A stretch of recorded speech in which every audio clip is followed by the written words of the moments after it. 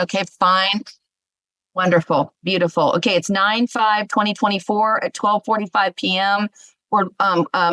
We are here among a jury of our peers for the matter of Deb and her son, and we're working on filling out the paperwork to give her right title and interest in recovering the property and the time and the injury and the tort that has been put upon her and her family.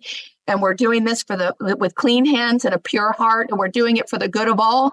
And we thank her and her son for having let them been chosen for such a time as this to be a strong warrior for the Most High estate, so that we can all learn how to be an advocate under common cause. We can all attach ourselves and be a surety and stand for one another in a proper, peaceful manner of contracting. And so you have support here with you, Debs. And I thank you for reaching out and saying, here's what I've done. Here's what they sent me back. I'm not sure what to do. And I've been on the phone and I can't get anybody's help, because we're showing competency, that we're able to come and we're able to govern our affairs with dignity, without delay,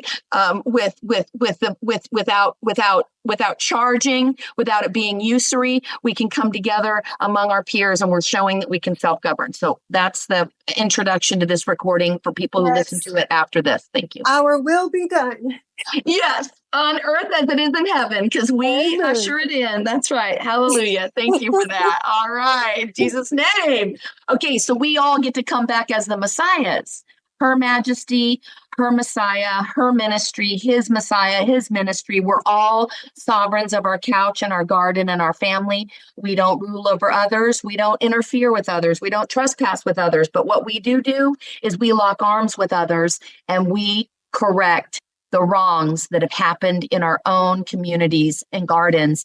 And we get to send redress of grievances to those who have unknowingly and unconsciously and sometimes policy enforcers of the usury debt system. We're coming forward to say, guess what? The gig is up, and we know now what you don't know. And so we're going to go ahead and forgive you, but we're also going to get our inheritance, manna from heaven. We're going to get awarded for having gone about it a peaceful way. That's what we're doing here. Awesome. But I have, oh my goodness, I have to go. Okay. Well, look at what you did, though. You created a beautiful moment for us. And what we can do is we could just reconvene when it's convenient for you in the round table. All right. Thank you so much. I'll be free later on tonight, tomorrow, or Yep. Okay. Thank you. Awesome, Deb. It's going to be great. It's going to be great. Keep your prayers going. Prayer works. Sure does. Sorry, I have to leave, and thank you, everyone. I shall talk to you all soon. Blessings, and Godspeed. Yes, I agree. Thank you, everyone. Have a good day, sister. Thank you. Someone has their hand raised. Let's see. Okay, go ahead.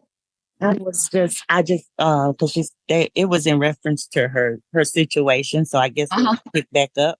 Oh yeah, perfect. Okay, what about Astaria? Why don't we work with Astaria's 2848s and Form 56s and see if we can't, pass her some diamonds. Hey, I have not done one at all yet. So, you haven't done the power of attorney? Nope, have not done one yet. Let's find out what your purpose in doing is for. Well, I didn't think I needed one. So, that was kind of my inner gut just kind of sent. They have my decedent letter, my non-decedent letter. They've got 56s. I just didn't think I needed one. But so why do you think you need one? I don't feel like I do, unless I'm dealing with my husband's stuff, because he suffers from some memory issues, and he works. He's a trucker, so he's always on the road. So I feel like I kind of need to get one maybe for his stuff, because he's got levies, he's got all these problems, and he does not know how to speak for himself. Well, if you perfect. ever do utilize like another entity, like a trust or Yeah, and I have all of that. So if I need one for those, I want to make sure that I do get one for those. So Okay, because I but do wait, have back, way up, way up, Yep. way up. Yep. What we're doing is taking people out of debt and sin. We're taking people out of Babylon, and the ESs and the Vs is the fastest way to get those accountants chomping on the bit to get your debt settled. yes. Yep. And you don't need I was going to anything do to some do for that. him. Yes. Yep, I was going to do Yes. his stuff today. Yes, and all but he has to do he's- is give you permission to use his social. That's it. That's it. That's it. Okay, Are well, you what married? form do we need? Are you married? Yeah, we're married. Okay, Yeah, we're so married. We don't welcome live to the together, bank. but we're The married. woman is the treasurer. She's the producer. What is she producing? Yep. She's producing some credit so her husband can come out of Babylon. Okay. Okay. Feel me? Yes. Do not Well, I mean, complicate this I process, can't- you guys. I No can't way, sign- no way. But I can't endorse the back of those for him though, right? You absolutely can. Okay. Are you All not right. married? Yes, we are. We are. When We've you're been living married, you apart become for one. years, so Do you have a bank account where both of you are signatories? yes. Yes, we You've do. always been able to sign for each other, and don't let anybody tell you different. Okay. Now you All don't right. have to sign your name. You can put by. You can just do a Right. nice little heartbeat on the the heartbeat the way Trump signs it. Boop, boop, boop, boop, boop, boop, boop, boop, boop, boop, boop, boop. I am fucking Yeah, little alive, bitches. scribbles, I am yeah. alive, bitches. I am alive, bitches. Okay? You don't have to never sign thought of his that. name. I never thought of It's that called being a that way. sign of nature or a sign of being That's so alive. cool. Yeah. That's You so can cool. do I it. love You that. can do an X. You can do a heart. You can do a thank you very much. Because the person that's seeing it, you guys, I send love letters to the IRS. I send beautiful cards that say thank you for your service. Because I know for a Right. while it's been Space Force that's working behind those desks. Okay. Right. All right. They got our Exactly. backs, Yep. you guys. Do not complicate this. In fact, you're going to get in trouble from me if you don't get these ESs and Bs out in his name and you want to double or triple the amount that they're charging your vessel with. Right. Right. Overpay that shit. Yep, I will. I'm gonna do it. I'm gonna get his Awesome. done. Yep, I'm gonna do it. I'm Maria, sorry. I need to run something by you too. Yeah, please. I'm sorry I cuss you guys, but I grew up on a farm. No, you and do I call your it farm thing. French, and I'm just being You me, be and I you. get passionate, but I have to be quiet a little bit because I have neighbors that can hear me so loud right now. You be you. Okay, go ahead, sis. Go ahead. So, I came from the world where we're doing negotiable instruments and things like that. And I did see someone in the group, and then there's another group that I think Maddock you're tied to as well. And people were saying how they were scared because they did not want to get the penalties that negotiable instruments do. And so that's when I saw Deb say that she was going to add a negotiable instrument with hers. And I did mention it. So I'm like, well, I probably wouldn't do a negotiable instrument with this because you have to actually look at the instruction on here.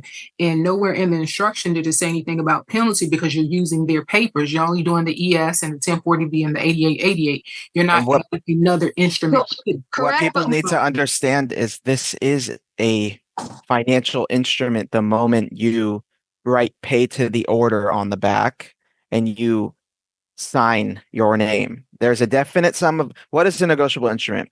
So I know that, but so what I was trying to do was discourage them from putting a negotiable instrument with it because I was going to explain there's going to be a time where it's going to tell you that an account is not found. They're going to give you a 2287 letting you know that it's dishonored. So therefore, that's where the penalty comes in. If you do it straight by the book, how Kim Marie is showing you and not adding other stuff with it, then you can't get that penalty because you're not sending another added negotiable instrument in Correct. that you made. This is And something I don't Correct. think people need to, like she just said, like, do not overcomplicate this. Kim Marie has done this and multiple times got a return. There's We've no never reason. had credits put on our transcript. We've There's never yeah, had there these is no dishonored. reason. We don't want to tell other people to add other stuff. We want to keep it simple because look how easy this is for everybody to learn this right now.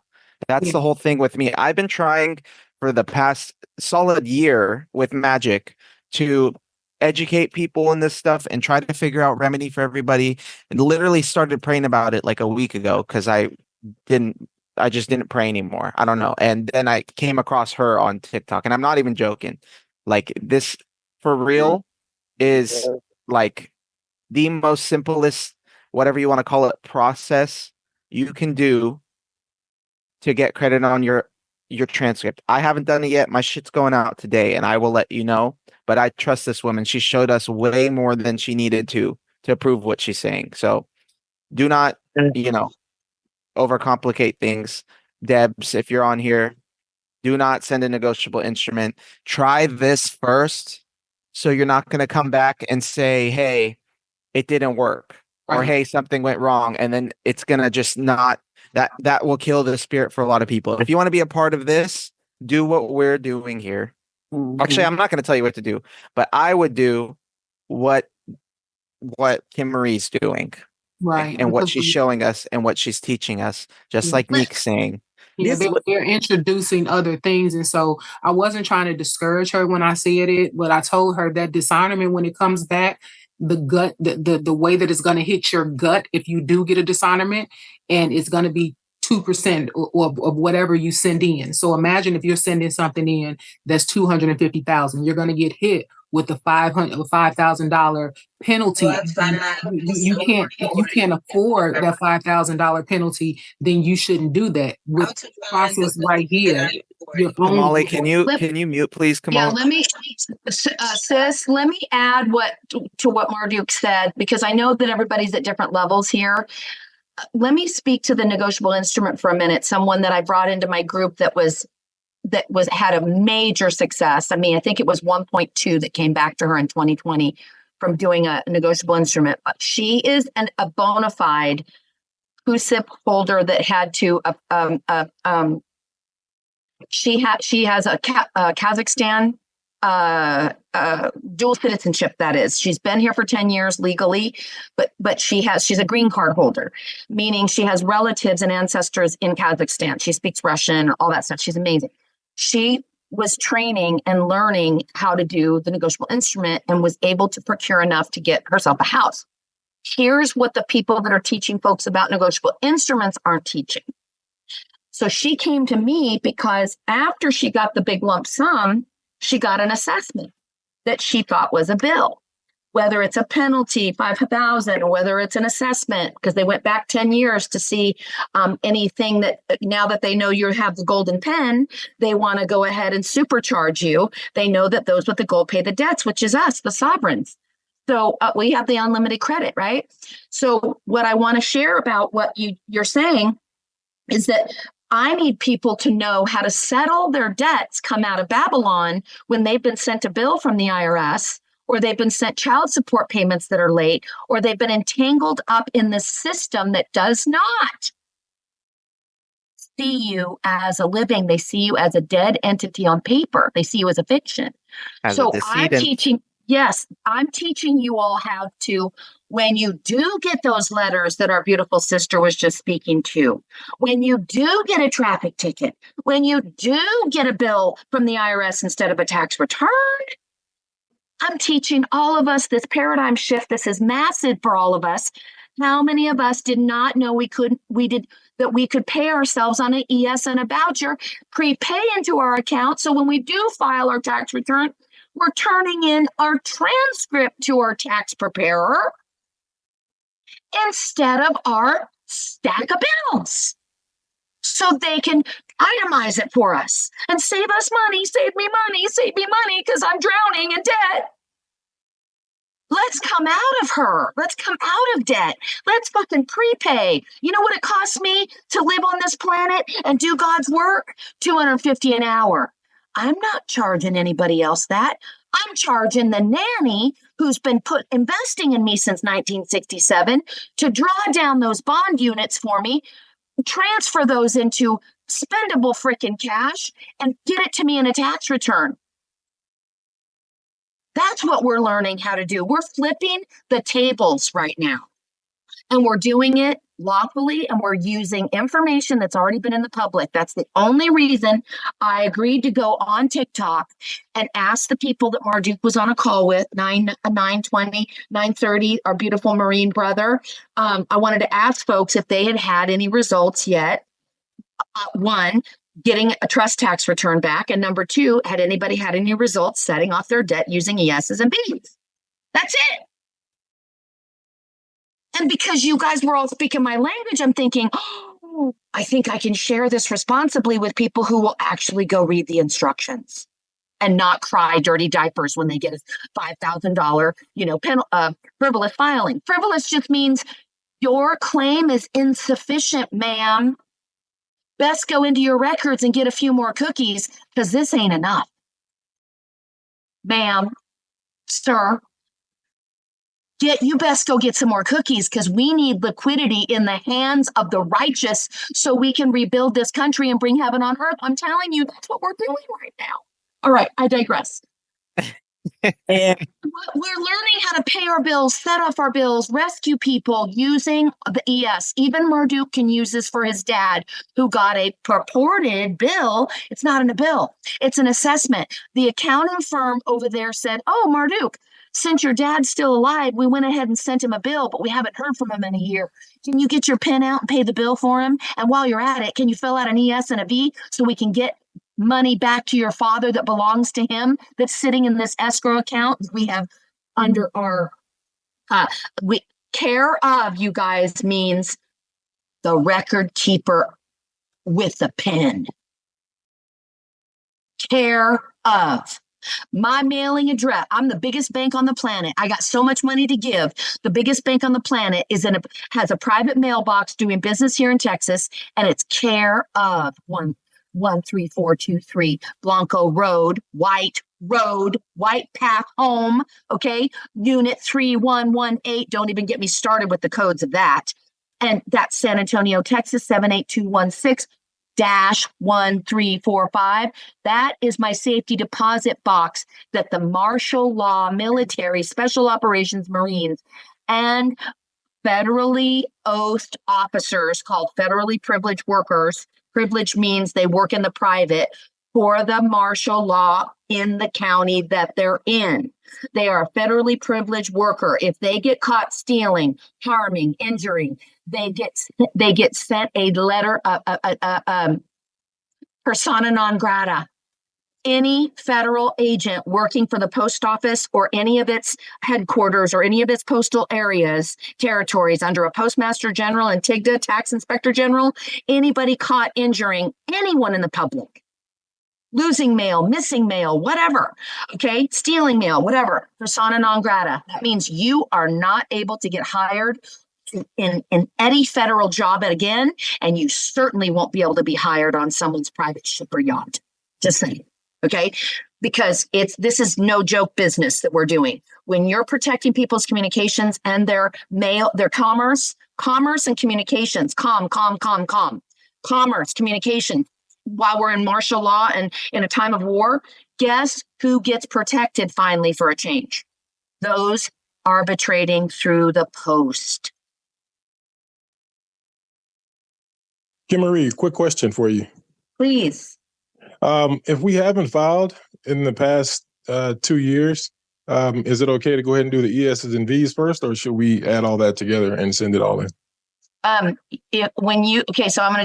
to be headquarters where all the ships come in and dock and port when they need some provisions. Have you heard Patrick Devine preach and preach and preach? Our ship needs provisions. That's usually the only time a ship comes back into port. But what you do is you report that you're coming back into port. You're not filing, you're reporting. So your ES and your V is your report of the provisions you need to go back out at sea to do God's work. Report. Tell them what you need. They can go and sell that bond, draw down the proceeds that you need or the provisions that you need, the units, I call it units, because until you've been made whole, it's not a trust transaction. But they have a duty to perform for you.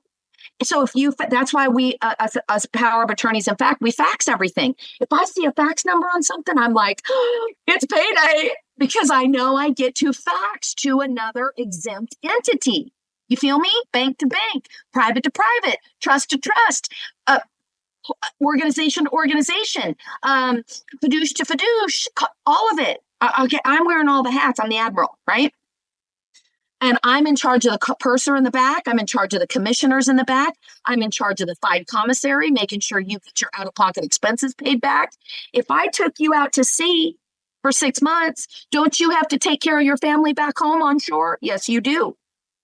So we get to send those proceeds back home to hopefully to maybe a bank account that your wife or your partner has access to it, so they can feed the children while you're gone for 6 months deployed.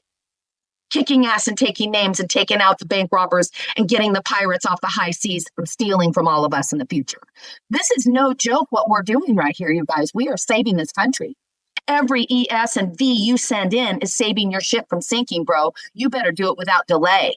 You don't need to send everything with it at the moment, because you're reporting in from international waters, let's say, foreign jurisdiction, right? You don't have the keys to your Mortmain account. They're making sure your Mortmain gets protected and that someone hasn't hijacked your identification and trying to launder money, because they've already done a damn good job of taking over this country and stealing all of our identities and our shit. So anyway, I digress. So you're reporting to headquarters, the ship yard, the yard where the headquarters and the accountants are, that can go to your bid bonds and your CUSIP bonds and say, he just ordered 250,000, and they'll draw down one of your bonds, they'll liquidate it for 250,000, and then you're filing a most recent, we're in tax year, fiscal year, we're in 2023. So you would file 2023 ESs, go ahead and do 2024s, you're welcome to do that. But you're going to file it could be any one of the 1099s. It could be a negotiable instrument. It could be once you got those credits on your transcript, and basically once you deposit it in the post office, it's considered deposited by special deposit. Just saying. So now you have a tracking number. Now you have a certified mail receipt number. Now you have, I don't recommend doing registered, because keep the registered for the package of securities that you're going to mail to your estate or your agent of service on land under agrarian law, because you need to send those securities to a record keeper in case you have to enforce, in case they dishonor your provision order, your money order. So the estate is who we take our claim to of loss, harm, or injury, because our estate is where the lawyer, record keeper, bookkeeper lives in the back office. You send me out after anybody who dishonored you right now, I'm going to get them, right? That I'm your advocate. I'm your biggest fan, because you hired me to make sure we protect your wealth, build your wealth, and we're in compliance every time we need new provisions. I can show you the doorway and the window. We're the Fed now, just saying. We are the Treasury now. So when we pay to the United States Treasury for credit to you just paid yourself in the future for a credit that you've yet to draw down. And you're paying the Treasury with the V, and they get paid to perform. Who do you think is paying the payroll for all these CID officers? Us. But not until we send in our money order, also known as a letter of credit or a document of title. Why? Because your socia's on it. You own that document. You are entitled to whatever proceeds or units or credits that piece of paper, which is your banner on your ship, you're at peace. You're not at war. You're at peace. It's a white piece of paper. All of our banners are banners, not flags, you guys. And we are the circle inside on the vessel. And we are the triangle in the lotus position, spirit guiding this whole ship, this whole process. Okay, don't get me started. So yes, you can do it without delay. And I recommend you do 2023 and 2024, no problem. Go ahead and prepay them so they can utilize your units to fund the republics that are all standing up right now while you've been out at sea. You're coming back to say, I want to contribute to the agrarian republic for which I stand. My allegiance is to this country or the state that I was born and raised in, or where my family is being sustained by our garden or by whatever, if they're getting a stipend or whatever. You know, they're looking for those with competence and willing to be in compliance and learn how this real, honorable, self-governing apparatus has been left for us, and with a treasure map to boot, and you're all in on it. Congratulations. And if you haven't filed, I encourage you to look at the tax return. Okay, look at the tax return, the 1040.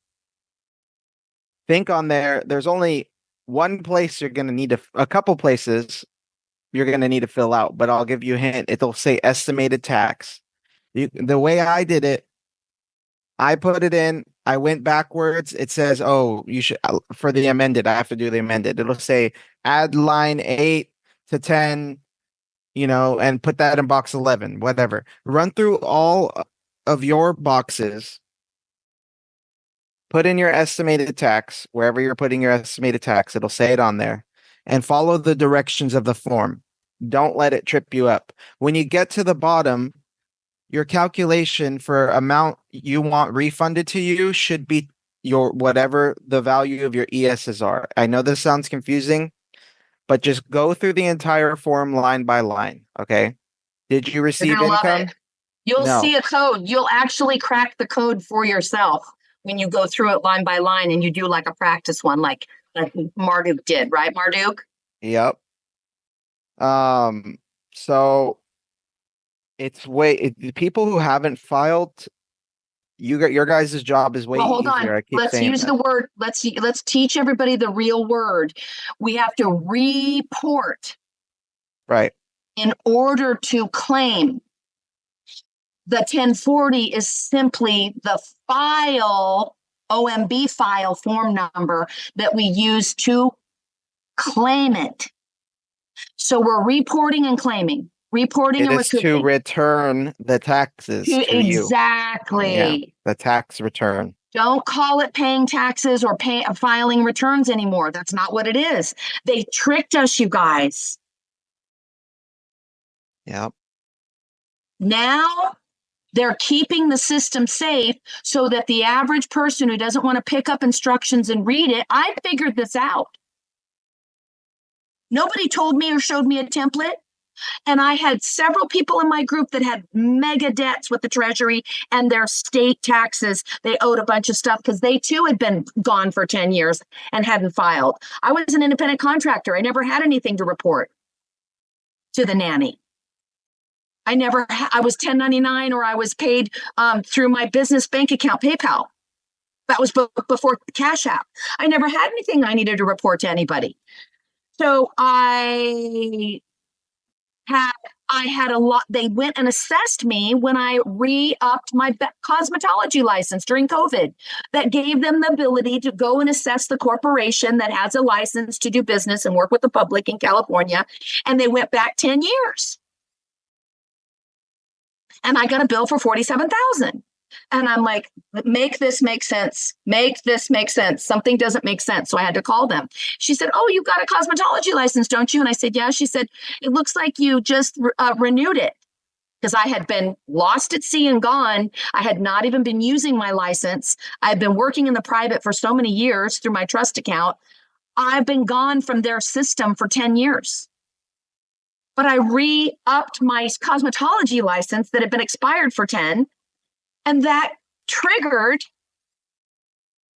what did I do? I reported to them that I'm going to be doing hair or doing work or working with chemicals in the state of California. See, I work in the entertainment industry, so I was paid on 1099s as an independent contractor for the films or whatever I was working on. So at the end of the day, I wasn't in a salon where I needed to have my license renewed all the time. I was more like a wig maker. You don't have to have a salon a business license on your wall if you're not working with chemicals. Since I was an extension artist and I was not working with chemicals, I didn't have to have a business license. But because I had a business license, I could only be an S corp because the state has to keep track of you.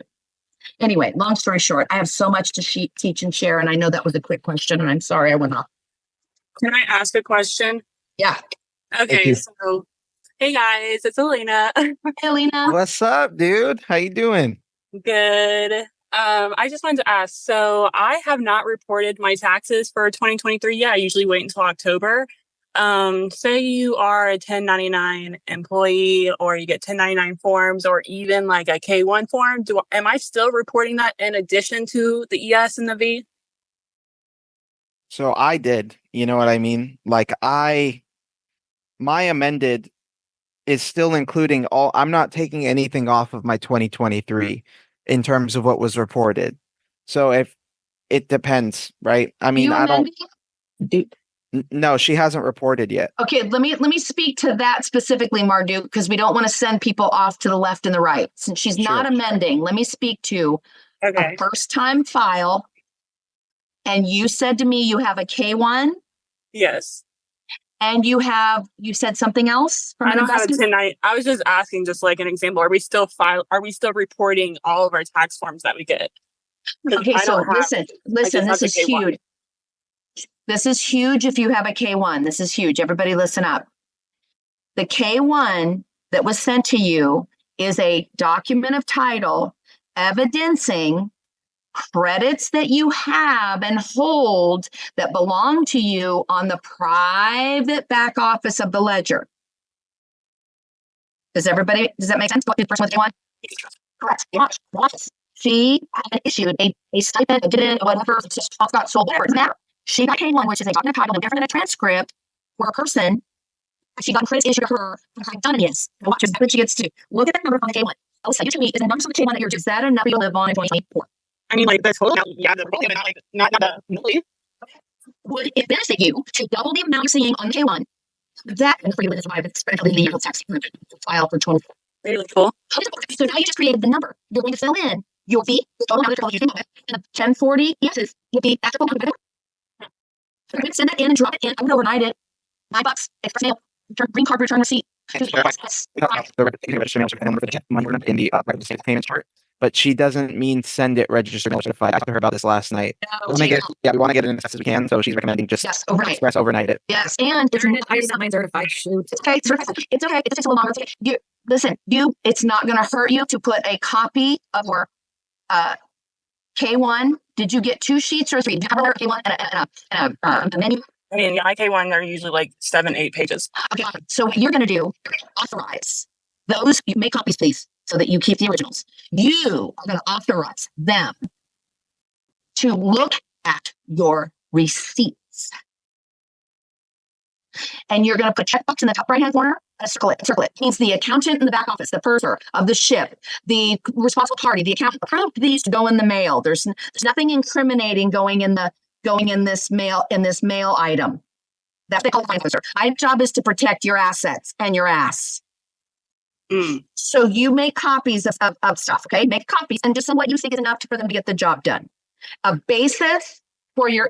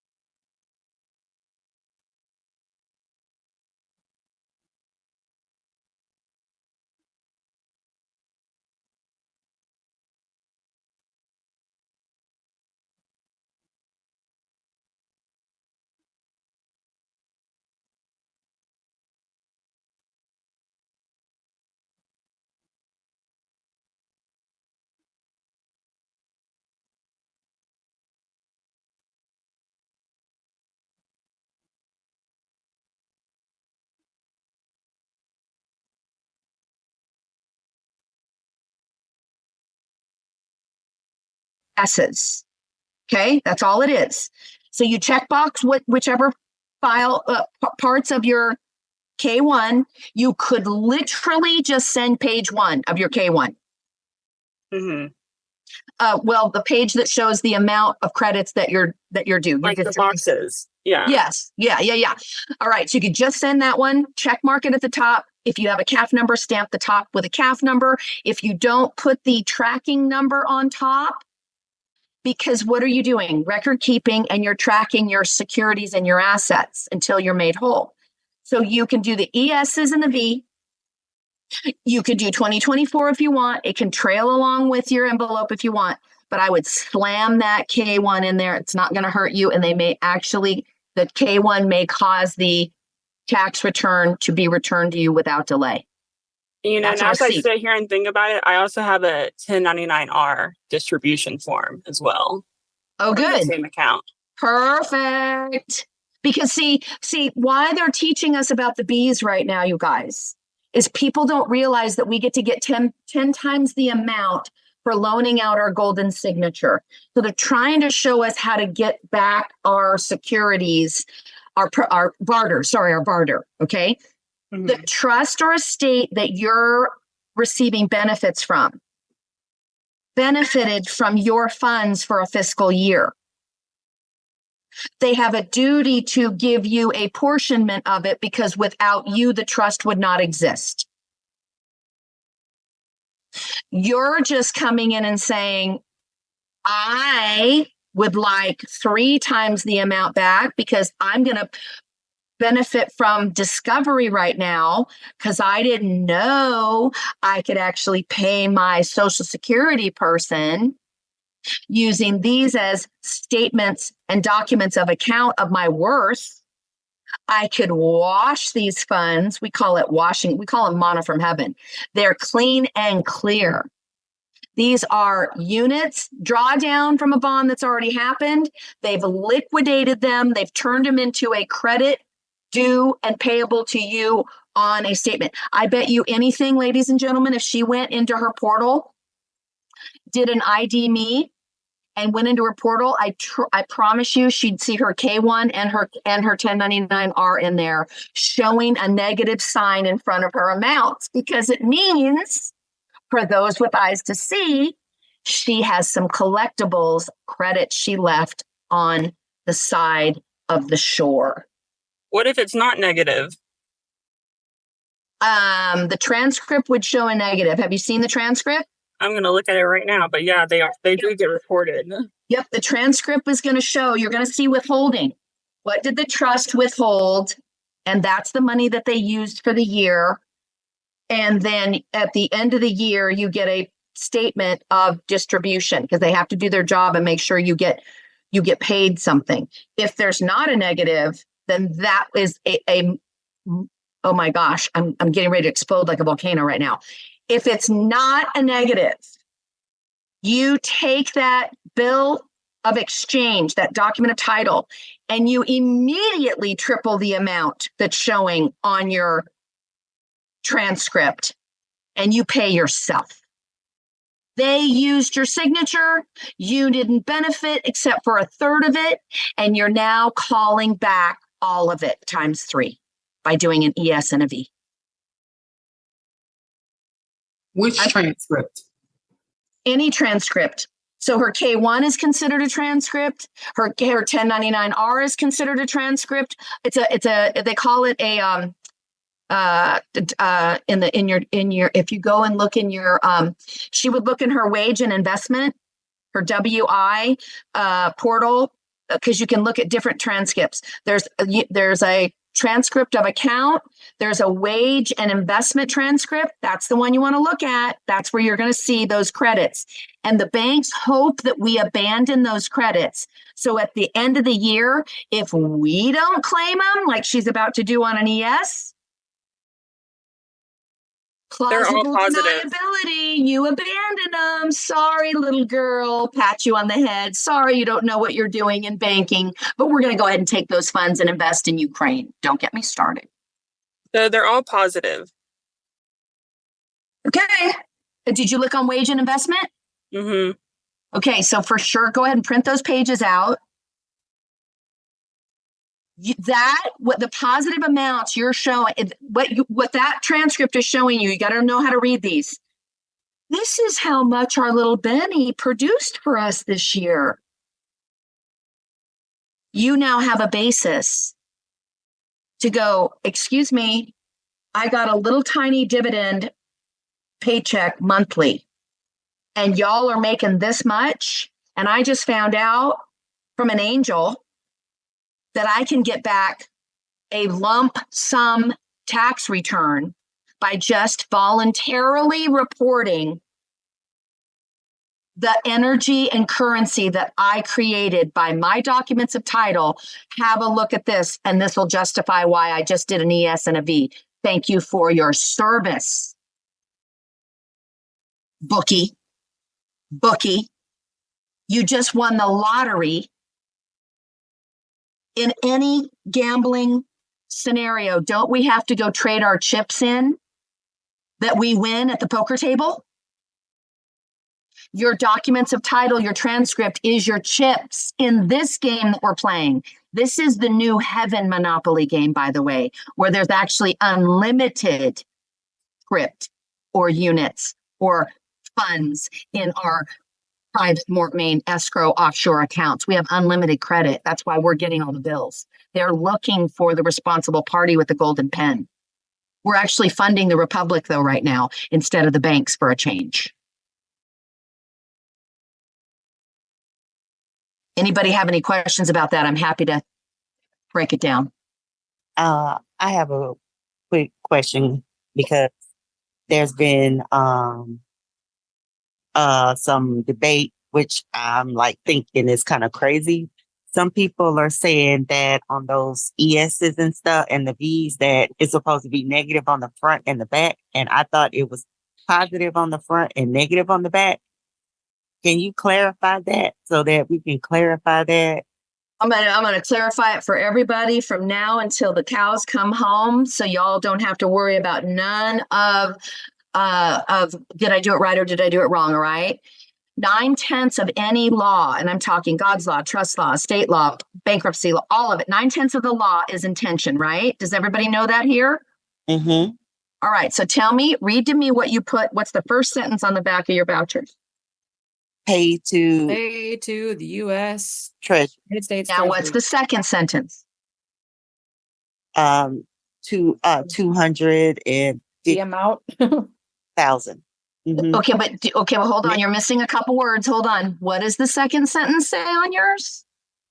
Oh, is it for just the credit money too? amount? Oh, Is it just the money amount? Yeah. What's the next sentence? Yeah. What's the next sentence? The amount written out Okay, that's fine. What's the next one? for credit too. For and then credit to. Thank you. Stop. Stop. What did you just do? You ordered and you prayed. You ordered and you prayed. You said, pay to the order of the United States Treasury, who's my secured party, who has all my cookies in my cookie jar offshore. Yep. And you said for credit to who? The social. Thank you. Social, yep. And if it's a 1041, you said for credit to the EIN of the trust. Mm-hmm. I got a Benny over here that's asking me for some more change. I got to do some filing now, work for my money. Yeah. Okay, so what did you just do? Thank you for clearing that up. Okay, so now, so you guys said, you remember what you said the second line was? I'm sorry, I wasn't clear enough. The second line, tell me what the second line was now again, one more time. The amount written out. So For when credit too. you For credit write too. out in cursive, when you write out an amount, is that not law also? It's like a check. Yeah, you're It's right. like did you not write in cursive Yep. an order of an amount to be credited? You not only wrote the negative sign, but you wrote the dollar amount. Right. Now you tell me, does it matter if there's a plus sign, a heart, a negative, or anything on that fucking thing? I'm putting a middle finger. No, I'm joking. I'm getting chills in the back of my head, and I mean no disrespect, but can you see clearly now? Yep. You gave an order and a prayer, and you could not have been any clearer to the dispatch team. Right. Yep. Right. Which form is she asking about? Are you asking about? I'm sorry. It's the endorsement on the back of the ES and the V. That's what Okay. she's talking about. The front too, because some people was trying to say they were supposed to do the front negative, and I'm like, why? Mm. It don't Because- matter. It don't matter. Everybody's been taught. We got a school of fish out here swimming in the ocean sea of commerce. Yeah. Everybody's bumping into each other like bumper cars because they think their way's the right way. Can you say a religious cult? Yeah. Patrick Devine, he would do like a negative 1040. Even I'm telling you. Right. I'm even telling you all, you own that shit and you're going to get paid. You could put a heart in front of it. You could put anything, as long as your directive is clear enough and you wrote the dollar amount out. I've even made a mistake and made my dollar amount lower than what I put with the negative sign in front of the dollar amount. Okay, they get it. That's why they're going to look at they're the bean counters. They're going to look at your ES. They're going to look at the V. They're going to look at your K1, or they're going to look at your transcript, or they're going to look at your money order, which is your tax return. And they're going to make the adjustment.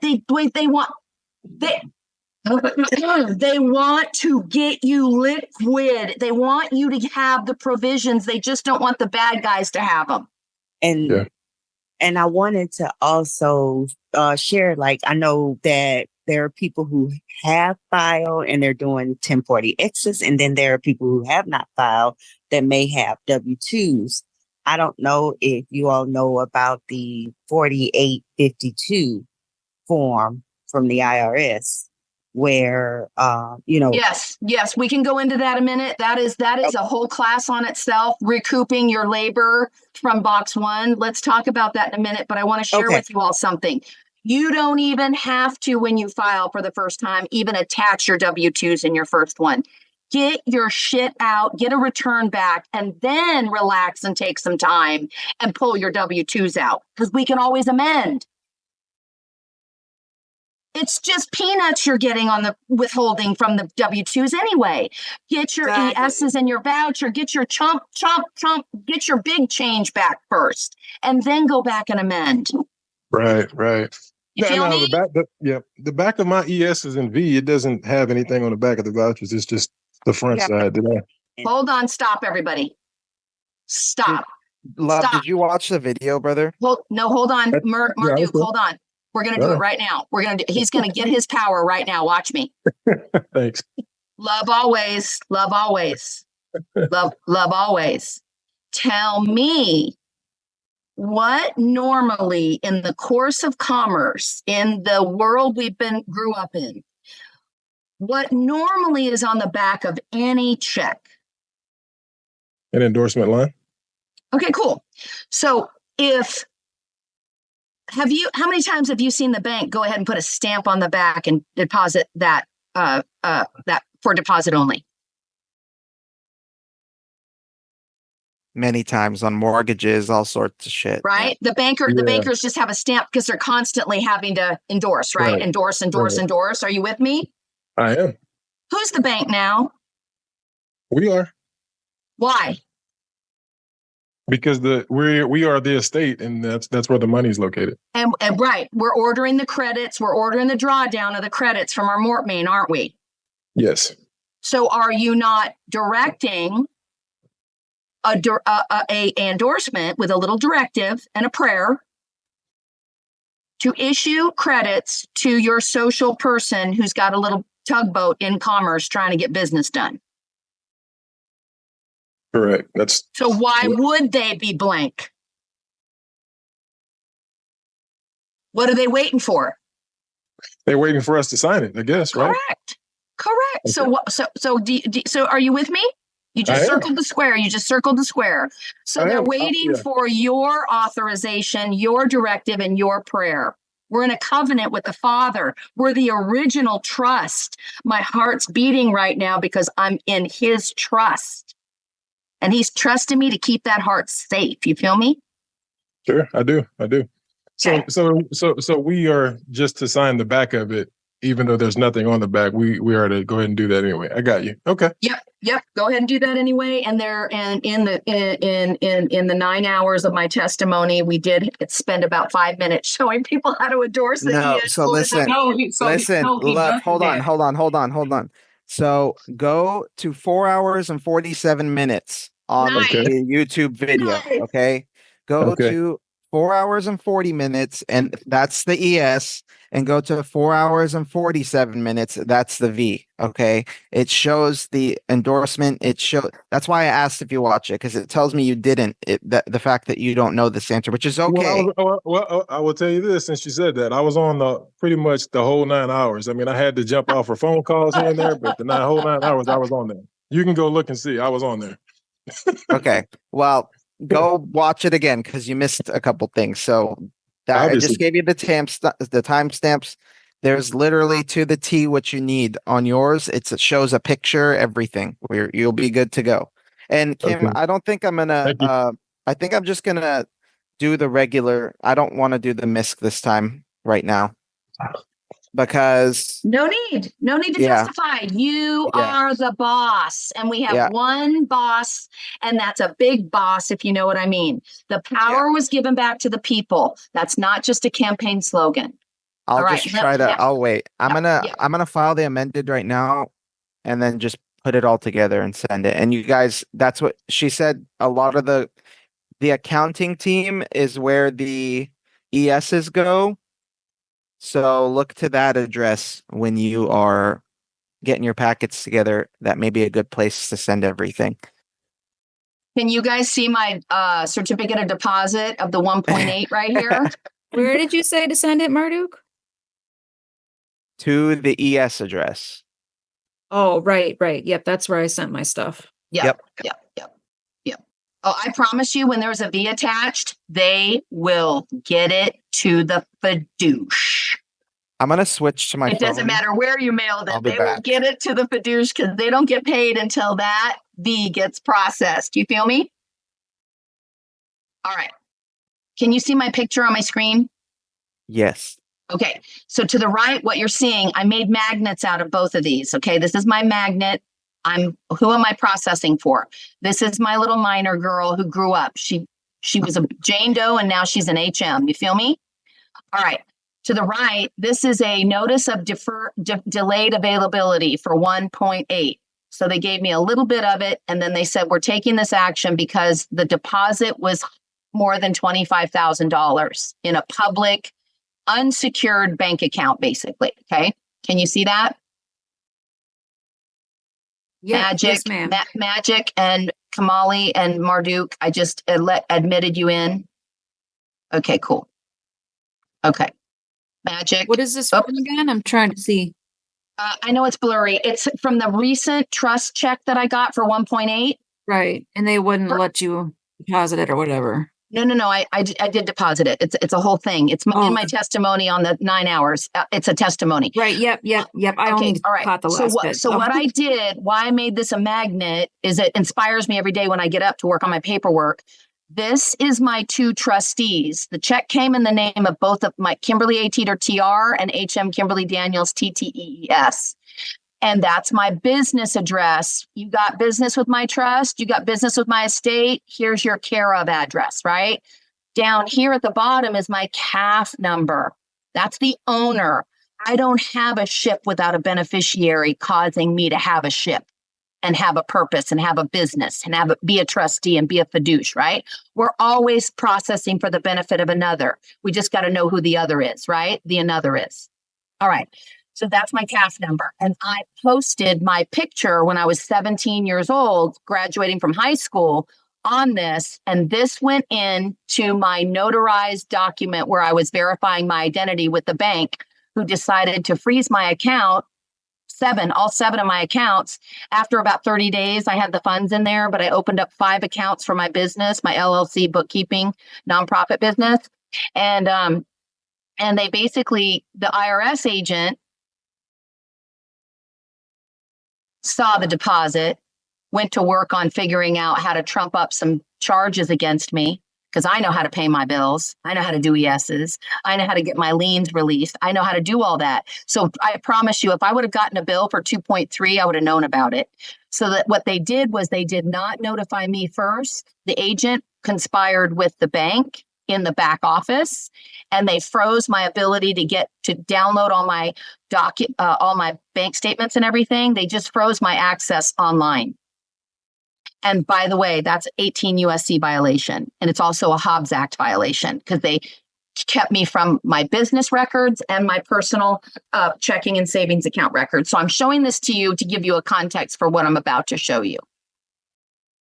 Okay. And by the way, I already sent this in to the location at the Pentagon that I just earlier talked to people about. Now we're recording. So we'll be able to listen to this later. Hold on. Want to make sure no one's in the building. Okay. Now I'm going to show you what the purpose of this and where this claim went. It was 2 inches thick. My qualified written request, all my receipts, everything went. It was 2 inches thick. And guess where it went? Right here. The Federal Comptroller of the Currency. Can you guys see this? My telegram? Yes, ma'am. Yep. Okay, thank you. Michael Sue is where the Comptroller of the Currency for the nation, indentured trustee for all the claims, is the Office of the Comptroller of the Currency. They regulate banks and their customers, making sure that customers are getting treated fairly. That's your chief judge of banking right there, okay? Who's going to pay me my writ of restitution and my injury and my harm and my loss for my settlement is the comptroller. But the Treasury has CID, Criminal Investigation Division, and they have to go in and audit whatever bank I'm claiming took my funds without giving me prior written notice. That's called theft. Then there's Eric M. Smith, Headquarters U.S. Marine Corps, Attention, Public Relations, and what? Who can read that? What's that say? Investigations. Thank you. Special Operations, Pentagon at your service. Who do you need us to investigate and go in and grab their records and audit for free? Who needs a free audit? Who needs a free audit? You feel me? So I sent my whole case there. Okay.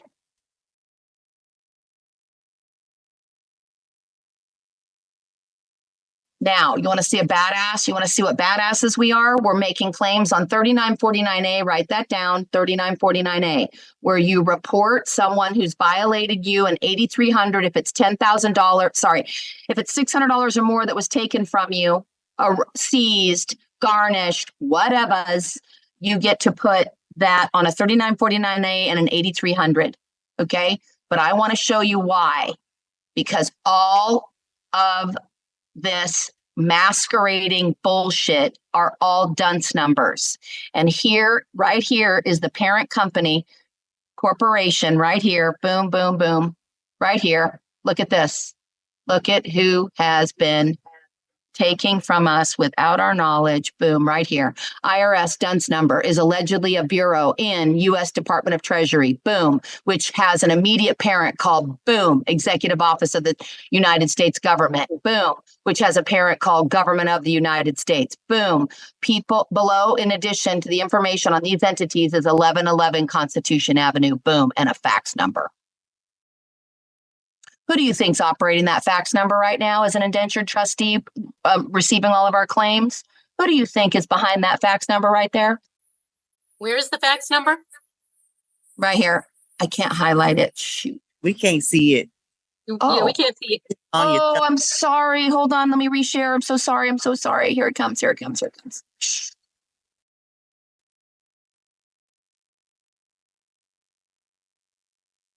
See the EINs?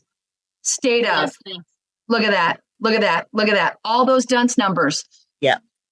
All of them are bankrupt, folks. And here, this leads you back to who's the parent company? The government of the United States, a franchise of a private entity, offshore monarchy. Okay? Okay?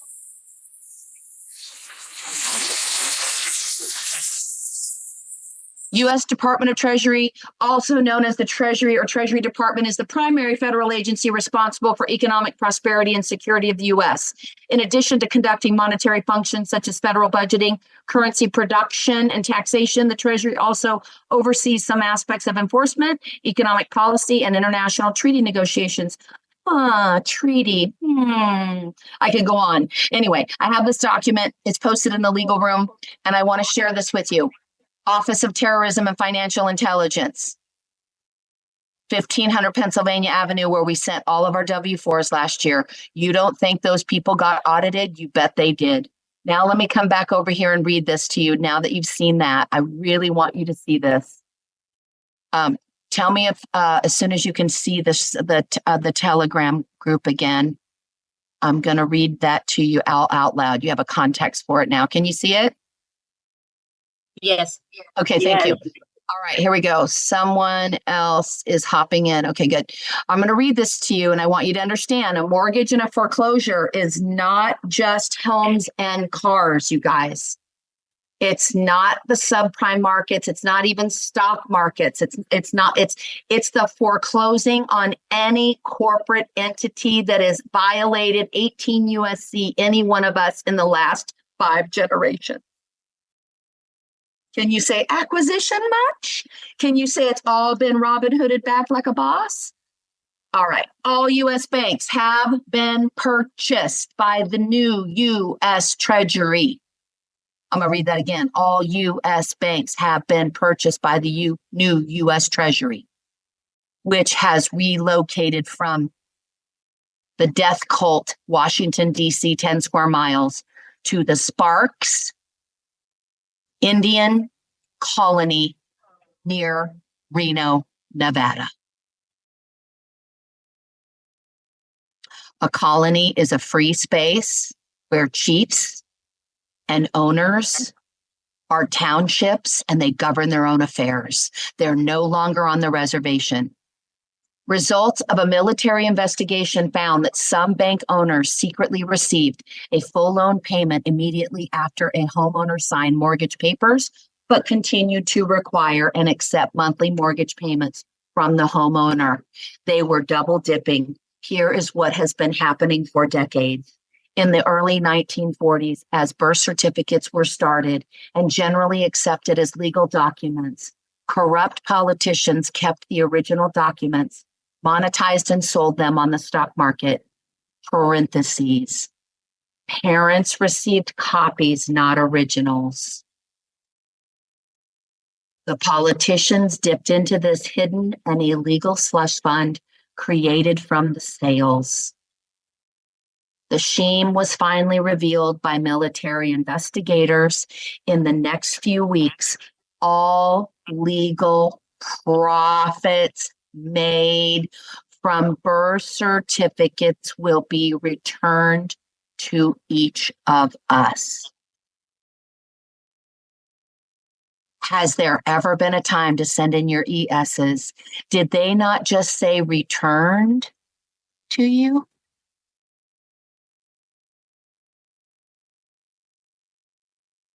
In answer to questions about a debt jubilee or forgiveness of all debts, for over a year now, citizens have looked forward to the benefit from the new laws of the Republic.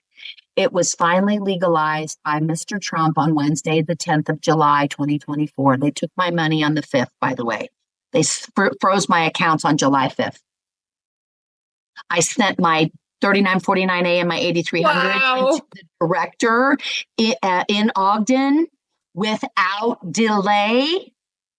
2 affidavits naming all the 18 USC codes, racketeering, and all of it went in under notarial witness. Okay. The United States Treasury will send out a computer algorithm to each bank to zero out all mortgage debt, credit card debt, car debt, etc. Citizens do not have to contact their debtor to ask for the debt jubilee. I'm going to the comptroller, the Treasury, and the Marines, brothers and sisters, to get my writ of restitution. And if mine works, guess what we're going to be teaching everybody how to do? Besides, yes, that's just one way. We got a bunch of other ways coming our way, ladies and gentlemen. Okay. Changes are coming in home ownership, foreclosures, and taxes. Okay. That's big. That covers it all.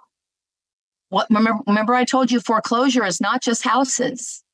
They cannot use our Mortmain account, our UCC contract trust account. They cannot have conflict of interest, Chris account. They have no more incentive to be arresting people and detaining them at all. There's no incentive. They don't get to use our private side of our ledger anymore. We're the owners. That's why we're having to verify our identity. And a citizen basically means, let's say your grandfather worked this country forever using his social security card, and he was a laborer for many companies or whatever, and he was working under the guise as a U.S. citizen building this country. He's now what we would call a non-resident, alien to the corporation. He's now a non-resident alien. He lives in the clouds, doesn't he? But does that stop us from administering his estate? No, it doesn't.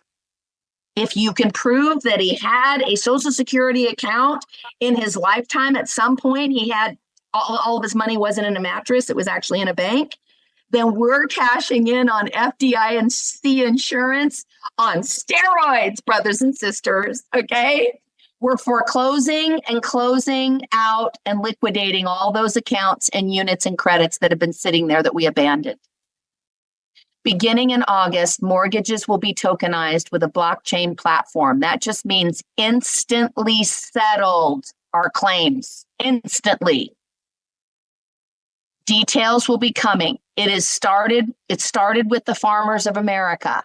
They have used their farm machinery and family home as collateral for security of loans. Amen. Yep, I watched them. I watched them. I delivered all their checks when I was delivering their mail. I delivered all of them. Thank you, sis, for your service. I really appreciate you. You're so great. It was such a beautiful proof. So, so you're saying you actually witnessed farmers get big checks? Yes.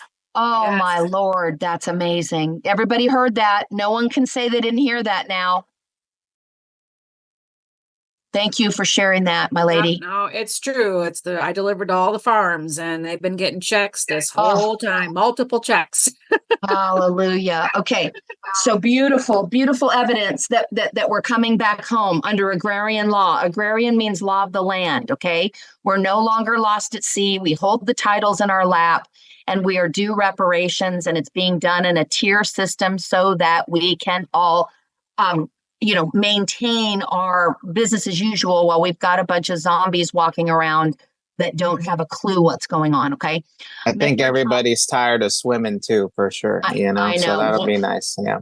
I feel like I've been in a tugboat with only one oar going in circles. Is what I feel like. I needed a rescue a long time ago, but I also needed a place to share all this knowledge so that we could all lock arms and go together across the finish line. It's no fun winning by yourself. Right. Mr. Trump has changed the system so no family will lose their farm or home. That's full stop right there. That's a mic drop. That's a promise. We got a promise of a rainbow. We wouldn't be flooded again. Okay. But now we're setting the captives free and helping the blind to see. And we've got someone who has our back that's promising to make sure the whole apparatus gets shifted to our benefit for a change. The government doesn't even exist without the people that elected them. So we are the electors now, not the voters, just so you know. They're using the word voter and citizen to actually audit all of the different states who've been operating as rogue agents for the British Crown. Don't get me started. Next to be financially reimbursed are the American Indians, which is all of us. We're all the natives, the debt relief to all U.S. citizens. Okay, fine, perfect, love it. That's your ES form. If you're using your social on an ES form to draw down credits, you're using your public 2- social security number. You're reporting back to headquarters, right? You're coming out of bumper cars and you're coming into the ship's harbor, safe harbor, so you can get your provisions. We don't want to abandon those credits that public person in commerce created all these years. We want to collect a portion of it so we can go back out to sea and do our jobs. All right, rescue other vessels in distress, basically. Foreclosures are now illegal. No more property taxes. Sales of used homes will have no taxation. New homes will have a sales tax. To cure inflation, all pricing of homes, cars, and merchants, etc., will use the pricing from the year 1955. 55 is loud and clear. No more credit scores. All 3 credit reporting agencies have been dismantled. So we were given these references, those of us that are trustees, estate planners, wealth managers, credit recoupers, out of debt creators, people who understand both sides of the ledger, were shown this. This is a public service announcement. They showed us who the indenture trustee of the bankruptcy is, and that's this guy right here. Want to go to the top with your claim? You have a business that has a claim against the United States Corporation franchise that poisoned you. It's no different than putting in a claim against McDonald's for putting human meat in their hamburgers. It's no different. But now there's an actual organization that your corporate entity can send your claim of harm. If your ship got sunk during 2020, one of your businesses, you now have a place you can send your security interest and your writ of restitution as a sovereign. Only a sovereign can issue a writ, by the way. Your ESs and your V is kind of like a writ, but we're using their OMB forms because that's what they know how to work with. Okay, does that make sense why I sent it there? Everybody, when the bank froze my funds? Yes. Makes sense. Awesome. Okay, cool. I'm going to stop talking for a minute. I'm going to let in, someone has a hand raised. Let's see here. Who has a hand raised? Oh, right here. Neek. I hear you. I'm outside listening. Oh, okay, good. Perfect. I just lowered your hand then. Okay, perfect. Your hand was up, Neek. So she was asking if you had a question. You're good?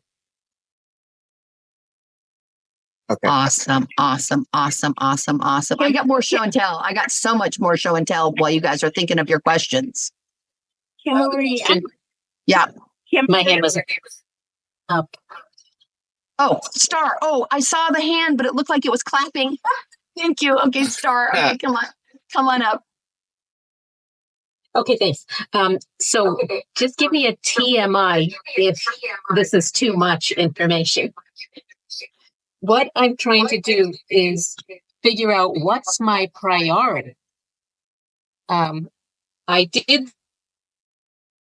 Okay, wait. So stop. What's your need? What's your immediate need right now?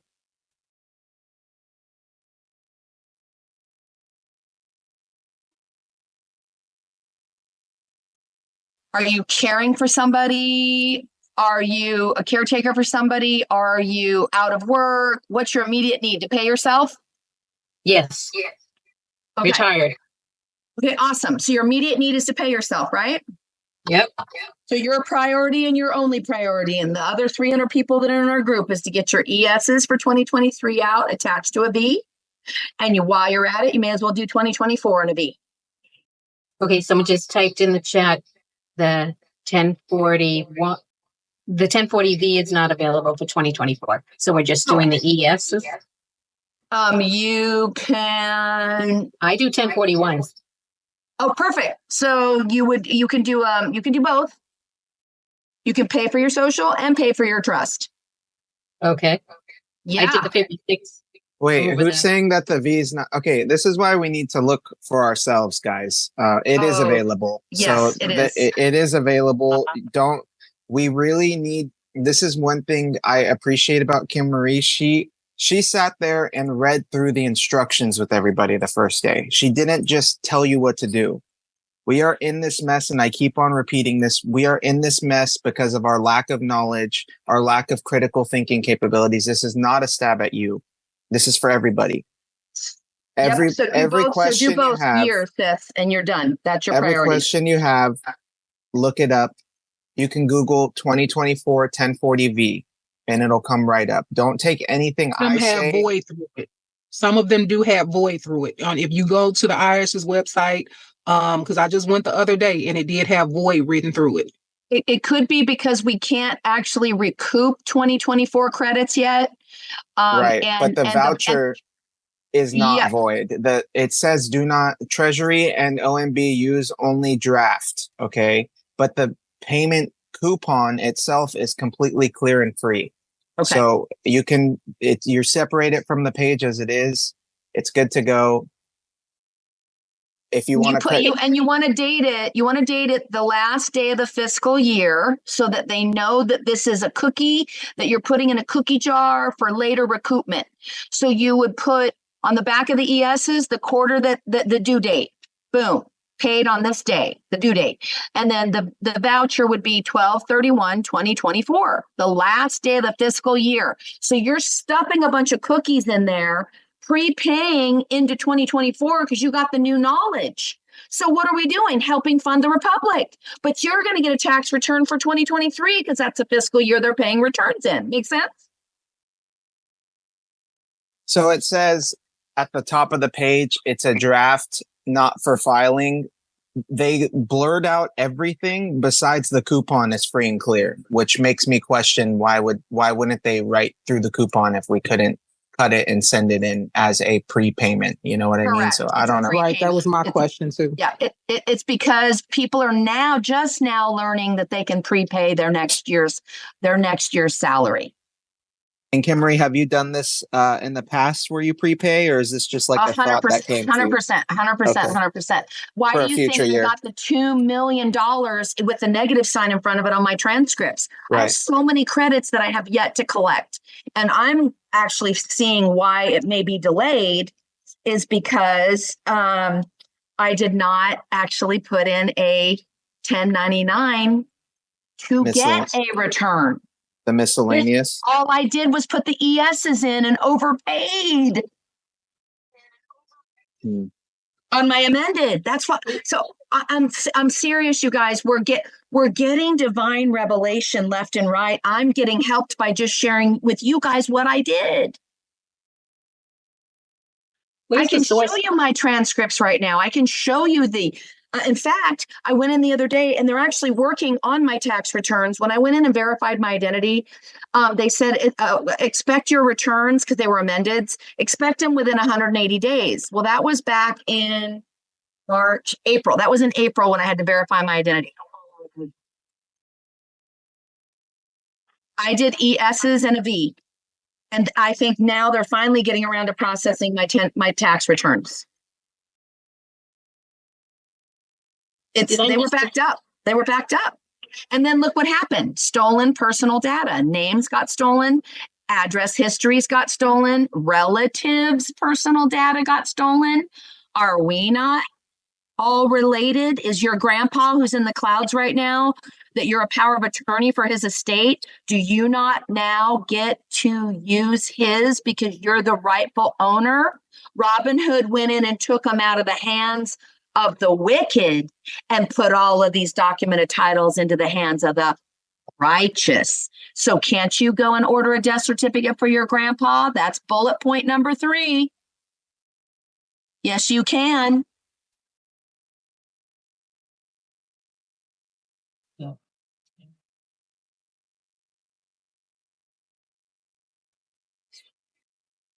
Is there This is grounds for a tort right here.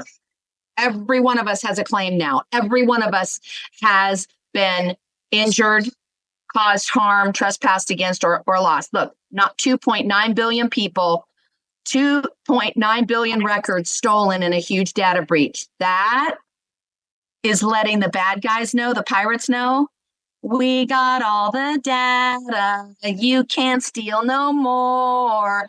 Walk the plank, your days are numbered. Bye-bye. How do we know 2024 is going toward the Republic? Where can we check that? What I just read to you that they moved the Treasury from DC to the colony in Nevada. You know that, right? Okay, You know yeah, what- I did know Yeah, that. okay. All right, now you guys look at the speaker up here. Lawsuit sparks claim. They're literally trying to tell us all the time. Lawsuit sparks claim that Social Security numbers were leaked as part of a data breach. Who has eyes to see that that is not our ability to report to get some provisions? Because we've been injured. I even defined it in the legal beagle room. I defined loss or damages. It's under salvage law. What do we get to do? Recoup our losses. Any more questions? I'm happy to answer. Boom. Shotgun. Give them to me. I can answer any question. Yeah, I was going to Yes, ask about the yes, I have 56. a question. I If have a I did the question. 56 Yeah. over I'm the sorry. SSM and a 56 over the estate, would I still do multiple ESs and Vs?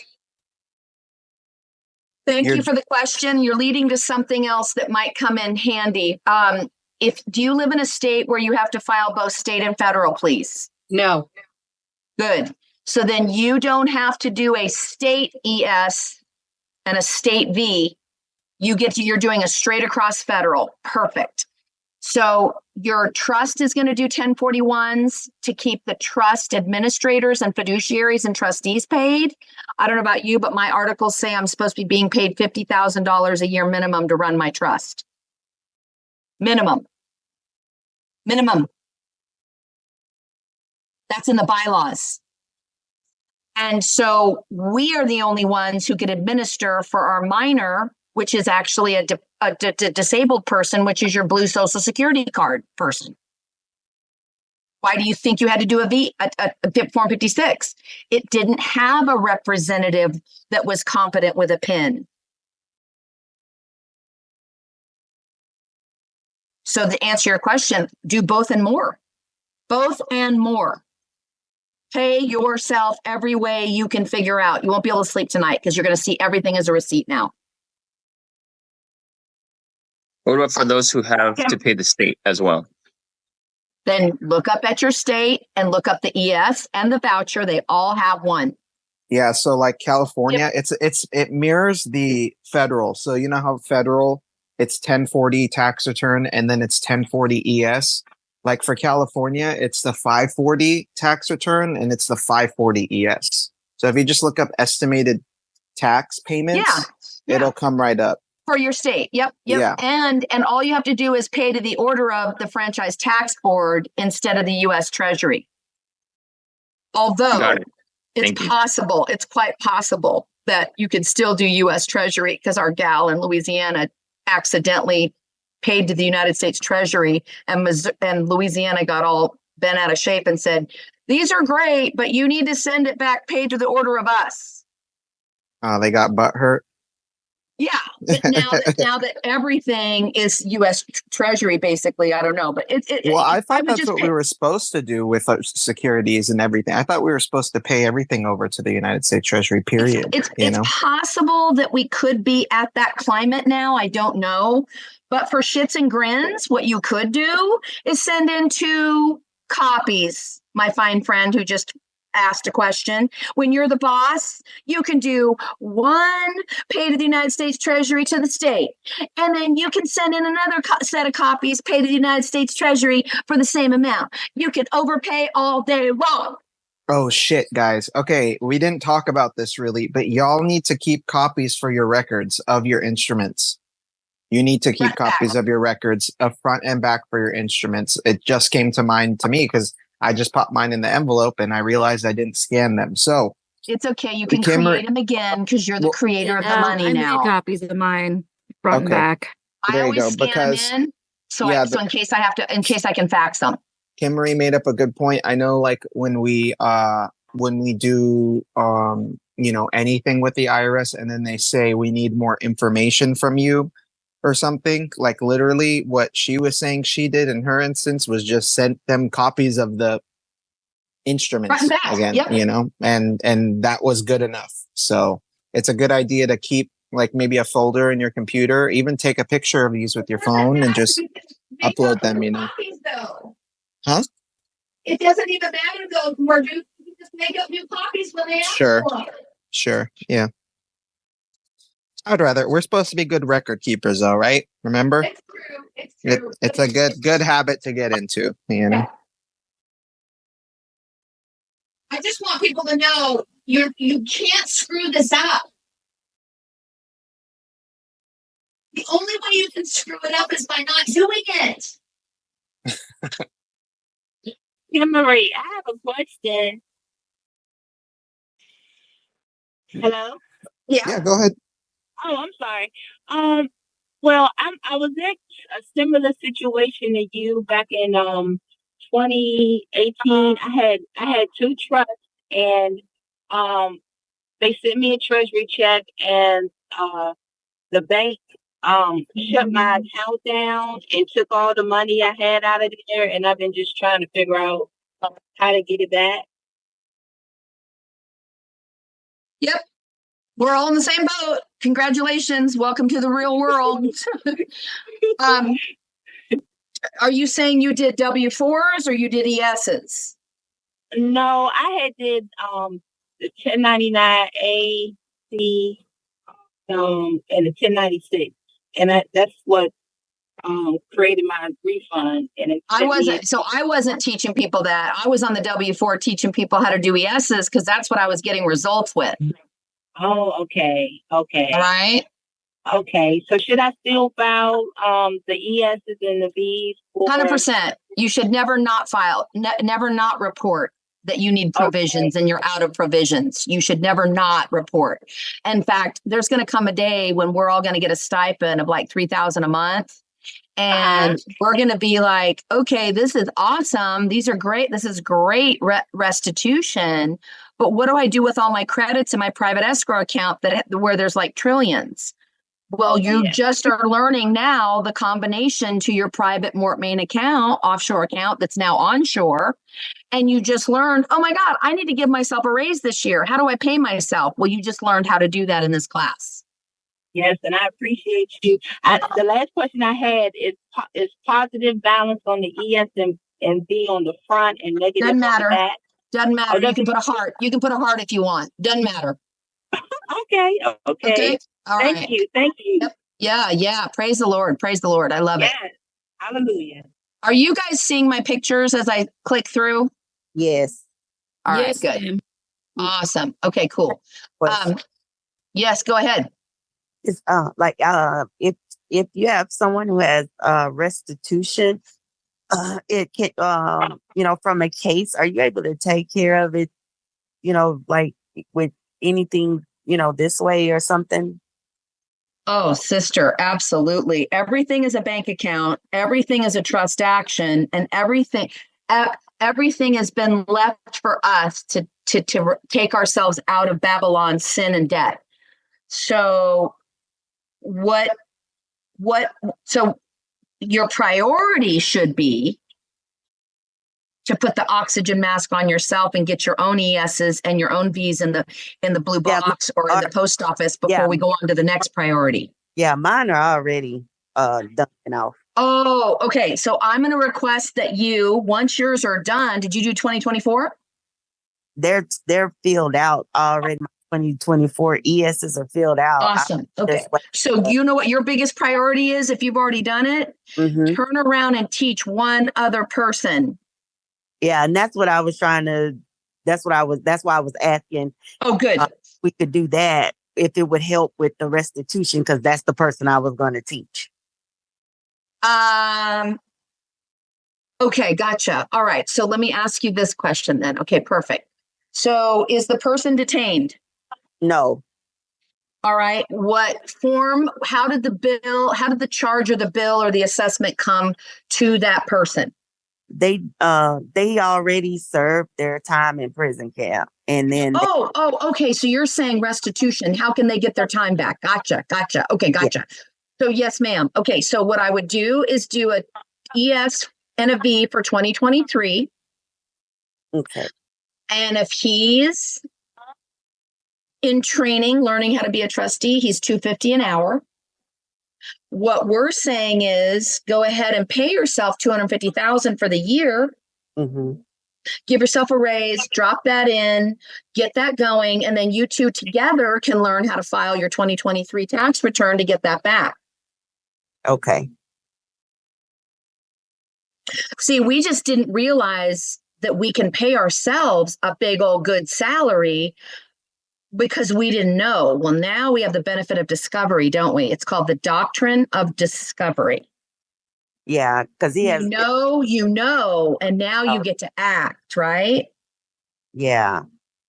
Also, guys, I made a vault. I had Magic did a really great job with, like, we had an old Telegram group, and you see how it's very clustered in the chat, and like you guys can't find the examples easily. So there will be a new one once we get it all organized, a new channel, but the picture's red instead of blue.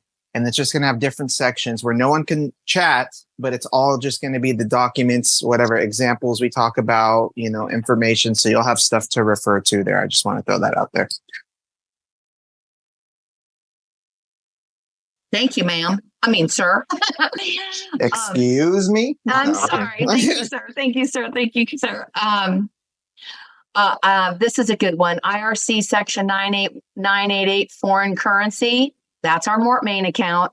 All of these are us, by the way. IRC 165, currency loss or deductions. That's us. Did you not pay yourself last year? Oh, I forgot to pay myself last year. That's called a loss. Get it? IRC 861 is source, income currency. Source. Are you the only one who can pay yourself? No, you can go to work for someone else if you want, but if you have this knowledge, you can go tell that person who owns a business how they can also pay themselves instead of just their labor people. IRC section 1031, like kind exchanges are also a way to pay ourselves. That's what the ES is. Is that not an exchange of credit for credit? And IRC 985, functional currency, determination. What are they doing at the accounting department? Determining the overpayment or the refund due back to you. It's all currency creation.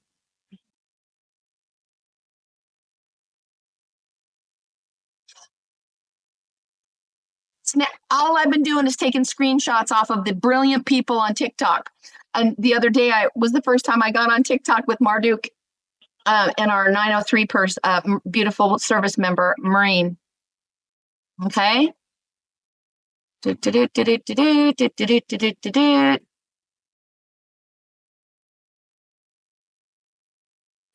Merchant number. I want to show you guys some fun stuff. I've been looking into the enterprise payment system thanks to our star gal. By the way, we've been recording and archiving for decades. Yeah, I got one of those too, the postal account. Oh, you're talking about Starseed? Yeah, Starseed. Yeah, she's awesome. She does good digging. A wise woman once said, fuck that shit. I'm going to do my own thing. And she lived happily ever after. That is definitely me. Okay. And then this is the seal for my ship. I call my project a love boat. It's called a love boat because we're going to be able to have dinner parties on it. And we're going to be able to teach people how to write themselves really, really, really big checks. And now we get to do it on ESs and vouchers. So the seal on the side of my ship and the seal on all my documents is this, because every time I send in a correspondence to my back office treasury agents, I'm reminding them, what if it turns out way better than you could have ever imagined? Yeah, so it's my watermark on all my documents. I even bought a seal, so I stamp my documents with it because it's time for the Jubilee. It's time. It's time. It's time. It's time. Oh, yeah. Here's an EFTPS deposit that I made. Telling myself the transferee out of one of my closed bank accounts. And this is called an IRC 695 transferee to a 1040. Just moving credits. There's my number right there that I would put on the ES right there, Marduk. See the EFT acknowledgement number? Oh shit, where did it go?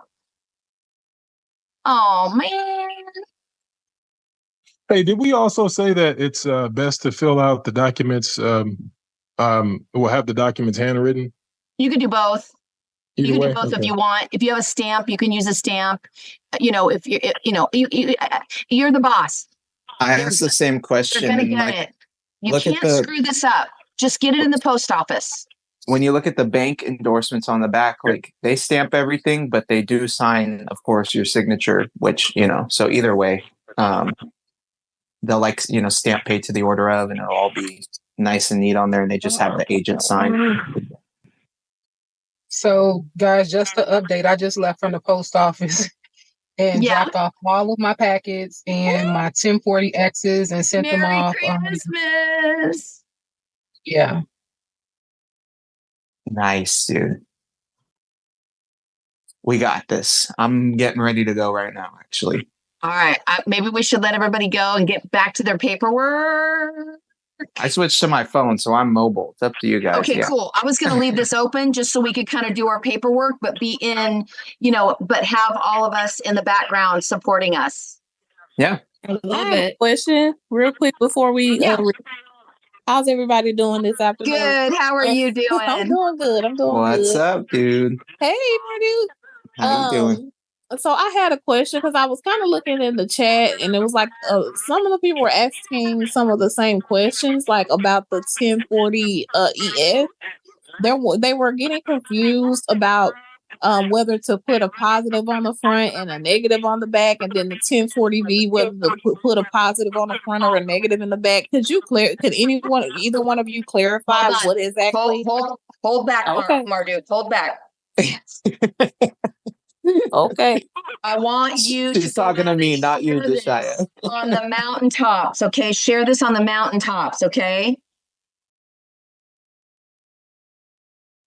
Here we go. 9/10 of the law is your intention, right? If they put pay to the order of pay to the United States Treasury or pay to the tax assessor's office or pay to the order of whatever, right? We've been paying other people for so long. I'm just trying to teach us how to pay ourselves for a change. Later, we can get to using these to pay other people. But right now, you can put anything you want as long as you have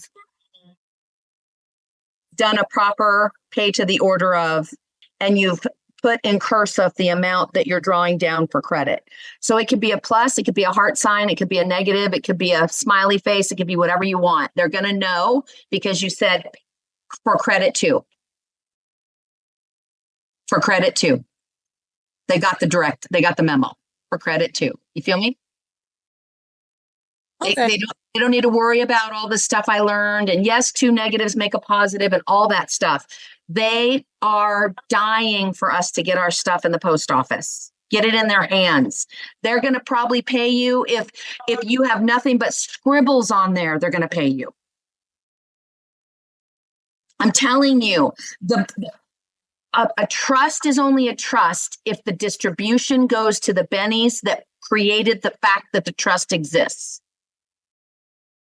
And you guys, we have our main, we have we told everybody we postponed the call till tomorrow, right? So me and Kim Marie were talking, and we are going to go over everything in a more condensed manner than our original call. Kim Marie had a lot to explain background wise on Monday. That was just the beginning of the journey. So tomorrow, I know there's people going back and forth in the chat. I'm going to announce the call again in the chat a couple times that we're going to go over everything in a more concise manner. Of course, still getting people to think and not just telling you what to do, but it'll be more a free. Don't complicate it though. It really is. So that was my thing because this is Britannia. Just by the way, guys, that was my thing too. When we were on the call on Monday and the one we did the other day, I understood it, but I guess I need to stay out the chat because I'm like. This is confusing me. What are you like? I had it. I had it down pat. I got it. I picked it up. What you were putting down, and then I started reading.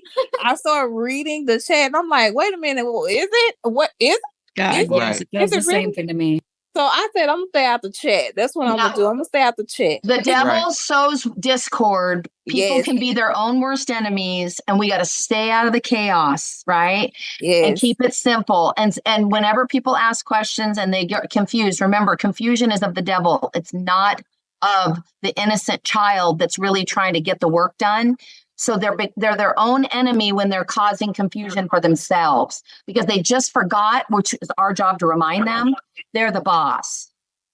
They pay the payroll for those trust agents that are receiving their memo. They're the boss. You feel me? You could even do a handwritten letter without the ESs and the Vs and tell them, here's my information. Here's the where I'd like it to be direct deposited. Here's my identification for the account that I would like credits returned back to me for. You can do it all kinds of ways. I'm just teaching people how to do it the way that I got credits put on my transcript using their forms. There's a whole lot of people out there that hate the IRS and will never touch one of their forms right now.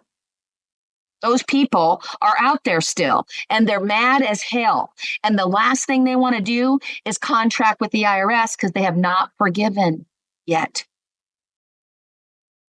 Okay. All right. I appreciate that. I'm just gonna go with what I picked up the original time. I'm gonna stay out of the chat because that thing is jumping, and I'm like, it's too much going on. Britannia, I told them all, I gave them the timestamp of the video, so they didn't even have to watch the whole thing. So if they want to continue to think it out together, that's fine. But I think tomorrow is gonna help.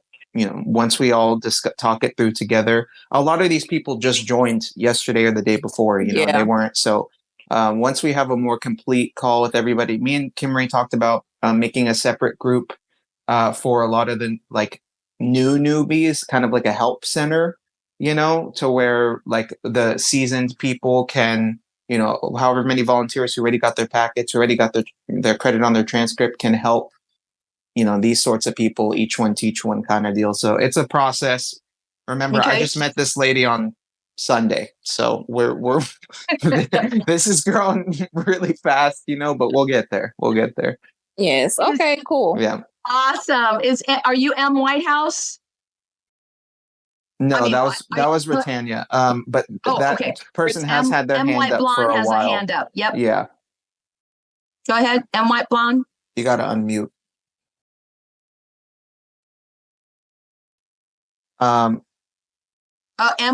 White the blonde. M. White the blonde. It says. Okay, I'll lower the hand. And then Magic had her hand up. She put it down, but she's asking about pertaining to student loans. Is there? I know 1099-Cs mentioned student loans in the instructions. Is that still? Is there? We wouldn't even be having to. We wouldn't even be being in debt had we been taught how to pay ourselves in the first place with the ESs. True. My request is that everybody stop, take a look and listen and just go pay yourself and watch what happens from that, because everything's going to work itself out. We will work on how to address current bills or assessments or charges that are coming in through the mail. I call them offers. We will address that. I just need y'all to get some cookies in your cookie jar, because I think at the end of the day, everybody would rather just be left alone so they can pay their bills in the privacy of their own home and not have to worry, because some people are taking care of other people right now. I'm doing this because there's a whole lot of voiceless people out there who can't do this for themselves. I'm trying to teach a bunch of leaders to go out, teach one, preach one, right? All right, Star has her hand up. Star. Yeah, hi. Looks like M. White, the blonde, had a question in the chat, and maybe she couldn't unmute or something. Oh, in the chat. Okay, let's look in the chat. Any thoughts on transcripts available was her question. And I didn't catch transcripts that. unavailable. So if they can't view their transcript, didn't that happen to you, Kimmery? Okay, I'm here. I'm sorry. I had to step outside for a phone call, but I am back. Yes, my lady, go ahead.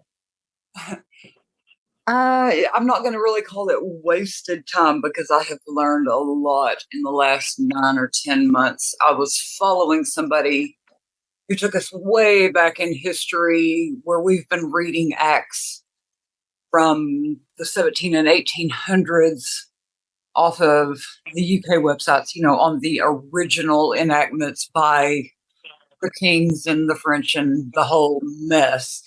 But anyway, I've learned a lot. Okay, where I've been confused was on the Child Estate Act from the 1800s.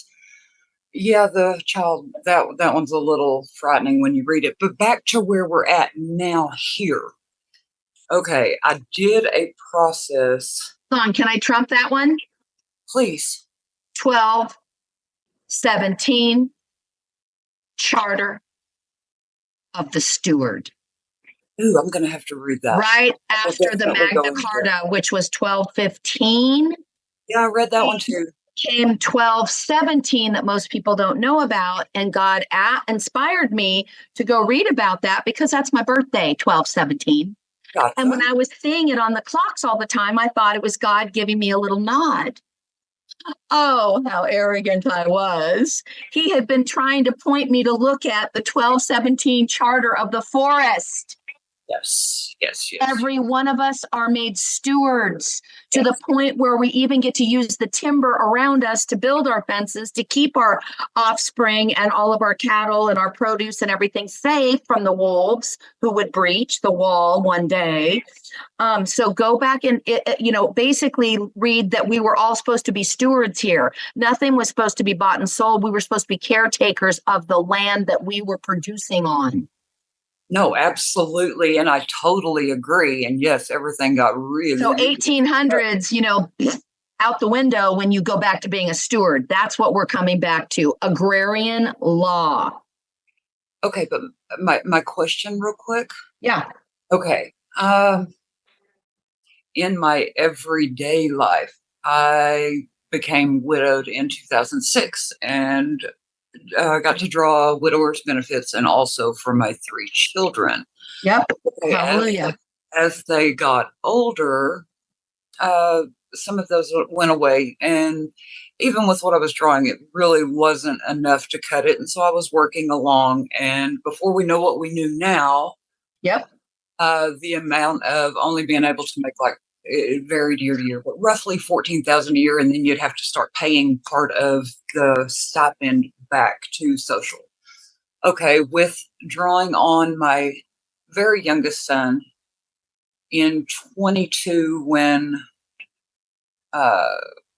he was the last year we were going to bring in for him, I was able to bring in money for 6 months before my benefits were cut from Social Security. And where I was working, I made too much money and I did not pay them back. And so they're saying that I owe them $8,000. Okay. That's fine. I get it. And knowing now what we know, where all of this is tied together, and it's all based on the social account, which was made off the birth certificate registry. I mean, we get the whole nine. Yep. Okay.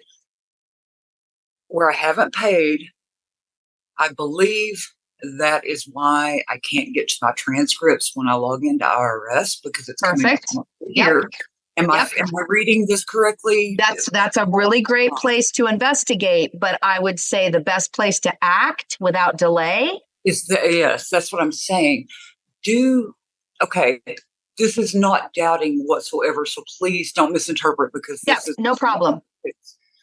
Okay, from reading the Palms manual, where to get into the whole the age of minority thing, you need to have a revocable living trust and a bank account, AIN, blah, blah, blah. Being I have not done that yet. Is this going to work? I know that your refunds came through a trust account from what you showed us in the meeting on Monday. Am I looking at this wrong, or am I having a disconnect? I realize that we are the trust, we are the beneficiary. That's right. And remember when we got announced, public service announcement, that billions of Social Security names and all of that got stolen? So that changes everything. Everything. Okay. We're back. We are, a writ of replevin means what was taken has been returned to its rightful owner. The rightful owner at this moment in 2024 is the intended beneficiary of our ancestors and our ancestors' ancestors' ancestors' ancestors. Are you not the intended beneficiary of them? No, absolutely. Absolutely, you are, and no one can ever tell you you're not. Right. That was So just, start paying yourself. that was just my disconnect. Is did I need to set up my trust first? Nope, Thank you nope, for that. nope. We get to work in the private and the public. When you have dominion, you have dominion over all things God left for us to use for our benefit. We're just Thank you so much. You bet. Praise the Lord.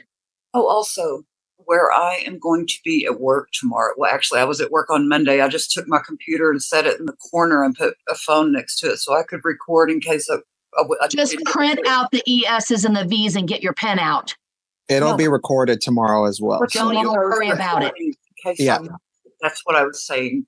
Please. I'll have it in. I'll have it. Yes. I'm going to set up that vault, and I'll have all the recordings in there. For now, that'll be in the meeting recording section, but I'll There have won't it. be anything I'll have it new. up there. I'm going to just repeat and repeat and repeat until everybody's got their payment in the blue box. We're Yep. not going to go on to a graduated level of study until everybody in here has been paid.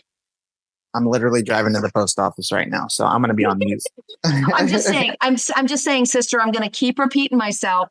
Everybody's wondering what their priorities should be. And I'm just saying, you got the new knowledge. You're driving your vessel. You got the knowledge. You best get that knowledge, pay yourself, because at some point you're going to be an indentured servant to yourself for not acting on the knowledge. Absolutely. Make sense? Thank you all. I'm going to Yes. mute and get ready Thank to you, go to work, sis. but I'm still Thank you, listening thank in you. the background. Appreciate it. Absolutely.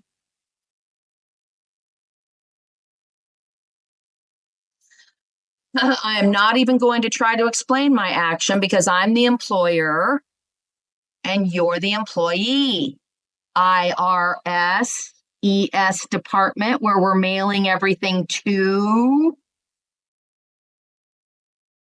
Mailman, who's picking up our mail and making sure our communications and our envelopes get delivered to the proper accounting office. Thank you for your service, all of you postmasters, all of you postal workers. Thank you, thank you, thank you. You have an oath of office right now to protect our mail.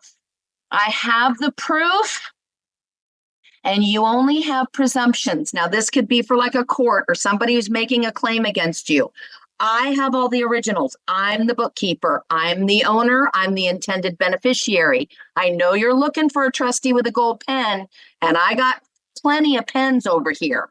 But I need to make sure you get trained and you make sure you govern yourself accordingly, that you know who's paying your paycheck right now. You have a duty to perform when I turn a claim in, right? I have the proof and you only have presumption. But you can chew on that what is below before even thinking about a court or other action.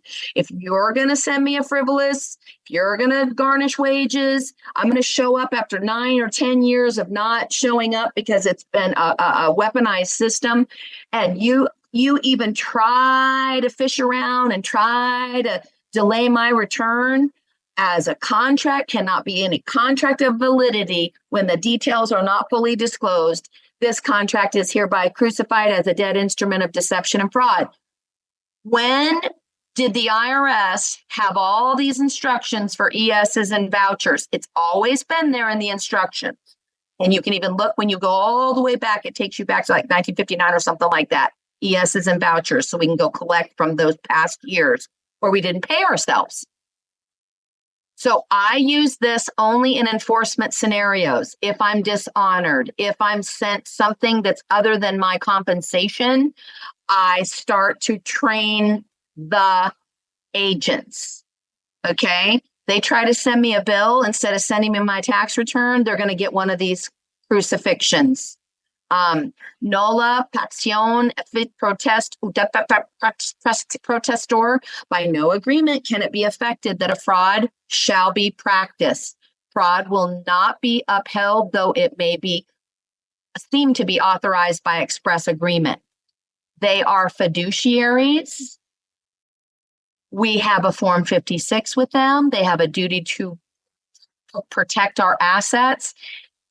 Little Miss Janet Yellen is the one who got one of these letters because she has breached the public trust. Why do you think we don't hear much about her anymore?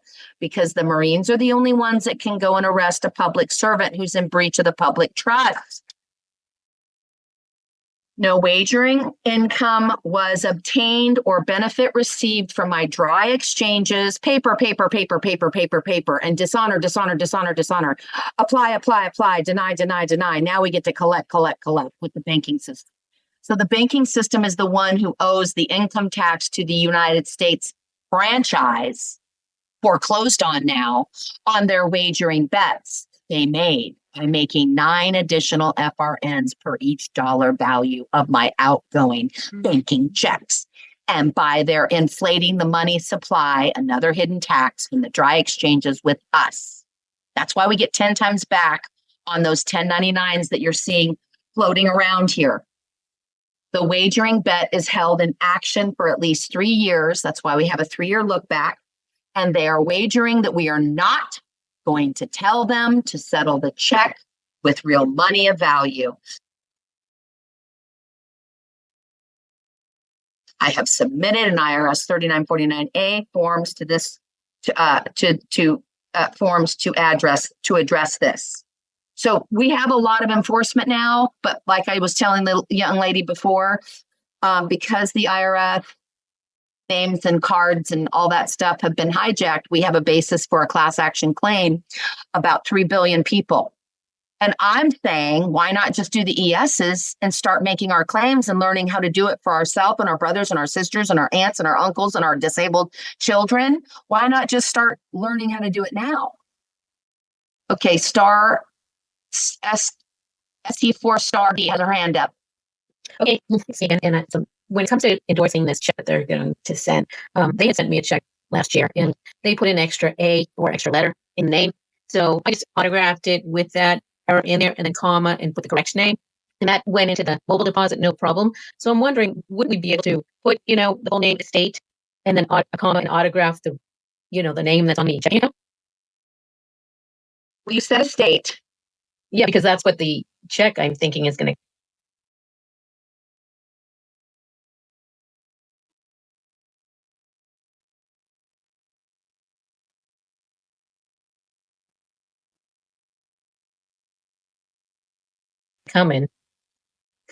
Yeah, I think it's going to say estate. No, I mean, if you're filing an ES 1040, that's for your public vessel in commerce that you're the owner of now. 1041s are for estate and Right, so I was gonna do trusts. both. Yeah. I was going to do the estate and the. Oh, good. Yeah. And the SSN. Yep. Yeah. So do you have a question? Because you're the boss. So tell me what you're directing me to do. I'm the IRS agent. What are you directing me to do? Well, I mean, when I called, they said for this check that's coming for the 1041 with the A and the C and the 96s, they said, did you put on the 1041 that you wanted a Treasury direct card? I said, no, it was in the cover letter. And then she said, it's not going to be sent then. You're just going to get the check. You're not going to get the Treasury direct card. Okay, good. Marduk, this is where you come in to answer her question. Wonderful. What you can do once you have the check, you can call Direct Express and let them know you have Treasury benefits that you would like deposited on a card. They can issue the card, and then you can deposit. You can go into the bank that Treasury Direct or Direct Express works with, which is Comerica, any branch, and deposit the check there. So first step would be to get the check in hand. Once you have those Treasury benefits available, that's what Direct Express cards are for. They're for Social Security and Treasury benefit deposits. Okay. So first step would be to get the check in hand. When you have the benefits available, you type in Direct Express on Google, Direct Express card, They have a customer service phone number, which you can call. I have not done this myself, but I talked to Ross about this.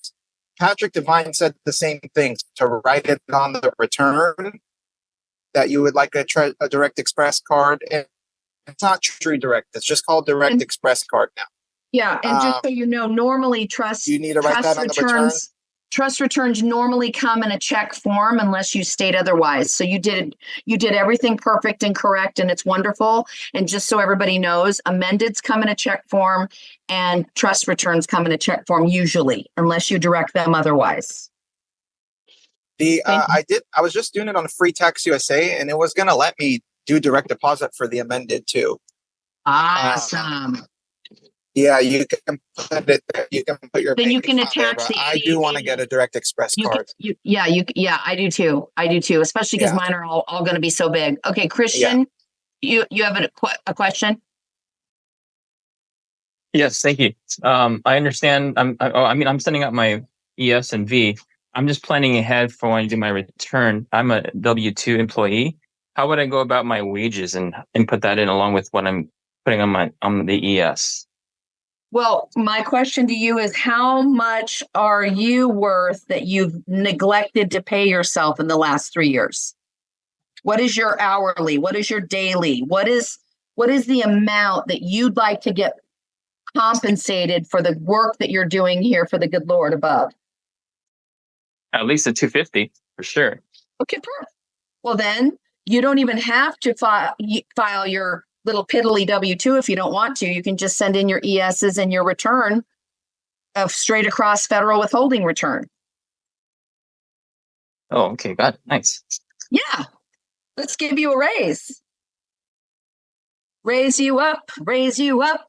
There's a new world coming, and he that believeth in me, the works that I do shall he do also, and greater works than these shall he do. Just saying, all glory to the Most High, you guys.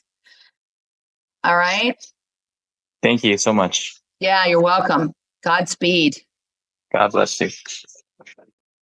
I'm pulling up to the post office right now, Kimmery. So if we're celebrating with you. We're celebrating with you. I'm just saying I'm going to be absent for a little. So if you, I'll let y'all know when I'm back. All right. Okay, cool. All right, Tanika. Yes. So I just wanted to ask 2 quick questions. The first one is with the 1040Bs and the ESs. I'm sorry, the 1041s. So say you just got a trust account 9 months ago. You did the trust, and can you still, if you haven't filed taxes on it, can you still do that?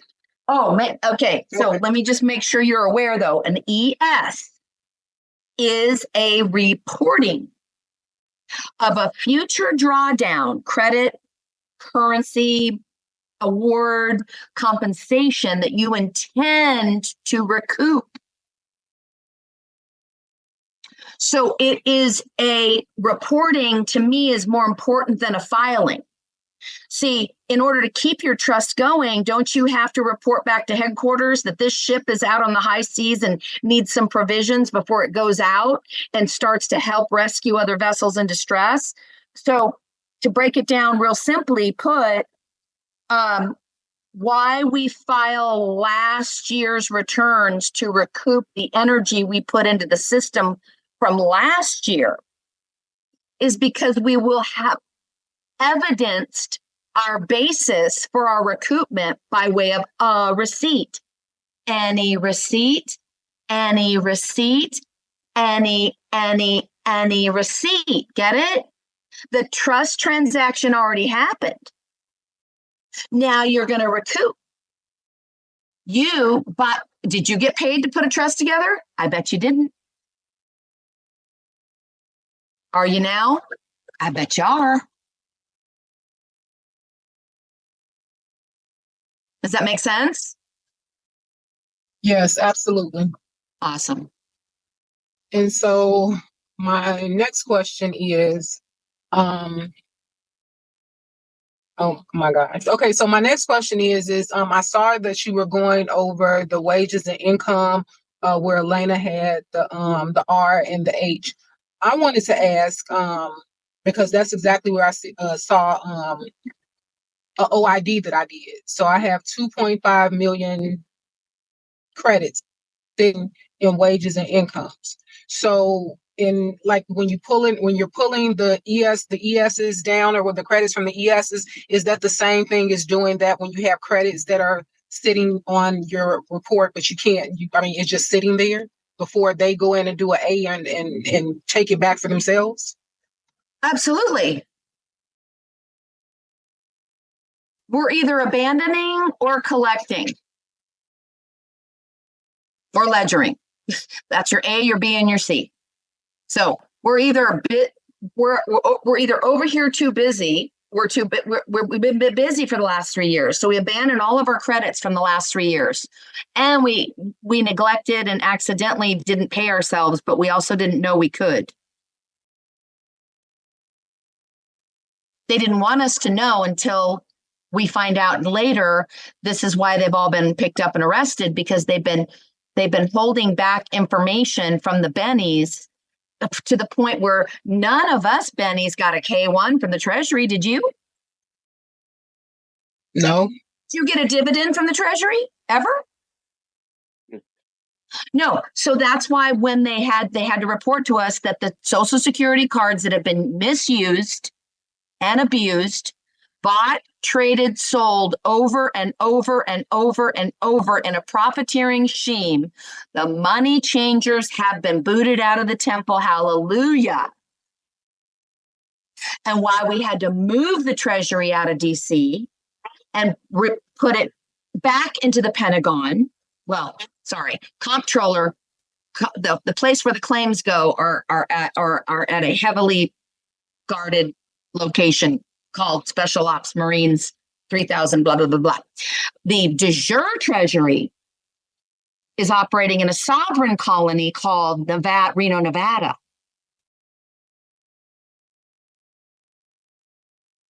So claims can go somewhere, just like anybody who's in a bankruptcy. There's a whole bunch of people that can send their claims over here. And us sovereigns can operate currents between each other. Your tribe, my tribe, your home, my home, your boat, my boat, your bank, my bank. On the blockchain in the future, all that stuff's going to come down because there is no middleman anymore. So we're even taking the banks, calling themselves essential pirates, and we're firing them all. Look at this. Think about the Social Security cards. And as I'm reading this to you, stolen property. If you steal property, hijackers of our Social Security cards, you must report its fair market value in your income, pirate, in the year you steal it, pirate, unless, pirate, you return it to its rightful owner in the same year. Writ of replevin. Writ of restitution. What's the basis for all of us to get restitution and reparations? Because they stole all of our credit card, all of our Social Security card. 3 billion people have claims now that their property was stolen. Didn't they always tell you have to use this if you want to get a job in commerce? They did not tell us that if they ever get stolen, we get to recoup the fair market value of the income of that all caps person. Can you say dynasties rising? Can you say republics rising? Can you say sovereigns and stewards rising? Remembering our value and our worth. So if we didn't pay ourselves last year, didn't we technically steal from ourselves? Because if you have the knowledge now and you don't do this, benefit of discovery will show that, well, you must have not got the memo. Come over here and let's get your paperwork done. Feel me? Imagine what happens when all these people who've been unlawfully incarcerated get wind of the ESs and the V's. Can you say we're all coming out of Babylon at once? You know what I mean? We're coming out. We're coming out. And no one's going to stop us.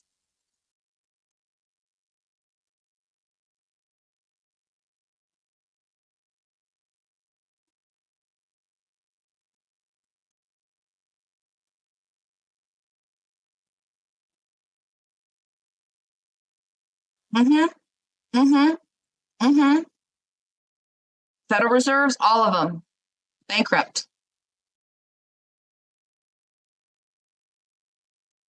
Oh, I have so much to show and tell. Oh my gosh. I've been keeping records for so long.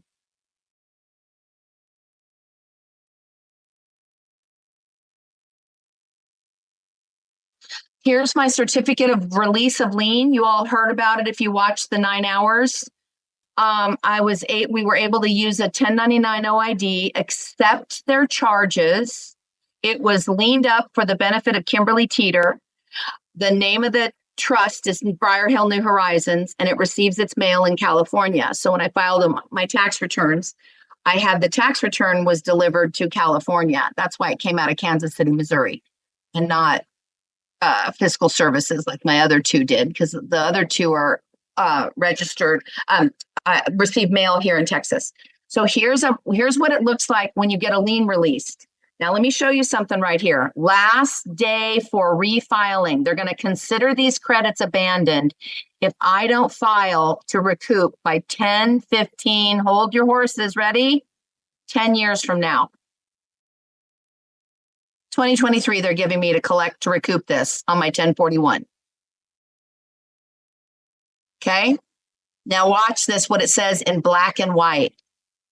Lien unit, small business, self-employed, serial number. There's your bond number and the account that they opened up in your name. This is where the credits are sitting, in my opinion. I certify that the following named taxpayer, under the requirements of Section 6325 of the Internal Revenue Code, has satisfied the taxes listed below and all statutory additions. Therefore, the lien provided by Code Section 6321 for these taxes and additions has been released. The proper officer in the office where the notice of internal revenue tax lien was filed on December 29, 2023. My trust came out of Babylon December 29, 2023, got taken out of debt. Get it? Briar Hill New Horizons, court recording information. There's your serial number. There's the kind of tax, 1041, for tax period 2022. Date of assessment, September 15th. September 15th, 2023. And it was for $664,000. This is a brokerage account that we had deposited it into Fidelity with a certificate of trust, and we did not spend all of the funds and get all the funds to the beneficiary within 30 days. So they swiped the account and closed it all. And normally it's for set off when they close accounts. It's assumed that the person died or got lost at sea or got buried at sea or whatever, because the trust was terminated or whatever. The point I'm telling you is this. We didn't know we were supposed to liquidate every single dime out of that account that we just created. I did not know that because we got a simple trust, we're supposed to distribute all the funds when you file a simple trust. I didn't know that. That's banker's knowledge. And they're certainly not going to tell your ass. So they leaned it up, and only the proper owner or the designee or the authorized representative or the trustee is able to go and collect it or pay the debt. And by the way, the original amount was created by simply withholding a withholding amount on an NEC.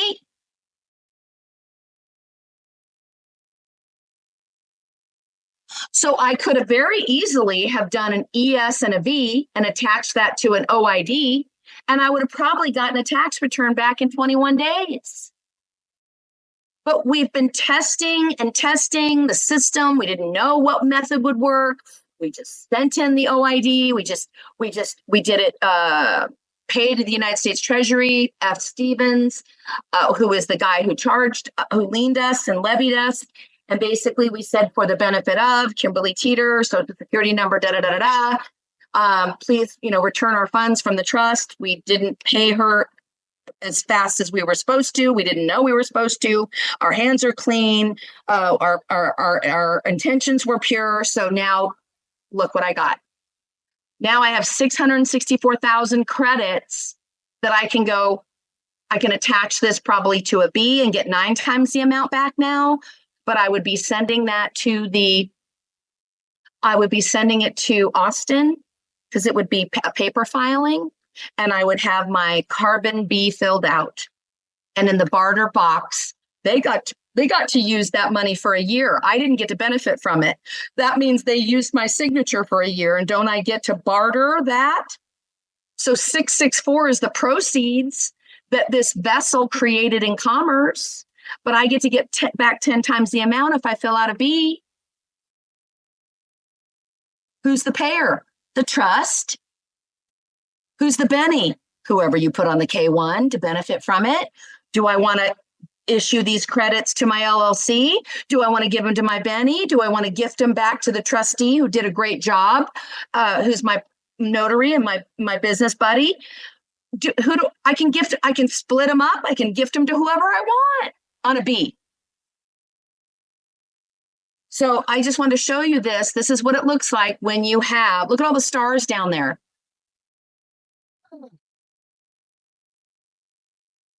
It actually says taxes and additions for taxes paid. You think I have 664,000 laying around? I don't. This is for back. I do now. I actually do now. It's Times right. 10. But this is exactly my back wages for being a trustee for this trust who's been receiving mail since 2010 in California. Never have I even gotten my out-of-pocket expenses. It's like $85 a quarter just to have this private mailbox open all those years. I did the math on it. I mean, we're the agents for this vessel. It can't go to the post office and pick up its own mail. It's no different than a Social Security card. It's a CP-575. And so there's all this credit that I was able to sue the estate. That's what they call it, sue the estate. Sue the estate where there's actually a fiduciary who has a pen and they can actually cut you a check. We just didn't know we were supposed to clean out that bank account. Well, now we know how the bankers have been doing it all this time. Each of the bankers know that they're supposed to do that. But here I am, little innocent, getting a treasury check for back wages. And they told us, oh, there's going to be a hold on the account for 15 days because it was a new trust account that we had opened at Fidelity. She already had like 6 other accounts there. And we're like, okay, so we were good little girls and we didn't even touch it. We didn't even touch the account. We didn't go withdraw with the ATM that we had connected to the account. We didn't, she ordered checks, but we didn't write any checks out of it. We were being good little girls and we didn't touch it. Then I said, now that it's been 15 days and they made the funds available, let's go ahead and wire to other people that we have in our office that have a Fidelity account. So we're keeping the funds in-house. So let's wire you 50,000. Let's wire you 50,000. And let's not even pay me yet for a minute until those wires settle and everybody's been paid and everything's cool. Well, the minute we kept the wires in-house, because Fidelity's not a bank, what we actually did was put a liability on their books.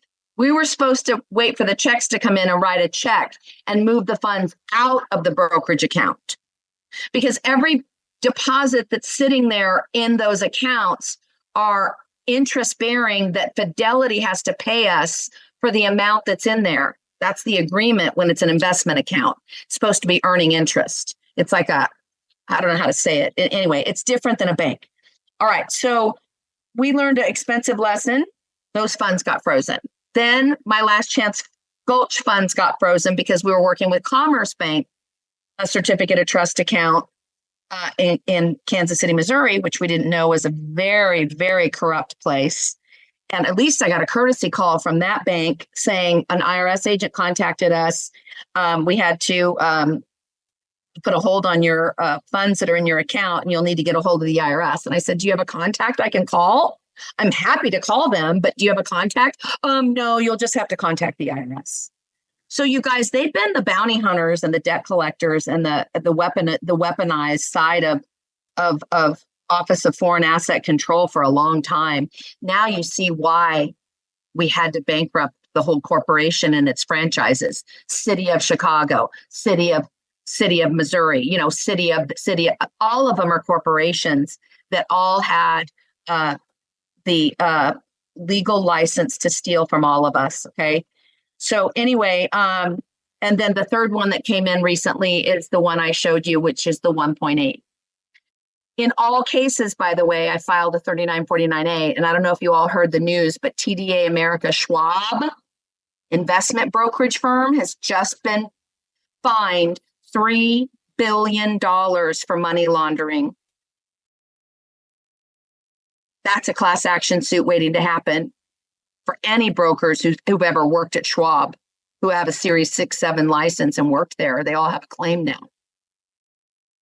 All right. So what we're doing is we're basically finally arresting all of the oppressors and the pimps. Basically, we're arresting the pimps that would buy and sell people, traffic and persons. Okay, the pimps I call the banks, and then their handlers, their foreign investors, are worse than the pimps. That's the mob, right? So we're arresting the mob and the pimps finally, and the prostitutes are getting a pass because they didn't know. We didn't know our stuff was being, we didn't know our Social Security accounts were being plundered, and they were sending all the money over to the pimps and foreign banking whores in Ukraine to foment war after war after war for the last 5 generations. So we don't want to be involved in trafficking in persons, do we? We don't want to be known as someone who is laundering money or aiding and abetting the enemy, do we? So we have a duty to report. And that's all I did. I reported the banks. And one of my buddies used to work at Schwab, and he did a 3949A and an identity theft and an 8300 last summer. And now Schwab just got hit for $3 billion in money laundering. You don't think they're investigating when we turn in our claims? You betcha. He's owed a 211 award now that we got that memo, public service announcement. He gets to fill out his 211 now because he actually has the records of prima facie evidence and records from his own books that he turned in. That's a $3 billion booty he gets to share in now. But he has to show he's got a bona fide claim. And he does. He has his OMB 3949 and 8300 that he filed. We didn't know anything that was happening for the last year because we're not seeing public arrests or perp walks. But I can tell you now, we're getting shown and told that there's some oppressive people being picked up. They all got warned a year ago. They all got warned, walk the line or you're going to walk the plank. Come in and turn in your handlers or you're going to be walking the plank and your ass is swimming to shore. No more boat for you, right? So I wanted to show you all that because we are winning. It just doesn't look like we thought it would. You know, it doesn't, it's irregular warfare, right?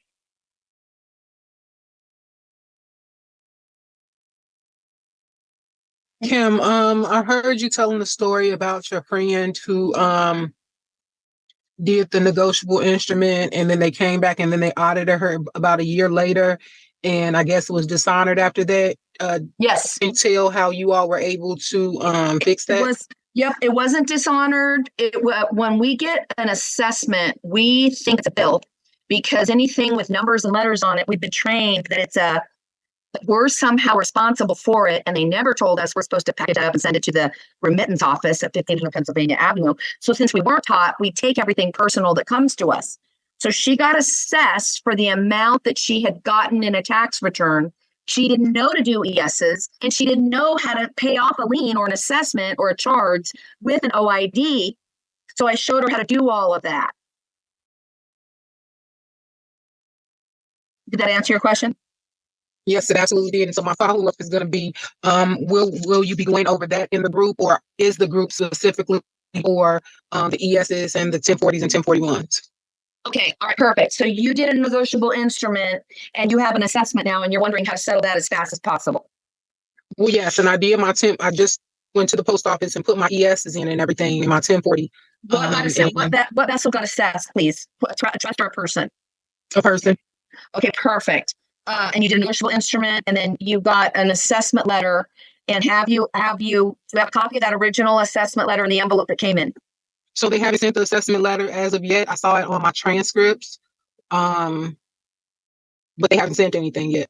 Oh, interesting. Okay, so you have access to your transcripts, so you can go in there and you can highlight that, can't you? Can you highlight the negative amount that they gave you credit for with the negotiable instrument? So Yes, you can. It balanced out. Yes. Okay, perfect. So now you've got a transcript that shows negative and a positive. Is that right? Yes.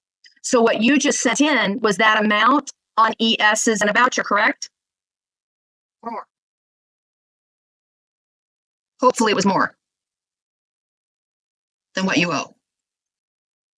Where'd you go? It was more than I owed. Okay, beautiful. Okay, so now you have a transcript that's a documented title that shows you have credits due back to you, which you get to accept, put a stamp on, whatever, put a big old heart in front of it if you want. Thank you for your service, whatever. Copy of them sending you an assessment, the transcript being shown to you in your portal, because that's a golden ticket. So you want to set that aside. You want to put your cap number, your tracking number, whatever. You want to turn that into a billable, a recoupable instrument. Basically, it's the law and the basis for why you get to cause overpayment for yourself, which is what the ESs are going to be. So download that transcript. That's money, believe it or not. No different than a mortgage, a deed of trust, a deed of title. It's no different. It's no different than the deed or title to your car. Okay, the transcript is that lawful. So make that all nice and pretty, and then attach that to what would be 1099B times 10, and you've the the B can go in. Let's see, we want to get you the return though for the ESs that you did do, the amount that you did do. Hold on, slow down here a minute. Your transcript is showing credits due. That's the basis for your ES and your V. You sent the ESs and the V in already and said, howdy, I'm reporting the cookie that I need back that I intend to recoup. So now your transcript becomes the basis for the ESs. Now you've got to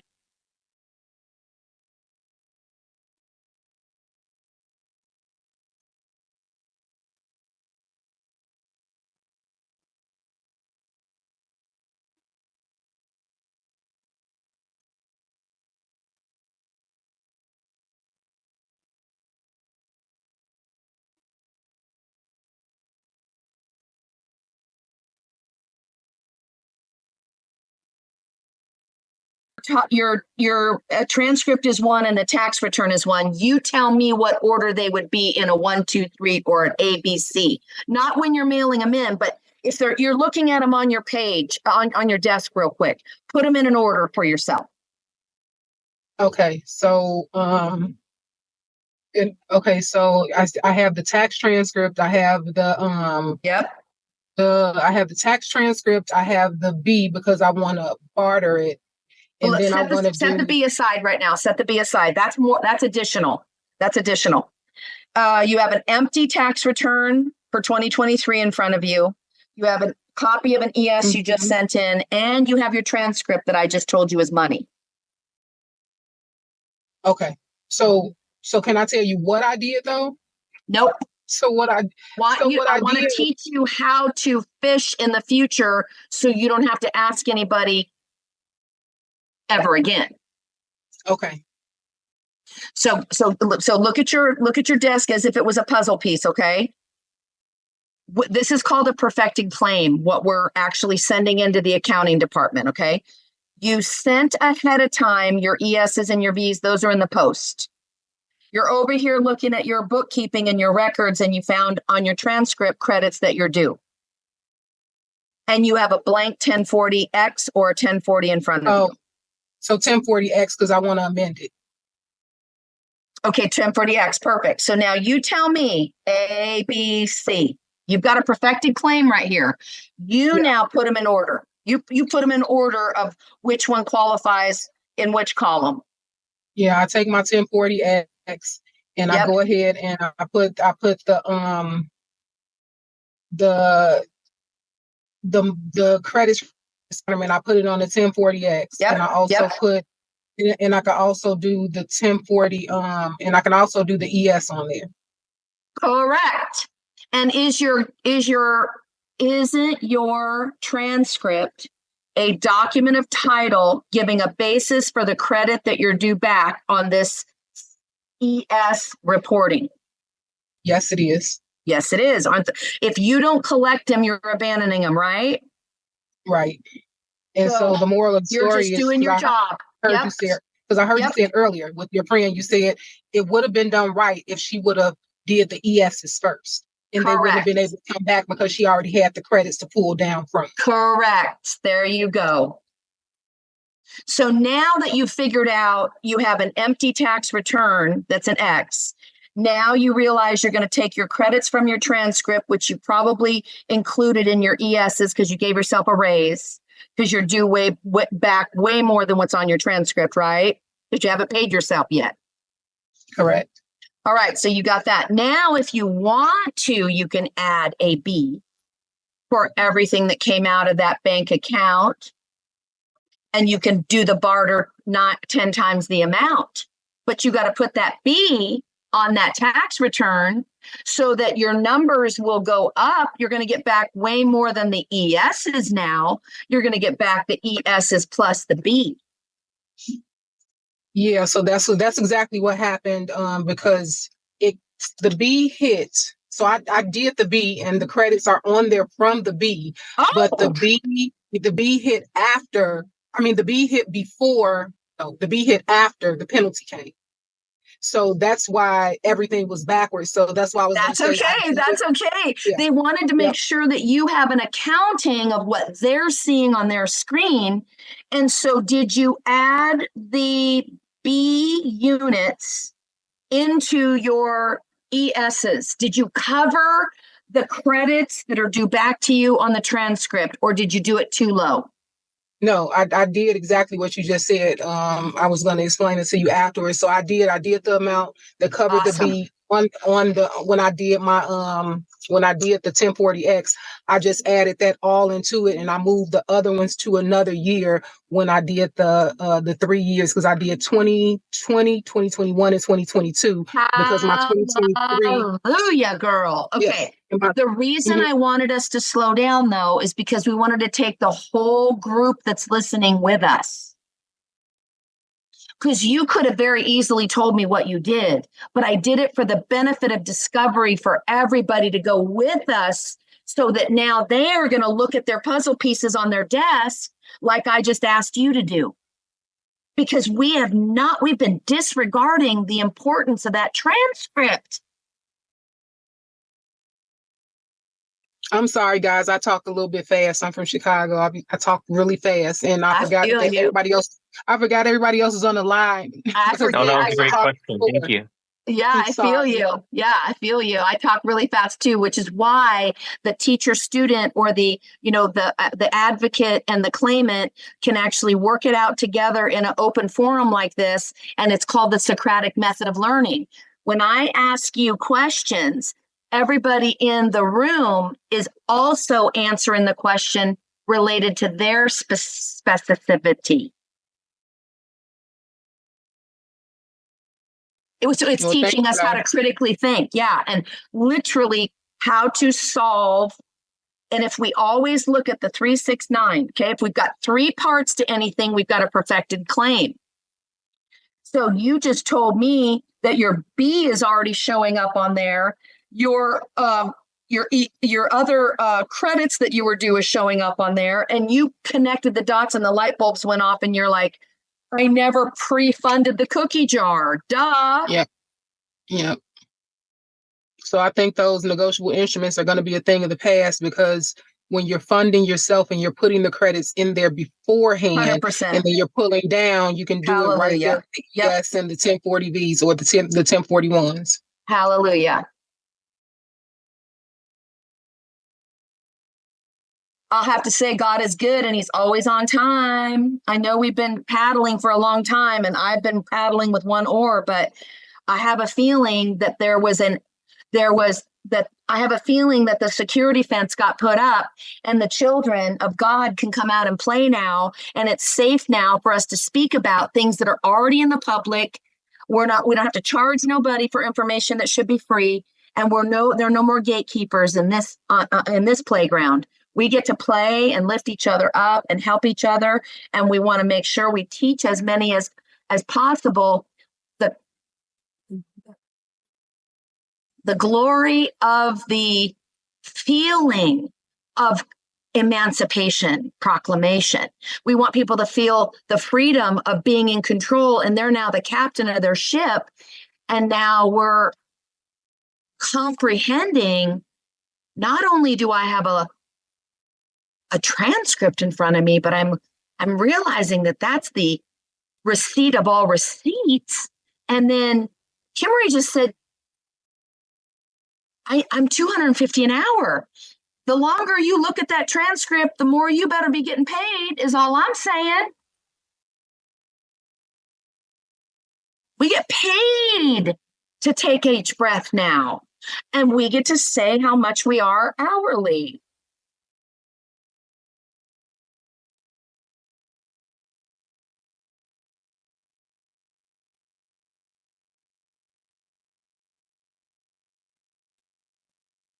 Here's the Hobbs Act violations. Okay, here's part of 18 USC. When one of your vessels, one of your organizations, one of your LLCs, one of your old, maybe even it's an old business or company that you don't even use anymore, but you got all kinds of credits in that CP 575 that was issued to you back in the day, right? All right. If they've been using our credits and not telling us how to go get them ourselves, if they've been paying us to make us a slave and not telling us how we can go pay ourselves so we don't have to work for them anymore, it's called the benefit of discovery and the doctrine of discovery. So the minute you realize that you've been injured or stolen from, what have we all been trained to do normally in the course of our affairs and living? Oh, we go and report it to the police, the policy enforcers. Oh, you mean the ones that go and tell the morgue and the ones that go tell the hospital agent where there's been a death and a birth, and they go and and now they're like on the hunt, sniffing out a dead man's estate? Oh, yeah, that one. Oh, yeah, they get to steal from that newborn baby's estate until they turn 21. And then only when they turn 21, if they don't go and do a living trust at 21, the bankers just keep on stealing out of that estate because that's an ignorant person who never learned the law and they never learned their value, and they didn't know that their welfare checks or their labor W-2 checks or even their dividends that they were getting were being paid by their own private escrow credits. Everybody's like, oh, the taxpayers are paying for the welfare. No, we're not. The welfare people are paying for themselves out of their own Mort Main account. So that's why I was in the beginning, when I was first teaching people about the ESs, I was concerned about people that are receiving public benefits. And so I told the lady that I was working with, can we please just do ESs for your family members that aren't receiving benefits because you're on disability, and I really don't know what might happen to your disability, and I'd hate to injure you in this process of you setting, your family, your 15-year-old that works for you already. He helps you, you're disabled, he helps you, and he's not getting paid anything. Why not have your LLC pay him? She was like, this is brilliant. So we did ESs for him for $15,000 for the year. And then she did a W-2 out of her LLC for him. And she did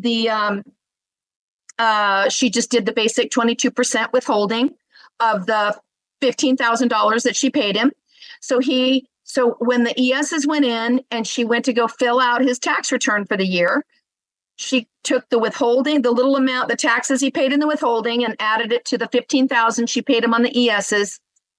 He got a tax return. And the banker lady was so pissed. I'm just telling you, they're up in our business, and they knew our business, you guys. They definitely have their nose where it's not supposed to be. Because the return came in for the 15-year-old, the mother got a phone call and said, you have funds here that went into the savings account that you opened for your son, but he can't get these funds until he has an ID. So she went right down to the transportation, DMV, and she got him a state ID. Walked into the bank, and boom, his signature was now added to the account because it was a minor account, right? That was opened by his mother. So they were taking credits from the mother's signature, but they didn't have a 15-year-old signature on there because you can't do that for a minor. But if they can go get an ID, now there's two of them on the account. Does that make sense? So it was tears for her because he had been helping her since he was a very young boy with her disabilities and never knew that she could pay him an allowance like that.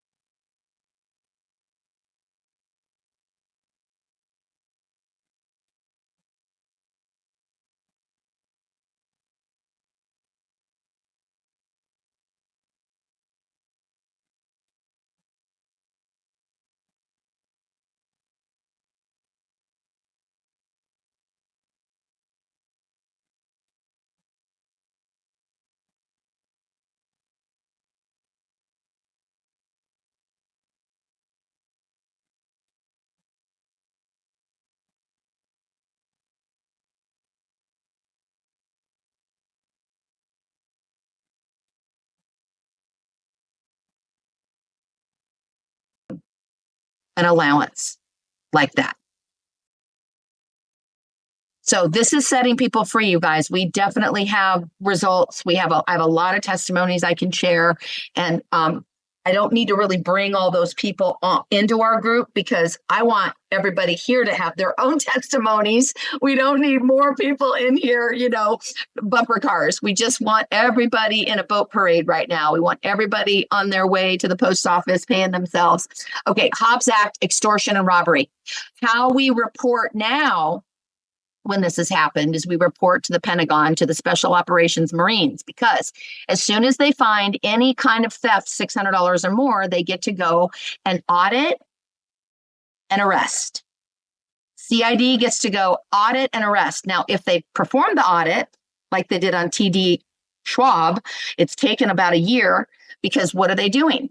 They're auditing every single person in history that was stolen from with TD Ameritrade.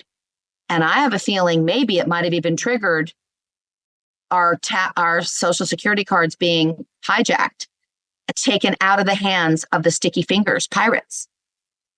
There's just so much going on. It's hard to determine what's triggering what. But I'll tell you, we all reported Hobbs Act violations on our notarized copy of our affidavit of facts. Okay, and we have an affidavit of facts that has like about 25 18 USC violations that the banks, the policy enforcers, the courts, the bailiffs, the even the bonding agents where you get to bail out, even those guys are an insurance fraud too. They're in on the racketeering. So anyway, Hobbs Act violation is when a when a EIN or an LLC or some kind of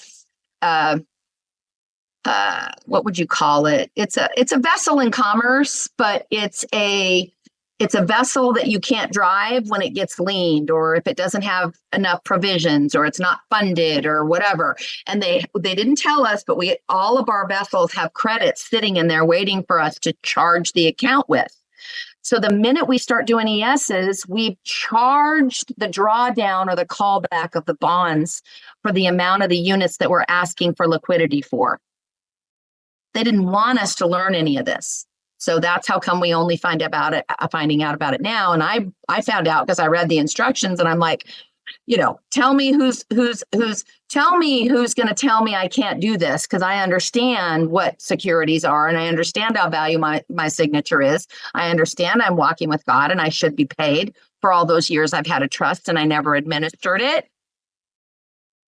We got the trust back in the day because we were helping veterans that were getting their homes foreclosed on, or their bank accounts were getting garnished because they were behind on their child support or whatever. So I started being an agent for people and putting their business banking in trust.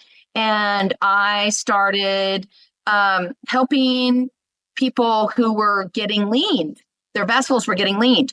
And so that's how come I was learning all this back in the day. I was being a trustee for other people, because I knew what it was like to be garnished and liened.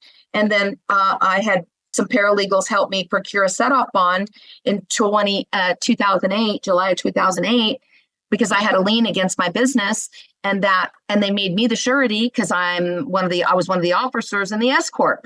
So when the business couldn't pay its bill, its taxes, they come after the officers. Okay, it's just like trust law. They're always looking for the trustee with the pen, with the douche. Okay, so Hobbs Act. So all these were listed on my 3949As and my 8300s, where you turn in information referral to Ogden, Utah, which is the legal department for the IRS, where the tax inspector general takes the claims. So I got some free audits for people last year, banks that were suspicious activity, basically, is what I called it. But I listed in the other information, if you guys are looking at a 3949A, you'll see there's a big box where you can add other. And so I put the other as Hobbs Act, extortion and robbery under 18 USC. Why? Because when they lien you, what are they doing? They're extorting from you. Pay this bill or else. They're putting you into debtor's prison or debtor's jail when they all know that there's credits beyond measure in our Mortmain accounts. Why aren't you going and getting it out of that account if I so owe you so? Because they have to get you into a contract because they know we don't owe the money. The corporation that's billing you owes the money. You know that electricity company that sends you a dividend with a bond and a perforation? They're just hoping like hell we get our checkbook out and we pay them. That's called trading with the enemy, but we just didn't know we were trading with the enemy. We didn't know the banks were the enemy. We didn't know the credit card companies was the enemy. We didn't know that the IRS was the enemy. Holla. So, elements of the offense. That's actually a thing. If they don't send you notice, like the bank conspired with the IRS agent behind my back and didn't send me the bill so I could an opportunity for me to cure, and they certainly didn't send it certified mail to me. Okay. Hobbs Act, elements of the offense. Elements of the offense was no notice was given. No notarized statement of accounting was also not given to us. When have you ever received anything from the IRS by way of a bill or an assessment that was notarized? Ever. So they've already injured us. That's not even a question.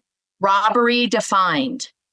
6181951-1. Boom. Literally, robbery defined is a Hobbs Act. 18 USC. Extortion by force, when they lien and they garnish and they levy and they know that that the charge is actually false. They've falsified papers for a fee. It's called usury. Extortion by force, violence, or fear. If you don't pay this, we're going to lien and levy your bank accounts. Some people are still under this spell, by the way. Hobbs Act, unlawful taking by force, violence, or fear. Yeah, if you don't pay us, we're going to shut off your lights. We're going to shut off your water. It's all extortion at its finest. And 100%. And they're the ones with the guns. Right. Well, now karma, see how you like it. Now they're coming in with their guns. CID's coming in with their guns. They're shutting down the business, and they're literally taking every single article or material of evidence, and they're confiscating it all. It's also trafficking because that's debt bondage. 100%. Well, they're trafficking your person. I mean, human trafficking, it doesn't say trafficking man or woman. It's talking about persons. And your social security person is a person. It's literally 100% human trafficking. Yeah, Well, 100%. 100%. And the Hobbs Act is specific to any vessels. So any EINs, your sole prop, anyone who's ever gotten a bill from the bullies is guilty of violating 18 USC, period, end of story. Property in general. The minute they make a claim against you, you were speeding on a ticket, they're violating a Hobbs Act because they used your name that's copywritten and trademarked, that's owned by the estate in commerce for profiteering. They didn't tell us that as soon as you sign this ticket, I'll go ahead and turn it into the Treasury back office and I'll get your speeding ticket paid for you. I just need your signature. They didn't tell us. No full disclosure. That's why we say under duress, I'll sign it. But then we're going to turn around and get 9 times the amount now of that ticket.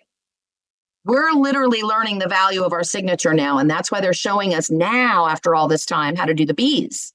Because we get to go and grab 10 times the amount. And probably we should be putting 10 times the amount of at least one that we're claiming on our ESs. It might be $250,000, you guys, is too low, but that's the thing. I had to just at least show you all the 1, 2, 3 steps so that now you can go back and govern your affairs like a boss. Okay? I'm not trying to limit you in any way. I did 500. Good. I did it for 21. I did 500 because I was way too much that year for me and kids when he left. And it literally wasn't even a thought in my mind. That was just like what my hand wrote it. And I was like, whoa, okay. I do want to, so back to what we talked about earlier, guys, with the Treasury Direct or the Direct Express cards. So accounts are FDIC insured for $250K, right? $250,000. Actually, it's a quarter. What do you mean? 250,000 a quarter. So technically we could be doing ESs for $1 million on FDIC, but I wanted to give people more. I wanted to give them more freedom, Marduk, because we don't know everybody's personal family situation. What if they've been taking care of their elderly folks during COVID? What if they lost their elderly? There's so much people are dealing with right now that I didn't want to limit it. So yes, 250,000 is what they create bonds off of, but I really just wanted people to start getting them in the post office. Now that people have started doing that, we can turn around and at least help one other person, you guys, that's struggling with getting theirs in. Because they're going to stay in a sea of confusion. We are our own worst enemy right now. And we got to help each other up on the ship first before we graduate to the next level. And we can amend plenty of times during the year. And we can all start doing our 1099 fees now. I mean, it's just going to start getting really crazy. So much cookies. And if we're all doing it, it's a lot harder to stop as well. But if we're all helping each other, if there's one person that everybody's looking to, we've seen in the past what can happen with that. You know what I mean? Not to scare anybody or anything, but there's people that don't want this out there. So if we're all doing our part and all actually understanding what's going on, we can help spread this and make it like an unstoppable thing. But back to the Treasury Direct or the Direct Express cards.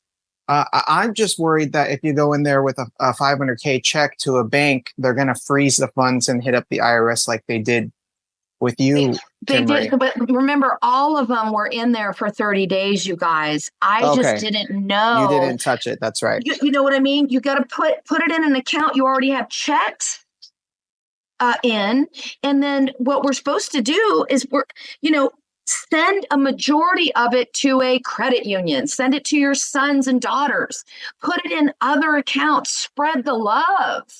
Is the only mistake I made. I wasn't thinking like a criminal, and I wasn't thinking like the Bank Secrecy Act, because if you have it in any kind of an account longer than 30 days, the banks have to report anything that's over $10,000 sitting in their books. They have to report it. And it's because I think they're looking for money laundering, bona fide bad guys.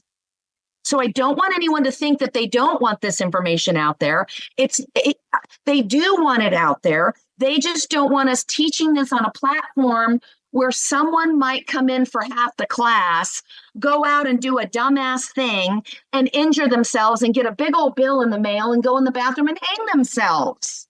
Sure. And actually, my last and like our other Telegram group that we do with Magic a while ago, there was a gentleman who came on, and he worked for a company that you give them your money and they exchange it into gold, and then you get a debit card, and every time you charge the debit card, it automatically reverts gold to the transaction price for you to have liquid funds, which I thought was super cool, because first thing I'm going to do is buy a large chunk of lawful money, gold. I think that's a good idea for everybody. Instead of just having these bills sitting in an account when God knows what's going to happen in the next 6 months with the dollar, and also I'm going on a tangent here, but my point being, I wouldn't even have mine sitting there. I would put it into assets and to the good of other people, like you're saying, utilize it. That's what it's for. I'm right there with you. Can I ask a question, Marduk? Yeah. If we were to get the Treasury Direct and we're non-citizen national of the United States as a status, wouldn't we be becoming a United States citizen and reverting back to that? I mean, isn't that a prerequisite to get a Treasury Direct card? You need to have a social security number to get a Treasury or a Direct Express card. It's a bank account. It's a non-interest bearing. It's not okay. You're thinking of Treasury Direct, the website. Direct Express is the card that is contracted with the Treasury. It's not a Treasury Direct account. That's not what I'm talking about. It's called Direct Express. Yeah. So it's just a non-interest bearing account Comerica Bank contracted with the Treasury to create to load Social Security and Treasury benefits onto. It's a non-interest bearing account, just a regular like checking account. And the reason why I'm saying this is because, I mean, we've all seen what happens with regular banks. This is like someone who's contracting with the Treasury. So I feel like there'd just be less. And Patrick Devine swore by this. He used it. He had it. And he said, and nobody should be using anything else. Everybody has their own opinion, which is fine. But me personally, the minute I get that check, I'm going to call the number. If y'all Google Direct Express, it's a green card with gold on it. Okay. Google Direct Express card. There's a phone number that you can call once you have your check. I'll be the first to try it when I get it, and I'll update you guys. But this is from what Ross and from what Patrick Devine said. Either you write, please deposit issue Treasury Direct or Direct Express card on the 1040 or 1041, and IRS will actually go and issue one for you under your social or whatever. Or when you have a check in hand, you can call and get that open and go deposit it in a Comerica bank if you guys have one near you. But I'll let you guys know how that goes. I sent I'm back from the post office. I sent my stuff off, so we'll be hearing about it soon. I'll definitely keep you guys updated.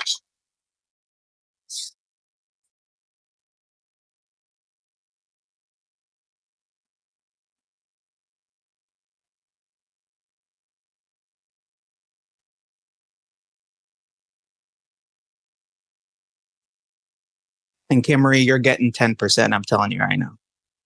I know I could just 1099B it after I send it to you too, so we're good. Yeah, the benefiters of this new world that we're living in are the gifters that we're all going to get. I mean, tell me the timing of this isn't so amazing. We get 10% back of everything we put out. 10 times. If that doesn't tell us that our signature is gold. 10 times. Okay. Everybody see the Hobbs Act. Neek, it looks like Neek had a question. Is that okay? Oh, Kim? yeah, Neek, let's go. Yeah, so I wanted to ask a question because I've been hearing about the 1099Bs. I've heard people say that no, you can't do a 1099B on your on the social. You can only do them on trust accounts. So is that true? Nope. Pull up that paperwork that I sent you, Marduk.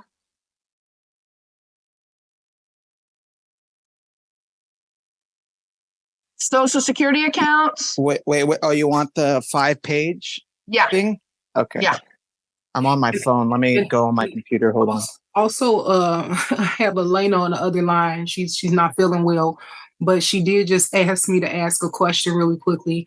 So Elena, on her wages and income, she has trust accounts. And if we're looking back at one of her old ones, like say 2022, her portfolio was 300,000. And so she's wanting to know, is she able to put the entire amount of the portfolio on there when she actually does her ES? Or does she only have to do certain parts of the portfolio? But that's what the portfolio came out to be for. Each account in the portfolio is a different claim. It's a different claim. So Elena, she said each one is a different claim. So you have to do a different claim for each one. Yeah, because each of the accounts are bonded and insured. So we don't want to leave any of those credits on the floor. Okay. She said, thank you. Thank you. Yeah, you're welcome. You wanted the 5-page packet, Kim Marie? The claimer credits guide? Is that what you're asking for? Yeah. This is me teaching that woman who got her negotiable instrument assessed. And she now is showing on her transcripts all kinds of credits now. So we had to file a complex trust for her so we could go back 2020, 2021, and 2022. So she put all of her cookies in her cookie jar so that she could do the 1041 and claim it back through her private banker EIN. I have so much show and tell. I'll go ahead and let you share now. I just want to make sure there wasn't anything here. Okay, will it work if you're sharing still? I don't think so. Hold on one second. There's my cap stamp, and then I'll finish with that. And then I'll let you pull that up so we can answer the question. Yeah, that's badass right there. It's interesting that they gave me the cap number and they took my middle name out. And that wasn't even the taxpayer that I had on there. They created that for me because they knew what I was trying to do. I have other vessels in commerce. So I just look at that extra 3 digits on the end right here, 106. That's an account number now. Look at that zip code. And you see the R on the end.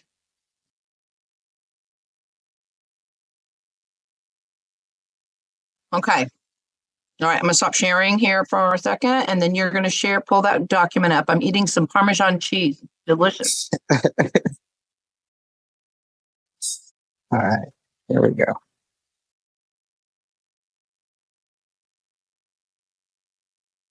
Okay, can you all see my screen? Maybe? Yep. Yeah, okay. This guys is in the archives vault, or archives chat. If you scroll all the way up, You can download it for yourself. I'm going to make, like I said, a separate channel that's a vault so you guys can easily navigate like the documents and stuff. But for now, it is in the top of the archive section. And you wanted to say, what would Go down to part 4, part 3 or 4 that tells us, that gives us an example. Open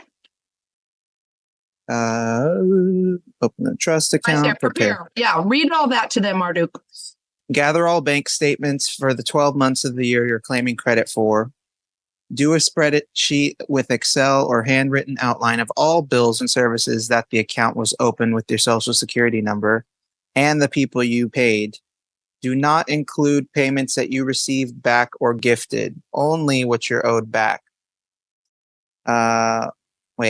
Only what you're owed back. Okay. Make sure you have the name, email address, phone number, address, and account number, the account number, and if possible, the company EIN. Do a search online to obtain it. / person's social security number. And if you guys don't know how to find an EIN online, you can use the SEC, Securities Exchange Commission.gov, and check the company's 10K filing, the yearly filing, or the quarterly filings, the 8K. And the EIN is always at the top there, or you can request a W-9 from them. Okay. Add the total amount for each account separately, then take the total and multiply it by 10. Spectrum account, $30 a month. So that's going to equal to 30 times 12, because it's 12 months in a year, which equals 360. This is your proceeds. 360 times 10 equals 3,600. 3,600 is what you will barter. Make note of this so you can easily go back to these numbers within the steps. When you receive the loan for a car, house, etc., you take the entire loan amount and only multiply it by 10 to barter. Okay, meaning you do not have to put anything in proceeds. Is that what that's saying? Oh, no. When you received a loan, you take the entire loan amount and only multiply it by 10 to barter. Example, ABC mortgage, $120,000. That's your proceeds. Times 10 equals 1.2 million. 1.2 million is what you'll barter. Example, social security accounts, employment, food stamps, mortgages, rent, cell phone, cash assistance, insurance premiums, cable, internet, bank accounts. Example payments made to individuals, businesses with no social security number involved. Zelle, Cash App, Venmo, PayPal. Don't make up any transactions. You should follow what is along on your statement, what you have paperwork for. Sorry, I have ADD and that distracted me. As everything needs to have a paper trail. If you paid by cash, you should have the receipts of the transaction. Preparation must be done for each year you're claiming credits, or you may end up leaving credits behind and the company or person can claim the credit on your behalf. It's your money. Why not claim it? And then it goes on to tell you how to do it online. So 1099 online, it'll have the instructions. You pick the year, you click 1099B. It's very easy. And you can follow these steps. I haven't tried this myself yet with the bees. I was actually going to hop on a call in a little bit with some friends and talk it through. But it sounds like a lot of you have, which is awesome. Or a lot of you have already utilized it. Now, I think the original question was. Yeah, it actually shows a list of types of accounts that you can be. So we're going to look at in part 4 real quick. You're going really fast, ADD. I was looking for you. I was looking. I think it's the one up. I think. Right, yeah, go up a little bit higher. Yep. I saw 56, and then I heard you say social security number, so it's in that area. Yes, correct. Okay. Go slow so we can all look together. Prepare. No. Oh, here we go. Example. Deep four. Right there. Stop. Oh, wait. Yep. Deep 4. Go down lower to 4. Lower 4. Okay. Example. Social security accounts. Employment. Food. Stamps. Mortgage. Rent. Cell phone. Cash assistance. Insurance premiums. Cable. Internet. Bank accounts. We all know that there's all kinds of those at the court. Yeah. Example, payments made, gifts to individuals and businesses with no social involved, Zelle, Cash App, Venmo, and PayPal. Yeah, so so I did. The only reason I didn't pull it down because I did it and I see it on my transcripts.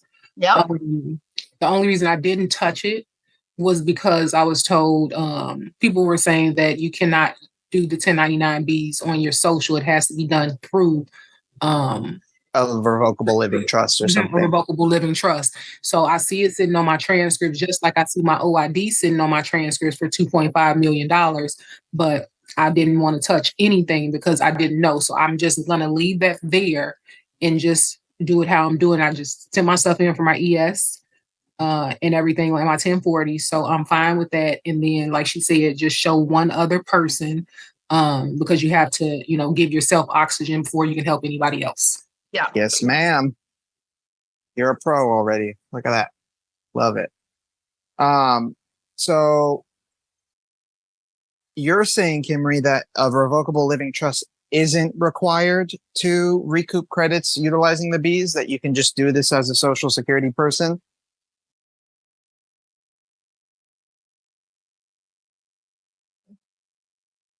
All of our ESs went on the social person. Correct. We did do ESs for the trust, but when you're filling out your trust, you get to choose whether your ES payments for the trust were paid by the Benny or not. And what we're finding out with the CAP person is the CAP person's the source of all the income, and that's who's supposed to get everything back. Okay. But Now, so trust turns it into our Fed window. Instead of the banks going to the Fed window, we're going to our own Fed window, because why else would you have to? And in these instructions, it says to take your living trust, and it says to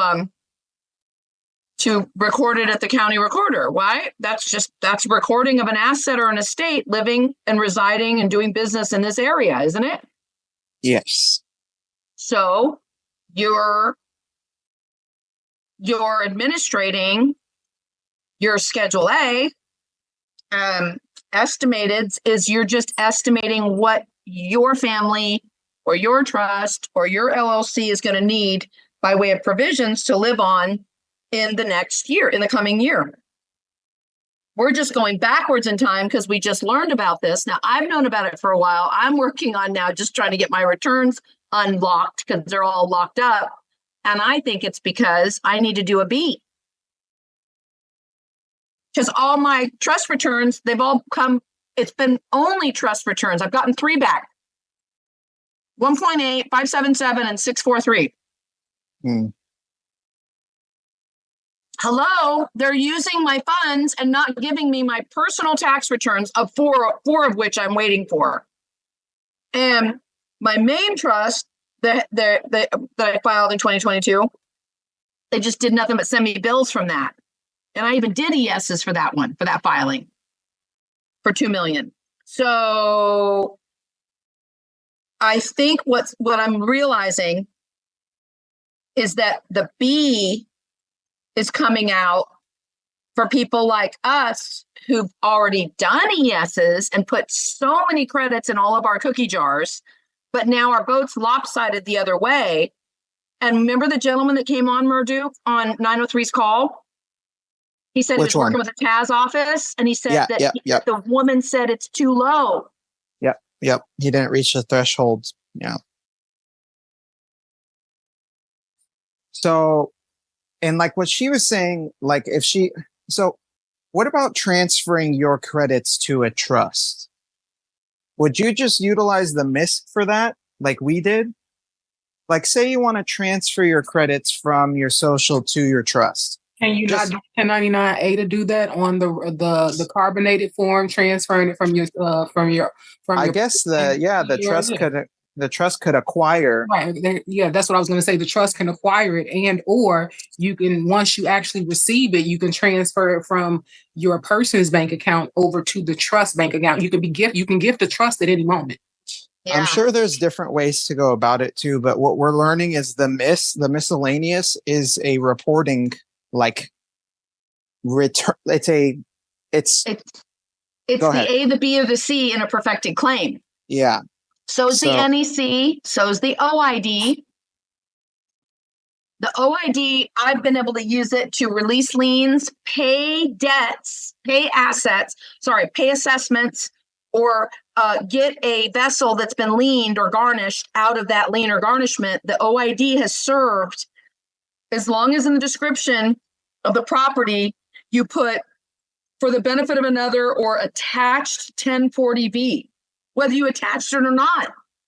The description of it means you're getting paid, release my lien so I can be about my business. I've literally put the description in the OIDs and not even attached the B inside the envelope, and it's gone through. It's been, the lien's been released.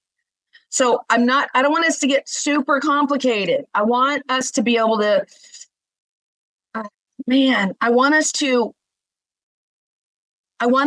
think what we're going to need to do, Marduk, is we're going to need to do a reporting Telegram group, just reporting. And then we're going to need one that's recouping, because different people are at different levels. And we're going to need one for releasing. Oh my gosh.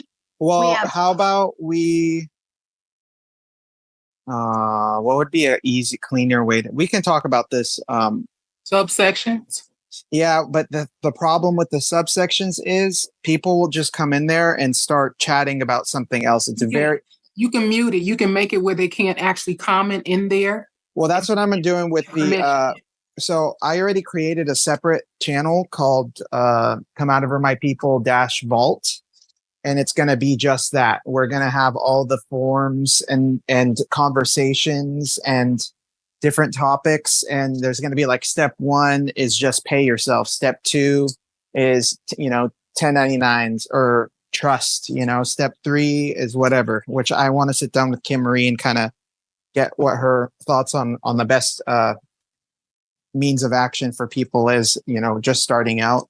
But we still want you guys to be able to talk with each other about specific topics so that, but I guess you can just do that in okay. We're going to do the vault. I will make different subsections in the regular chat, Kimmery. We need to, on tomorrow's call, lay some ground rules and make sure everybody understands the topic of every chat. And you're only to talk about specific things in specific chats for a couple reasons. One, everybody can learn from those conversations for specific issues they're going through. 2, it's not just a cluster of people saying negative, just whatever. There needs to be some sort of order. So we can lay that out tomorrow. Does that sound like a good idea to you? Or would you rather have complete separate chats or complete separate channels for each? We also are going to need a success room. Well, that's going to be in the vault. So I'll have a testimonial subsection in the regular chat. And then once people post their success in there, I'll forward it to the vault where no one can comment, and it'll just be testimonial after testimonial. You know what I mean? Or so someone in the chat is talking about I'm showing $1 million on my transcript. Can I draw that down? And I'm like, yeah. Yeah. So those type of things where people are showing actual ES payments credited to their transcript, which that's going to happen pretty quickly, folks. You're going to see that really quickly. So we need, so it needs to be like a successes room. Yeah, I guess you could call it testimonials. That'll work. Successes and testimonies. You and I can sit down whenever, you get a break and chance to breathe. And I know this stuff gets you energized, but you're also human. So we can hop on a Zoom together and set up everything just how you want it and talk through the step-by-step portion of the vault as well and what we want to have where. Does that sound good? Yes. Okay. I wanted to implement what we had talked about the other night of what I'm sending to the AG. I was only going to be on with Debs for a little bit. And then this conversation turned out to be such a beautiful, organic, opportunity for us to really kind of grow together. But I wanted to all I really was committed to doing, because I still got a plan for my trip for my stepdad's funeral next week. I Sure. wanted to get the mail. I wanted to get it dropped into the AG by Friday, which is now it's 4:00. So I'm looking at if I could get together with you in the morning, Marduk, so I could just talk to someone through my paperwork.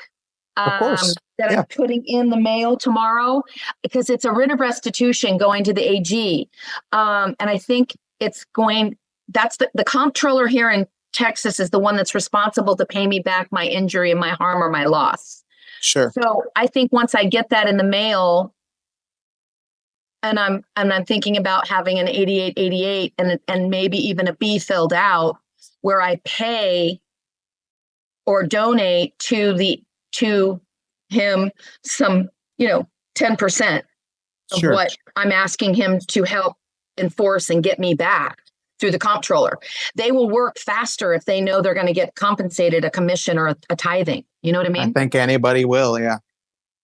So I just want to go through that paperwork with you. If we can do that tomorrow morning, then we can just, keep going on here with questions for people. Yeah. Sounds good.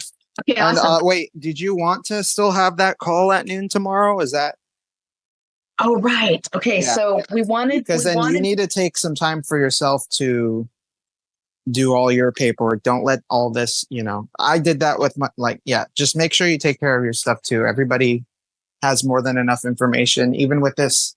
Totally agree. Yeah. Even with this recording right here, if you want to send it to me, we covered everything, Perfect. and the Yeah. first thing we want to do is to get everybody's yeses in the mail. Simple as that, simple as that. Mine's done. I don't have, y'all, it was $30 we're bucks gonna be able to overnight, go share. do it. Yeah. We're going to be able to share with those that are in need at their time of need. Right. I don't need a whole bunch of money sitting in my bank account.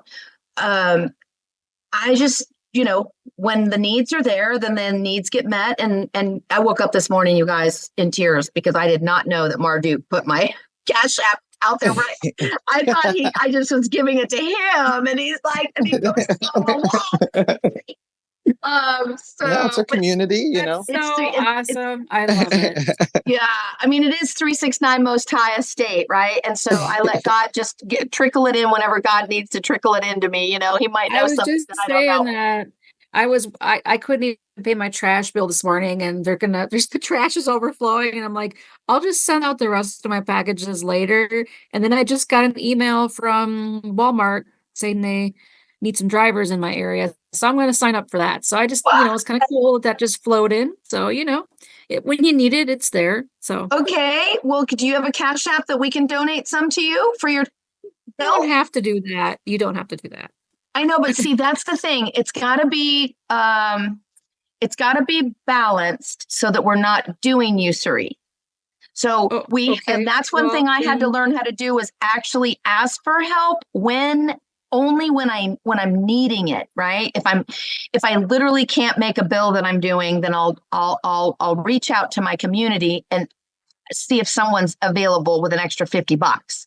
So I try not to be a burden, right? But we also, especially women, I feel you there. Have to learn how to ask for it when we need it. Now, I love that happened for you though, and that you got a little I mean, we'll see how it goes. I mean, it just gonna sit in my car and wait for orders. It's kind of a given, just kind of a sit Are there you and wait. okay though with the bill? Have you ever done Can you call them? Can you call them and tell them you just got a job, you're applying for a job, and if you could pay in a week? Yeah, that's what I just did. I just sent them a message saying I get awesome. child support next week. So awesome. Okay. It's okay. Hopefully that'll be okay. Yeah, it's totally fine. As long as you tell them you have a solution to your issue. That right. We're balancing out the ledger. They have to be accountable to someone for the books. You're being accountable to yourself by calling them, and then all of a sudden a miracle comes out of nowhere, and you're like, no, I try to pay my bills whenever I can. So even through this whole last few years without any income and my husband leaving, I've been taking care of it somehow. Somehow it just works itself out, So it does. Yes, I do have a Cash App, and I can give that to Marduk. So yep. Thank you. Easy. It's S Coop, Minnesota. and like MN, S Coop MN. So Yeah. So just like the purpose of the gift, because everybody needs to put their own receipt together.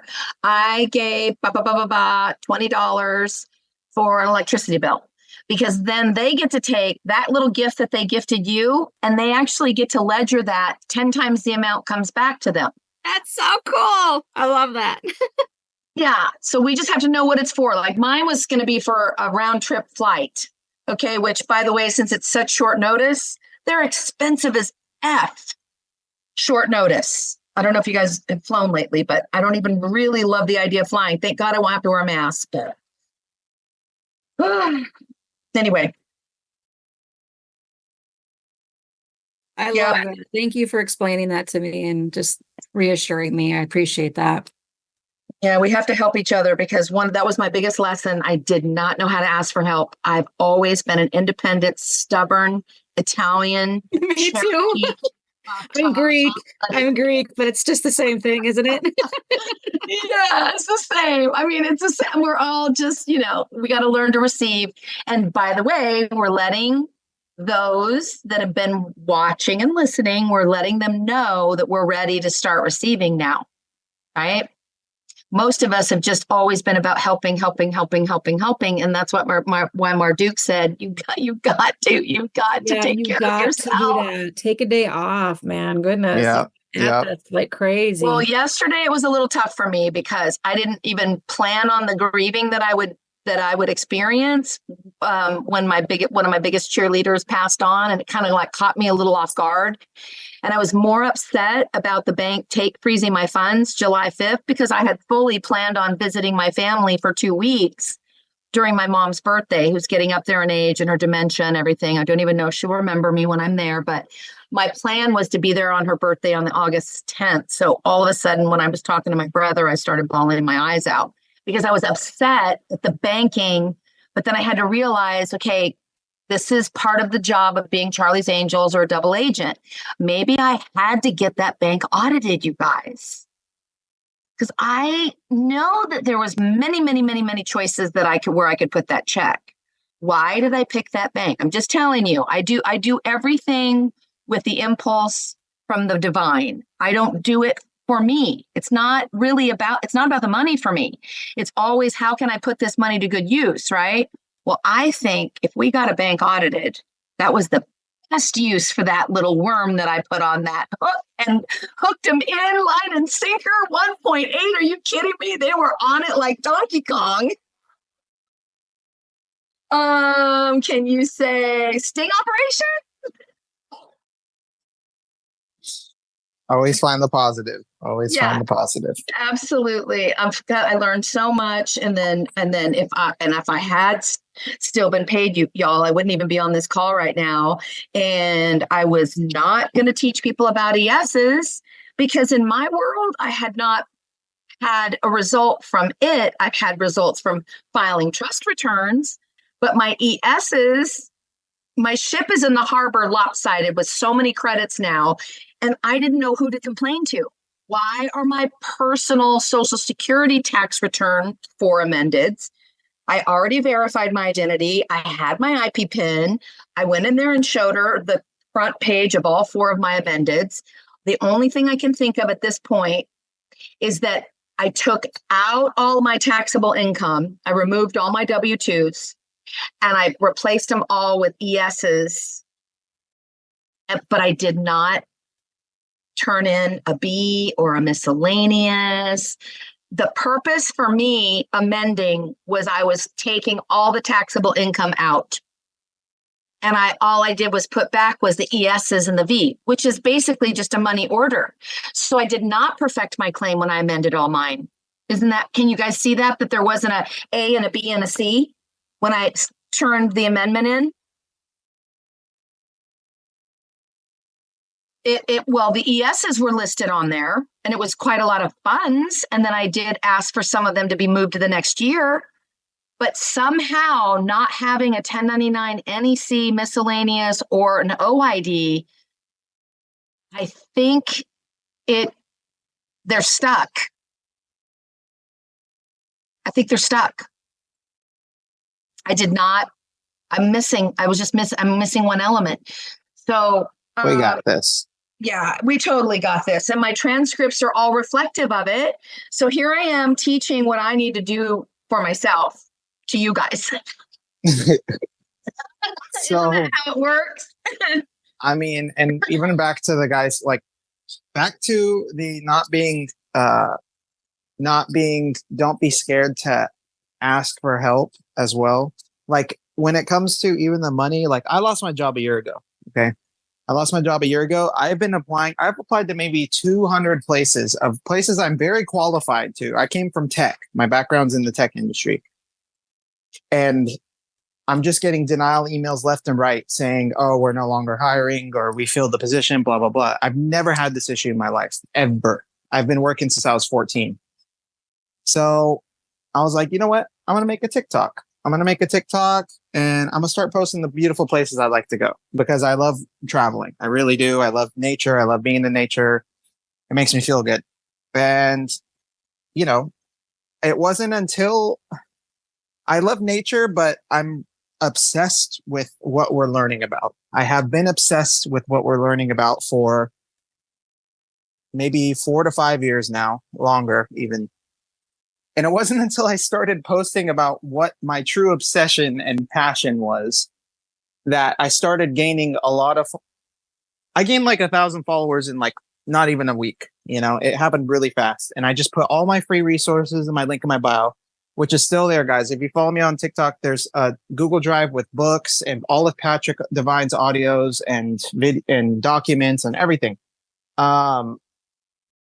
And I put my Cash App in there because I haven't had pay in a year, you know, and stuff's getting tough for the family. You would be surprised how many people randomly, without even notice, are just throwing money in there. Like people want to help. People want a sense of community. I'm so glad that we have really open-minded, beautiful people that we're drawing together to actually make a difference, you know, in our lives and others. So not just with money, but with, you know, the gift of teaching each other and learning from each other. You know, like if y'all see somebody in the chat and you understand something, please respond to them. And if y'all need something from the group, feel free to ask. You know, if you watch the video, I'm happy to explain it. I can tell who has and who hasn't. You know what I mean?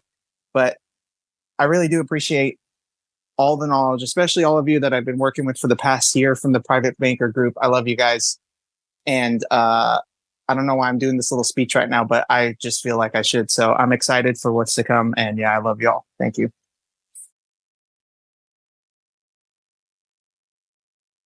Am I muted? Oh, okay. I was wondering if I'm still just trying to get back to my photo gallery, show and tell. I'm just trying to get back to my I talked to my brother yesterday about my dad actually, and he goes, Kimberly, they call me Kimberly. I know how you are. You have to be out being of service. You have to be doing something. You have to be busy. Don't sit, because I was bawling when I was talking to him on the phone.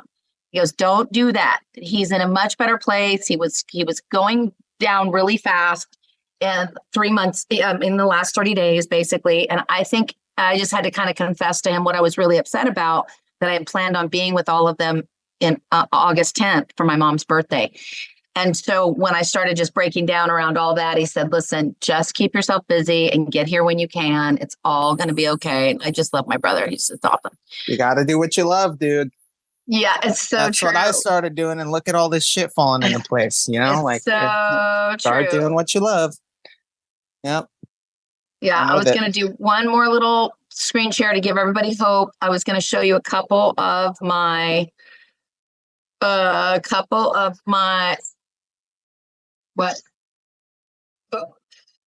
videos, everything. And the glare's coming in hardcore right now. I was going to show you my transcripts from the other day, or just show you some ES transcripts. Yeah, Kimberly, when you overnight it and then you get confirmation that they received it, how long does it typically take for it to show up on your transcript? It's pretty quick. It's like within the week after they receive it? I would say within 10 business days, you'll see the credits show up.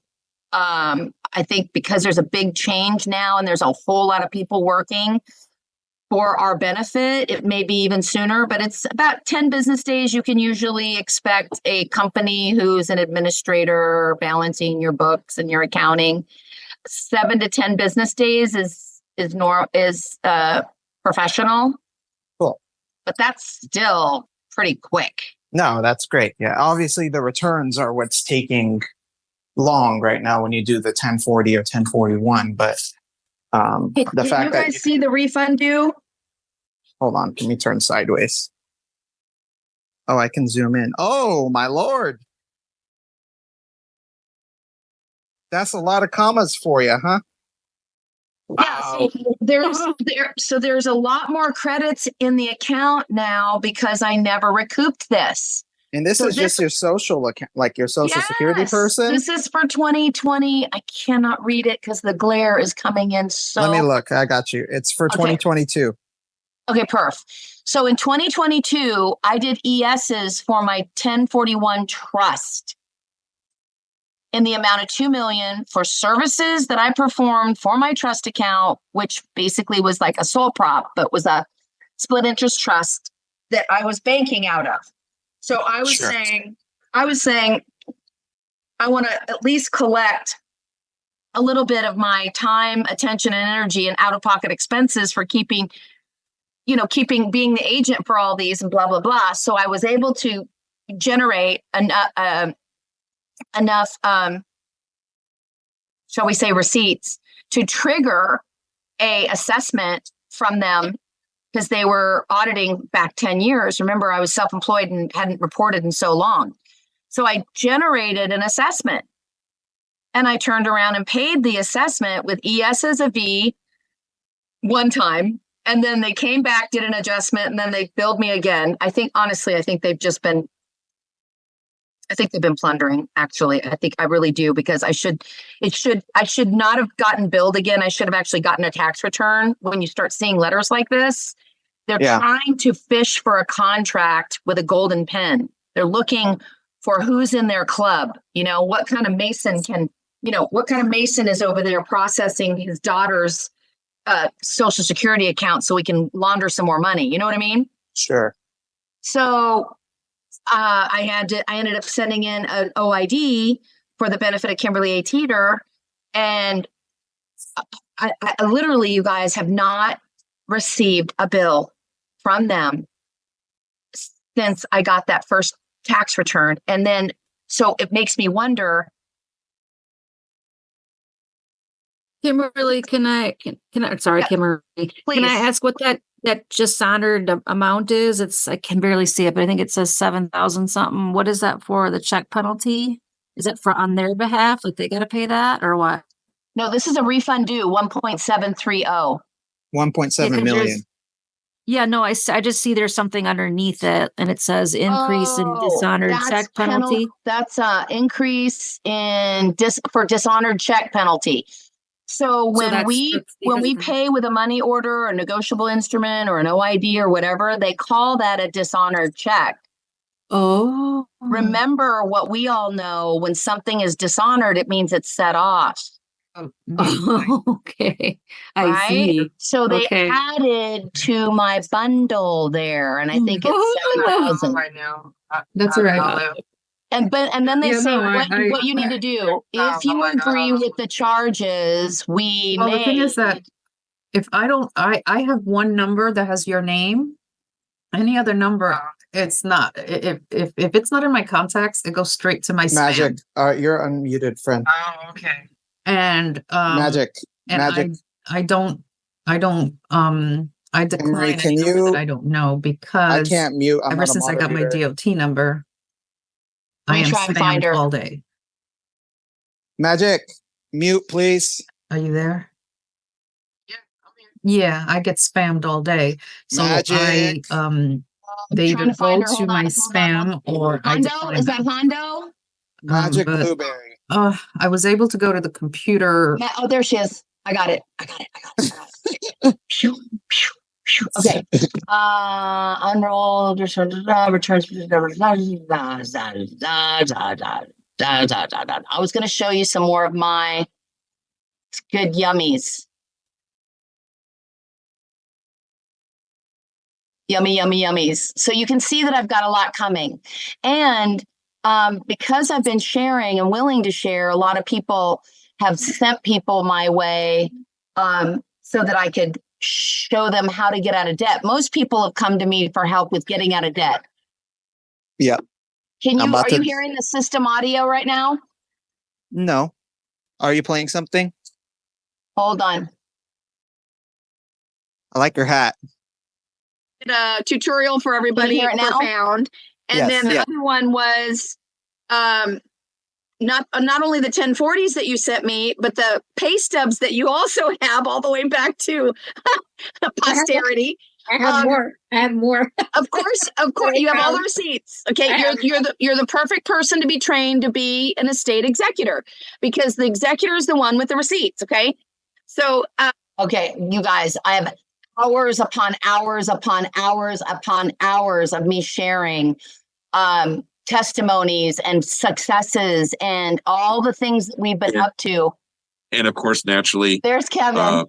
Josh, I said a prayer as we're going. I said, Lord, just make this flow with ease and abundance and make everything understandable and just let all the veils lift off and all the hoods drop lift something off all these tax returns. So that way we can move forward with your plan, with your guidance in mind. In Yeshua's name, I pray. Amen, amen, amen. It was this very simple prayer. Walked in, had He's the one that got jumped by 6 officers in the hospital. Oh. He worked security at Schwab, experience. and he told me today they have a $3 billion lawsuit now against him. There wasn't any full body cavity searches, but boy, was it close. and you felt safe, right? I felt very safe.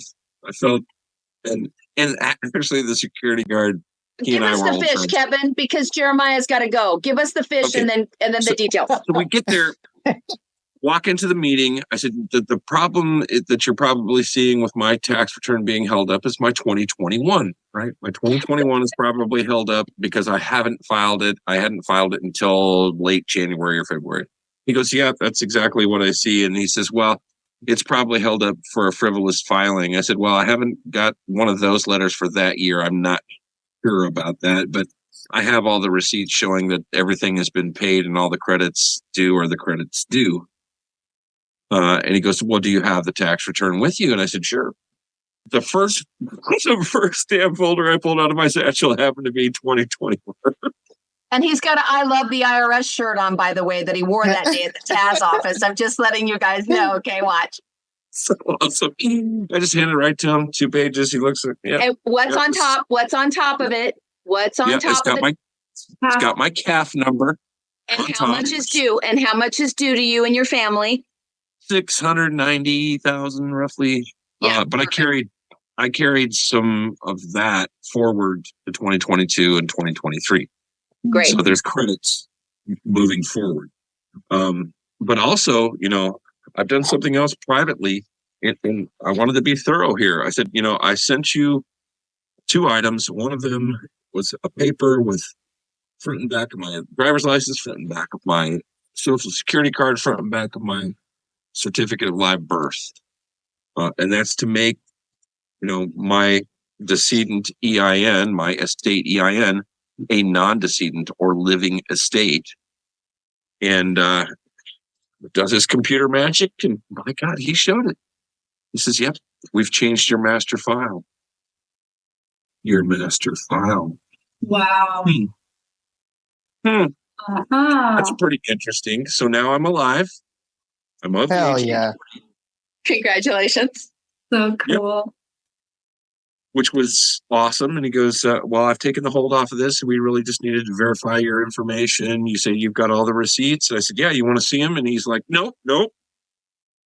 We're not the Again, accounting he was department. refusing because he knows it's private information. Yep. So he kept trying to scare me with the CID because the CID was in the back room beyond the wall behind him, the Criminal Investigation Division. They're just trying to stop all these frivolous filings. And I said, well, if I was doing anything wrong, I'm pretty sure the CID would be sitting in my lap right now.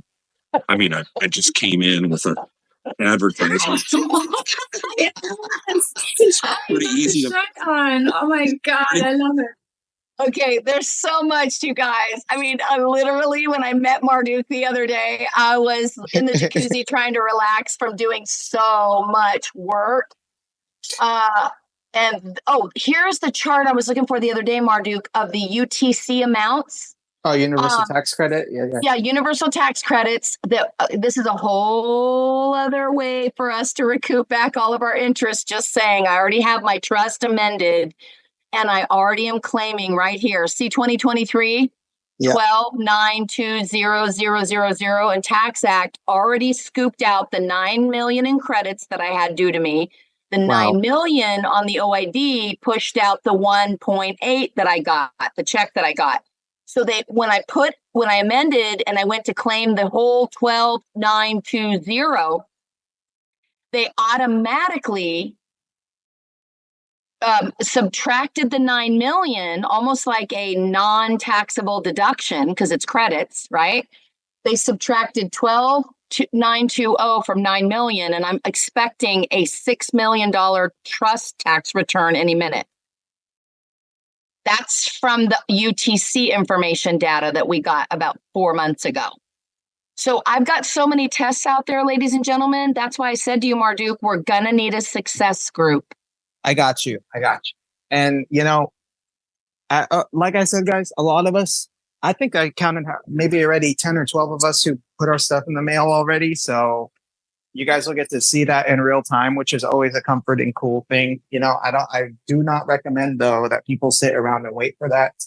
I'm not telling anybody what to do. You draw your own conclusions and stuff, but it's always felt like even for the past year that things are changing very fast and something's coming. And I don't know how to explain it, but that's just what it feels like. So don't sit and wait and be part of the change. That's all I have to say. Absolutely. Slow down. People are doing it and then they start doing it incorrectly and then they'll change. Exactly. Yeah. And that's another thing too. We need to help each other.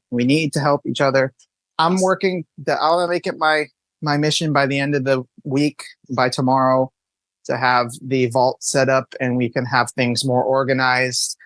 If you guys, no, I'm going to just stop there right now. We'll do that. And I've talked to Kim Marie. We want everybody to have this under their belts. She wants everybody to have your pay that you've been missing. And then we'll get into the more advanced stuff. Like the 1099s, which everybody should be learning. And so on. This is just the beginning. This isn't, and we're all at different places, I know, but if you already have this shit done, you see someone else struggling that's new, help them. That's what I'm going to be doing after today. So, and teaching people how to actually read the publications and read the instructions. 100%. That's all Kim filling out. Yeah. That's all Kim Marie did to get to where she is now. She read the instructions, she saw happy, and that triggered something in her brain. You know what I mean? It's I also was not afraid to experiment and press the system. Because I knew I was entitled to it. I just didn't know. I knew that I would get if you were acting individual, I knew I would get advice from them, because I knew that if I'm getting paid, they get paid. Okay. So one of the things we can do with this chart, which I accidentally clicked a button, so it closed.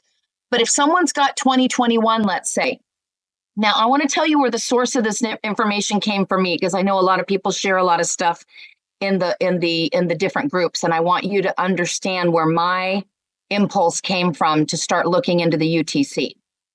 General McGregor, who is the acting Joint Chief of Staff Commander, you could call him that, because there's a commander in chief while we're under martial law, but then there's also these generals that have come back to help save the country, and maybe they've even come back from retirement, whatever. General McGregor actually did a real State of the Union address. And for you tech geeks out there, you can go find it on YouTube. It's General McGregor, the real State of the Union address. And of course, you know me, Charlie's Angels. I took screenshots because I literally couldn't believe what I heard him say.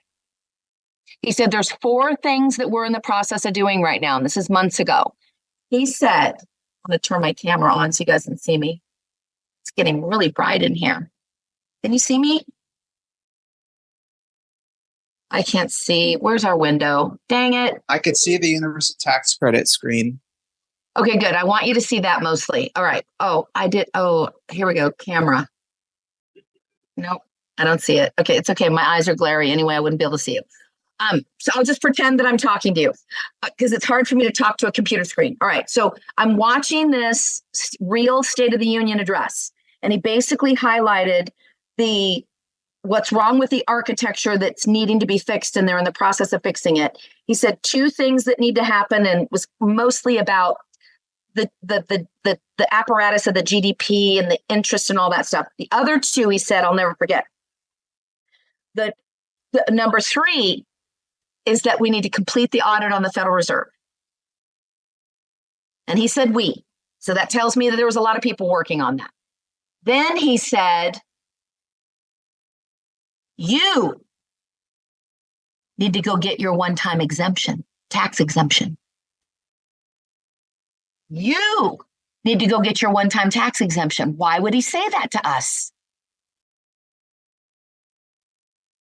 Because he's trying to get the liquidity in the hands of the righteous who would be able and best able to protect their home in a time of civil chaos or outbreak or whatever is getting ready to happen during that 10 days where we're going to be having to stay at home.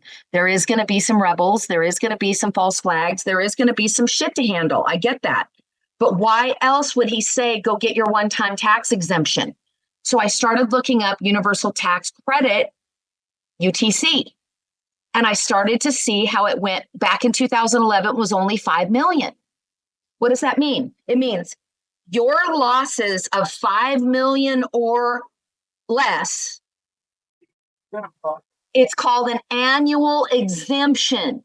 So if you sold your business that year, let's say, and it's valued at $5 million, you could only take an exemption amount of a loss of 5 million that year. Now it's gone up since then. So I'm thinking about all of us as being trusts because we're all organizations, right, that have a lot of liquidity. And if we lost one of our matriarchs, if we lost one of our family members, if we lost our house in a flood or a fire, whatever, we now are getting to learn about this UTC stuff. So I'm looking at all the dates. And I'm looking at, 2020, it kicked up to 1158. 2021, 1170. Then 2022, 12060. And then 2023, 12920. Look at what it goes up to in 2024. They're telling us if your losses, okay, now they're telling us about the 1099Bs. So check it out. Someone's got a mortgage that was 400,000. And you just times that times 10, Mark, for us real quick. Do it times 10. I get my calculator. Times 10 of what? Times 10. 400,000 times 10 real quick for us. It's going to be 4 million. Okay. So 4 million. Okay, 4 million. Okay, now let's take a general, while we're at wartime, says go get your one-time tax exemption, Marduk. Uh-huh. If you've got a B that you filled out and you did it 10 times 10 the amount and you're due back times 10 the amount, now separate that, subtract that number, Marduk, from 12,920,000. 4 million minus 12,920,000. Wait. 1.292. Is that what you're saying? Or are you saying 12,920,000, comma 8.92? Okay, so if you had a mortgage in 2023 that got taken or stolen from you, not only are you going to be able to 1099B all the payments you did make toward the mortgage, but you get to add your note on there, right? The $400,000 note plus the payments you made in 2023. So that's kicking us at about around 5 million now. That B is evidence of a loss or a barter. You loaned your signature out and you're calling back your bonds. Times 10. Signature for funds exchanged. Right. So now let's say that same family might have 2 houses that they lost or got in the arrears. Wouldn't that kick you up to about 12 million once the B's are all said and done? I would say so. Yeah. So now you're filing a 1041. You're excuse me, you're claiming the 12920 in the box 1 of the OID. Then you're putting a tax exempt fair market value of my losses that I bartered on my B. So you've got the tax return, you got the OID, and you got the B. You got an A, B, C, 1, 2, 3. Do re mi. So now you on the OID, you get to collect back 1292000 in box 1, and you get to put the amount of your bartered B in the withholding box of the OID. Now your check's coming in the mail in 21 days. Might be faster once they get us all on the blockchain. It might be faster with these claims. But do you understand the value of being told that by the general now? That was an order to us, folks. Those with ears to see, come to the city on the hill. Please do what it takes to get liquid. We need you at the county levels to man up, woman up, estate up, regent up, militia up. We need you to be able to protect and guard your person's papers and effects and children and offspring and your farms and your cattle and whatever. Because there might be a little bit of a shit show as we transition into the new world. That was an order. And that's what as I was coming through here, Marduk, I was like, I think I'm going to run into the screenshot from the general right now. Shit, I clicked it again. The wrong button. Hold on. I got to find my screen share again. Dang it. So I wanted to share that with you because we've been ordered. We've been ordered to go get the exemption. So I was just giving you an example of what that might look like, the way they did on the 1099B. They gave an example so people can kind of like, how can this benefit for me in my scenario right now? Oh man, I gotta go back all the way back to my saved messages. You know what I think? I know where they are. They're in my personal records room. Hold on. Can you see the pictures? Yes. Okay, there's the check for those that came on late. My recent 1.8 from Bureau of Fiscal Service, Philadelphia, Pennsylvania, because I'm in Central Texas. My California trust tax returns come out of Missouri. My Texas returns come out of Pennsylvania. Bureau of Fiscal Services. So y'all see that, my 1041, and how they named both my legal names as trustees. So Kimberly A. Teeter is a trust, but her name is she also is known as one of the trustees for the trust, Kimberly A. Teeter. That's my legal name. H.M. Kimberly A. Daniels is my birth certificate minor grown up to being now a major, age of majority, and I've given myself her ministry, her Messiah, and her majesty. I've given myself the title of sovereign. Okay, and now they're addressing me as such. Okay. This came back from one of our ladies that did an ES, and they asked her if the endorsement shown below or a similar one is on your check on the back side. Marduk, listen to this closely. This is their advice. We could actually create a stamp that says this, I think, to maybe make our endorsements go through faster. Listening. Okay. We might need to type it up or so that we have it in Word format so people can kind of like print it on the back or create a stamp or whatever and endorse their stuff. Because look what they asked us to do. I got you right now. Shoot. Okay. Or a similar one is on your check. Now, we all went through this in the recording. An ES is a money order or a ES payment voucher or money order. It's a drawdown receipt. The ES is the prayer. The V is the payment to the treasury. You settled both sides of the ledger.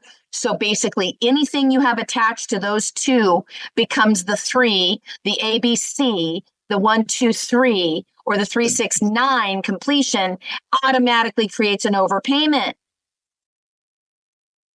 So your ES's is 250,000. Then you got the V 250,000. Then you attach that to an X or a 1040. That's the triangle. That's the yeah. So now please write the date and any numbers that appear in or around the endorsement in the space below. We had to really figure this out because she had to look at what she had already sent in to them. Pay any, so star, here's a star, asterisk. This is the footnote. This is the example they want us to do. Pay any FRB or Gen depository for credit US Trez. This is in payment of US obligation. The one with the gold pays the debts. This is in payment of US oblig. Must be paid at par. It's considered a non-payment. N.P. Do not wire non-payment. I'm wondering if we can put this on the memo line of those negotiable instruments that got dishonored. And this was their way of us protecting those negotiable pieces of paper that were going through the system that were maybe even getting hijacked or lost in the mail.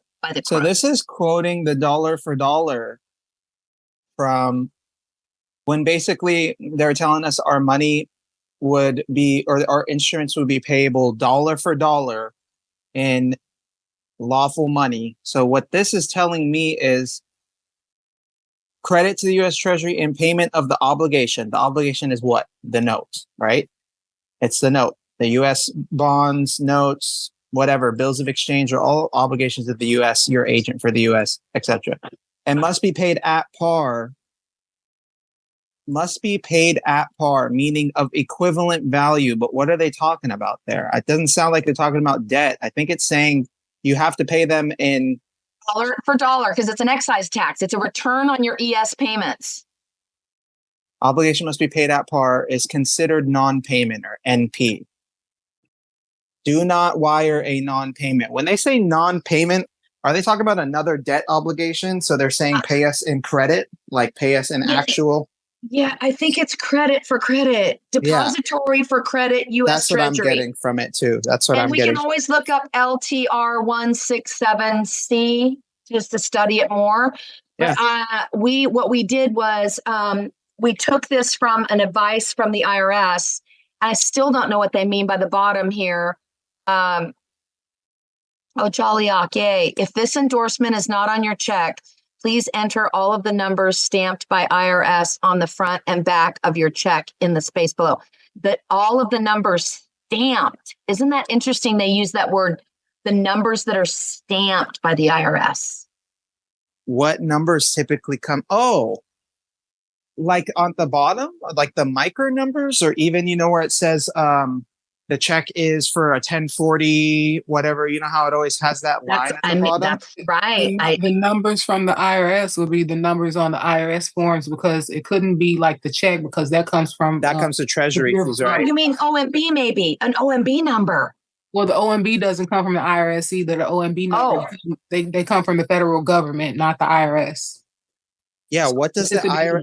It's a different department. So the numbers that are stamped by the IRS are the numbers that are actually on the letters, the mailings that they send out to us. So like LTR 0096 CP or 575, the LTR numbers and things like that. So it's saying put the reference number of the letter on the check? Or it could be talking about the numbers. The IRS issues the EIN numbers. The IRS also issue the numbers that are on the vouchers that they send back to us. See, it's all in the we never saw another one of these. It was the first time and the last time we ever saw it. I think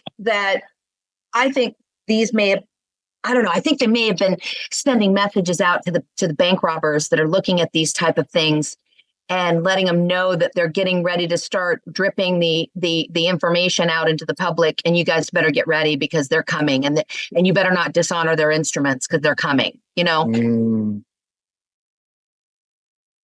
Because obviously we can go read about this on LTR 167C and study it, but I just want to show that to you. I thought that was interesting. It is very interesting. I mean, they don't put stuff on there for no reason, you know? Like, it's not just... She's saying, she's calling the asterisks at the top. If this endorsement is not on your check, please enter all the numbers stamped on the front and back of your check in the space below. Is she not just saying, put this endorsement on the backs of your checks so that the banks maybe can't steal or offshore or like mess around with your, I don't know. Because we're not leaving it as an open endorsement for them to actually do what they want to do with it, because that's all that they're doing anyway. When we do the agreements and everything with them, they just put their information in there instead of us being the beneficiaries and benefiting from it. They benefit from it. Right. And that's why it says here, General GEN Depository for Credit U.S. Treasury. Pay any FRB for credit to the U.S. Treasury. Pay any Federal Reserve Bank or General Depository of the credit. For credit. For credits, right. For credit. Because when we're using those Federal Reserve notes when we're paying anything else, and then they're issuing credits for it. So this is them telling the dollar for dollar method. So whatever we give, you have to give back to us. That's how I read it. Yeah. I like it. The OMB numbers is Office of Management and Budget, and they're issued by the Personnel Management Office. And they do produce a billing, a payroll, they produce a, hi Jolly, they do produce a performance. The OMB, if we turn something in on an OMB form, they are obligated to perform. So look at this piece. This is in payment of U.S. obligation. That is the obligation of the U.S. Right. Any debt that we turn into them is their obligation, because the IRS, the Treasury, they are the trustee, and they're supposed to do what we need for them to do so it can benefit us. Right. So we turn in debt to them, and they're supposed to credit us. The credits, right. So do you think this would be beneficial for us? Because it says, if this endorsement is not on your check, please enter all of the numbers stamped by IRS on the front and back of your check in the space provided below. Why would the IRS have any stamps on the back of anything? I don't know. I think this might have been a little sting operation to see if they couldn't find a few more little. I'm going to look up this letter right now. Hold on while you guys are talking. I'm going to look that it up. That doesn't look like an LTR letter to me. It's not even. Sorry, Jolly. Let me thank you. Let me correct it. The woman that had sent in ESs, they had asked, they want copies of the payments that her business made, so that they could release her tax return.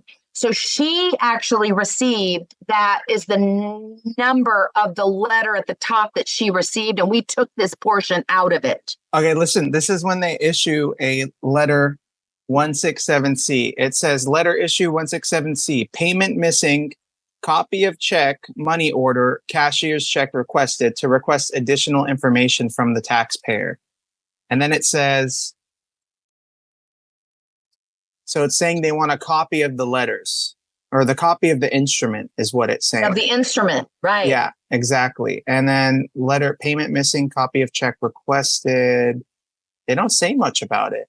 And see, I would be taking my CAF stamp. Remember I showed you guys the stamp that I have with all my proper information and data?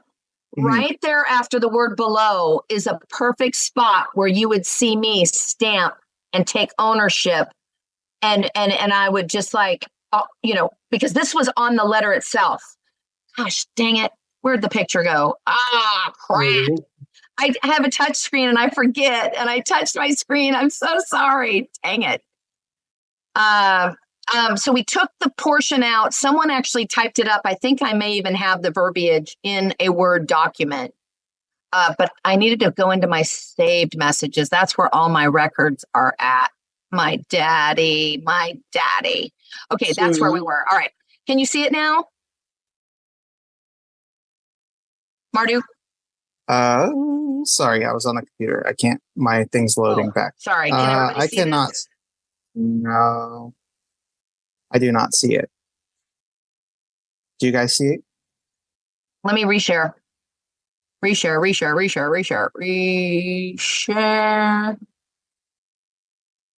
Hold on. Let's see if I can get into the photo album again, though. I don't know. There you go. There it goes. There's my mom and my dad. Oh. My mom and my dad. Okay, there it is. All right. So I always take all my documents now and I stamp my CAF number on everything. The trustees stamp and the beneficiary stamps. Not if, do you do that for the Social Security person as well, though?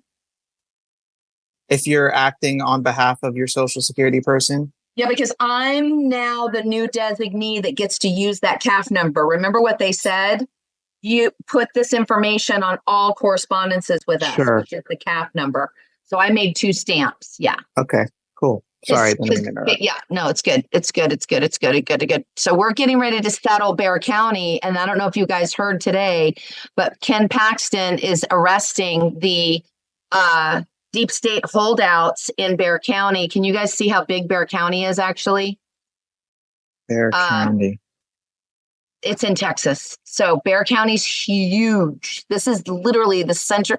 This is called Military City, Marduk, where they train a lot of the military. All 4 branches are here, and Space Force also is here. Oh, nice. Oh, poor you, you're on Texas.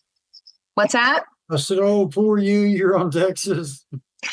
So yeah, Ken Paxton is they are actually doing they're suing because they're a corporation. They're suing the Democratic legislative apparatus because they've been caught allowing unregistered people without IDs to register to vote. So they got caught. Sting operation, another successful sting operation. And I was telling people earlier this morning on the call that this is where the deep state has been operating. Cartels, banking, all of it. Deep between Texas and Missouri, you guys. It's been really a shit show here. So anyway, we're getting ready to stand up the Republic. And the reason we're getting ready to do that is because there's enough people now that are going to read the preamble in front of this courthouse right here. This is Bexar County. It's one of the largest counties, which is where I'm at in Texas. In San Antonio. Sorry, not Texas. Texas is huge. Anyway, Bexar County, lots of shady stuff going on in here. Just saying, it looks like a haunted house actually to me. But anyway, we're taking it back. The people are taking it back, and I'm on the roster to be a county justice of the peace. Hell yeah, dude. That's awesome. Yeah, I'm super excited because I have a lot of information and a lot of knowledge that I want to share, but we're going to get to actually have assemblies and Article 3 courts, and we're going to actually be able to adjudicate these claims at the county level. Now, here's my K1 showing up now on my transcript. There's that. Remember I told you guys about the $664,000 release of lien that I got? Yes. This was the original tax return amount that was sent to us. 577. What was the rest of that? Was that like interest or just extra stuff that you added? That's what they had to ledger on behalf of the estate because the funds were seized and liened. And so they had the use of my money all year long, but I didn't. So they had to pay the estate the interest on $577,000. But now we're being told we can do a B for the 664,000 times 9. How much they want to pour the liquidity in our laps. Do you guys see that this came from my trust? It's a K1. See that? Yes. Portfolio, non-business income, which means credit. Okay, very exciting. Very exciting. Very exciting. All right, let me show you some more receipts. I got the receipts. You got my receipts? I got your receipts. Jolly, how you doing? I know you have a little study group. How you guys doing? Doing well, doing well. Awesome. Actually, Jolly has a credit that I think I sent his way from one of my trusts last year that we've yet to collect. So we have a lot of collecting to do. Hell yeah. Oh God, I'm gonna be checking my transcript every freaking day now. I'm not gonna be able to sleep.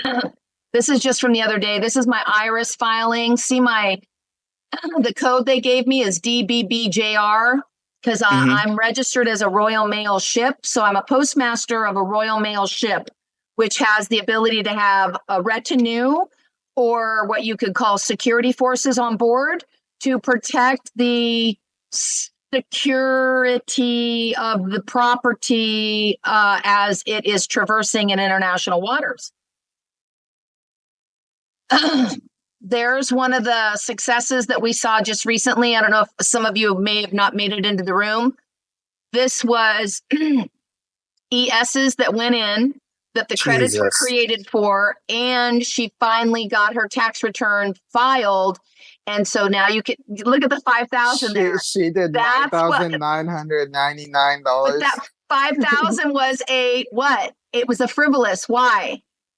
Because it was insufficient. Oh crap, I did it again. Hold on. Clicky fingers. It needed to be over the million. It needed to be, no. Sorry.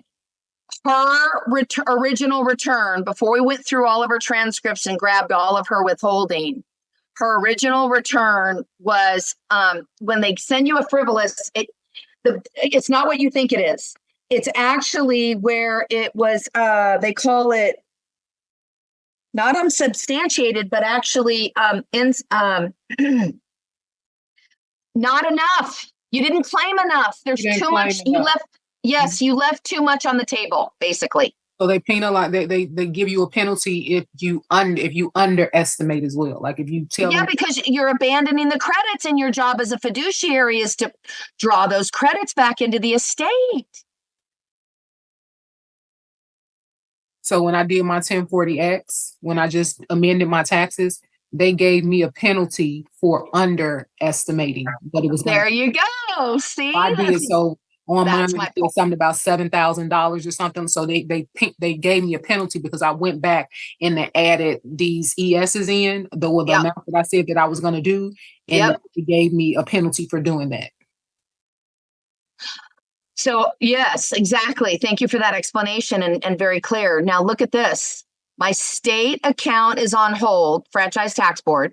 It's a fiduciary tax return, a 541, to get back wages from all those years that I was running my trusts, managing my trusts and not being paid. And what they've done here is they've left a balance of $3,000 on here for 2021, which is one of my amendeds. Because when I amended, on two of them, I had to do a state return. So they've got account on hold, details not available, balance showing. So they can't kick me my tax return until I settle my outstanding balance. So I was on there just the other day trying to pay it. And guess what? Cannot pay our debts anymore online. I'm telling you, the system is changing so fast. But look here, current balance, 0.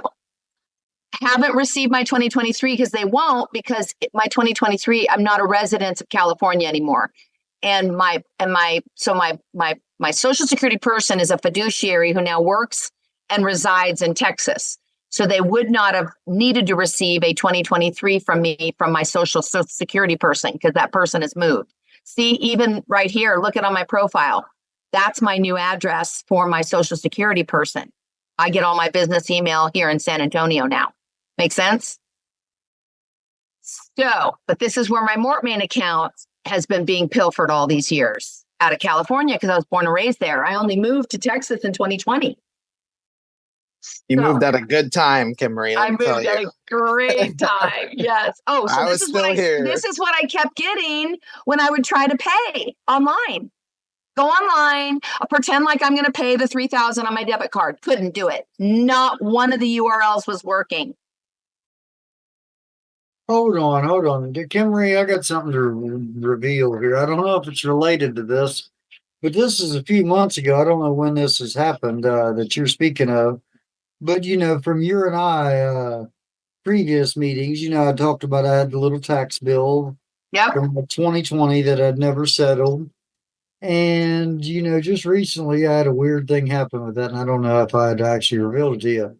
The IRS had, of course, sent me the little collection things. And of course, they were sending me the vouchers to take care of it also. Yep. But I didn't handle it in a timely manner they had requested. So they sent that $912 debt off to a collection agency. So it's whoever it was, don't even recall. But, they give me notification that they will be a letter that they were going to send it to collections. And then I got a letter from the collection agency. And now this is where it gets weird. They informed me that they had received the debt for collection from the IRS, but they were refusing to attempt to collect that debt and were returning it to the IRS for collection. So then I got another notice from the IRS stating that the debt had been refused. The debt collector wouldn't attempt to collect it, so they had it back in their possession, and that I back owed them the $912. But I've never heard of the IRS using a third-party debt collector for one. And Let me enlighten everybody on the call. I went to TIGDA recently, Tax Inspector General. Do you know if you go to TIGDA, they will actually tell you, beware of IRS agents pretending to collect money from you. They can't because they have the responsibility of the debt. Their debt. They can't collect it. They can't just send it to a third party because that's identity theft if you actually send it to them. That's right. And that's why they want us to report it. They want us to report it. 3949A to Ogden. This is what's so exciting, Jolly. Okay, 3949A and 8300. And you know what you need to put on the 8300? All the tax returns that you're waiting on that have been delayed. Because I have a feeling they have to pay us now from all those years that I have not received my tax return, that they've all been delayed. Look at this. It's when I go to click on the image or text, Murdoch. No, not Murdoch. Sorry. I mean, sorry. According to the government, it's Murdoch. So yeah, you're good. Okay. So when I try to click on the image or the text only or the notices, okay, I literally am a good bookkeeper. So I'm always going in and screenshotting everything. And what I know, and every time I clicked on any of these links, any of them, this is the same error. Did you try deleting your cookies? Just try it next time because I will try it next time, but I have to tell you, thousands of times I've taken screenshots and I've never had that happen.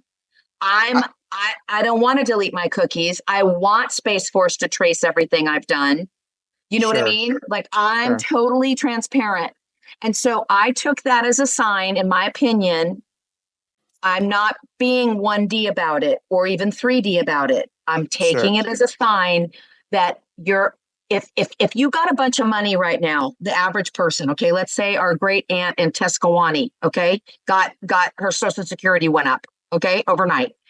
And she at the same day she gets a bill from the IRS. It's a fake bill, right? You owe $467,000. We're going to lien your Social Security if you don't pay. Sure. What do good people do when they get a raise? They automatically try to pay their debts. Of course.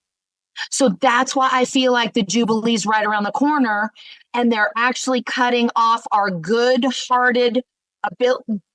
Do you know how many paid to the United States Treasuries I've done in the last 3 years and not gotten one cookie back from it except for the trust returns that I told you about already? But I didn't get to use any of that money. You know what I mean? Like it got taken before I could use it. Yeah. So I'm sharing that with you. Look at this right here. This is the 1099B I was taught 2 summers ago, where it's reflected on my 2017 because I was a resident in California at the time. And when I filed my return, it was a 1099B only, a full on, just a simple withholding tax return. And look at it. It's showing right here. They processed my credits, 477,000. But look, available upon request. So Interesting. guess what? I have all the records. I have the Free Tax USA tax return. Guess who doesn't need to request this from the Franchise Tax Board? Me, because I am the owner of the records. Get it? I sure do. This is why I don't need to click on here and see what they're showing, because technically speaking, since the Social Security cards got compromised, they're not supposed to have any of our private information anymore, are they? Including a ledger of debt that we supposedly owe, Jolly. Get it? They're trying to tell us 10 ways to Sunday that we're coming out of Babylon. Okay? Look at this is all the attempts of me trying to pay online. Look. When they apply it, look. Kim Marie, was Brother Rick ultimately successful in getting all his past years stuff cleaned up? Nope, Rick is still waiting for his, we're all still trying to figure out, we've all done the ESs, so we know we've paid all of our bills, but all of us are in a holding pattern. I'm the only one that's gotten 3 tax returns via trust. All the rest of our socials, everybody had to go in and verify to a TAS office. I was told when I was in line that day for 4 hours that anybody who had a tax return in 2022 that was larger than $3,000, everyone had to get validated because we had 3 million unregistered maybe seasonal workers, maybe undocumented immigrants. We just don't know, but 3 million have influxed into Texas. So that was a measure that they had to do. If your tax return was over 3,000, they needed you to cough up your social.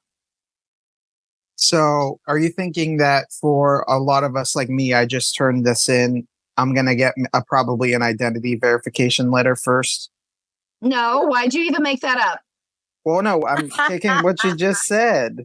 But why are we planning for or praying for a problem that has yet to arise? I'm not. You're right. Don't do that. I rebuke that in the name of Jesus.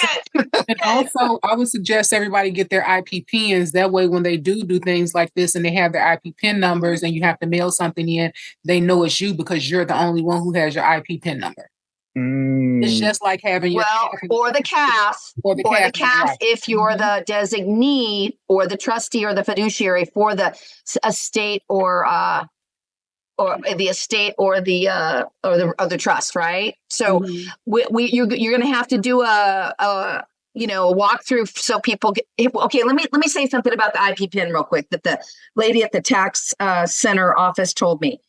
She said, did the IRS send it to you because of an identity theft, or did you go and apply for an IP pin? And I said, I applied for it. Okay.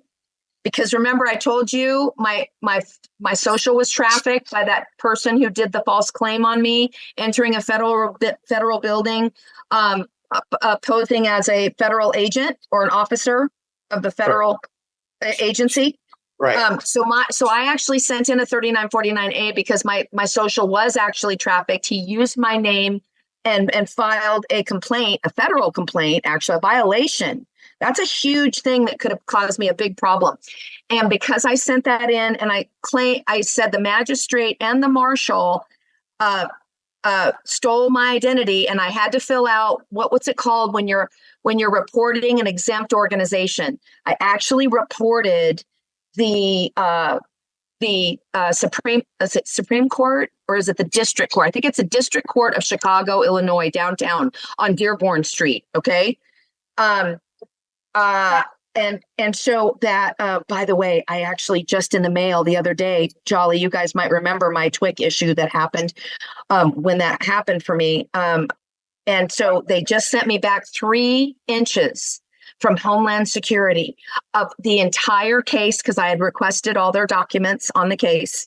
And they sent it back to me and they invited me to, if I need any more information, to do a FOIA, and that if I wanted to reapply for my TWIC card, I could. And guess what? That got mailed to me the same week the DNC was in Chicago, you guys. And my complaint that went to the TIGTA to IRS was on a marshal and a magistrate working in the most corrupt county in Chicago, Illinois, which is downtown Chicago, right? Cook County. Crook County. Oh, Crook. Oh, perfect. It's called Crook County. Us from Chicago call it Crook County. Okay, it is. Yeah. And I got out of there unscathed. Thank you, Jesus. That's right. I had the full armor of God on me, man, I tell you. But we were there doing trust business. Okay.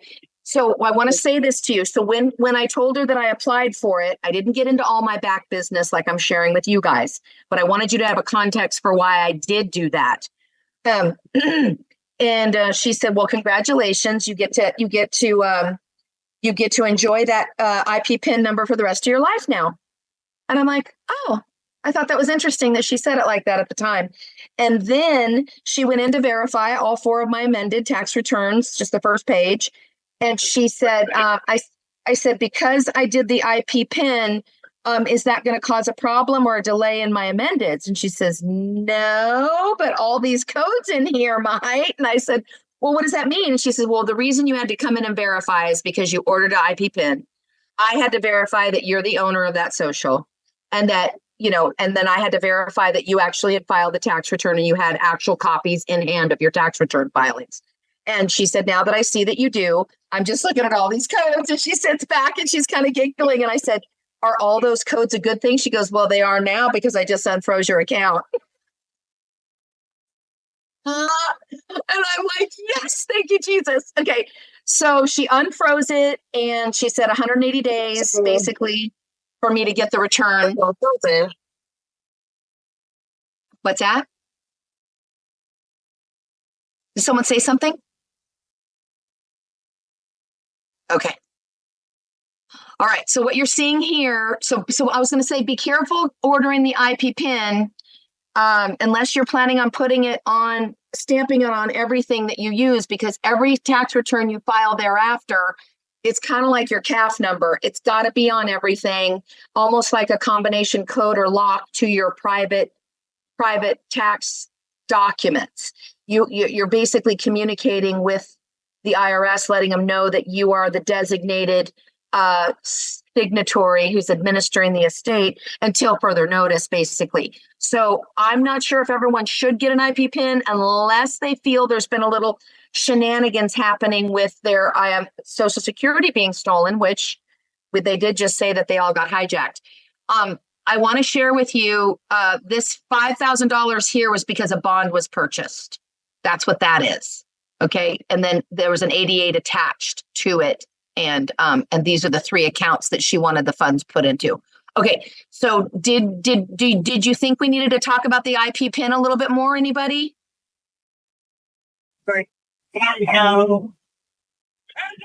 No, my dad did just get an email that his social security number has been leaked on the internet from Experian, and then they found it in 10 places. So I think I'm going to get one for him, an IP PIN.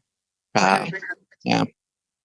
But that's basically anytime I correspond on his behalf. Well, that's all of us, though. All of ours have been, I think they're really just trying to help the seniors right now, maybe even the immigrants, because I think a lot of people have been stealing other people's identity and trying to launder money through tax returns, fraudulent tax returns. So in that instance, though, like I do all his paperwork, I do all of his and my mom's, Social Security, tax stuff, whatever it is. Well, then your name would go on the bottom. You know where it says signature? That would be for the social. But your name would have to go on the bottom as the designee, and you would put your IP TIN number, and then you would have to be the one in possession of his IP PIN to put that on his tax return when you do file for him. I was thinking to just do a 2848 over over him and my mom too. Perfect, because you can Yeah. put the IP pin on there. Yeah. Right. Okay, cool. Or P10. Yeah, P10. Yep, yep, IP. yep. Yep. Okay, so this is another example of just recently how what we did was we did the estimated tax payments, so the ESs with the voucher, and you can see here estimated tax credit applied to next year. So what we learned filing electronically in Tax Act is that it's $10 million or under for you to electronically file to get a trust tax return. So we wanted to keep it not under 10 million. So we went ahead and scooped what he's owed for 2023 over to next year. See that? Credit applied to next year. Yep. So the Republic of whatever state she's in, I think you're looking at someone from California who just donated or gifted 1.258105 to the Republic of California when it gets stood up. They get to use those funds, okay, for infrastructure, for hiring, for building, for maybe even reseeding the Republic. I don't know. All I know is we're all volunteering our time as we stand up the Republics, but whatever. But you can see that the whole amount that was credited, that was due back, is 2.2. Okay, and she attached the 8888 to it so that we can have 999,000 distributed, and she wants it all in her investment account, which is the last one we saw right here. She wants 994,000 put in her joint account with her husband in a brokerage account, basically. That's what that is. Okay, so that's where so this is an ES. See, there it is here. Estimated tax payments, a total of 2.2 that she sent in the mail.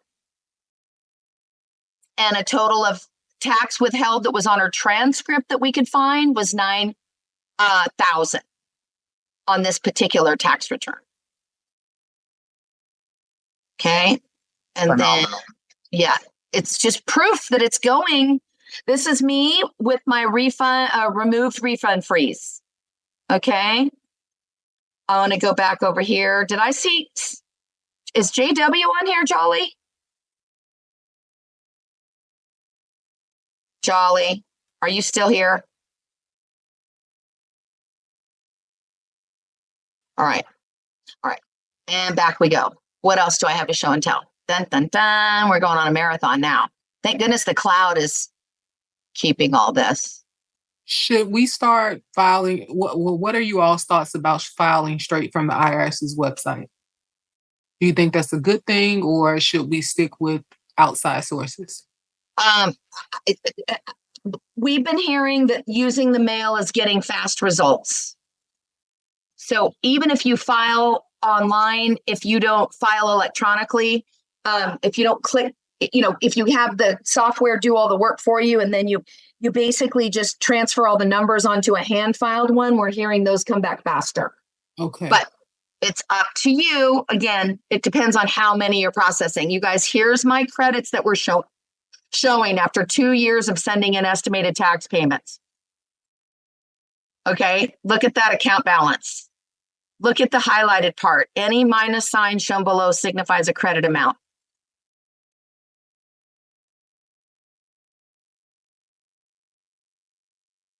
You see it? And that's on a 1040. That's not even a 1041. That's a regular 1040. Yep. That's just ESs. Are we going back and I can't hear you. You want to type it in the chat? We can't hear you. You're breaking up, sis. So there's my refund for 20. Okay, go ahead. Try it again.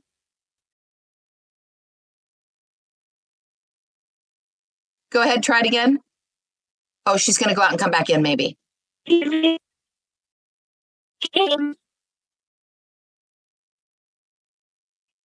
hear you. Can't hear you. Okay. I'm going to type it in the chat. Okay, thank you. Oh, wait, now we can hear you.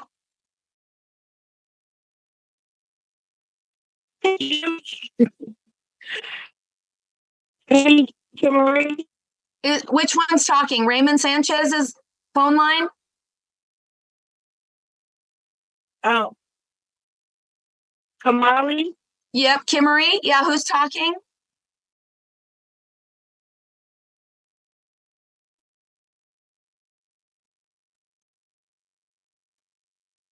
By the way, yeah, it is very broken up though, Kamali. If you want to, see if you're connected to Wi-Fi, maybe if you can, that might help. If not, yeah, type it in the chat. I can read it off to everybody. Okay. So here's the 6242448 Marduk that I said is due back to me on my 1041 tax return for 2023. Uh-huh.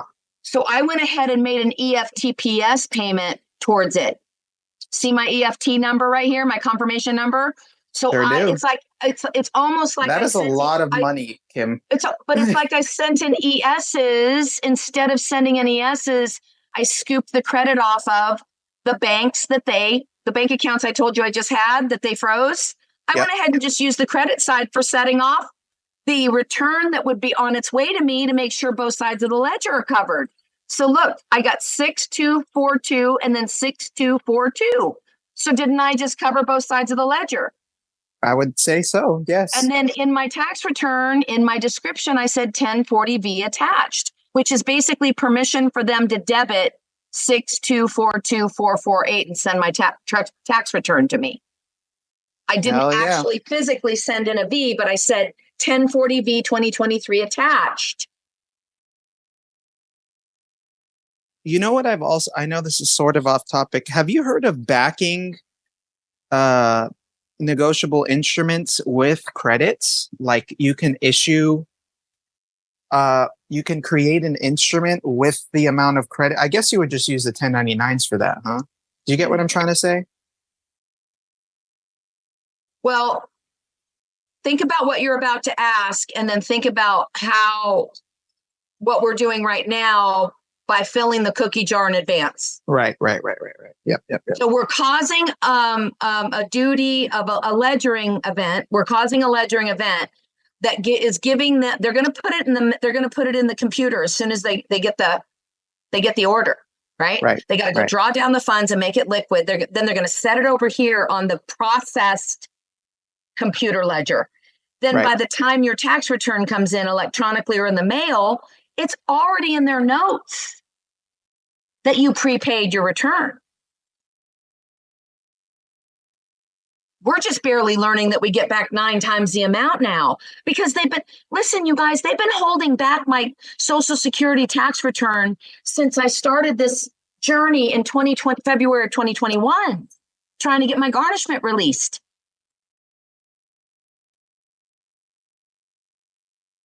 And there's the pending payments right there. I got them in just in time, just in time. I looked up my current or past audits. There isn't any going on right now. You're a damn warrior, Kimberly. This is my portal. Oh, man. I mean, this is how I've gotten so confident, though, because my results are actually showing up in the portal. 100%. It's the what more can you like confirmation can you that honestly I have a duty to do it for her because there's no one there to do it for her. Do you know what's different about you too? Like people will show a treasury check or whatever. I've never seen anybody show their tax transcripts and even tell people to refer to them to know that you're doing something right, you know? And explaining that part, and that's huge. That was huge for me. Like the moment I heard you speak, you were talking about that. You know, you understand. I don't know. I really do. I haven't been this excited in like a year. So thank you. So happy. I'm so excited. Okay, we got hands up, Marduk. Can you see the hands? Okay, I got you. Yep. Let's see here. I got to switch to my computer. Christian and Kamali Bay after Kamali. Christian. Oh, Kamali in the chat. Give me a second. Let's see. Let's read her question out loud. Kamali, Christian, hold on a second. She did not type it in the chat. Kamali, if you have. Can you hear me? A lot better, yes. Oh, okay. Okay, I just wanted to make sure for the ES and the V, are we going? Okay, because I started my trust back in 2018, would I file for all of those years and put it in one packet and send it off, or just? No, you do not have to burden yourself, my lady, with all those years of filing. File 2023 right now, which is the winning year. Get yourself a chunk of change, and then we get to go and hire other people to do this shit for us. Hell yeah. Okay, got it. Thank you, ladies. Okay, yes, ma'am. Yes, ma'am. Get those ESs in. Let's get our trust funded, ladies and gentlemen. Okay, thank you. I'm about to make a roster of everyone in the group, and y'all got to check off once your ESs are in the mail.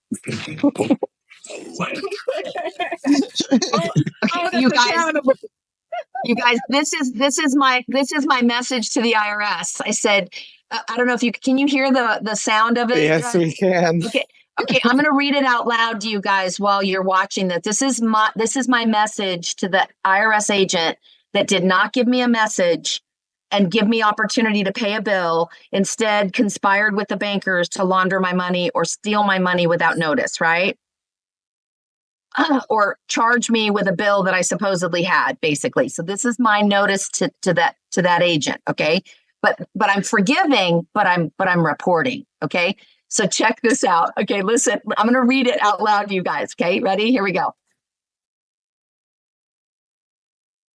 Message to all the haters out there at the IRS. Okay.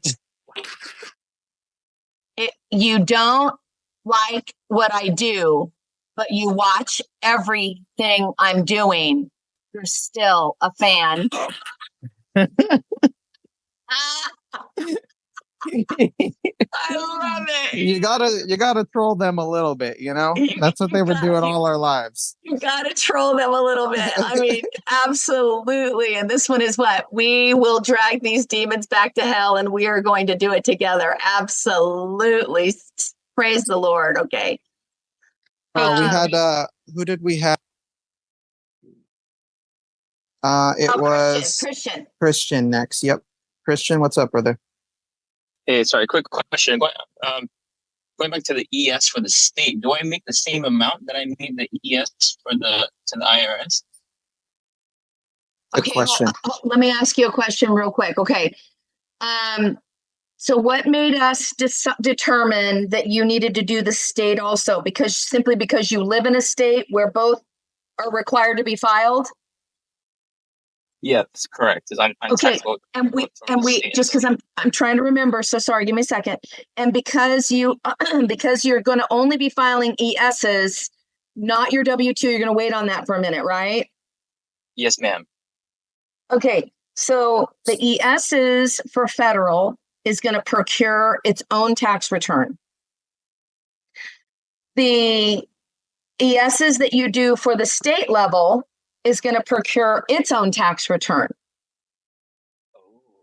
So what I would do is I would base your state return on your bank statements and every single dime that went out of your bank account that year.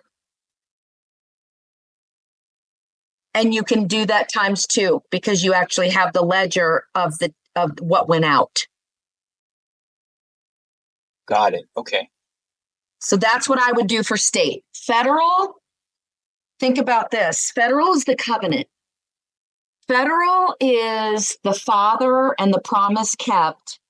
Federal is like, if you work a little bit in Cali and then you go over to Montana to visit your family and then you go back over to Idaho on your way back to check on your business, and then you're back over here in California for a minute, and then you go do a little bit of business over here, maybe in Vegas for a month or so, you go to a conference or something, or you take a class to keep your certification up or whatever, or you're spending time learning as much as all of us are on TikTok or whatever.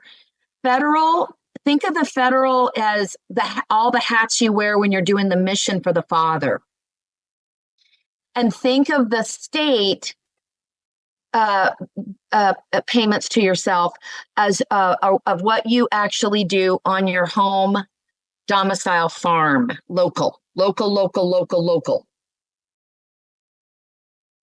So if you're federal, if you're even traversing one state line, you're kind of doing cross-border transactions. You're helping circulate funds in 2 states or 3 or blah, blah, blah. So think of the federal as the father and think of the state as the mother, and all the things that you're doing to help take care of the homestead, and then all the things that you're doing to take care of things outside the homestead is the federal. So you guys, we have a lot of credits to collect back because sometimes it's easier if you do a day rate. Day rate when I'm on the farm, I wear 3 hats. Day rate when I'm a federally privileged worker and I'm now a traveler and a friend of the court, or I'm a friend of my neighbors, or I'm a friend of the community in the neighboring state, which we all know each of these states are sovereign unto their own. They all have their own constitution, right? So you're just being a friendly traveler when you go over and check on your business in another state, right?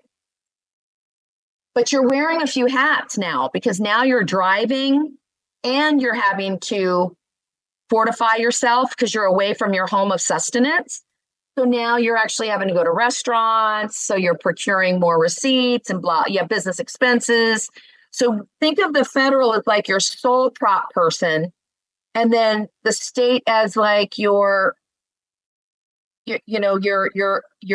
minor person that still has to brush your teeth, still has to feed yourself, still have to eliminate in the bathroom. There's all things we have to do to keep our vessels maintained that we've not gotten paid for before. So when you travel, it's a little bit more difficult. And that should be maybe you should charge more daily when you have to travel outside your home of sustenance.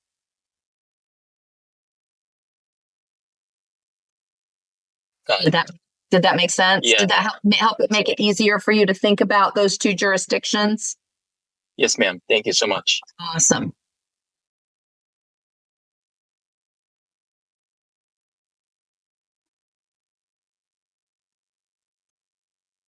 Okay, who was next? Let's see. Any hands?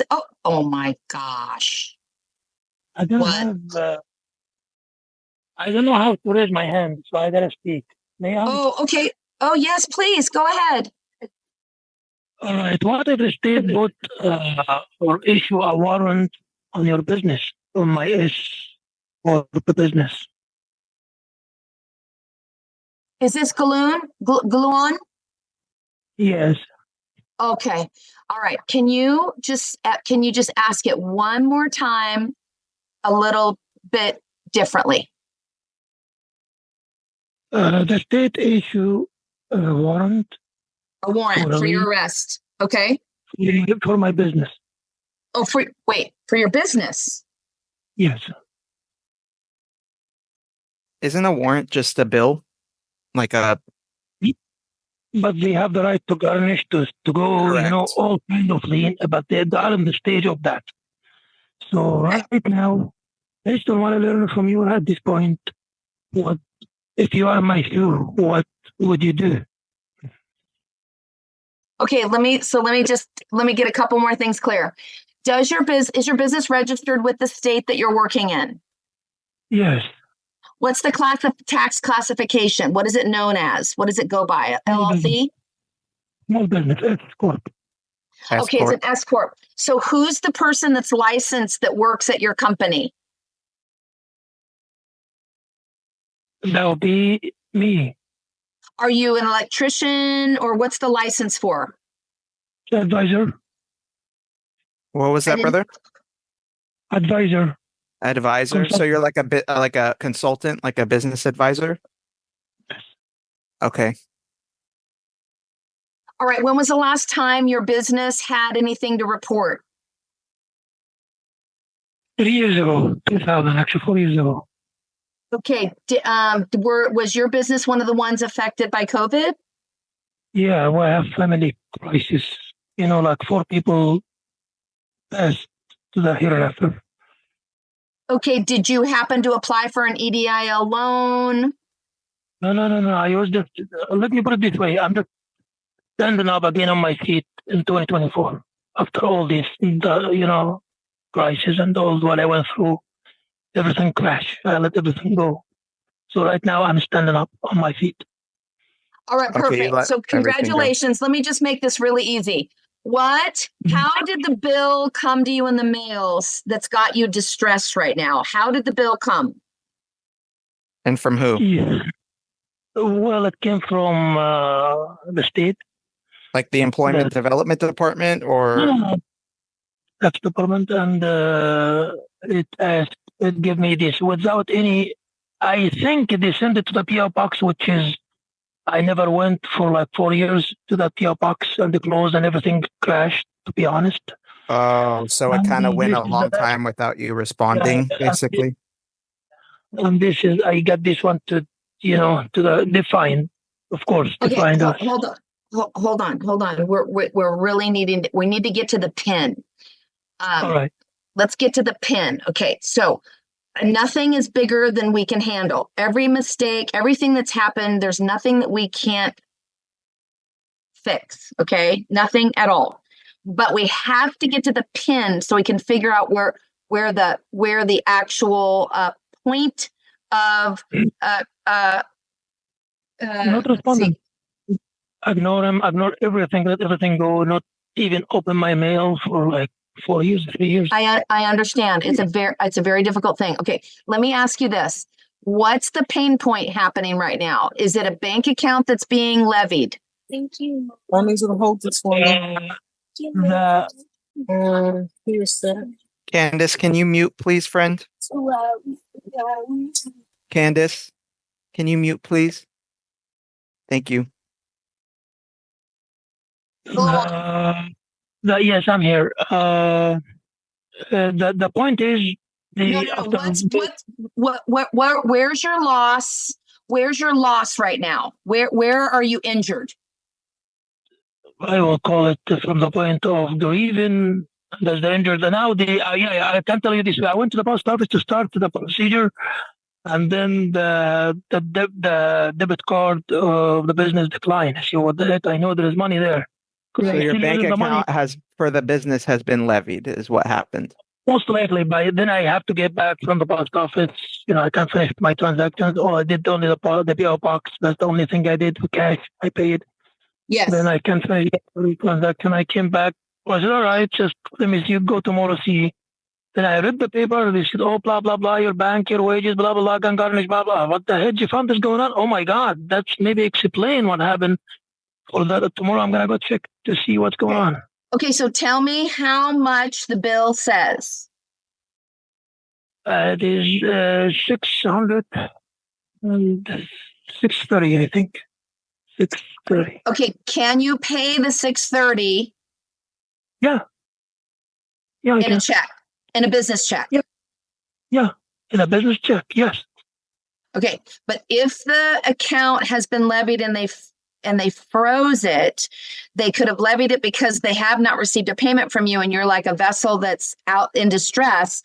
It either needs a rescue, it needs a tow in, or it needs to be probated and adjudicated because the person's just missing in action altogether.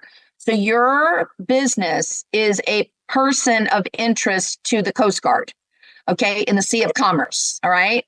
So you're saying you just checked everything, it made sense to you, all of a sudden you realize you have a bill. So can you pay the bill and get this matter handled right away? Yeah, I was doing that. Today I was going to get the money order and they pay them and they get then I said, where's the money? I know there's money there. What the hedge? Okay. Then okay, perfect. Okay, so we're gonna fix it with that. Okay, so now how do we get you to fill out AES and a V for $250,000 so you can get yourself paid and you can get yourself out of the slump that you're in? That's exactly why I was inspired today and the day before. Good. And the day before. Good. So, excellent. So I would do 2023. Don't worry about past years. Don't worry about your business filing. Right now, we have to rescue your vessel, which is your person, your social security person. We got to rescue you and put the oxygen mask on yourself. Thank you. One more thing. Yeah. I know you you are so wealthy in bringing all these credit amounts, but for some reason you're like me. You cannot get, I will call the cashier, the bank, to cash your check. here is what I got, and I'd like you to hear very carefully because I'm going to articulate my words for you. And I may speak to you with you in private because that drove some people crazy last night. Crazy. Here is the one. I find a way that you can tap into the system you trust by you for each and every individual, meaning get to the bank and it is paid. So you get everything paid. Yet, per my, I will call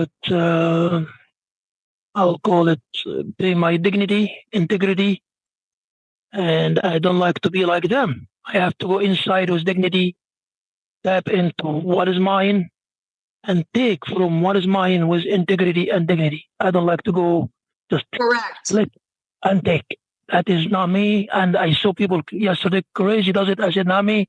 Even though I am stressed in the larger level, meaning $600 is not nothing for me. But in larger level, yes, I'm stressed. I will be stressed. But yet, I don't like to do it. Now, my question to you is very direct. How do I get my trust vessel to be with that hidden bunker bank account, and I get them to have line of credit from my own, what is my rightfully mine, to be attached as some kind of, I will call it overdraft credit. At any time, I can go tap, or my trust vessel can go tap into. Okay. All right, listen, hear me out. You have to charge an instrument with your golden pen and your energy of light. You have to generate some gas or fuel in your boat. You can take care of all these other beautiful things and ideas later, but we have to let the people know that are waiting behind the desk who's ready to receive their mana from heaven, from their escrow account, who's ready to receive, and what do you want to pay yourself? $250,000 a year? Does that make it easy? Do it. They're looking for the new elect in this country. They're looking for who has the knowledge and the comprehension and the ability to rise up, stand up, get off our knees, and put our first claim in. We have to show that we're willing to pay ourselves first. We're not going to go out looking for a job. Sorry, Marduk. They're not going to let you find a job because you had to learn how to pay you. No, it's a blessing looking back now. Isn't I it? already know it is. Yeah. And I've been 100%. saying that too. Like, I've had this entire year to hone in and focus on all of this and really like take it in and try to understand everything. So I don't Yes. hate it. It's Yeah. definitely a blessing. It has been. Good. But the lesson here for everybody, including you, Gluon, is that there's thousands of people who've said, I can get you access to your Cesta KB because it's yours and it belongs to you and you're entitled to all of it. Awesome. Great. I don't care about the money that's in there. I don't care about the entitlement. I don't care what it's worth. I know it's unlimited credit and I know that I can tap into it anytime. I'm just showing you how I was able to draw down $250,000 in estimated tax credits that I created with my own pen. Don't you want to be empowered and create your own drawdown? I do, but I did before quadruple time that on my own, and I'd come from the point of the divine pen. I will call it that way, divine righteousness, and that is exactly where I am at this point. So that's where I am. I want what is mine, but with righteousness. But you got to pay you first. I know you want what is yours. I get that. And it's all available to us. And you can wait until Nassara Jassara happens. You don't have to do an ES. I'm simply here showing people how to do an ES and a V. That's all. I don't want to I don't want to learn another method. I don't want to talk on the private with you. I appreciate the offer and I love you so much and I'm hugging you from here. But I have, frankly, too much on my plate right now. We're catching bank robbers left and right. You know that, right? I'm Charlie's Angels. Yeah. Okay, Join the we're club. kicking ass and we're taking names, and the management is changing on our watch. We're changing the management because we're sick and we're tired and no more. Stop making us beg. So we've ordered the military, special operations, whatever, by sending in our claim form, go arrest these people who are burdening us, who are bullying us, who are extorting from us, who are sending letters in the mail to threaten us, and we're done. And by doing the ES, in my opinion, it's a shot across the bow to let them know this vessel is ready for provisions. You feel me? Amen. Amen. Okay, awesome. I'm glad you love it. Okay, next. Yashika. It was Camila Bay. We answered her question already. I'll lower her hand. Yashika, please. Can you hear me? Yeah. Hi, how you doing? I spoke to you briefly on TikTok. I just wanted to tell you I appreciate your time and sending my deepest condolences to you. And Thank you. I appreciate that. I don't know if I know I briefly talked to you, so I don't know if this is off topic, but it's kind of like what Mark Duke said about like the negotiable instrument. He's like, well, what you're doing the ESs. But within my situation, being in foreclosure and my auction day is like in 26 days. Is it anything that I could do to pay with my credits? I did mail off my ESs yesterday for my 1040 ESs. So I'm hoping to be able to get that before auction day to just get it caught up. But is there any other advice you may remember what I told you about the auction? Okay. It's just a sale of paper from one owner to another owner of paper. Okay. When you showed me the link, it says that they have to leave the tenants alone and they cannot trespass, which basically puts you in a beneficiary trustee relationship with the owner of the note while we're adjudicating and getting you back enough money that you can move if you want to move, you can refinance if you want to refinance, but we're putting you in a position at the table so you can stand up and be a sovereign. So it's when you say auction, remember, it's just going to be done at the courthouse. If you had 21 silver dollars, if you had a promissory note made out to the person, the LLC that I showed you, all the information is there. If you want to offer a promissory note, you can. If you want to offer 21 silver dollars, you can. If you want to offer you could even send the copies. Okay, the copies of the ES forms. Obviously, you want to redact. You don't want your social being shown to someone that you're negotiating with. Okay, you're negotiating a payoff. Okay. Okay. So you would want to redact it, and you would send him copies of the front side of your ES and your V, and the front page of your tax return. Fill it in with ES payments, and make sure that it shows how much you're due back on the return.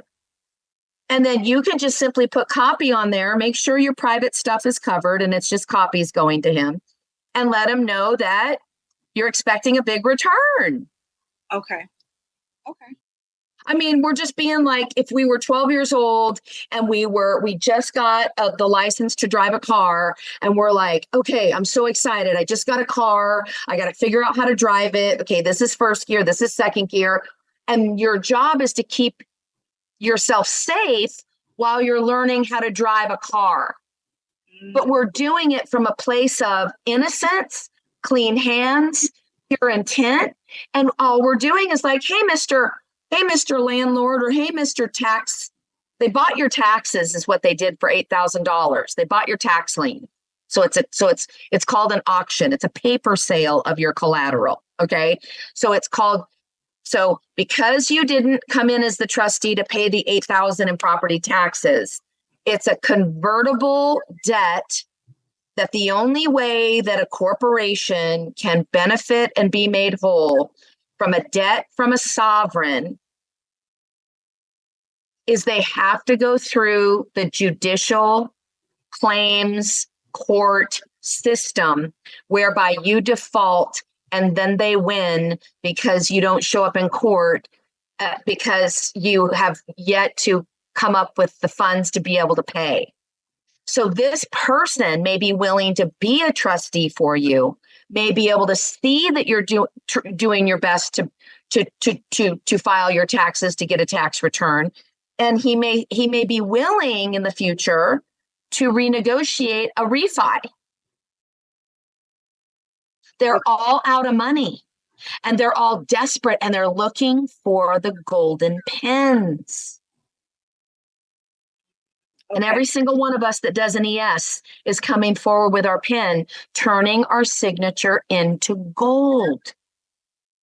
If it was me, that's what I would do. But remember, you're the Benny, and it's a long process to kick a tenant out. Just saying. Okay. Thank you. Welcome. Do you have renter's insurance? Yes. Awesome. Awesome. Get that renter's insurance out. And what you're going to do is that's a bond. That's a deed. That you add up all the payments you made to your renter's insurance. And at the end, you do the total, and the total times 10 goes on a B. Now you're overnighting that to the accounting department where you attach your blank, your 1040, and then you mail that where you're supposed to send your paper returns based on where you live in the world. Got you. Okay. But you're going to attach that insurance claim bond. It's a bond, remember.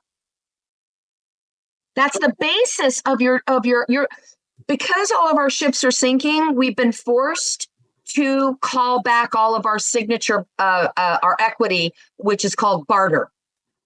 We're calling back all of our barter because nobody's helped us. So we're out of funds, we're out of provisions, and our ship is literally going to be dead in the water because we're even out of gas. The only thing we have to get us back to shore is hope and wisdom and the Father's grace and miracles that we're going to watch and see, right? This is going to happen. You're going to get a rescue. Something's going to happen. But God helps those who help themselves. You can't sit around like you're watching a movie and just eating, pizza and drinking your beer, watching a movie, pretending you're not in a movie, because you are in the movie of your life. We cannot be in the stands right now. We have to be on the field with ball in hand. Got you. Thank you. Yeah, you're welcome.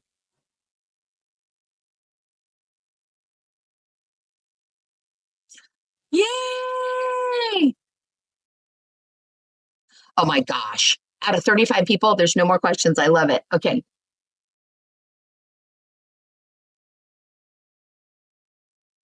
I have a question. So kind of like with Gluon, if the state is threatening to garnish wages for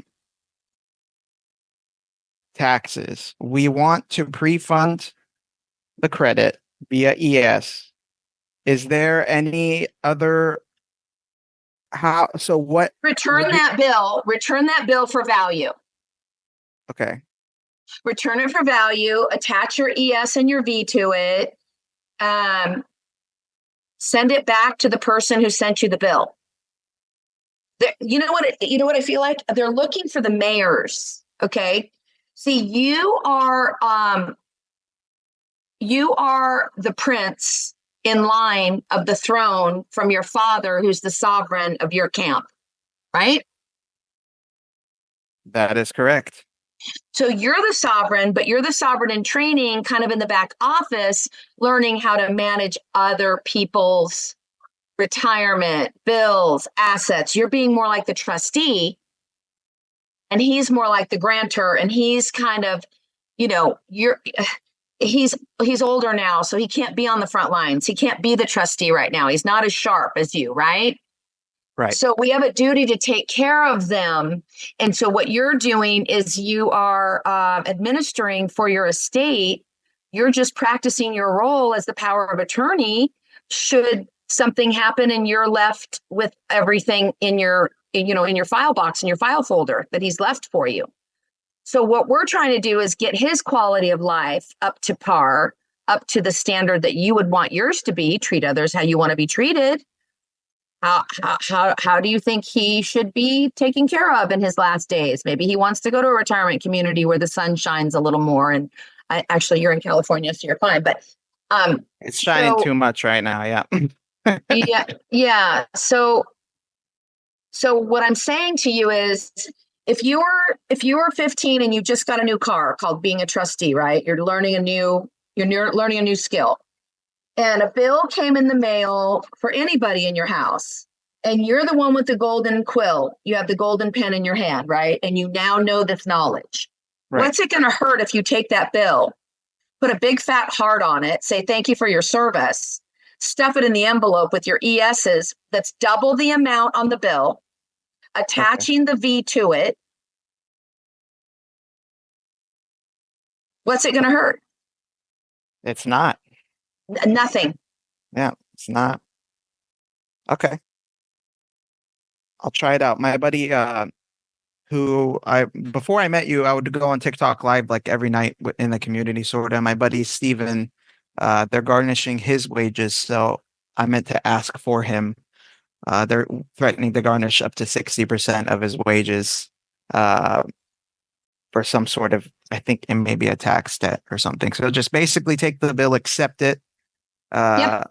And accept for value, return for settlement and closure, buy, sign as a heart, does not have to be his signature at all. Sign a heart, say thank you for your service, and date it, and attach it to a bill of exchange, which is the E and the V. Sure is. And then you would write for credit to that account. For credit to the social or whatever account they gave him that's specific where the charges came out of. Yeah. Right. And then for settlement and closure. Okay. Okay, cool. I hope everybody got that. It looks like we have another question from Tech Talks. You had your hand up? Hey everyone. Hey, it's ECAT. How are you? I'm doing good. I don't know if you went over the 1040 VNX ESs again. I came a little late to the meeting, or are we gonna go over a little bit over? We did go over them all, and there's some screenshots in the chat of it's very simple. One second. Is it possible for it to go over, Murray? No, because it's so much confusion. Everybody responds, read. Yes, I read. I went over the videos not once. We even actually played it in another group. If you go to the 4 hour, 40 minute, please don't cut me off. If you go to the 4 hour and 40-minute mark. I did. And what's confusing about it? You talking over. That's what was confusing. And then somebody agreed with you and that wasn't clear. That's what was confusing. So that's in, and on the 2.55, it's like a lot of back and forth talk. So I'm confused on the answer, just like other people. So what's the question then, sis? We'll try and answer it. Well, was the V a minus? It can be a heart. You can put a heart if you want. Okay. Yep. And then the ES is just leave it no minus or plus, or that was the main question actually. You can put the minus or not, but what are you putting on the back? The endorsement. I have the whole. Go ahead and read it out loud to me. Okay. So paid to the U.S. Treasury, and on the second line, the amount, which is $62.50, or I change that. Yep. And then handwrite the whole amount. Yep. The next line for credit to my social with dashes. And then TY 2023. Now here it was confused. So let me back up for a minute. Uh-huh. Pay to the U.S. Treasury. Is that an order? I would say yes. Okay. So right now you've got an order. Now what's the for credit to? For credit, say it's 62,500. Okay, that's the amount. Okay. That amount credited to who? To me. To the social, right? To the social, okay. Okay, so that's a prayer. Did you not order money in the amount of, and then pray for it to be credited to this account? Got it, okay. So 9/10 of the law is your intention. Do you think they'll have any problem understanding what you just told them to do? I don't think so. And because it says minus or plus or a heart on the front, do you think that matters to them based on what you wrote on the back? No. No. So all the confusion that's happening in there, be careful. Right. Because don't want to happen is people to not act because they don't know an answer to something. That's like a child sitting in the back of the room, raising his hand, and he's not going to do his homework until the teacher gives him attention. So that's what we have to watch out for. People are just wanting attention. Yeah, I try not to read much in between. I did, okay, so the TY 2023, I put next to it, I put Form 1040 ES. That's what it's called. Okay, good. And then the date of the quarter that's on the front. Got it.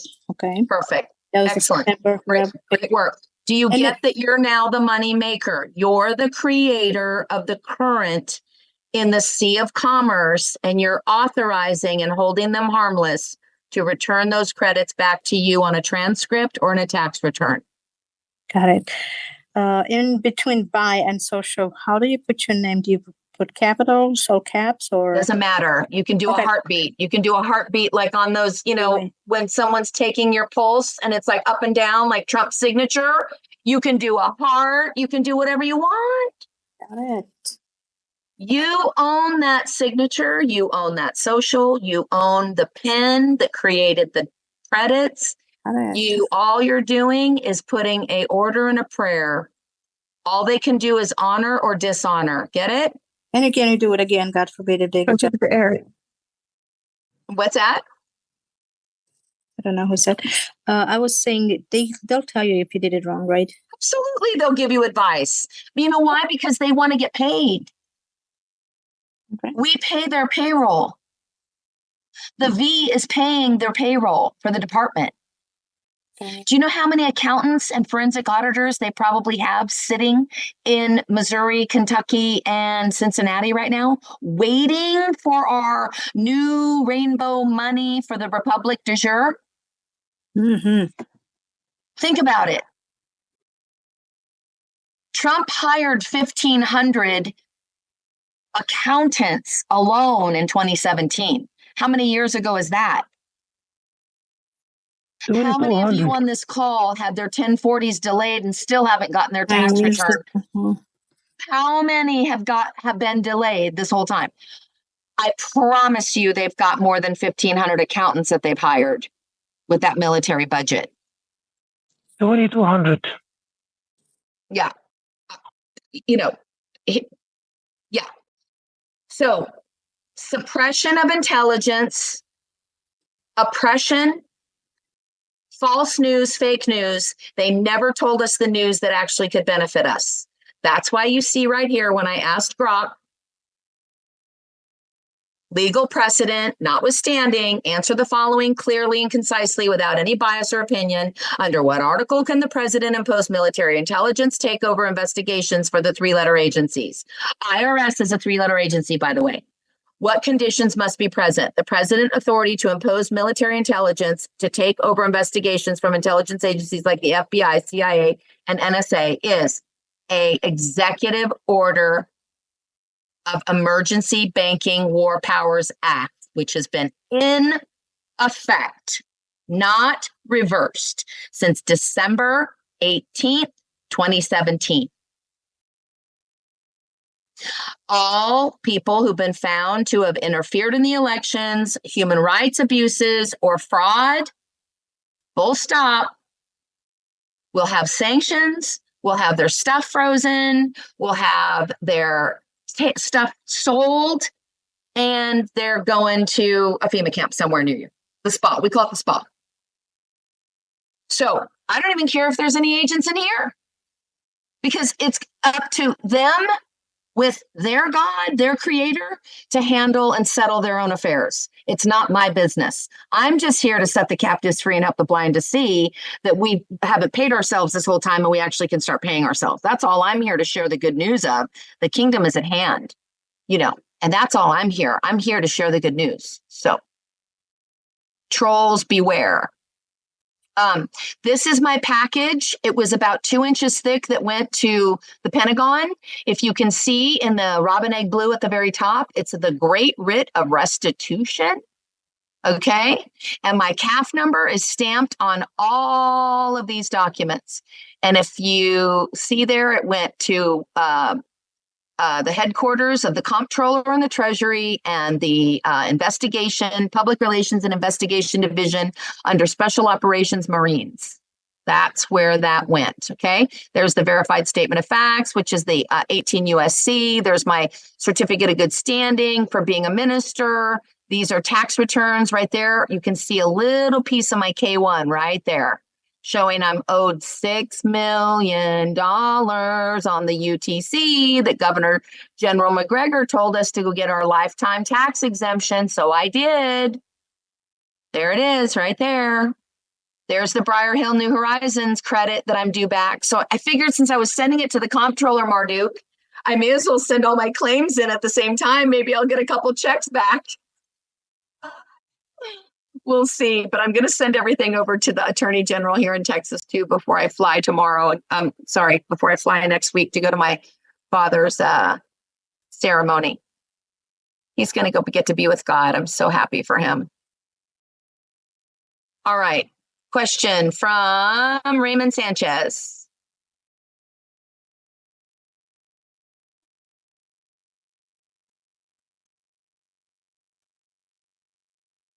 There, you're unmuted. Can you hear me? Yeah. My question is, in regards to the trust on using that 1040 ES and 1040B, it's on the grantor and trustee.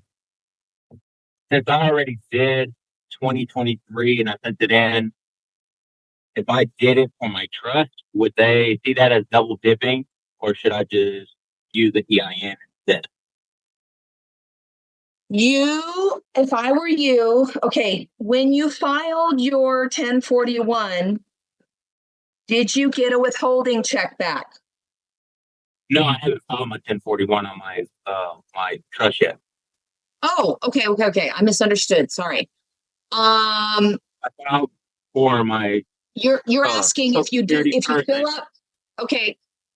If you do you're saying if I do a 1041 for my EIN trust vessel and I attach a 1041V to it to fill up the cookie jars for the 1041 for should you file between now and December for it, is that a good idea? It can't hurt at all.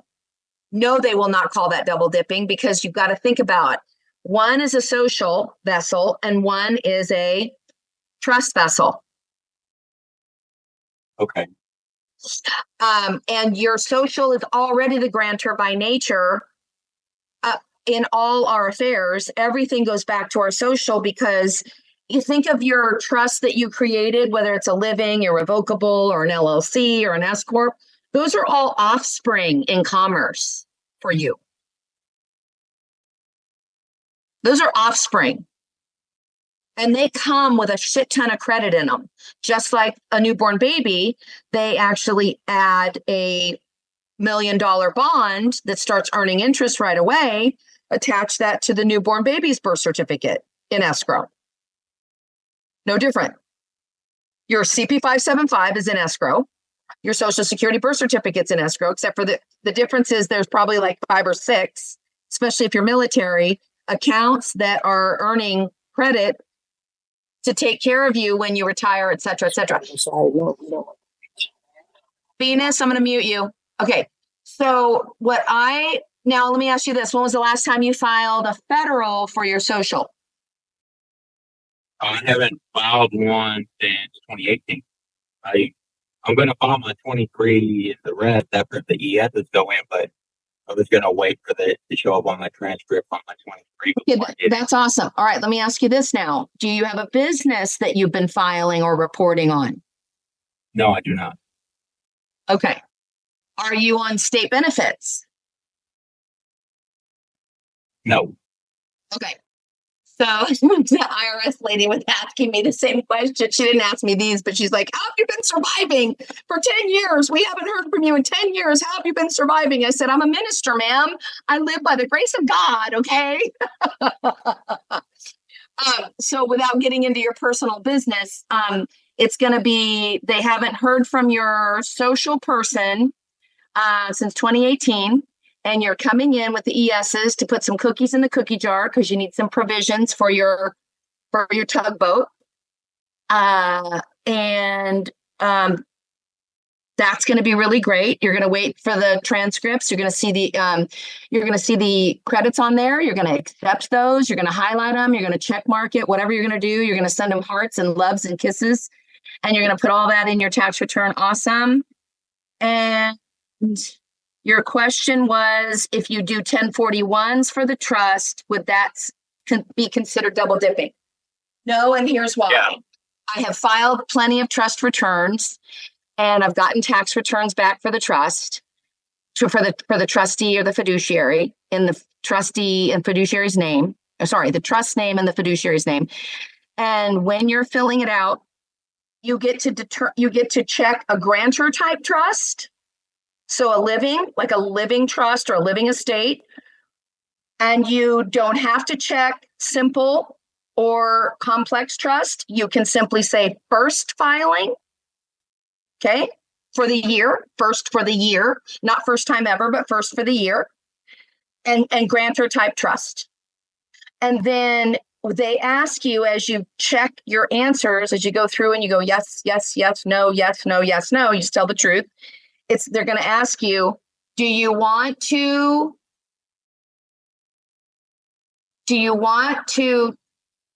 choose the ES payments being paid by the beneficiaries of the trust or paid out of the compensation and whatnot generated from the trust? So who do you say the ESs, who do you say the credits are coming from? So if you say the bennies paid the 1041s, that's actually expressing a grantor type living trust, isn't it? Yeah. And it's showing that you're kind of the owner, and it's not some foreign trustee over here that you hired that's just a bean counter taking care of your estate for a fee. It's actually the owner is protecting and building up his wealth. A grantor type trust, they let you. So just like you can fund your social account with an ES, you can fund your trust account with an ES is the easiest way for me to answer that. Sorry, I had to go around the circle a little bit. No, it's all right. I like that explanation.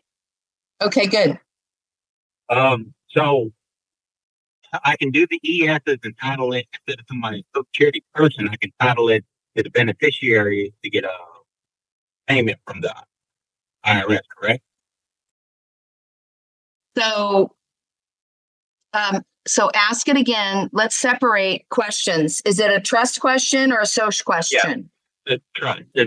I do the 1041 ES, and instead of using my Social Security person when we put paid to the United States, where we put payment for our Social Security number with 2 dashes.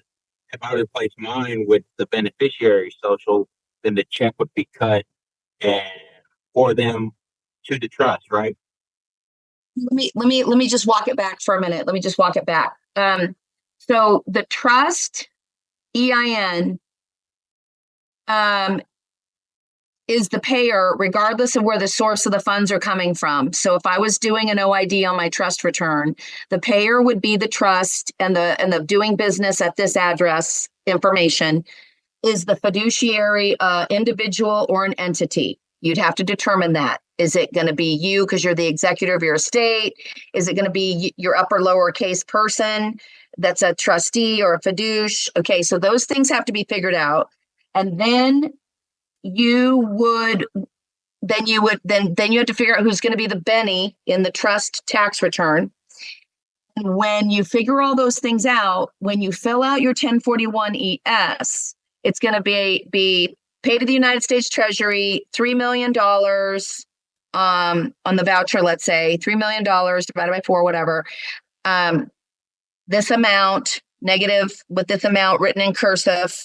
And then you're going to put for credit to And then you might put, if the trust already has a bank account, an escrow account, a retirement account, you could put for credit to this account and write your account number. Then you could put for further credit to the payer who's going to do the B and get back 10 times the amount, which is going to be your EIN person.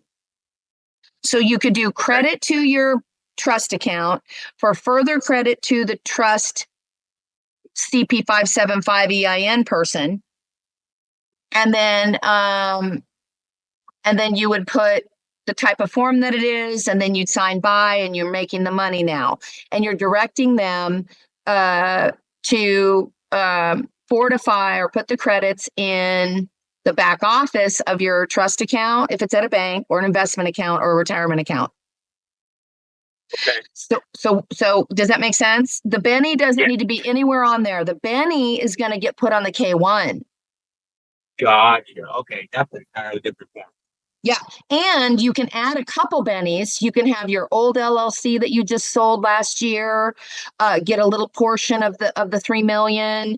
You can add your social on there. You can add your private bank and estate. You can start funding that bank account. You could just put the EIN of that private bank and trust EIN number. They're going to have you truncate it though, but it'll be the 1-. You could pay your grandfather's estate. If he passed away, let's say, and you're taking care of his estate, you can fund your return with those credits on the K1. You could list like 4 or 5 bennies. Okay. My last question pertaining to trust. They say to open a non-interest bearing account. Does that really matter?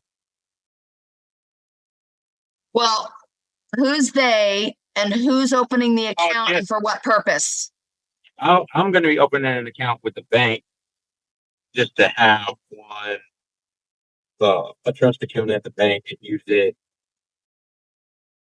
so I can transfer funds between my personal account to my trust account. Okay, that works. Credit unions work. Yeah.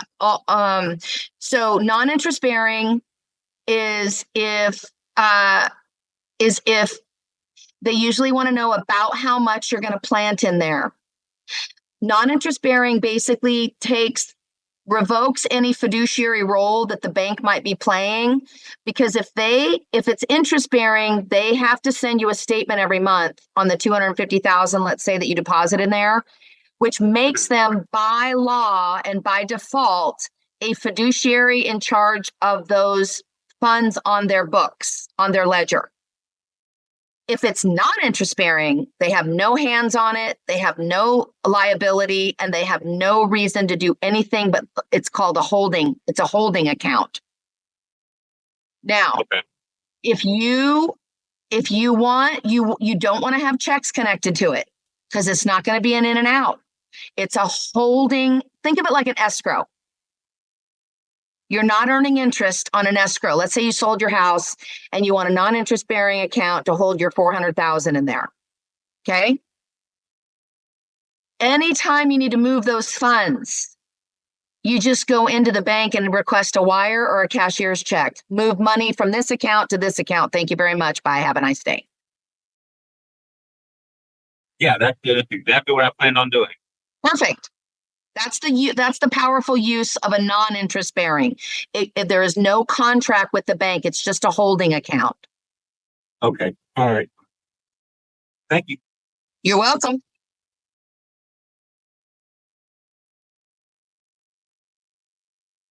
Okay, Raymond. Yeah.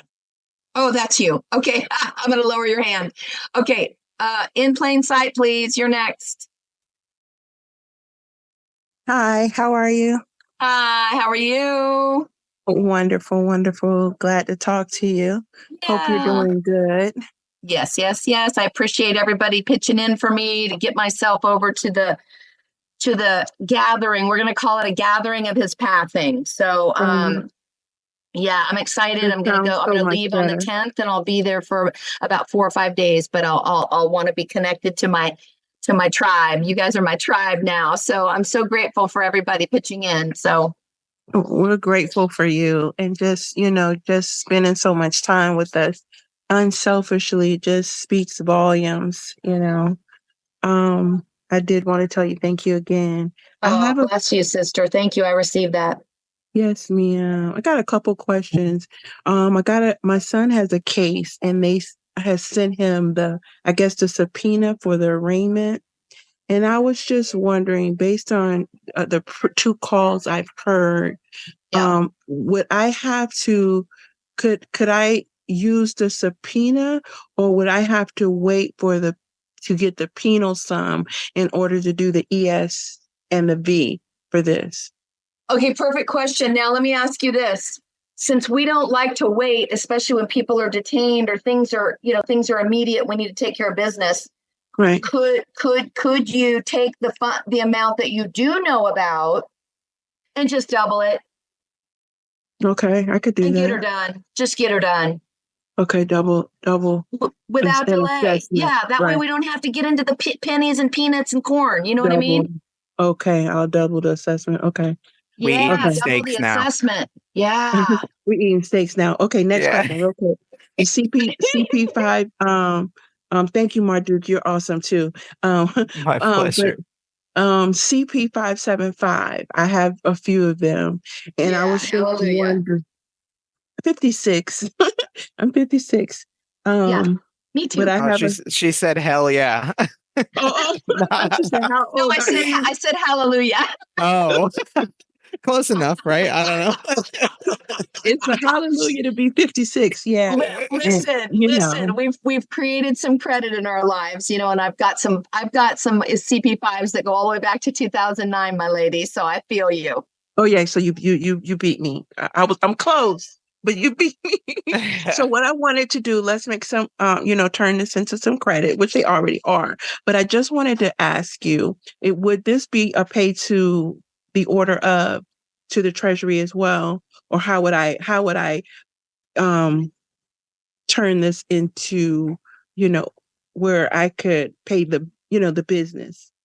Oh, so you want to fund? You want to fund the CP 575, right? You want to fund in order to get the building and the necessary debt. Yeah. All right. Well, okay. There's a couple things because it's unregistered. It's probably unregistered. It's probably not really brought anything in, so you never really had to report anything, right?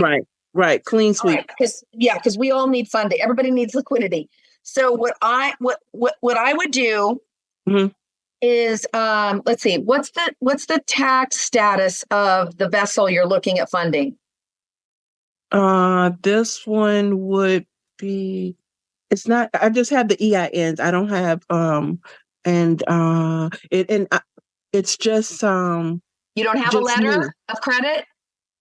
No, I don't think so. A CP 575? Yeah, I do have that. Yes, I do have those. Okay, the CP 575 came with a page that told you sort of when they'd like to hear from the business and on what forms they'd like to hear from the business on. Did you see that document yet?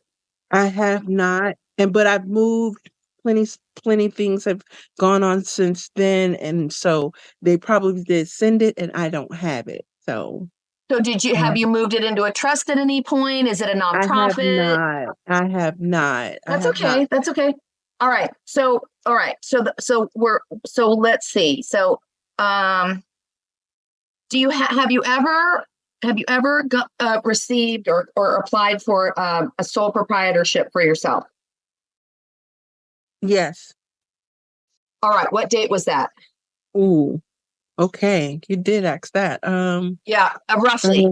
I want to say 2021. Don't quote me. Hallelujah. Okay. Do you know that the minute that you did that, did you receive the CP 575 connected to it? I received it immediately because I chose email instead of mail. Okay. And then the sole prop is close enough to your birth name or your legal name, right? Uh-huh. You know that that's the queen on your chessboard, right? You know, that's the one that was supposed to be getting paid this whole time, right? Wow, bless you, Jesus. Bless you, Jesus. We just didn't know. Okay. So, it's about $38, I think, to file a sole prop tax return on Tax Act. Are you ready? Are you ready? Are I'm you ready. ready? Okay. The sole prop can file the ES and the 1040 as the organization managing the disabled, armless, legless Social Security person. The queen, those with the gold pay the debts. The queen, the sovereign, the postmaster, the one in charge, the one with the pen is the gold holder on the ledger. Okay? So the sole prop has a duty and a responsibility to take care of her minor. The sole prop is the graduated officer, administrative officer, who promises to never sink the ship, basically. Okay. The sole prop is what I would call the one who has become the age of majority. That's the queen. You only get one sole prop EIN in your lifetime.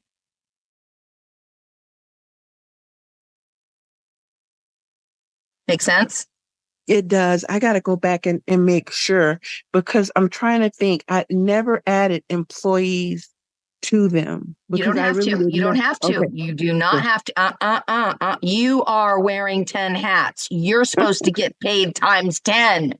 Okay. Do you get it? Do you get it? Why they're doing this 1099B times 10? We're actually wearing 10 hats. Oh, yeah. You're brushing your teeth, you're feeding yourself, you're driving, you're sleeping, you're walking, you're cleaning. Don't get me started. My goodness. Right? So you get to do the 1040 ESs for credit to sole proprietor EIN number. Okay. For further credit to whatever bank account your responsible person banks in. Credit union, brokerage, investment, checking, escrow, holding, whatever bank accounts the sole prop opens, it's opening them for the vessel that has no arms and legs. Your person hired you to do all your bookkeeping. We just didn't know we could get paid to do it. Yes. And would that be the ministry? The ministry? Yeah. Ooh, okay. Well, it goes back to the covenant. We're the original Trinity in the trust of the promise of a new day, a promise that one day the wealth of the wicked would be stored up for the righteous and our inheritance would come to us. We would inherit this land. We would inherit the interest back that all of our parents and everybody ever paid into the system that never, ever, ever gave us a drop because it would have exposed their treasonous activities. So, but we know now, and we're coming to get our stuff.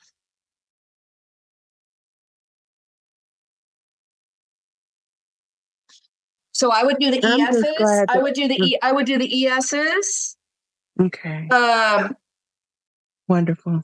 I would do the ESs for credit to your sole prop EIN. And for further credit to the bank account that your Benny banks out of. Okay. Okay. Now, what did you just do? You just funded your queen. Yes. So she can get the provisions on her ship and she can have a boat parade of this LLC and that trust and this estate and this. You can have your sister and your brother and your uncle's tax returns on a tugboat. Other trusts. And what are we doing? Doing ESs to get them all funded. Which is good. Very, very good. It's a long time coming. Now, it is a long time coming. So, quick question about this. I listening to you. I have a revocable trust, but it's in the name of In Plain Sight, not my all caps.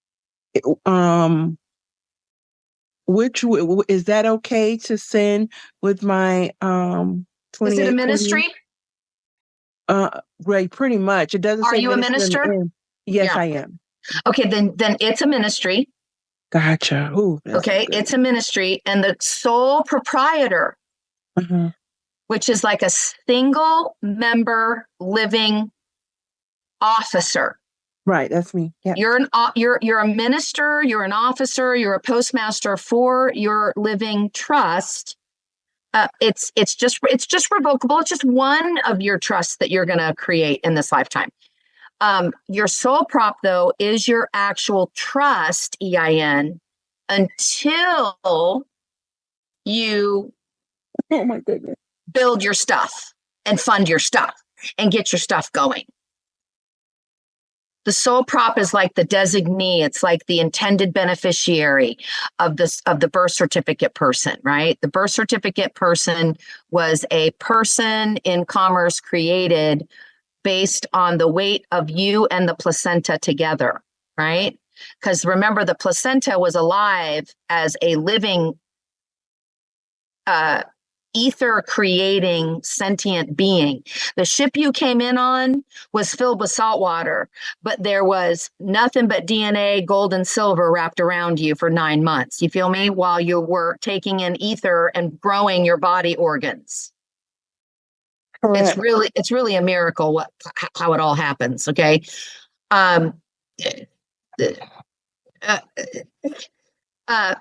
People who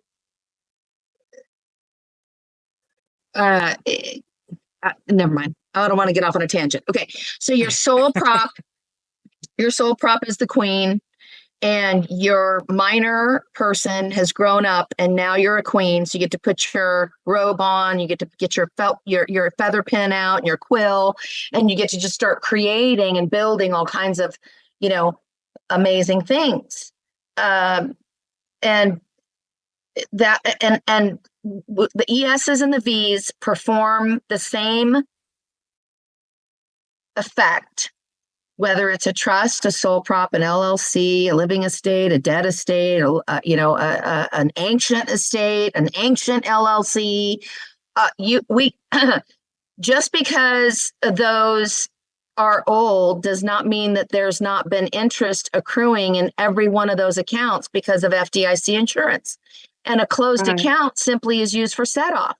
Well, what do you think a ES and a V is? ES is a money order, and a V is a setting off and a discharging of the debt that you created. No trading with the enemies here. No debt creation here. No sinning here. Truly blind justice. Truly the scales are in our hands, and we have the blindfold on because we don't see duality anymore. Always get the balance right. You can feel when your scales are off, right? You can. You definitely can. You can. And so, I just got, this book's off balance. I got to balance it. Let me go ahead and pay double. Thank you for your time. They're going to be like, we need to send this lady some more paper because she knows what to do with paper. Okay. Right. She knows how to play this game. Okay. And that's why we're all here. Gift, you get back ×9 is what they're showing us now on the beat. Wow, that's so Can good. you tell me too? I've seen your name in quite a few groups. Is it Uivonica? How do you pronounce that? It's you, Vonica, like Uivonica. Okay, Vonica. thank you. I No appreciate problem. it. Last question. I wanted to ask, my 2023 was sent off. I let a guy do my taxes, and it's actually held up because of my health insurance for the last of last year. And so I was wondering, should I trump that with the X, or just still do my, like I heard, I think Ralph, I apologize, I'm on Nana duty. I should still do, since that's the social baby, I should still do the trust one as well and not wait, because it's been held up since like May. back and forth with the IRS and everything. So Oh, go ahead. your 1040 is held up based on missing schedule. Yes, they got all of my insurance, but it was insurance that I had for 1 month last year. And I guess when the preparer, I don't know if he put the wrong number in. So now between Marketplace and Health, blah, blah, blah, it's taking forever a to copy. get the 1095. Yes. So I was just wondering, should I do what Ralph is doing? Because this Let is me ask you ridiculous. this: what's due back on the return? Because it's been delayed, so you have a loss already because it's been delayed. Go ahead. What's the amount coming back to you roughly? I want to say, without looking, I think it's like 5,672. Don't quote me. All right, perfect. For 2023, right? Yes. All right. What's the amount of the ESs you're paying yourself for 2023? 250,000. Okay, perfect. So get your copy out. A paper clip, your ESs, and your V. Remember, the V is their payment. Right. You want to put a fire under their butts? Pay them. Ooh. Okay. So the E and the V. Okay. And you put it all in the envelope where the tax return. Send it to the ES. Send it to the ES. That's where they process the payments. To the Send ES it address. to the ES address. Yes, ma'am. With the copy of your return. Let me share with everybody. Marduk, you're going to remember this to tell everybody in the future. This is so great. Because of all my years of reading the instructions, one of the things that they like accountants to do is put in parentheses, ready? Okay. I think we should do it in purple and blue, but it says in the instructions, red, which is interesting, but I don't want to play the old Pirates game anymore. I want to change it up and make it more colorful and maybe regal. Okay. So I say put in parentheses. Okay. Important tax document enclosed. Document singular. Okay. Not documents.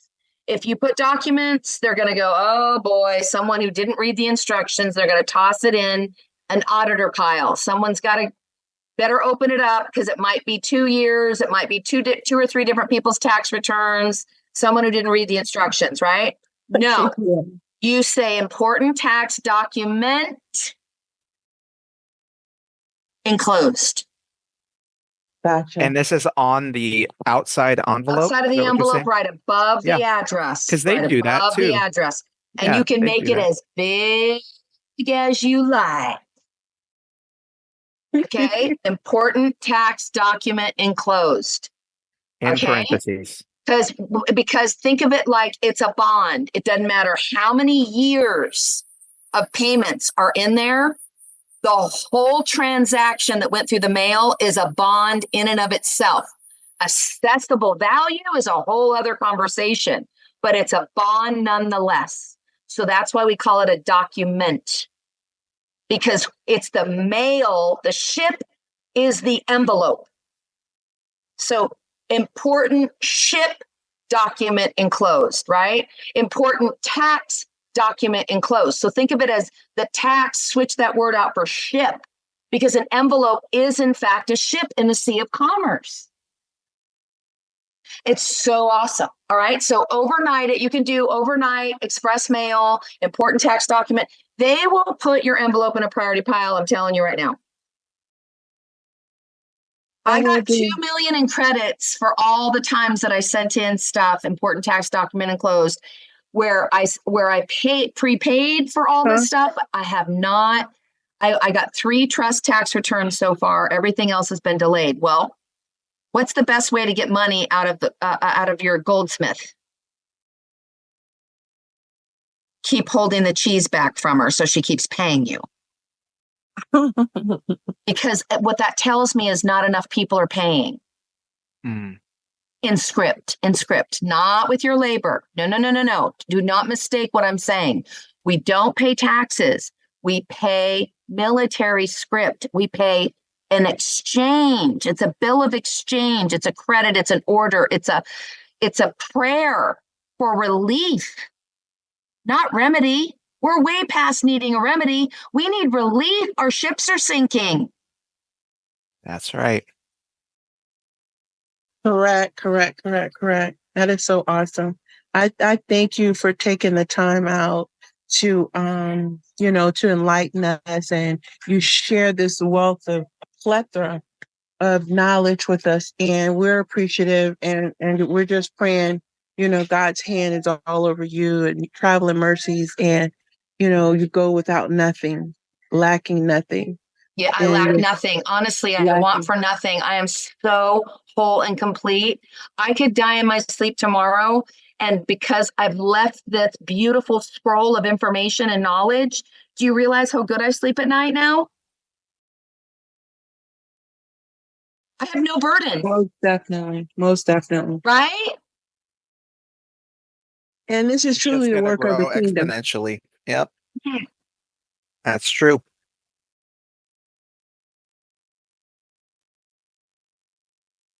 Beautiful. Well, thank you again. I appreciate you. And that was the end of my little, I won't say shenanigans, but my things that I'm working on here. Awesome. Wonderful. Thank you, sis. You totally got it. And it can't hurt. Go ahead and send in for 2024 too, so they can see, oh, we got a live payer here. We got a payer in the house. Okay. It looks like I we was have. just going to wait until, do that one last, like you said, but hey. I mean, you can put 2023 and 2024 in the same envelope and still call it tax document enclosed. It's their payment that they get to hold on to. They get to put that money into trade and they get to earn interest on it while you've gifted them, right?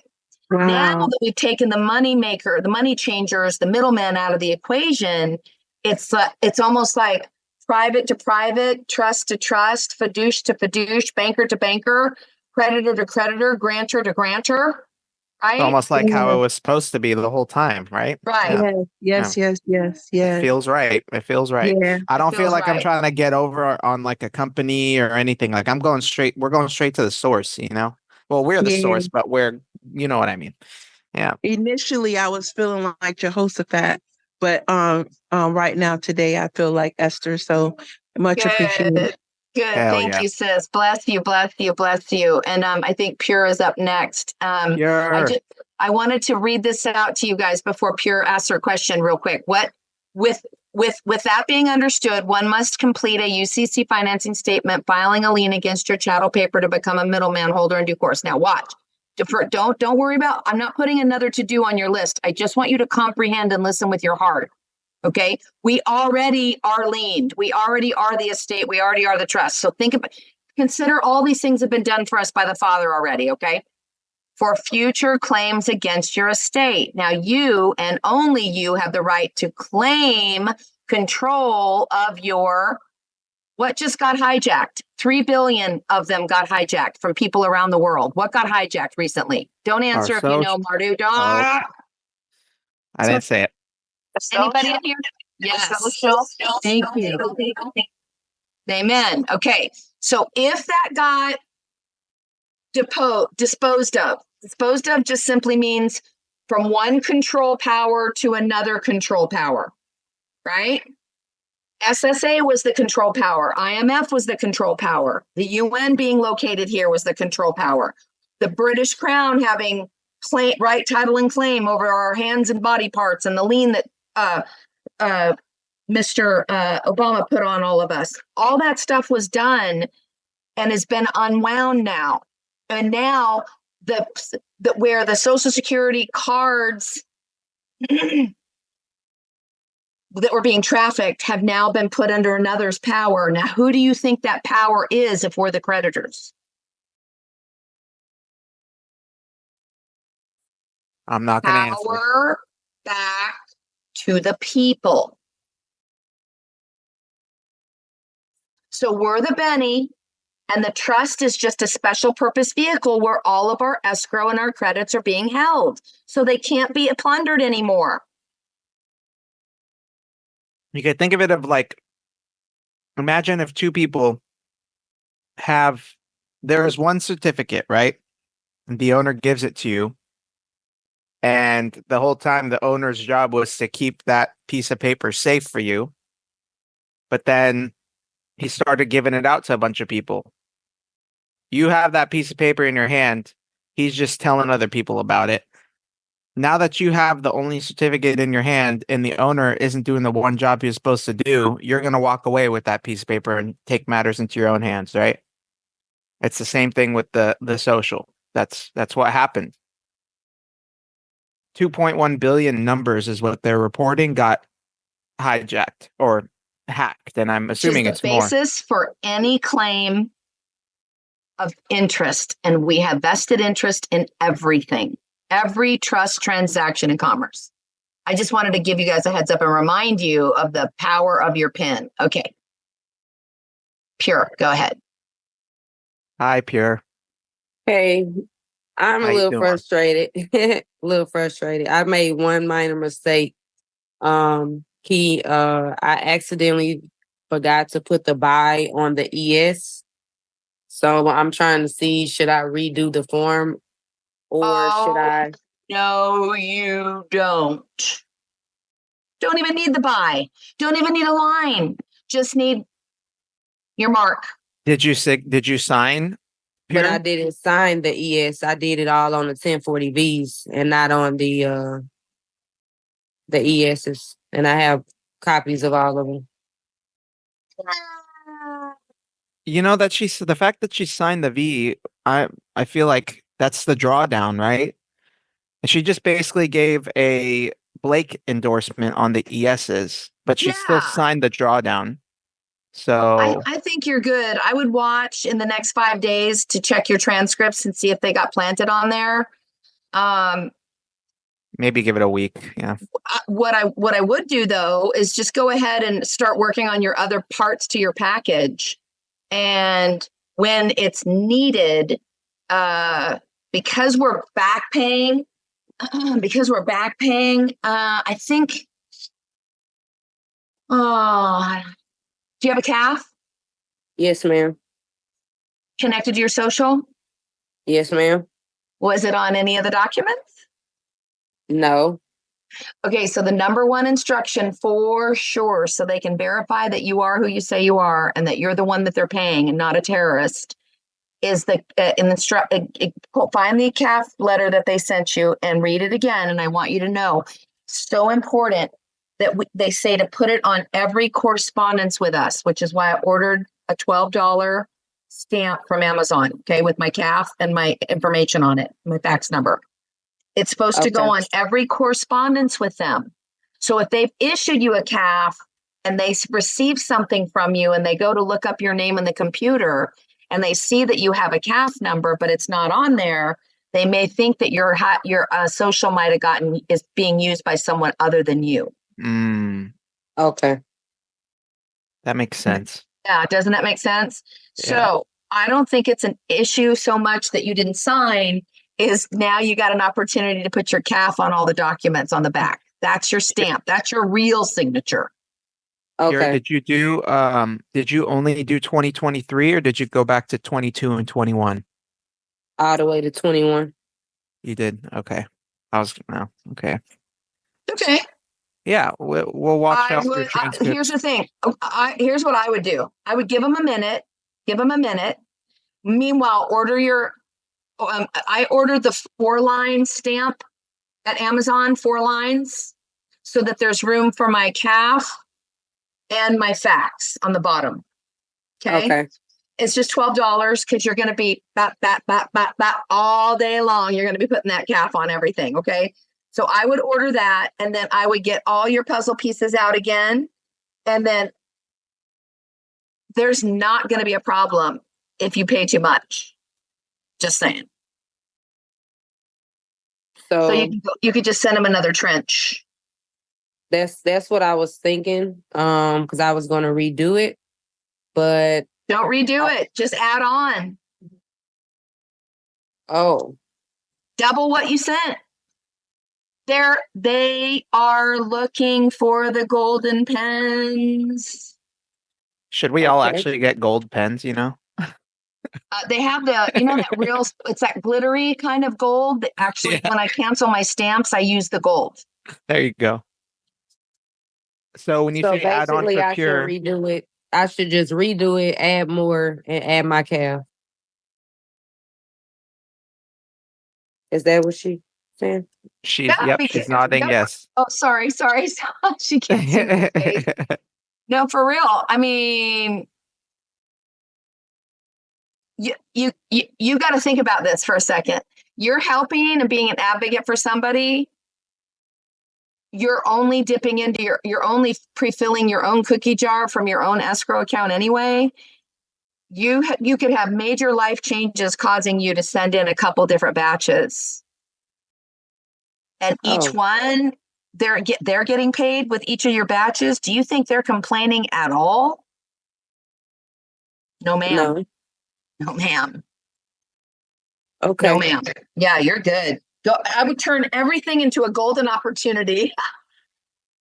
Okay. Well, thank you for that. So you do you suggest me still to just look out though, just to see if it do post? Always, yeah. Always, yep. And then order your calf. Make sure you put exactly what is on the letter, the way they spelled your name and everything. And then I'm sure they added the extra 3 digits on the end of your zip code. I'm sure they did, because that's an account number now. Okay. This is like us stamping everything with from banker to banker. We're saying for deposit only. Wherever I told you to give credit Right. where credit is due. Here's my authorization for you to do what you're about to do. And I'm holding you without recourse this whole time, you guys, actually means we're not going to sue them. We thought it was, without recourse, meaning I'm not going to be liable. The only ones who are liable is the insured. That's us. What we're saying is we're not going to sue you if you make a mistake or if you do something wrong. We're just simply going to keep sending you. We'll keep poking you until you make us whole, because we got a pin. And it ain't nobody else's but my credits that I'm messing with. So they can't tell you have a limit. You can only spend $2 million a year on yourself. There is no limit when you're the grantor, when you're the originator, when you're funding everything. It's just that I don't think we don't really think like that. We don't think like criminals, like it's all ours. And my name is George Soros and I need to make sure everybody gets vaccinated because there's too many people on the planet and we need to sterilize everybody because I'm God. Those days are over. Weirdo. Those days are over. They're so evil, they don't even realize they're the tick on the back of a deer. Parasites out. Thank you. I appreciate that. You bet. You got this, Pierre. We all got this. Yeah, Marduk, I was pissed. I know. Trust me. No one's harder on ourselves than ourselves, sis. And guess what? You get to practice right now. Forgive myself. Yeah, I literally just came back from the post office like 2 hours ago, and I was like, okay, I'm done. I got that out the way. And now I was like, holy shit. I'm looking at my copies. I'm like, oh my gosh. Maybe you made copies before you cut them. And when you put them in there, you signed them. No. Okay. No, that's how I caught it. Because I was looking at my copies and I'm like, oh my God, I'm missing this one. Oh my God. She texted me. She said, Marduk, call me. I'm pissed. I'm like, okay, but sister, you get that you're good now, and you get that you're ledgering all this. Correct. Yes, ma'am. Yeah. And sometimes accidents happen, and some people get $1 million tax return, and some people get a $250,000 tax return. You're turning an accident into a miracle. Right. Water into wine or debt into gold? What would you rather do? He said we're going to come back and do greater works than he. I'm just saying we're turning stuff into gold, sister. I know, right? So now you just said double up. That's not even, what I was doing at first. So I'm like, okay, well. I was trying to start small, but that's And fine. that's right. And this is what God does, though. Once we get on the horse and we say we're going to ride, now he can see over the fence. He can see what's coming. Maybe you're going to, you're going to lead by example, and you're going to show people how you did what you did. And people are going to be inspired by your testimony, because what have you gone through? The fire, testing fire. But thank you. I appreciate that. You bet, sis. We're here for each other.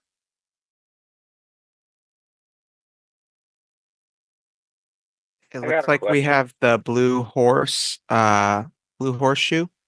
next with your hand up. And thank you, Murdoch, and my condolences to you, sister. Thank you. I know you answered a bunch of questions for me tonight. Just listening, so I just wanted to bring up maybe two questions that I have in regards to a group that was listening in on Tuesday night, and we wanted to do that other filing where we put in the 1099 miscellaneous and do the 1040 and send it in that way. It was not. I'm asking for myself and two others that want to do that, and if you could just let us know what are the forms that we have to fill out, that would help us a lot. So we talked about this yesterday and kind of spoke with another really well-versed gentleman named Ross. I don't know if you all have met him. He's freaking awesome. And we came to the conclusion, I believe, Kimberly, that it may be a good idea for the party who is gifting you to file a B to initiate the quote-unquote contract, and then you would report that as the receiver of the gift with the miscellaneous. Or did I get that backwards, Kimberly? This is only if, see, Marduk, you didn't have an EIN that was old enough that you could use. So everybody Correct. pitched in and wanted to gift you. Correct. Let's ask him the question back real quick so we can get to the pin. We want to get to the pin first, always. Question. Who's wanting to send in a miscellaneous with their ESs and their Vs? 3 people that haven't filed their. They haven't filed. Okay, so it's brand new filing. Okay, great. All right. Who's going to be the payer on the miss? It would be the EIN sole proprietor. Beautiful. And the recipient is the social. Correct. Fabulous. I love it. You're done. Golden. On the outside of your envelope, put important tax document enclosed. And you guys may as well do 2024 right now too. Put it all in the same package. Mm-hmm. And one question that I want to ask was, when you said do the ES and the V, I don't know if you said V or B, like in 1099B. V, always the V. The V pays the treasury. Okay. Now that you've got all that straight, let's talk to what Marduk was speaking to. Marduk, one of the things that I said for us to talk about was the person that shared with us that the B needs to get initiated first. Remember, the B person, the grantor of the gift, gets 9 times the amount back on the 1099Bs that we talked about last night. Hell yeah, sister. Okay, so the gifters have their own accounting that they need to do. The ES and V filers have their own rushing to the post that they need to get done. Mm-hmm. People who haven't filed yet have the benefit of discovery to go ahead and attach a return called a miss. The whole amount of the V, is it going to be a paper return? That was another question, whether we could do e-filing, on the free tax USA that you have mentioned was free for the federal, or if you say that, do it paperwork, we do that. You can do it, but if you do an electronic filing, the AI is going to ask you to pay the withholding tax gets generated from a tax you pay. Remember, you get the tax back that you pay, and you get the withholding right away of the miss. So it's going to trigger a performance from them, just the fact that you're putting a miss in there. We ran through both, brother. We did because I was going to do it on my amended. Your guys Yeah, is a little go ahead. different. Go ahead, but, Mark. The amended online, we couldn't get the numbers to squash to the even 250. However, when we went through the 1040 and I did it line by line, I can get it to where when you run through the entire equation, it would balance out to an exact refund of 250 at the end. So I would try Marduk, guess Yeah. what just came in while you were talking? a gift from God. 100%. 100%. Watch this, you guys. Okay, watch. If you want to do it electronic, what you would put on the miss is because it's going to generate a 1096 for you automatically. Yes. You want to put $1 million FDIC annuity insurance bond callback. That's what it is, $1 million, in order to put 250,000 in the withholding. That'll get you a return. You feel me? It just dropped in, you guys, like a flashcard. Boom. So box 3 other income would be 1 million. And box 4 federal withheld would be the 24. Oh no, that would be the 25% of 250,000. Shit. Box 1 is the OID. Hold on a second. Yeah, you're right. Box 1 is rent on the miss. Hold on. Collectible. Okay, so what's collectible? Okay, perfect. Okay, hold on. Let me go back. Erase. Everybody go back to 0. On the miss, they're right next to each other. Thank you, Marduk. It's other income 250,000, withholding 250,000. They should let you do it. I think you did it, Marduk, electronically, didn't you? I did, yes. So you just have to put balance 0. the ledger. You just have to put 0 in box 1. No, $1.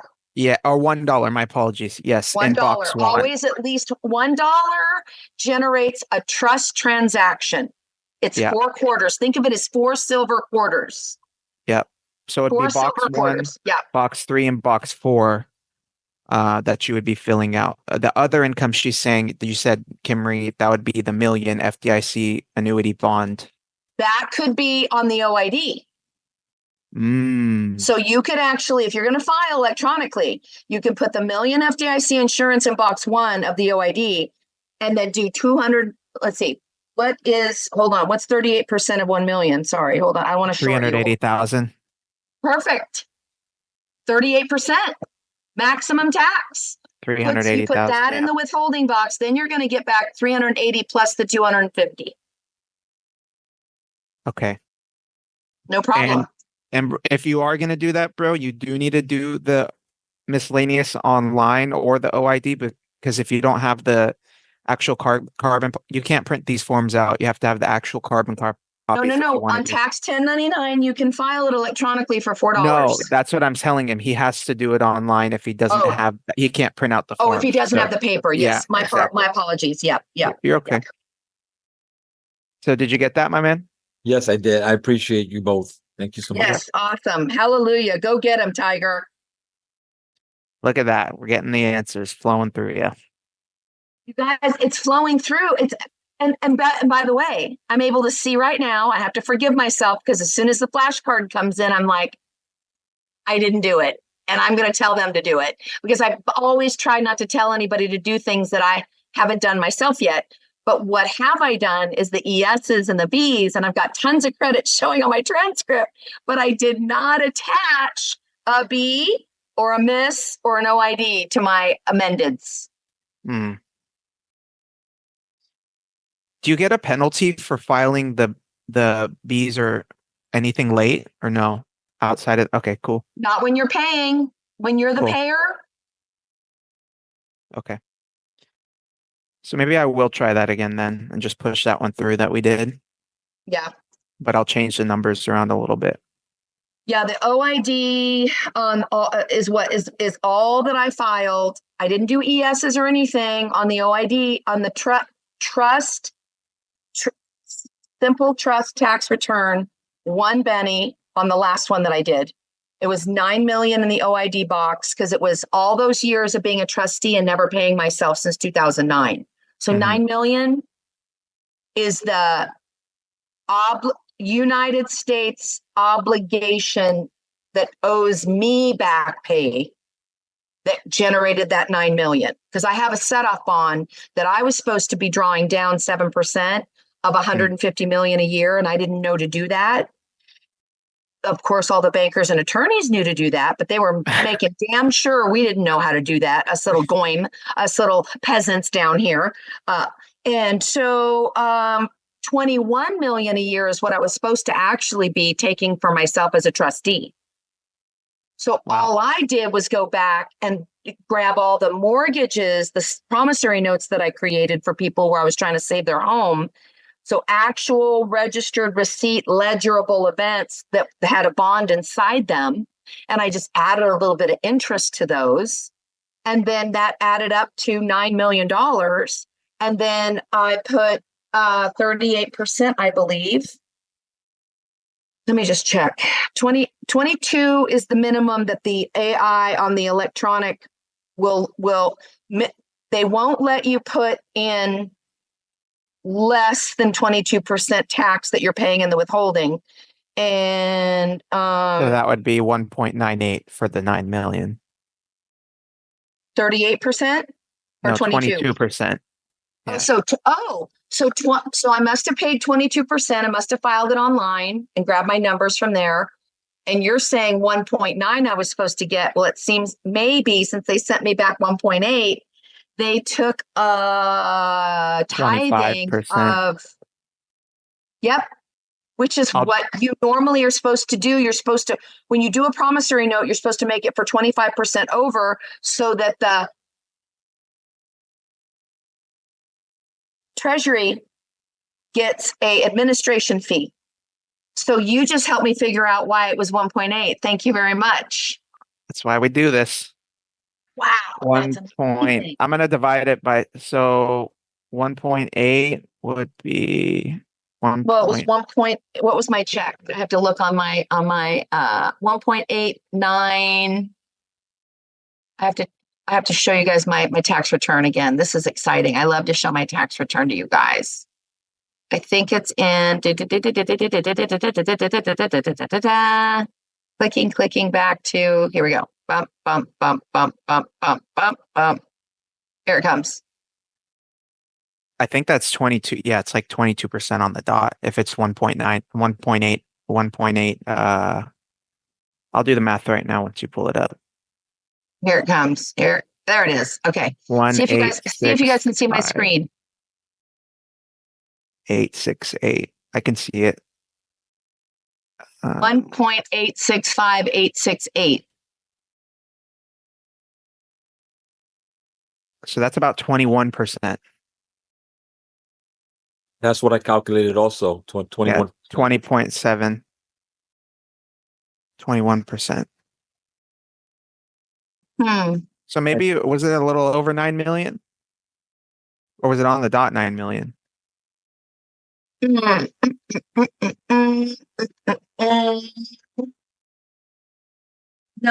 me see.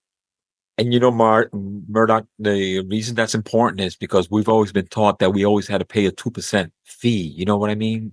So I was wondering if that was always included in what she's doing, because if it is, then that's their incentive with the deal. Yeah, that's what's going around a lot too with the people doing like the negotiable instruments and stuff. They're accounting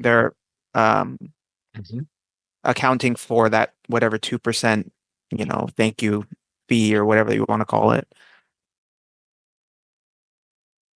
And so when I calculated her the other day, it came out to 21%, and then I was wondering, the maximum is 24%. So I was wondering the 2% was in there, and I said that's what causes them to want to do the deal. That makes sense. Yeah, they're not going to do this for free. I mean, everybody has to get paid, Yeah, it's 21%. Yeah. So they probably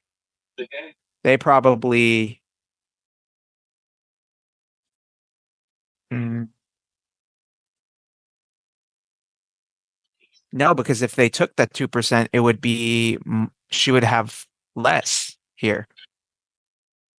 If they took the 2%, I'm gonna find it. I don't think we need to even worry about this. We need everybody doing ESs. Yeah. I was about to say, guys, this is a little more of advanced stuff. The reason why he brought up the miscellaneous is because it can, we're thinking it could possibly trigger a quicker return. So some of us are going to try that out because the amendeds and all those, filings they're a little backed up right now with the IRS. So we'll be trying different things and relaying to the group once everybody pays themselves and is ready to graduate to the next level, There is no immediate gratification unless, and I say this as a caveat, unless they have got us on the blockchain and these settlements are going to start coming like waterfalls. We just don't know. All right. The best we can do is just get our stuff in the mail. I know everything's coming really fast and hard right now. So that's really good news. But it's been a long process. I hope not anymore. I hope it's just because I didn't attach a miss or an OID to my, I don't know. I actually don't even want to be, I don't want to be bothered by trying to figure out what I did wrong. I want to keep helping other people because that's when the insights come in for me. Is when we're being of service for other people. I do want to reiterate too, for those of you who don't, who are worried about whatever them coming back to you and asking where this 250 is from, what you can do and what we talked about with Kim Marie is you getting paid $250 an hour for doing everything you do, right? You're a chef, you're a babysitter, you're a attorney in fact, you're a CPA, you're all these things.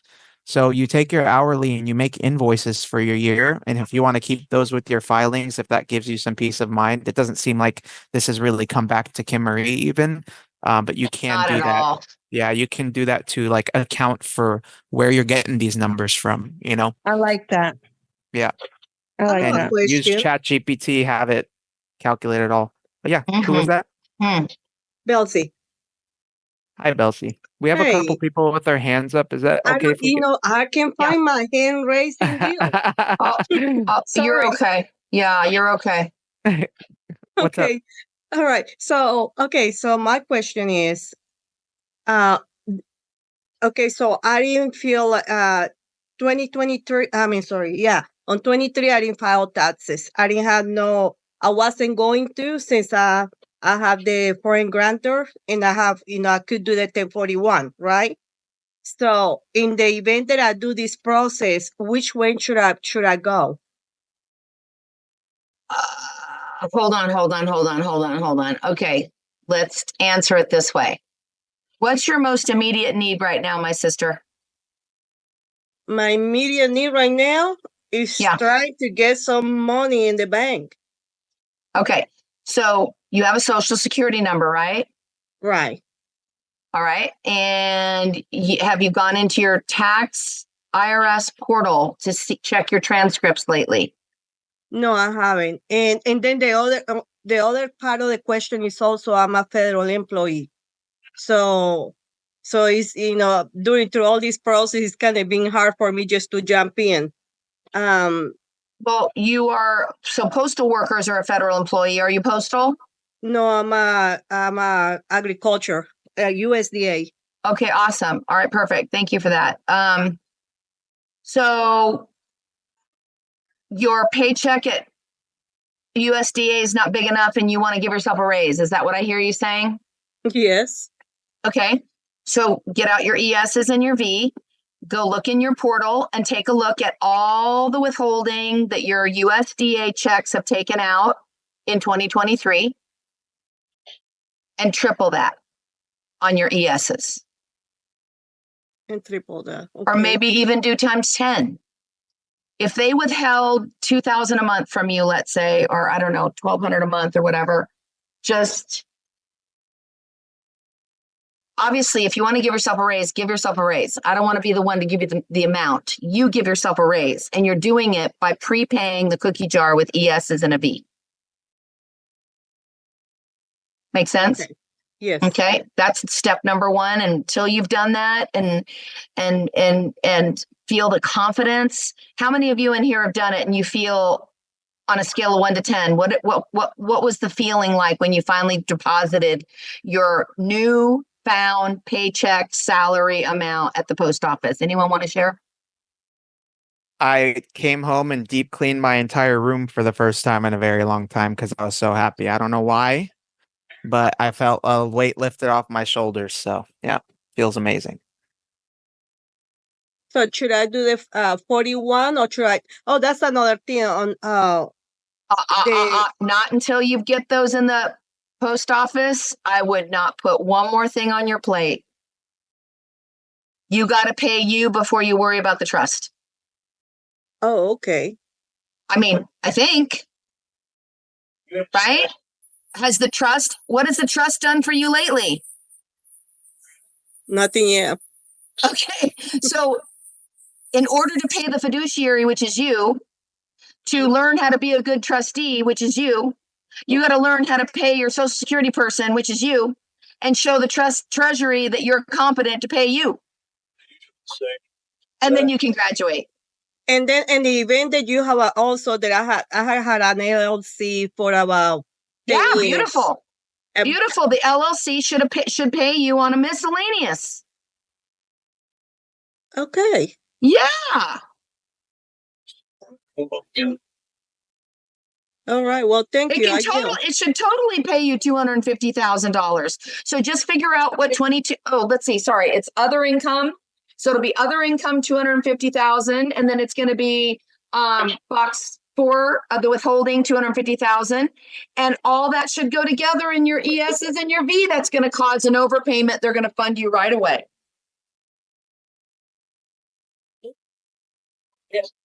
Oh, your LLC should definitely be paying you this whole time. Oh, okay. So I could actually amend those at least 3 years, right? Yeah, but I would start with 2023. Has your social or your business filed taxes yet or reported taxes for 2023 yet? No. Beautiful. Let this be your winning star testimony. Just work on 2023. I would send in for your social person 2023, 250,000. Send in for 2024 already. So you've got 2 years you're paying for, okay? You can't draw down anything from 2024 yet, but you're paying into the treasury for them to put those credits in safekeeping for you. You're giving them time to draw down the bonds to get you liquid. You feel me? Mm-hmm. So what's the other question? Yeah, not filing usually I will file. Did you owe? No, usually then you're I fine. usually use the business to leverage my I'm a 6-figure income, and so to leverage so I can get some money back. Yes. Perfect. Because we expense it. You have to expense things. That's great. Right. We learned how to hustle and we learned how to play the old game of Monopoly. All of us were literally hiding and avoiding and using our businesses and all that so we could figure out a way that we could rig the system and not get caught by the stinking pirates who were always trying to make up bills that we owed them at the IRS. Well, now it's our turn to get paid. All right. Thank you. Do you like that? Okay, so I would focus on 2023. Have the only miscellaneous that you get for 2023 is your freaking LLC paying you for a change, the salary you deserved all along, Missy.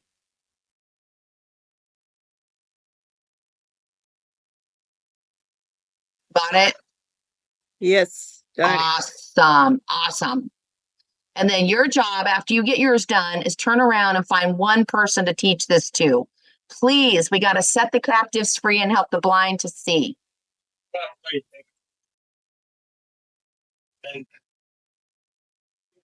Okay, who's next? All right, thanks.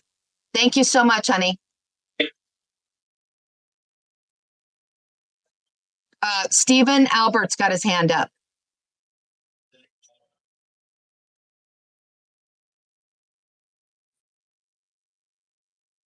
Hello, can you hear me? Yes, sir. We can hear you loud and clear. Amazing. Thank you. And my condolences. Thank you. Appreciate it so much. My brother said just stay busy. sis, I know how you are. Stay busy. No plans for you. And I'm like, okay, I will. I'll stay busy. I'll stay doing what I love doing.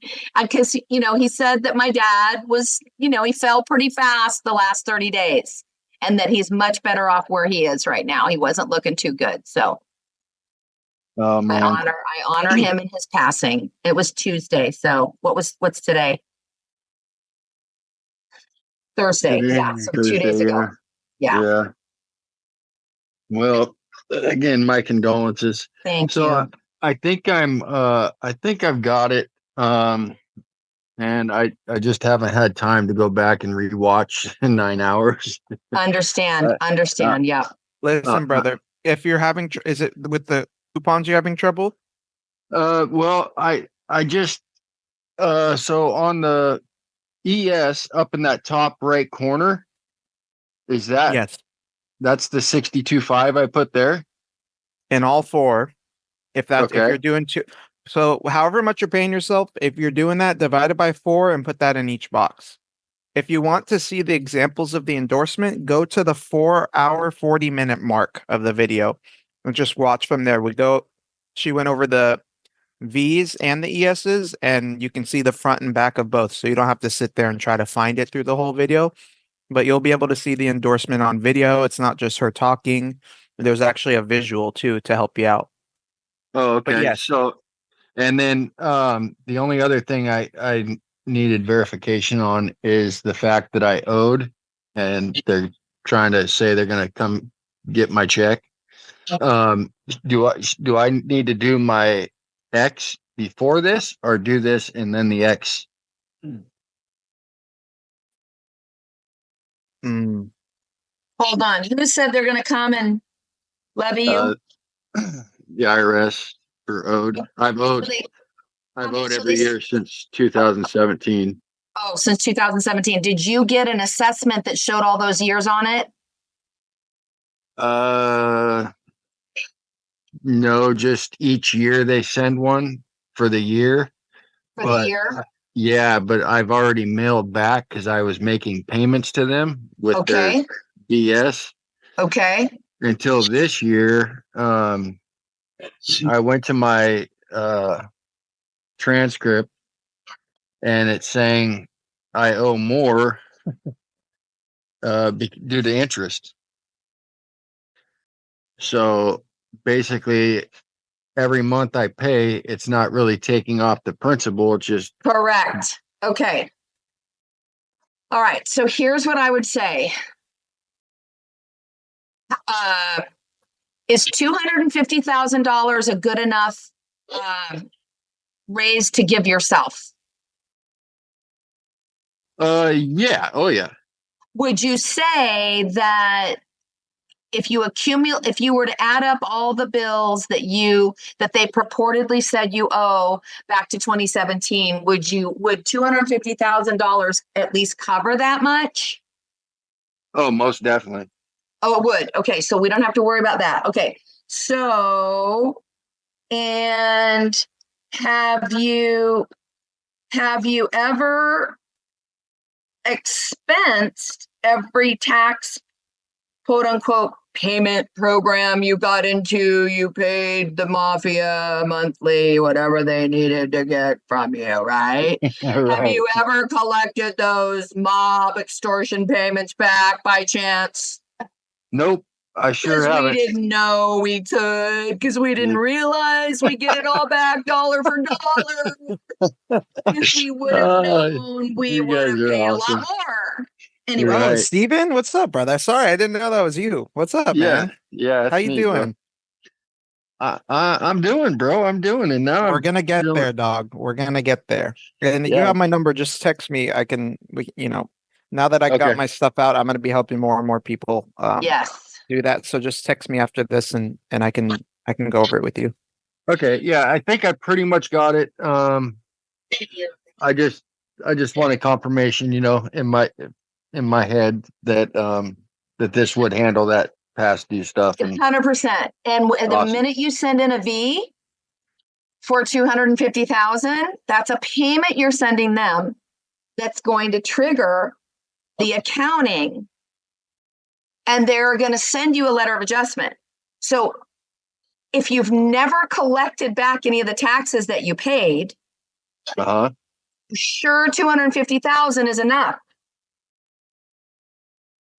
It's going to balance the books. It's like you're applying a payment, you know?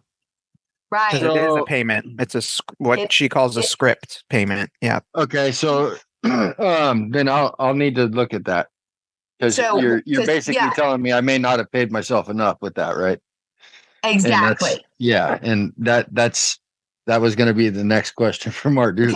Because in order for them to close out all the years where there's still a liability lingering, right? They can't give you a tax return until your books are settled, because they'll get in trouble. Right. So if you send in enough cookies, yep, to at least double what you think might be all the way back from 2017 to now, if you at least double that amount, then make sure you double that amount. Okay. Yeah, I'll have to look at that. Awesome. Okay, because you And, can do you can do 350,000 instead of just 200,000.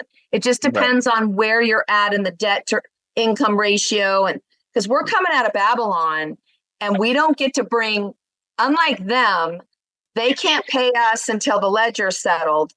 Yeah. We can't go into out of Babylon into heaven with any debt. Right. Because we're coming out of sin forever. And now that everybody's going to learn how to do this, who in the world do you know that's going to even be? I'm telling you, it's right. We're going to pay cash for everything in the future. All right. Yes, indeed. Well, I'm not going to take up any more of your time. And just know that you are so much appreciated, and you'll be in our prayers. And thank you. Safe travels, and we can't wait to see you when you get back. Well, I'll be. Keep that happy spirit up. I'll be in here. Just think of me. Just think of all your questions in our group that Marduk created for us, like fish food, and I'm that fish that's going like this. You're impressive. I gotta give it to you. You are very impressive. I've seen like half of those messages are from you. I'm like, damn, dude, this girl's, you're on it. It just comes through me though, so it's almost like it needs a chalice to land in. You know what I mean? Yeah. Well, it doesn't go unnoticed, and you are an amazing spirit. All glory to the Most High. I feel like I'm a fine wine that's been just completely preserved for such a time as this. Amazing. Awesome. Yeah. So this is going to get me into that next step too, as well. That's all I did all day today was read, and more reading and more reading. And I took a break to come on here. So, but yeah, no, I do appreciate you guys. And you too, Marduk. You're doing amazing things, my brother. And my pleasure, man. Just text me. Well, we can, if you have trouble with that, let me know. We'll go over it tonight. Okay, no problem, buddy. Much love and respect, everybody. And thank you. I yield my time. Talk to you soon, man. All right. Did these two get their questions answered, Jovan and Kamali? Did you guys have a chance to speak? I didn't. I'm Jovan. Hi, Jovan. How you doing? Hi. You know what? I can, y'all. Okay. Woo! Let me tell you something. Okay? What happened? You all have shook my inner child. You all have shook the woman I have become. You all have shook it. Okay. Listen, when I tell you, and I don't know if you've been in any of the live chats that I've been in before, but a couple of people that are on here know, like I've told them bits and pieces, but oh man, let me tell you, oh my God, I could cry tears. Like I've been crying because this is just amazing. And it has gotten me to a point of no return to poverty. Okay. Yes, ma'am. That's my main goal, is to get out of this impoverished state. Amen. It's a demon I have been fighting for a long time. And to finally get to this point where I'm sitting at right now is just, y'all, listen. Love you, dude. You got this. You got this. I have Mm. Whew. Okay, let me come I back. feel you. No, I feel you. I really do. You're good. I really do. More than you know. Yeah, I just I wanted to say to Marduk first, okay, because if it hadn't been for you, I wouldn't have found Kim Marie. Okay. And I'm thankful to God first. You know, I put him first. But 100%. so he led me to TikTok, which I hate. Okay. I never wanted a TikTok page at all. And I finally decided I was going to do it. And it led me to y'all. And let me tell you something. I am so grateful to y'all. Glory to the Most High. I'm grateful to Kimry too, dude. You know who's watching over us right now that are doing a prom dance together probably while they're watching us? Your and my grandparents. Yes, Yeah. my grandma and both of my grandmas and one of my grandmother. I was so close to her. She was the one that looked out for me more than anybody. And the one thing that she said before she passed back in 2019 was she always wanted to make sure that I was good. And so I always reassured her that no matter how many struggles I've gone through and everything, because I have struggled, y'all. I have struggled so much, me and my children. And you never gave up? No, I fight. I've been fighting for a long time. Somebody stole my identity, literally stole it. And over a 7-year period of time, stole everything from me and my kids. She got everything that I was working towards for me and my baby. So we have literally struggled. I mean, struggled. So to get to this point is just it's a lot for me, y'all. It's huge. So my question, I mean, I just wanted to let you know, first of all, sending lots of love, hugs and kisses to you, Kimari, because I know the pain of losing a father, that I miss mine every single day. So I just wanted to send you my love. Okay. And just my condolences and say thank you once again. I can't thank y'all. I'll probably thank y'all for the rest of my life. Hey, Kenneth. Thank you, bro. Yeah. But what I'm also gonna say is, or ask, I did have a question. I've been on disability now for almost 18 years. And so I want to make sure, and I actually, because of that identity theft, I now have an IP PIN. Yeah. So I'm protected there. Okay. So what I wanted to know is the best route to go with this. I was looking at something on my transcripts because I actually worked a job last year, and it said something on the Social Security tax maximum income, and it said 168,600. Okay, but that was like, what did it say this on? It was just a self-employment tax and deduction worksheet for lines 1 through 9 of the estimated tax worksheet. I just happened to see that when I was just scrolling through. So what I was just trying to see, it's not, I don't think this is personal to me. This is what was on the 1040 ES form. And so I just wanted to see what you feel is the best route to go for someone in my position. What I heard you say is there's a maximum that you can make before you would lose your benefits of 168,000. Is that right? I'm thinking that's what it's saying. Because this is a first for me, So all right, let me how to- ask you this then, because Okay. you're getting a stipend, you're helping other people with your stipend. Yes. And that stipend is being stretched. It to the brim. It's busting at the seams. Okay. It's only because other people haven't learned how to do ESs and Bs for their self that aren't getting a stipend. Okay.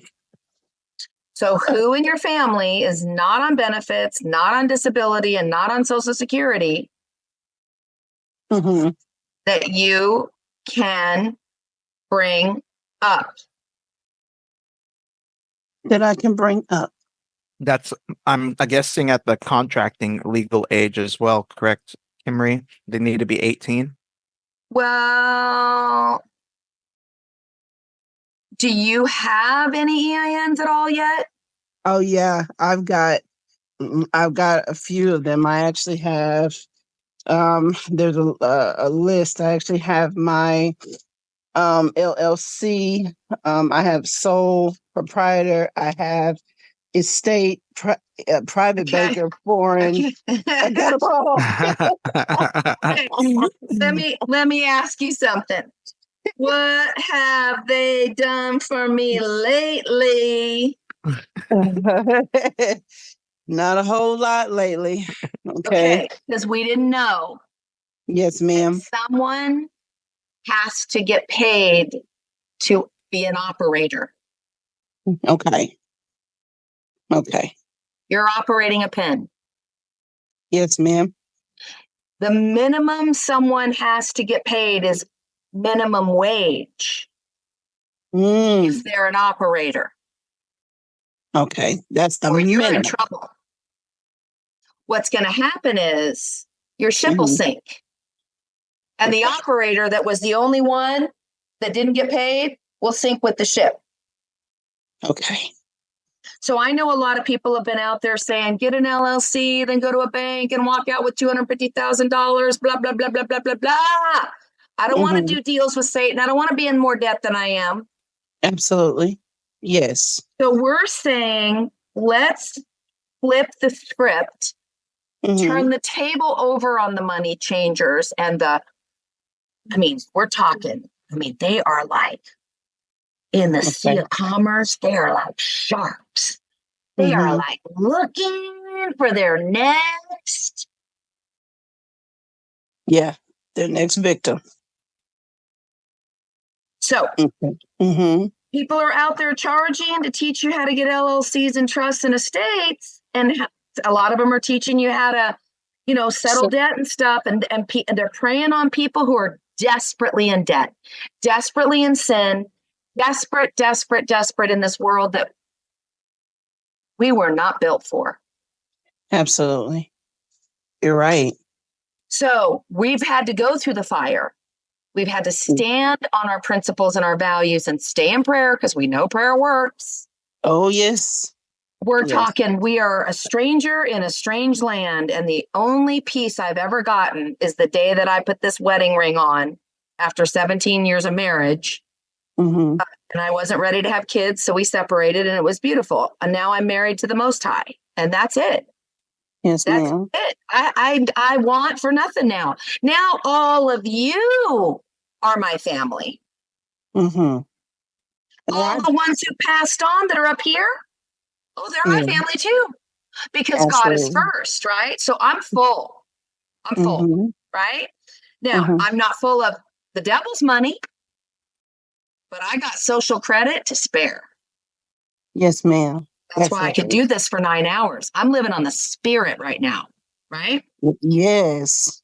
All right. So we're going to take that. And that explains to me why you've been sent something that says, hey, little Missy, we see you've got all these EINs and they're sitting over here all idle. We better send her a limit and a maximum amount that her business EIN can produce, of which they're expecting you're going to pay yourself a little bit out of that production. If you make more than $160,000 with one of your LLCs, if it blows up or you get an inheritance and you fund it and whatever, and you start your business, your bookkeeping business, whatever, You just can't make more, you can't report more or pay taxes on more than 168 a year for the vessel, for the LLC. The sole prop is the one that applied for the benefits for the minor person. Right? You grew up and the sole prop is your queen. The queen says, I got to take care of me because there ain't nobody coming to save my ass right now. That's right. Okay. So I'm queen, I'm the sole prop. Okay. I got to go on here and I got to get these benefits and I got to go over here. And I'm going to go get an EIN and I'm going to go do this and I'm going to do that. Now what you're going to do, you're going to start paying yourself from this day forward, and you promise to pay yourself from this day forward. And how you're going to pay your retainer fee or your onboarding fee or your salary is you're going to say, 2023 just passed and I didn't know I could pay myself one dime, let alone 250,000. And I didn't know how to do it. So I'm going to pay 250, 100,000. I'm going to do 100,000 ESs and a V. Okay.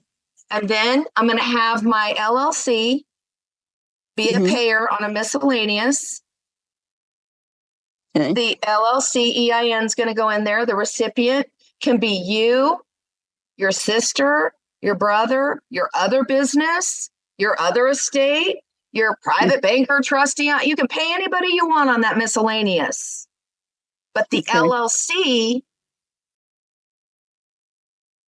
is gifting someone else, which will cause the LLC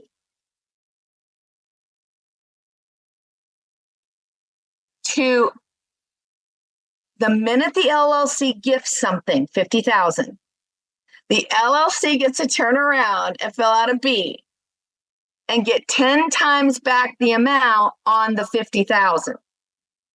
See, that's what people don't realize. Until you pay as a grantor, you can't get that universal law of compensation back tenfold. Okay. The B. Okay. So your sole prop, sorry, I kept saying LLC, I meant sole prop. I'm so sorry. Okay. LLC is the queen. The queen has an EIN, correct? Yes, she does. Okay, so you were made in the mirror image or the likeness of God. So you've got the minor, then you grew up to become the sole prop queen. Now the queen is on the chessboard. She can move in any direction. She can move. She's not limited. That's why the sole prop, for if it's a male, it's your king. The sole proprietor is the captain's chair with the pen. Okay. And now instead of a social trying to pay itself in the public, you have a sole proprietor EIN that can now pay the social. Okay. So sole prop pays the social. Now, because you have a limit on how much a self-employed sole prop person can make before you lose your benefits, you ought to, because they haven't heard from you and they don't know what you're up to, so this will be your first reporting. Maybe you ought to just do 100,000 divided by 4 with a V connected for your social. 1040 ES, 1040 B. Okay, so the 1,000 divided by 4, right? Yep. Okay. All right. Then you can go ahead and do 100,000 for 2024 so they can see that you're willing to spread your cookies out into next year. Now you've got 23 and 24 going in. And your sole prop, because you need to activate it. You activate it by reporting and filing. But we're activating it by making it a payer and a grantor on a miscellaneous. And you gift whoever you want to gift. It doesn't matter. You're still going to get back 50,000 times 9 when you do the B later down the road. Okay, so and if you don't mind. And the sole prop is not the one getting the benefits. The social is.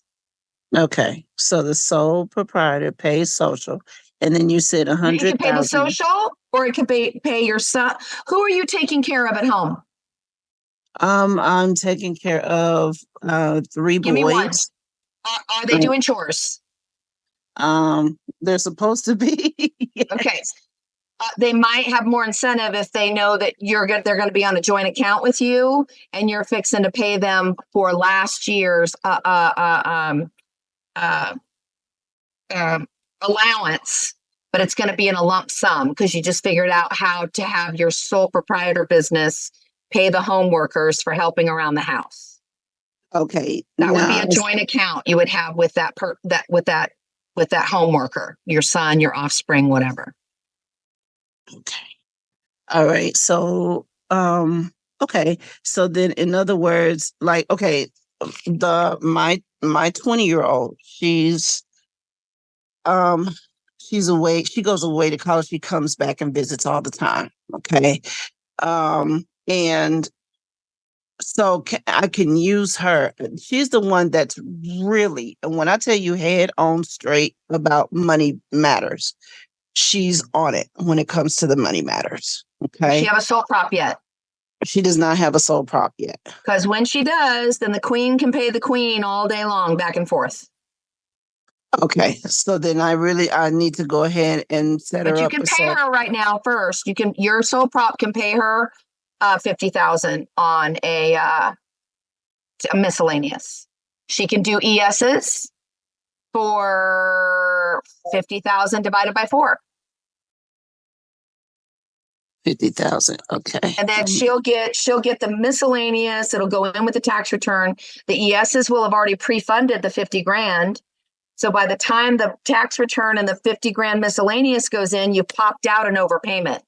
They will see it as an overpayment. You overpaid. The balance, the books are off, the scales are off. So they have to cut the check to make everything go back to zero. They have to distribute to the Benny or the claimant.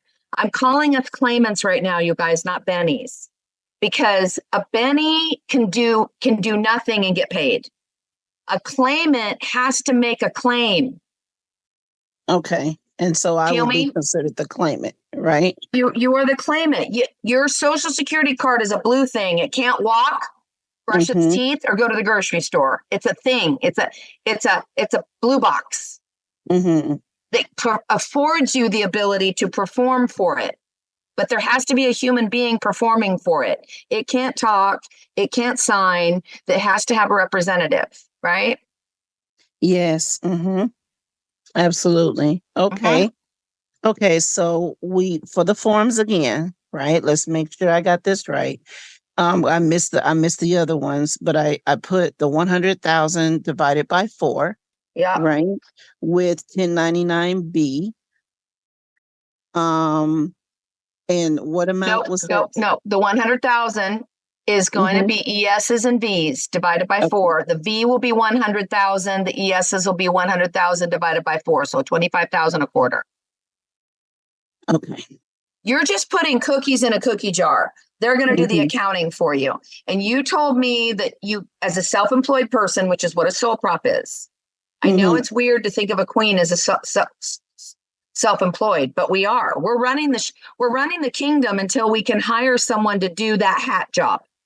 Absolutely. We have to run it, right? We have to run it. We're the only one we can trust with the banks and the books and the purse. Okay. Yeah. So and you're self-employed. Your social security person's getting benefits. Your sole prop is not. It's sitting in the harbor doing absolutely nothing for you. Okay. It's time it starts paying you. Okay. So you can do the ESs by themselves, 23 and 24, and get them off into the mail. And then you can work on your 1099 miscellaneouses if you want. After you get those in the mail, the 100,000. You can also do it for show your daughter how to do it. She's 20. She can do it. If she's not on state benefits, she should collect 250. Okay. So, okay. You want to talk her into the best job on the planet as being a bookkeeper for her estate? She's going to be all about it after this. I bet she is. Realizes that she can get paid from her estate to manage her estate. Absolutely. Yep. So you got to teach her how to get Absolutely. into her portal and look into her little portal. She has to do an ID Me account so she can look at her record. Once you teach one person how you'd like how you want to operate in non-usury, you want to operate in a merit-based system. What's merit-based? The law of equal return, the law where everybody's equal, like kind exchange. I give you 5 apples, you give me 5 pieces of corn. Okay. Right? That's all we're doing here. And we're not having to figure out interest and loan and debt bonds and all this other stuff that's all private banker stuff from England. And we're using credit, not debt, you know? It's That's not another debt. thing. That's another Yeah. thing that's huge. Yeah. Okay. Huge. Okay. So, and then one, okay. Yeah. So, So the B, so don't worry about the B's or the miscellaneous until you get the ESs done. Like you and your daughter ought to do those 23 and 24. okay. That's And a big okay. enough push to get that baby out the door and into the post office. You're going to feel so different when you get that done. And you're going to you're going to make copies, you're going to scan, you're going to get a nice, beautiful, bright orange folder for you and a big, beautiful, bright blue folder for you. And, you're going to be in the business of paying you. That's why I think Marduk came home and just started clearing clutter. Yeah. Because you feel this sense of regency. You feel a sense of like, it's not haughtiness and entitlement at all. It's I'm finally balancing my own ledger and I'm paying me, which by the way was the rule that we've been breaking this whole time, but we didn't know it. So forgive me, Father, for that. I did not know until today. If I go forward and I don't initiate and at least attempt to fill out an ES and a V, well then nobody can cry wolf anymore after this. No, not at all. So, wow, just amazing. Okay. I know. And what if the welfare system was to go away? What if the banks actually went away? And we're all learning right now. We're in the front of the parade, learning how to work together in non-usury transactions. And we're learning how to work with the manna from heaven and the trust and the love and the honor system. And we get to be the welfare for others, 100%. Yes. Until they are able to take care of themselves. I think, yep. Raymond, I did not mean to mute you, but I think your mic was open, so I muted you. Are you trying? Do you have? Oh, he doesn't have his hand raised. Hi, Raymond. Okay, sorry, my lady. I didn't mean to interrupt. That's okay. No, that's okay. No, I'm listening because that is one of my, my real desires is to be able to help people that have gone through or are going through the things that I've gone through. And we can't help anybody without helping ourselves first. So we're showing them that we're able to receive now our blessings. Absolutely. This is, you know what, you've changed with all of this, my whole, I was raised in the church and stuff. So, everything. It's your prayer answered. It's your prayer answered. I'm just a messenger sharing the good news that the kingdom is at hand. That's it. And you are I don't need followers. I don't need to make money on TikTok. I'm you know what I mean? I grew up in the church. I was a sunbeam for Jesus since I was like 5 years old. Yes. I was in the choir. I played Mary every year at our little Pentecostal church. I spoke in tongues for years. Okay. I've always been a lover and faith-filled and spirit-filled, but most people couldn't handle my energy. Absolutely. Yep. So I think God had to cloak me a little bit so I could keep my head down so I wouldn't get, too bullied, made fun of, or persecuted. Absolutely. Absolutely. I mean, and that's such a blessing when he does that. It pulls you out and separates you. Yeah. And thank God for that because all praises to the Most High because you're here now. Well, and remember, we were told and we were promised that the power is going to be brought back to the people. We didn't know quite what it would look like, but we were promised that the power is going to be brought back to the people, that it's not about business as usual. It's not about politics. It's actually about people getting off their knees and not taking it anymore.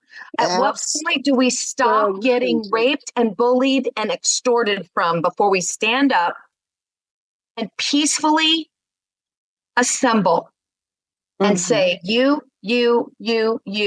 fired? But we had to remember that we're the actual ones who are supposed to be protected during a time of emergency, not be told to sit down, shut up, and put a mask on, and let me shoot this shot in your fucking arm, and you don't get to deny it because we don't need to tell you if we tested it, and we don't need to tell you what's in it even. There you go. I'm with you on it. Now you taking us to church, honey. Oh, come on. Don't get me started. Oh, we can go all night with that, but I know we want to stick to the plan at hand. Oh, wow. I found my tribe. Marduk, I cannot thank you enough. I found my tribe. My pleasure. I'm just as grateful. Trust me. Thank you. Thank you so much. Thank you, sis. I really appreciate your We're going to have a success room, and what we need to call it, Marduk, is any royal township or royal. When I say royal, I mean, divine township of the Most High Estate, right? Yep. All of them have a newspaper that shares the good news that affects the community or the township. And what that's called when it's from a sovereign township or estate or a little block of estates, which is a township of sovereigns, it's a gazette. Oh, yeah. Yeah. A royal gazette. Okay. So we could The call Gazette ours of Answered 369 Prayers. Gazette. Yeah. Huh? Yep. The Gazette of Answered Prayers. Oh, beautiful. I love There it. it is. All 100%. right. And I'm then out of that here, could my be people.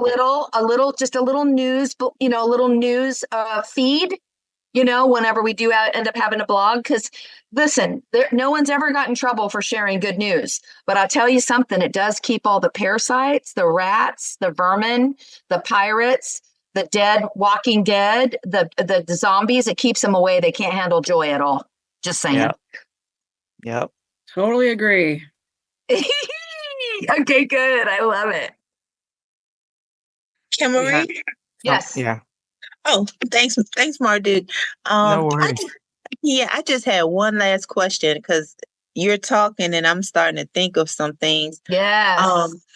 Okay, so the IRS, when they sent me the Treasury check, I deposited in my trust account and I paid my house off, and then I transferred the rest into my ministry bank account, and that's the one they froze.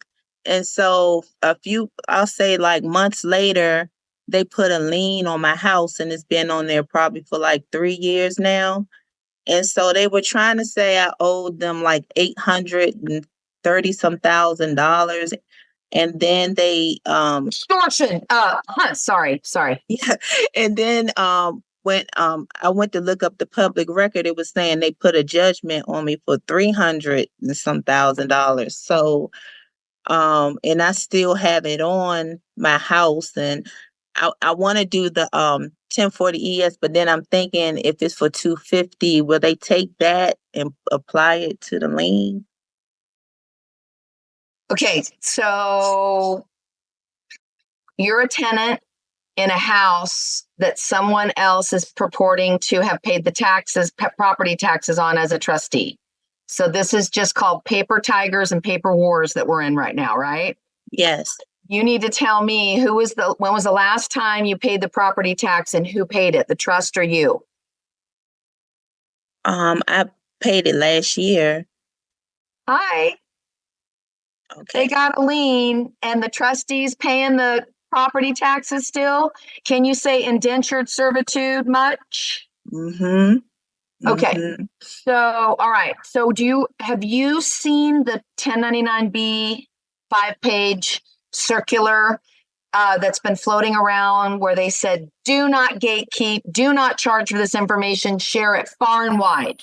Yes, I actually, the lady that wrote that, I actually just got access to her class. Awesome. Okay. Okay. Here's my Yes. question then. Okay, so you've seen that, so you know that any tax payments or any mortgage payments that you've paid, you Mhm. get to now 1099B that amount times 10 now in the, you know that in the barter box? Yes. Uh-huh. Okay.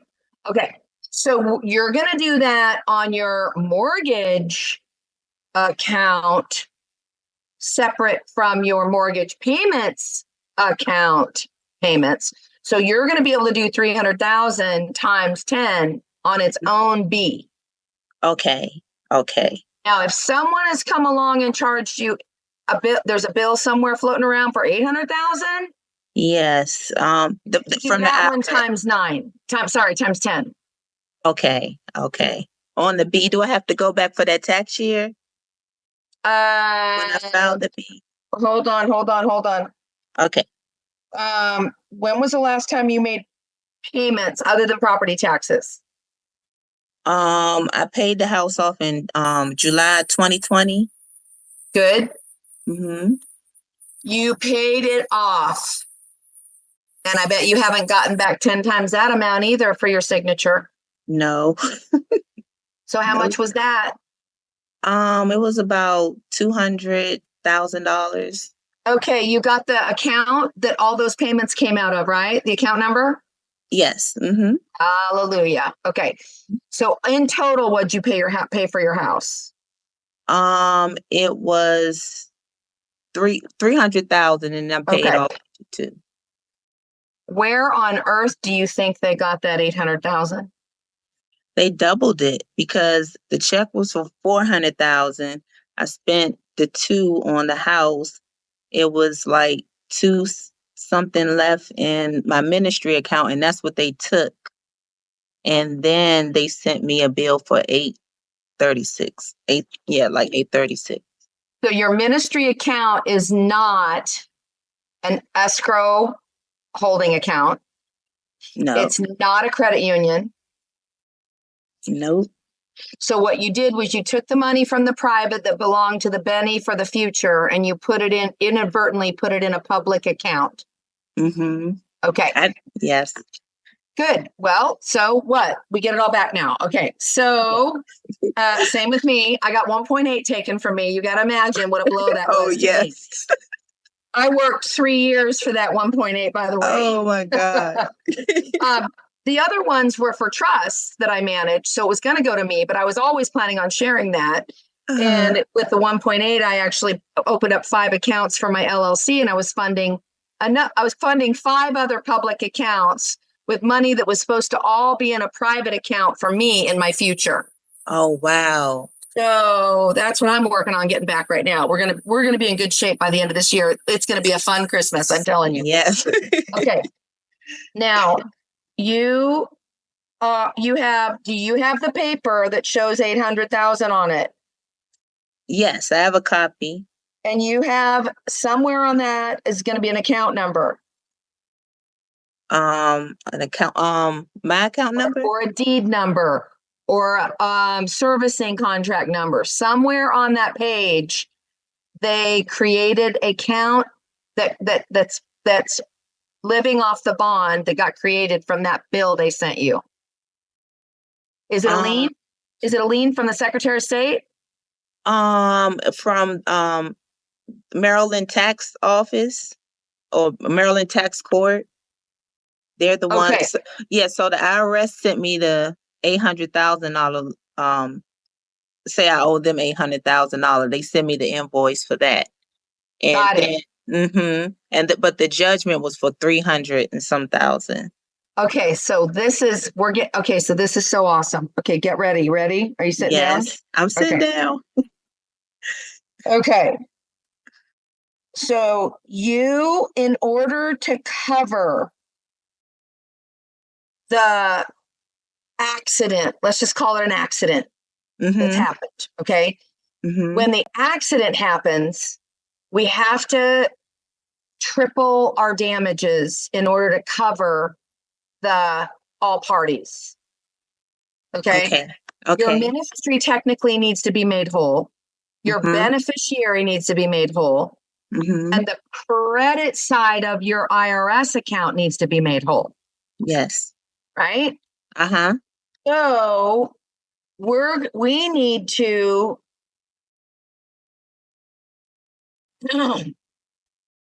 your social, which has unlimited credit, Mhm. needs to do an ES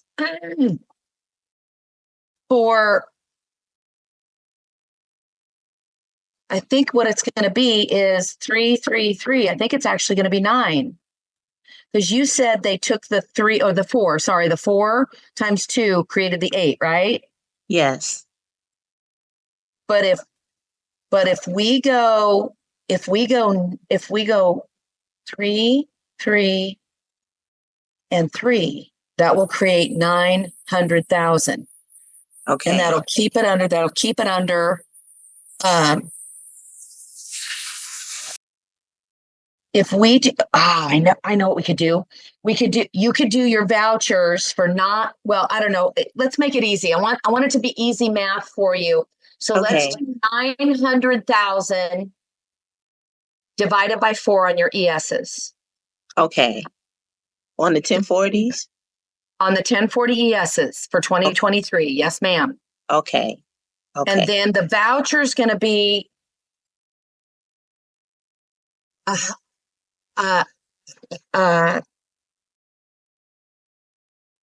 what did I say? 900. Yep. What, Matt? Now, why don't we tithe them 10%? So why Okay. don't you make the V for 100,000? Okay. The B for 100,000. Yep. Okay. Yep. They're going to be so excited because you're actually tithing them in this instance.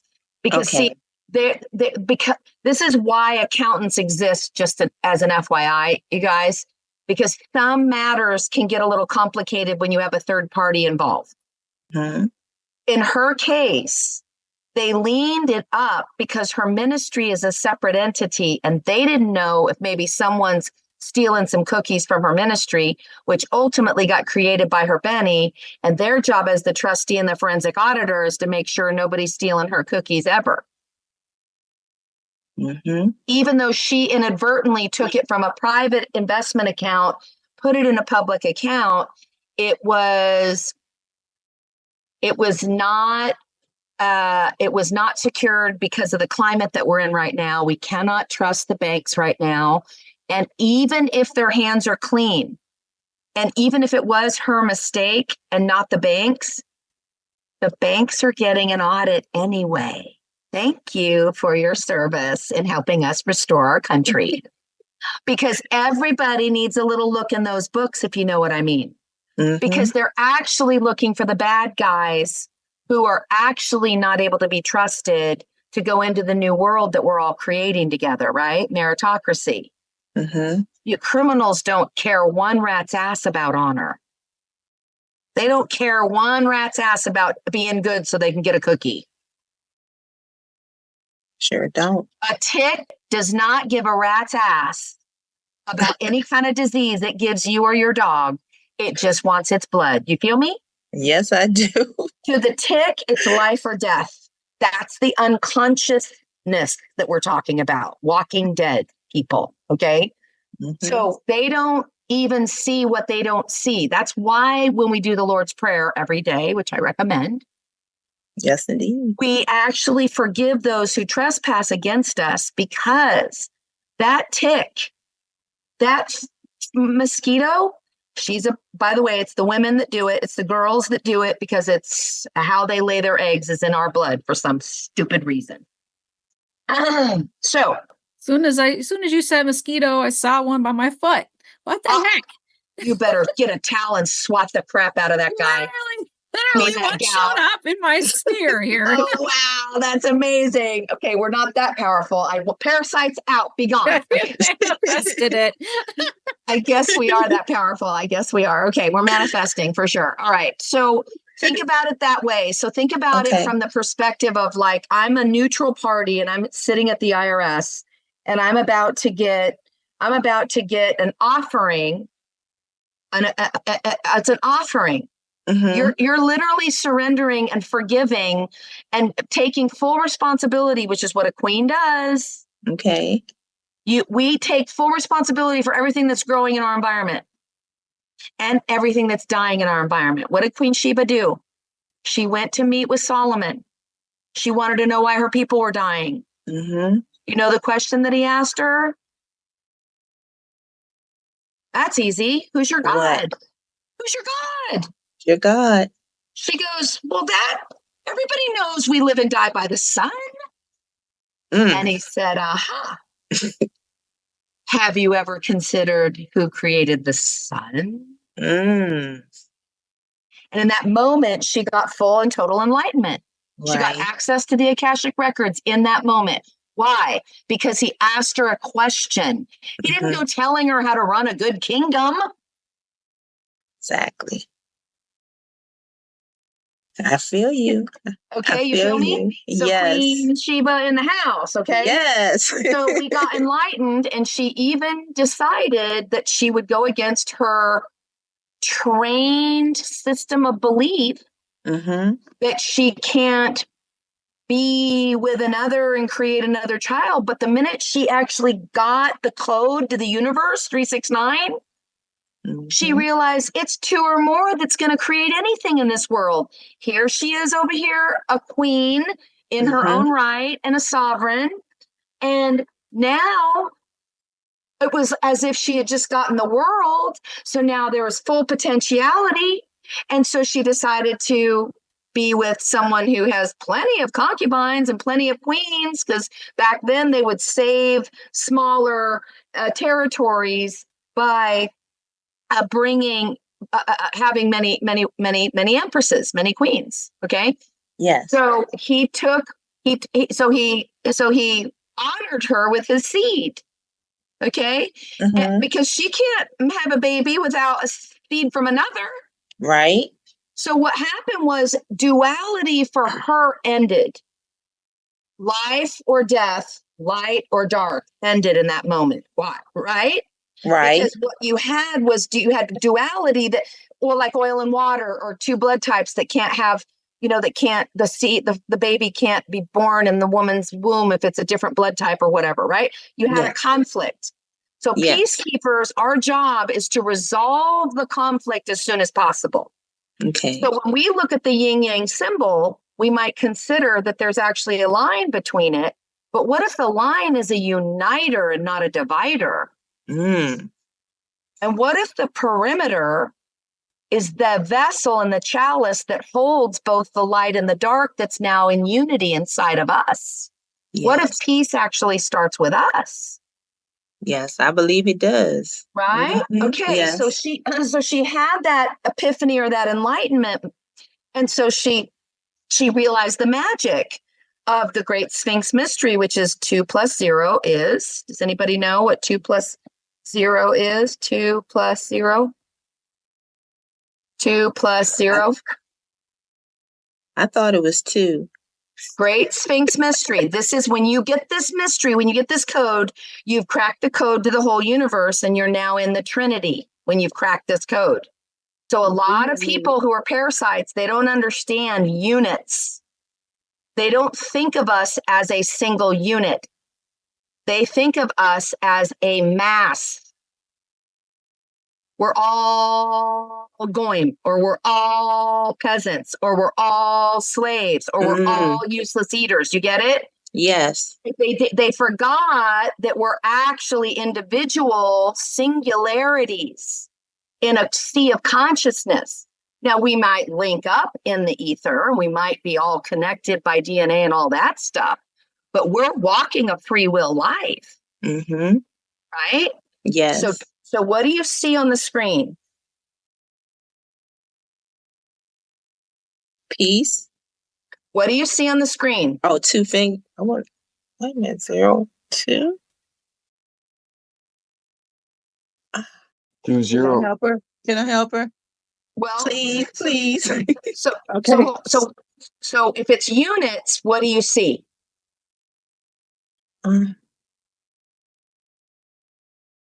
That zero is the same thing as, it should be the same thing as infinite. Well, you're close, but you guys are actually trying too hard. Story of our lives. No, it's true. I'm not kidding. You're going to get the whole universe right now. So can you imagine that it may just be a little bit of a veil because it's been our hedge of protection.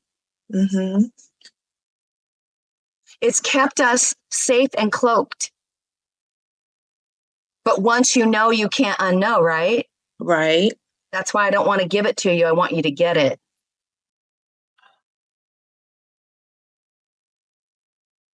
What do you see? Yep. What do you see? What does your mind's eye or your heart see on the screen? Of 0. V. Okay. 2. You're O2. close. You're close. O2. O2 oxygen? Okay, well, okay, you're okay, at least you're discovering. Okay, now you're researching. I love it. Okay, you're right. There's all different things that you're actually seeing. Keep going. Roman numerals? Okay, good. Yes, that's also up there. Absolutely. It's not up there.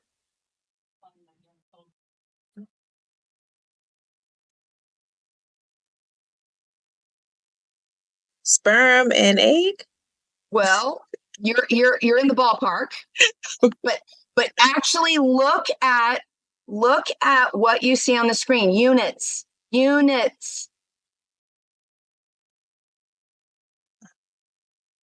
It wouldn't be the alpha and omega, right? Well, all those Close. things are also on my hands, but I'm asking you to look at the units that you see. This is so awesome because this is the koan, you guys. This is the code. Okay. And it's been secret because it's the mystery of the universe. It's how we all are still here and alive.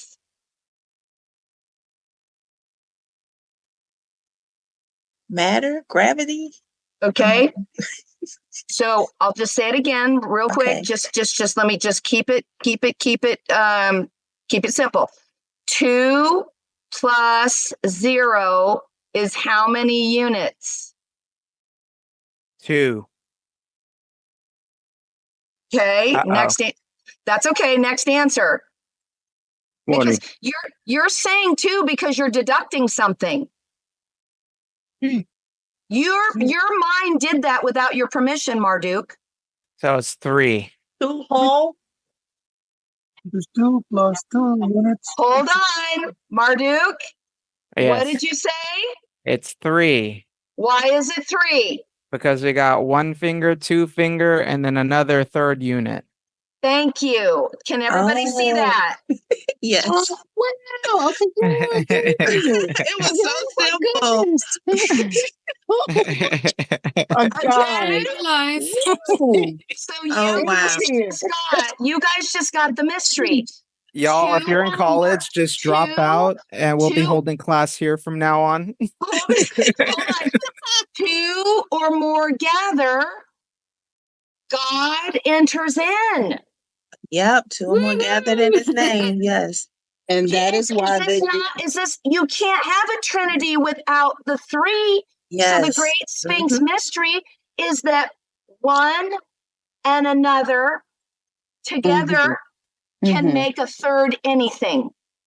Mm. And that is Get why it? that's why they operate in 3s all the time, right? Well, we, the creators, just got the keys to the universe. We are the Trinity. We're the hidden covenant with the Father. What's inside me, okay, is matter and spirit, right? Think about it like smoke and matter is inside me. But the smoke is the ether. That's the spirit. Like think about the spirit like a cloud is in me, right? Ether. Mm-hmm. And that's the silver and the gold cord that connects us all infinitely, right? As long as we understand that we're related and we have faith and we trust and we believe, whether we've seen it or not, we still trust and believe that we're all related somehow. And we're all about the peace. We're all about the business of the Father. We're all about keeping the ledger. Well, this is a ledger. 2 plus 0 is 3 units. Wow. That's the triangle.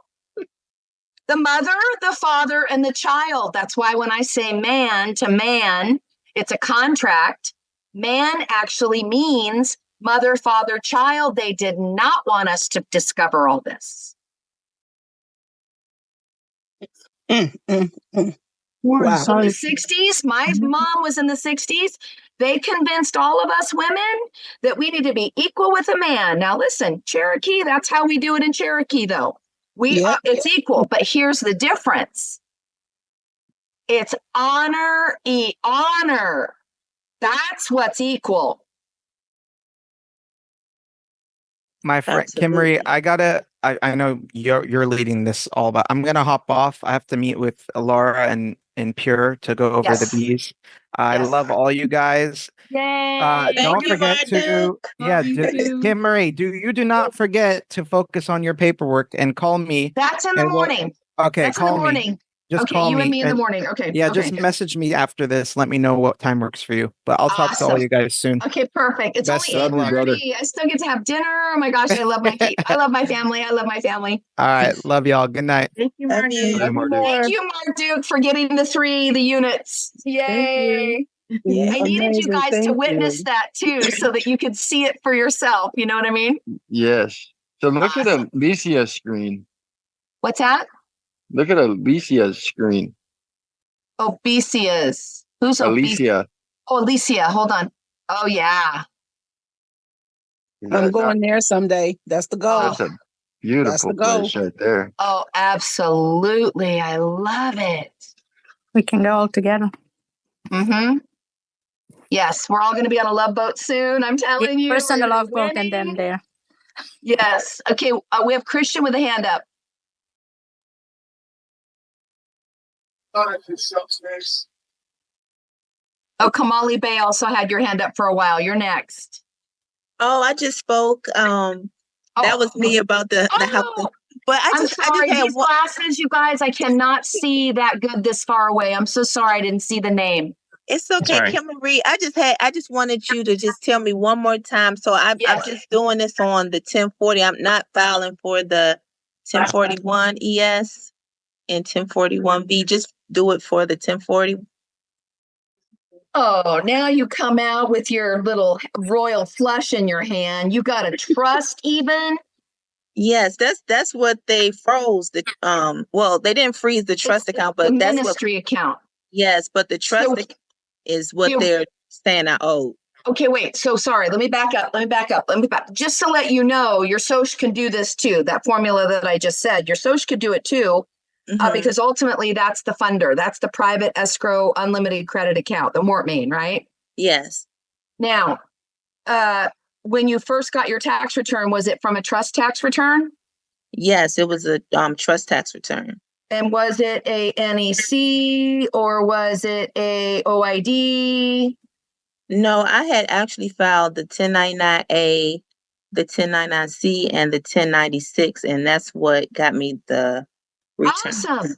Okay. Okay. All right. All up in there being a boss. Okay. So you acquired a credit line, then you canceled the debt, which caused the overpayment, which got you issued a check. Perfect. Okay.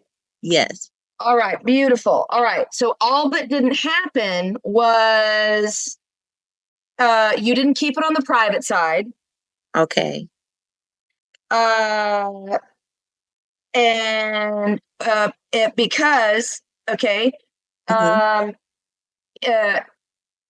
because you put it on the public side, that allows your social to come and be a surety and take care of, oops, I ran into a bank in the public side and my credits got seized and they got taken back to grandpa's house. Okay. All right. I messed up. I put it in the public. Okay. So my public person can come in and be the surety, my social, my CAF number, whatever. Okay. You could do that.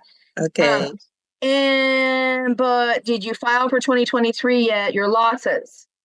No, I haven't filed on that trust account since that happened, and that was in 2019. Awesome. Okay, perfect. All right. So oh my gosh. Okay. Oh, you've got receipts Yes. to do a 1041 ES and a 1041B. What state do you live in? Maryland. Do you have to file state also? No. Okay, good. So you can do 1041 and get back all of that on an OID, and you will get a check in 21 days, sister. Okay. 1041. I think that's what that we need to be all up inside that business right now, because you already cleaned the money. See, yours was already funded. What we're trying to do with everybody's ESs is get their cookie jar funded so they can go out in the marketplace and buy a house. You feel me? Yes. You already did get fund. You got services or you got what's it called? You got your needs, necessities, services for the trust to help the Benny live its life, right? Yes. And did you file a simple trust? You remember? It was on, I think, complex. It was complex. And then how long did it take for that return to get to you? It took about a month. Okay. All right. All right. Good. All right. Complex trust. And you put it in a private treasury account. Yes, bank account. Okay. All right. Perfect. But when you did use it, you purchased something in the marketplace called a house. Yes. All right.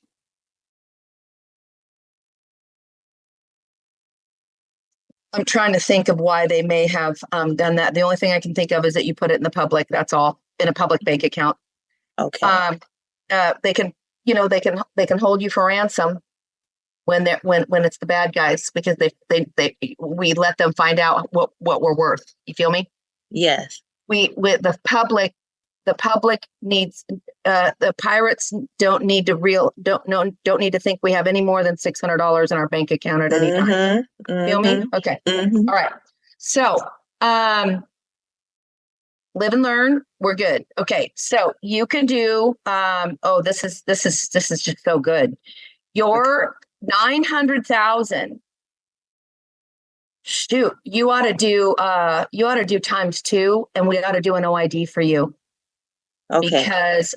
Because we're dealing in the marketplace. You bought consumer goods and necessities for your Benny. So you got all the receipts that actually would cause the OID to have a basis for why you're filing. Okay. But you're going to need to do. All right, let me just see something real quick. Let me look at the magic here real quick. Okay. I want to do 800%. Let me just see what happens when I do this. 300,000. Give me 1 second. I got a hunch. Okay. All right, here we go. We're going to go 300 times 0.800 equals. Oh shoot, hold on. I didn't put enough zeros. Hold on, give me a second. 300,000 times 0.800% equals. No, that's not right either. Hold on. Let me see. Oh, divided by. Oh wait. 3. Hold on. 1, 2, 3. Let's go times 10. Hold on. Let's go times 10 first. Water's still running. That's 3. All right. Now let's do. Ooh, I like that though. Okay, let's do plus 800%. Oops. We're going to go 0.800 equals. That didn't do it either. I'm sorry. I'm not a mathematician. Give me a second. I'll figure this out. This is what I love. I love figuring it out. Okay. So 3 million. Okay. I'm trying. So when you mark up, let's say, so you buy a house for 300,000, and when you mark it up 800%, I'm trying to figure out what that number is. Anyone on here help us figure out how to get to that number? An 800% markup of her original 300,000. Like you bought a pair of sunglasses for 300,000, And now we're going to go retail them in the marketplace, and we want to retail it for 800,000. 800%. We want to mark it up 800%. That's a true lottery winning, you could say. So, all right, let me try it this way. Let me see. Let me do this. Hold on. Let me go 800% divided by, it's either divided by or times 3, 1, 2, 3, 1, 2, 3 million. Yep. I don't know how to work the calculator. 2.4. I get Close to 2.4. 2.4 million. 2.4. Oh, 2.4 million. Yeah. Awesome. Okay, here's what we're going to do. Okay, 2.4. Times it. Boom, boom, boom. 800%. Oh, you have to throw times myself it? out there like that. So what did I have to do? 300,000 times 800%? Yes. Okay, thank you. That's what got me the 2.4. Okay, now, okay. So I'm picturing your OID right now in my head, okay? So 2.4, hold on. I have to do it with commas though, because that's 2, 4, 0, 0, and then 0, 0, 0. Okay, 2.4. All right, now we're going to go times 0.38% equals. That would procure you a $912,000 check. Okay. So Wow. that would be a little bit over the 800,000. Remember they doubled it for you, and I was trying to figure out how to do your ESs at 9 million. Yes. Right? So I was really close in what I was figuring in my head. Okay. So if we do, okay, hold on. So I gotta make sure I remember those numbers. You guys got the number. You got 2.4 for us. Hold on. Hold on. 2.4. And then we got 912 if we did the OID. So it's got to square the circle. It's got to square the circle here. All right. So you could do ESs for your 1041 2.5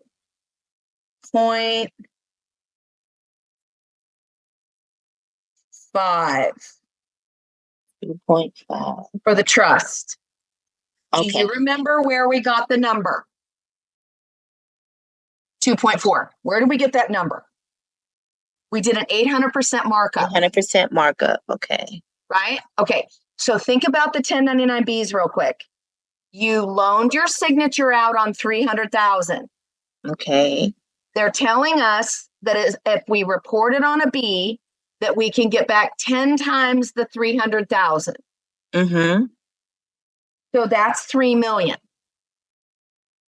Okay. That's one path that we get to take and one tax return that your social can file. Okay. Get it? Okay. Yes. So stay with me now. So Okay. what we're going to do is we want to do what can the trust file Okay. and do it on an OID, which is going to solve two issues. Going to release the lien and get you a tax return of 900,000. Because see, you already got the credit. We just didn't cover the debit. You didn't do the ESs yet. Right. Okay. Which caused a car accident, but we'll call it a banking accident. Okay. Private was, we were experimenting and learning how does my Benny benefit from a private trust? Let me do it through my ministry. The problem was the ministry isn't at a credit union or a brokerage firm or an investment firm or a retirement account. No. Or an escrow account. Now, let me tell you all something. Regions, Regions, G-R-E-G-I-O-N-S.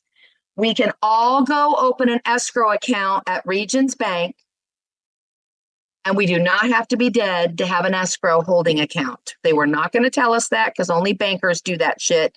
And they put the house and the mortgage and the paper and all that paper into a holding escrow account where they ledger the dead instruments.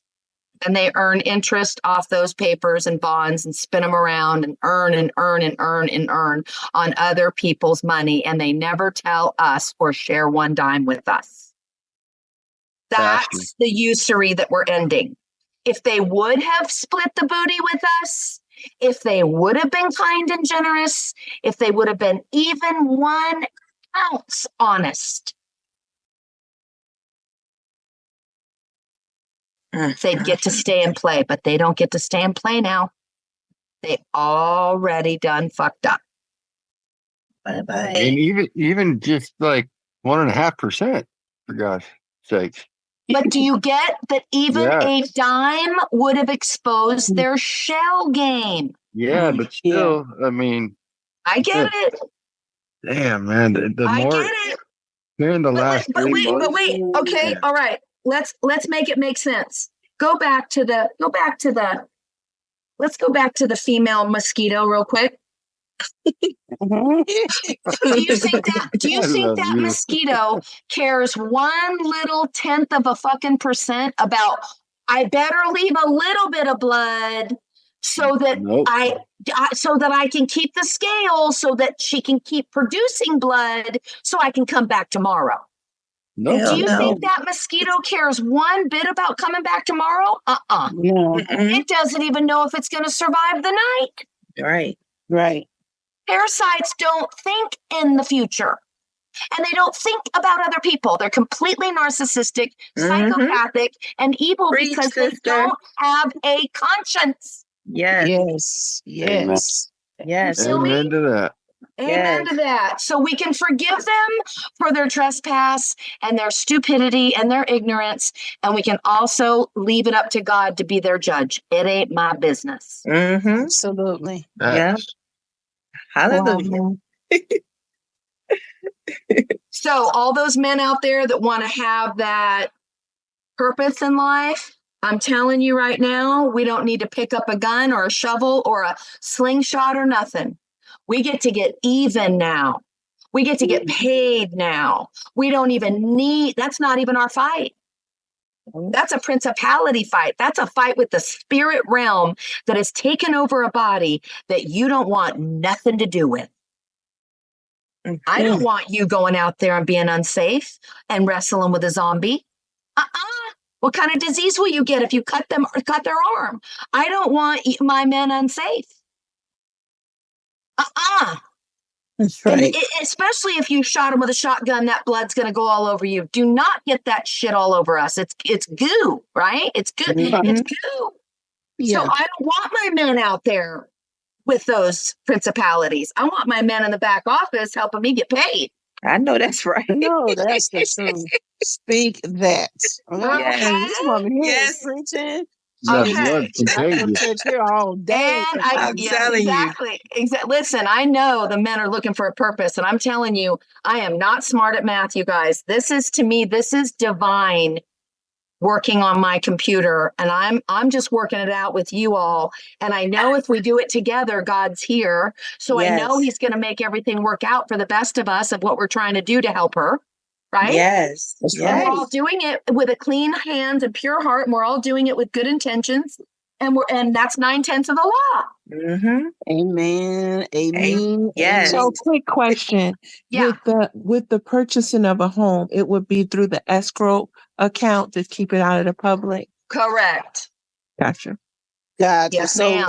So Regions Bank, write down Regions Bank. You do not have to have a death certificate to open an escrow account. What's another word for escrow account that we didn't ever get taught unless you're in real estate? Holding. Thank you. What else? What else would you put in that Investment. holding bank? Where is that holding bank located? Private side. Yep. Federal Reserve. It's just it's on the private side of the bank. Right. Okay. The trust side. It's an escrow. Come Regions? on, man. So Regions Bank, check this out. Normally you have to bring in a death certificate because you're probating, adjudicating, or dealing with some kind of a massive class action lawsuit, and one of your claimants that's supposed to get paid a lot of money, you put the settlement account in an escrow holding account in case one of the claimants dies. Then you've got to get a hold of their next of kin, because you've got an inheritance from the settlement that's got to go to the next of kin now. So escrow is where we put things that have yet to be that have yet to be determined.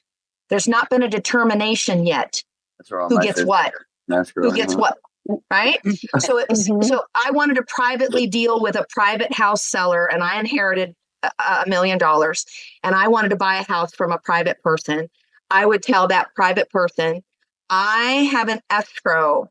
I would like to pay you 3 payments for the purchase of this house.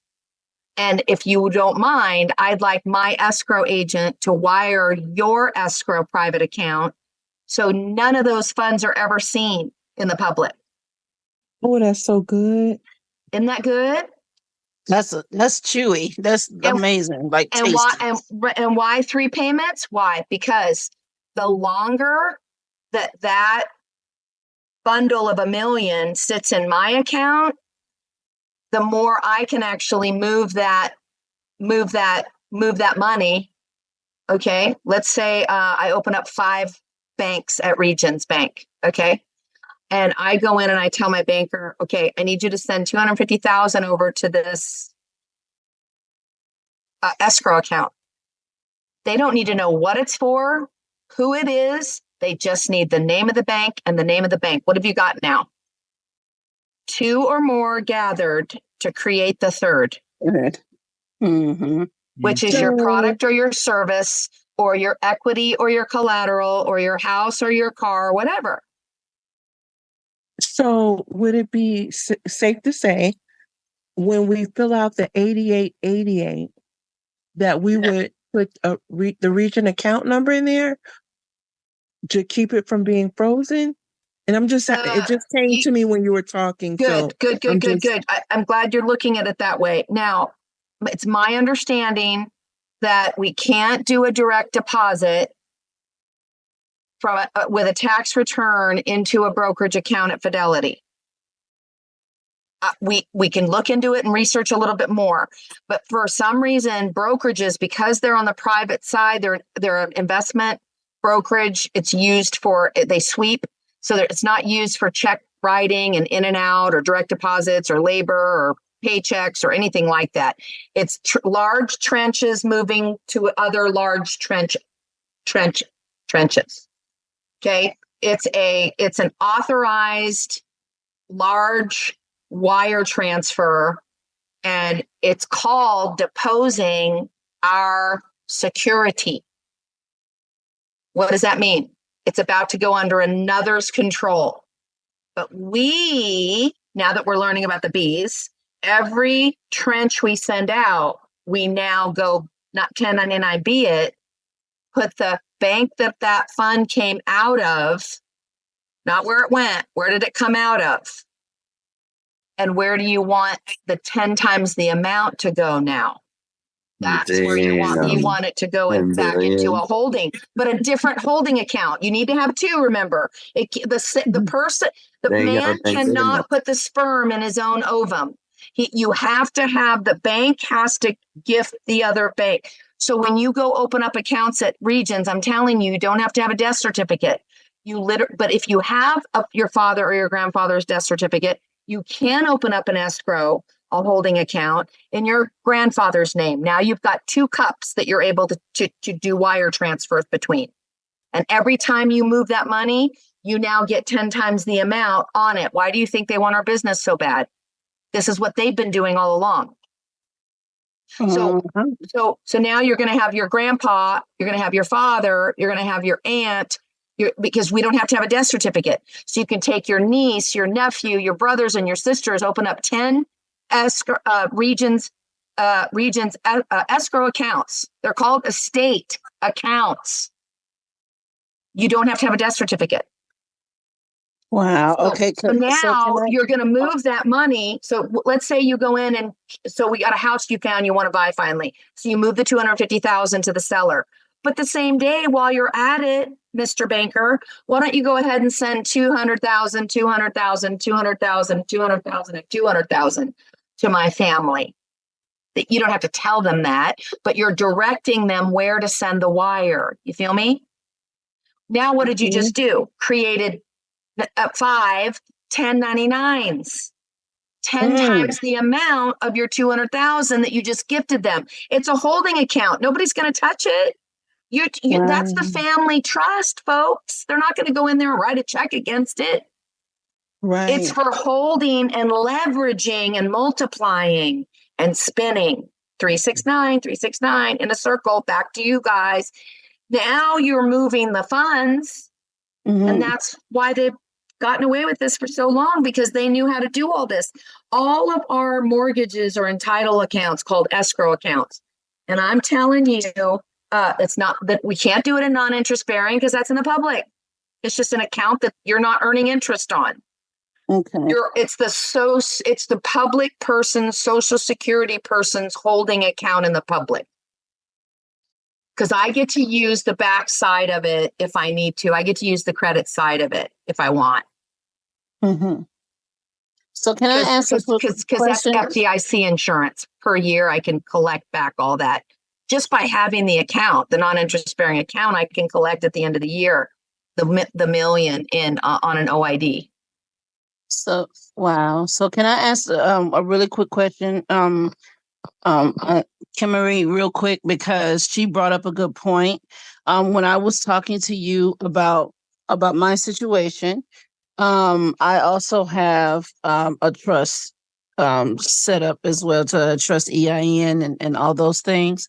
So would it be? They say that of course on my CP 575, they're wanting me to file a 1041. So would I just because it's a trust, or there's a trust linked to me, then would I do it as far as the trust goes? And if so, does that change anything from what you told me Let's go earlier? back. Let's go. Okay, hold on. So we got to go back to what's the priority. Does the trust owe anything? Is the trust indebted to you? Are you ready to start administering more than one account, which is your social right now? Yeah. No, ma'am. Yeah, Okay. no, right. I see. Yeah, I don't owe anything on the trust. I just it just got established. Okay, if it's new, you want to wait. If it's in 2024, you want to wait a little bit longer for that too. Let your social get some cookies, and then we gotta stick with the priority. Otherwise, we're See, the woman I'm talking with right now, because she's already created a liability in the public, I'm simply trying to help her navigate her ship where she can keep that social credit that accidentally landed in the public, maximize her receipts for the accident that already happened. All of us are working on ESs and Vs just to get our social security person funded and paid for the first time. Absolutely. Right. So now when I got that 1.8 tax return, I worked really hard for that. And I've been being a trustee, remember, for a lot of people for no pay since 2009. So I felt like I totally deserved that 1.8. I worked hard for that 1.8. And I had to learn a really hard lesson. What I'm sharing with you guys about how to move the money in cups. Right. She just met him a few days ago. Someone needs to mute. Yeah. So I was told to move that money into the different cups, but I didn't have enough accounts open to do what I'm telling you all to do. Yep. Yes, ma'am. Right. So holding escrow estate, a holding escrow estate is a think about it like your Schedule A, and you want to put all your family, like your family's birth certificate, it's social security cards, it's driver's license, even the expired ones or the old passports or whatever might have a bond connected to it and a date. You feel me? Yep. And then you get to start making the receipts with all that. You get to maybe put all that in an envelope with your son's name on it. You get to send that slow mail security signed by the bankers at the armored truck level. And they sign that thing all the way back to your estate where it lands and it stays sealed on your Schedule A. You feel me? Okay. Yeah. Those are securities that now you're going to get paid to make those envelopes stuffed full of receipts and securities, make them make money for you. Because you got the receipts now. Absolutely. You got the basis. Even if you got nothing but a freaking registered receipt, a roll of registered receipt. But we're not going to have the next step done either, because it's not like she's going to change up unless you communicate with her or somebody. I'm going to see if I can. I'm trying to hear what you're saying. Someone needs to mute. What I'm saying is, if we can't get correct directives on what she wants us to do now, how do you think we're going to do that with the 1040? And plus, we still need the third trifecta. Hold on. Somebody needs to mute. Someone's being a troll right now. Who's having a complaint or a problem with me talking right now? I think she's on the phone with someone else. But in 2 weeks, we're still going to be stuck in the same place. No, hold on. So we got a negative Nelly here. Hold on a second, you guys. Let's all witness this for a minute. Okay. What's the problem? What form? Are you asking me what form? What I thought I understood is that you print the transcript out and write accepted on it. I heard. Excuse me, are you asking me what form while we're talking to someone else, or are you on the phone? She's on the phone. On YouTube, I think it's like. She's on the phone. So, yeah, you might be able to mute. You might be able to mute her. Okay. All right. I wanted to make sure she was not sent in here to disrupt. Y'all know her. Okay. That's so funny. Don't get my rooster tail up here right now. Okay. Maybe she's gonna go in. I was going in. That's all funny. right. Okay. That's how you, All right.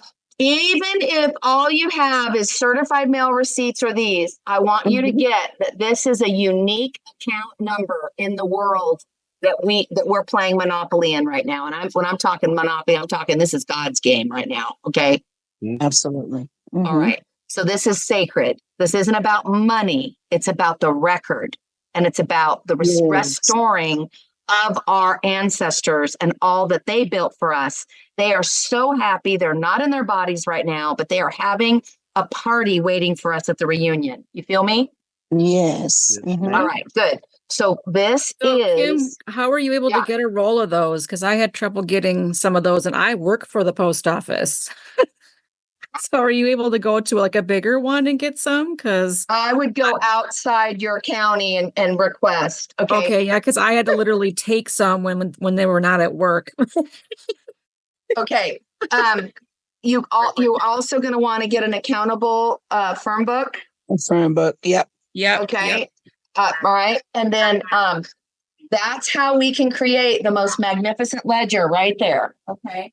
So you don't even have to have a bank account in the public to create securities on that envelope that you just stuffed full of old passports or old social security cards. Maybe the name has changed and he got married or whatever. You're teaching him how to keep good books and ledgers by helping him give each one of those, like every passport, its own identity.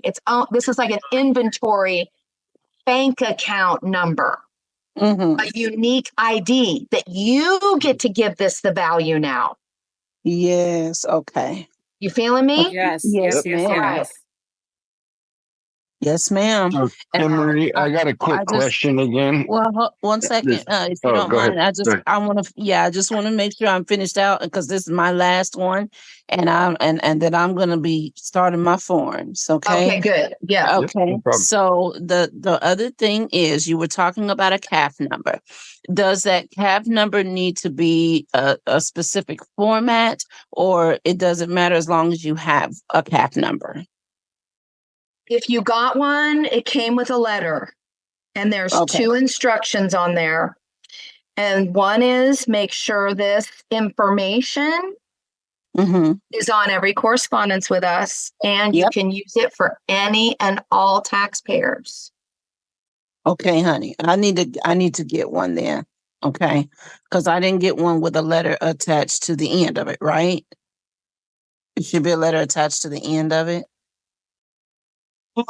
So there's been some changes where they've been making it really easy for people to go on and get a CAF number without a letter on it. And I think because they want to make it easier for us to file our taxes and make that our primary account number when we, when you do the 1099s and they ask for an account number. Mm-hmm. Yep. That's like the unlimited credit escrow account right there, the CAF.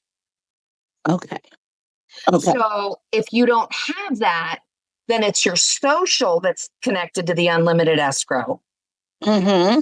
And that's fine. Because right now you're just doing ESs and Vs for your social person, right? Okay. Okay. Wait. Who am I? Okay, right? Is that who was I Yep. talking to about the Jovan. who was I talking to about the 900,000? No, that was I forgot her name. Miss Bay. Kaya. Miss Bay, is she still here? Yes. Okay. Oh, okay. She's still here. Okay, perfect. Yes. Okay, so we're not finished with you yet, but we had one question that we were finishing. Okay, Jovan, you're just going to do your ESs and your Vs for 2023 and 2024 to start, Okay. correct? Correct. Yes. Uh-huh. Yeah. Let's not worry about your 1041 yet. I can't wait to walk you all through a 1041 trust return. I want to do one by paper because it's even easier than doing it on Tax Act. I want all of us to go through doing a sole prop filing for anyone who has a sole prop. Mm-hmm. And that's where we get to put our Bs. Oh, okay. Okay. Gotcha. Okay. Yes. The Okay. queen gets to pay the Mm-hmm. Trust and for the foreign grantor person. Right. It gets to pay the trust. It gets to pay the LLC. The sole prop. Think of the sole prop as your chief of staff. okay. And all of your EINs are staff that are in your boat parade. Each one is its own ship. It needs its own maintenance. It needs its own Yep. competent party. And Yep. if you can't find someone that you trust to steer it, then you got to hitch it on the back, and you got to have a little boat parade like a train, but on the ocean, right? Mm-hmm. Do you recommend the So sole you can prop with your find- SSN name? What's that? Do you recommend your sole prop being your SSN name? Yes. Thank you. As close to it as possible. You can switch it up a little bit if you want, because it helps for you to be able to distinguish between your SSA person and your sole prop, your king. So you could, if you're going to order a sole prop, if you don't have one, Kelly. I'd put an HM in front of it. Just Hello. saying, that's king. Hello. Yeah. That's king. HM, his ministry, his Messiah, and his majesty. Just saying, it's sovereign. Thank you. All right. Well, I'm on it. Yes. Mhm. 1040 ES, 1040 V, and yep, and that's it. And pay to the United States Treasury for credit to the social with 2 dashes. But you want to make sure you you gotta it's not it's gotta be, you gotta show the whole social. You could do the social with no dash. No, you gotta do it with 2 dashes because you're wanting them to give you credit in the public. A tax return is public record considered. It's considered public record, public side of the trust. Does that make sense? You have a license to be in a tugboat in commerce, to go back and forth to the market, go back and forth to the, Pier 1 Imports, Target, the grocery store, and bring your stuff back to your farm. Yeah, your pantry. That's right. Okay, cool. All right. I'm Okay, excited. awesome. You should be. You're going to feel so empowered when you get those in the mail. Be good. Be a good record keeper now. All right. I What gentleman had am. a question? Yeah. Bless you, sister. Bless you, love. Thank you. It's me again, Stephen Albert. Sorry. Yes, Stephen Albert. No sorries. No sorries. So I do have. I heard you mention separate state filing.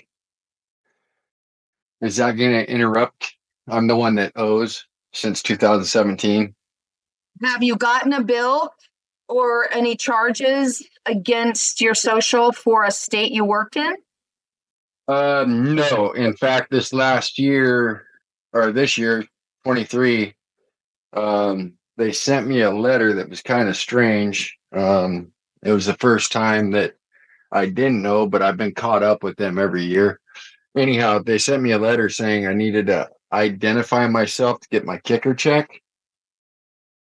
And Your I ticker tried check? doing What's that. that? Ticker check. A kicker check. What's a It's kicker?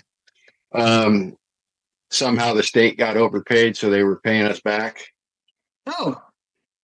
However, I sent in everything they asked for, and I never heard nothing back. You stole it. So, probably. Do you have a copy? I do. You have a copy of what you were owed. Okay, good. Here's what you all need to know. Once we realize that we're in control of the Mort Main account and the credits therein, nothing is ever lost when you realize that you're the insured and you're the sovereign and you're the bookkeeper. Nothing's ever lost. In fact, they're showing us now with those Bs that we can get back 10 times the amount that we ever even paid out for services or for, paid a third party, paid a vendor, paid another EIN basically, or even another individual on Cash App or PayPal. We get all that back times 9 now. That's a whole other can of worms that we get to start diving into once we get all of our ESs in. And that's what I wanted to share with our,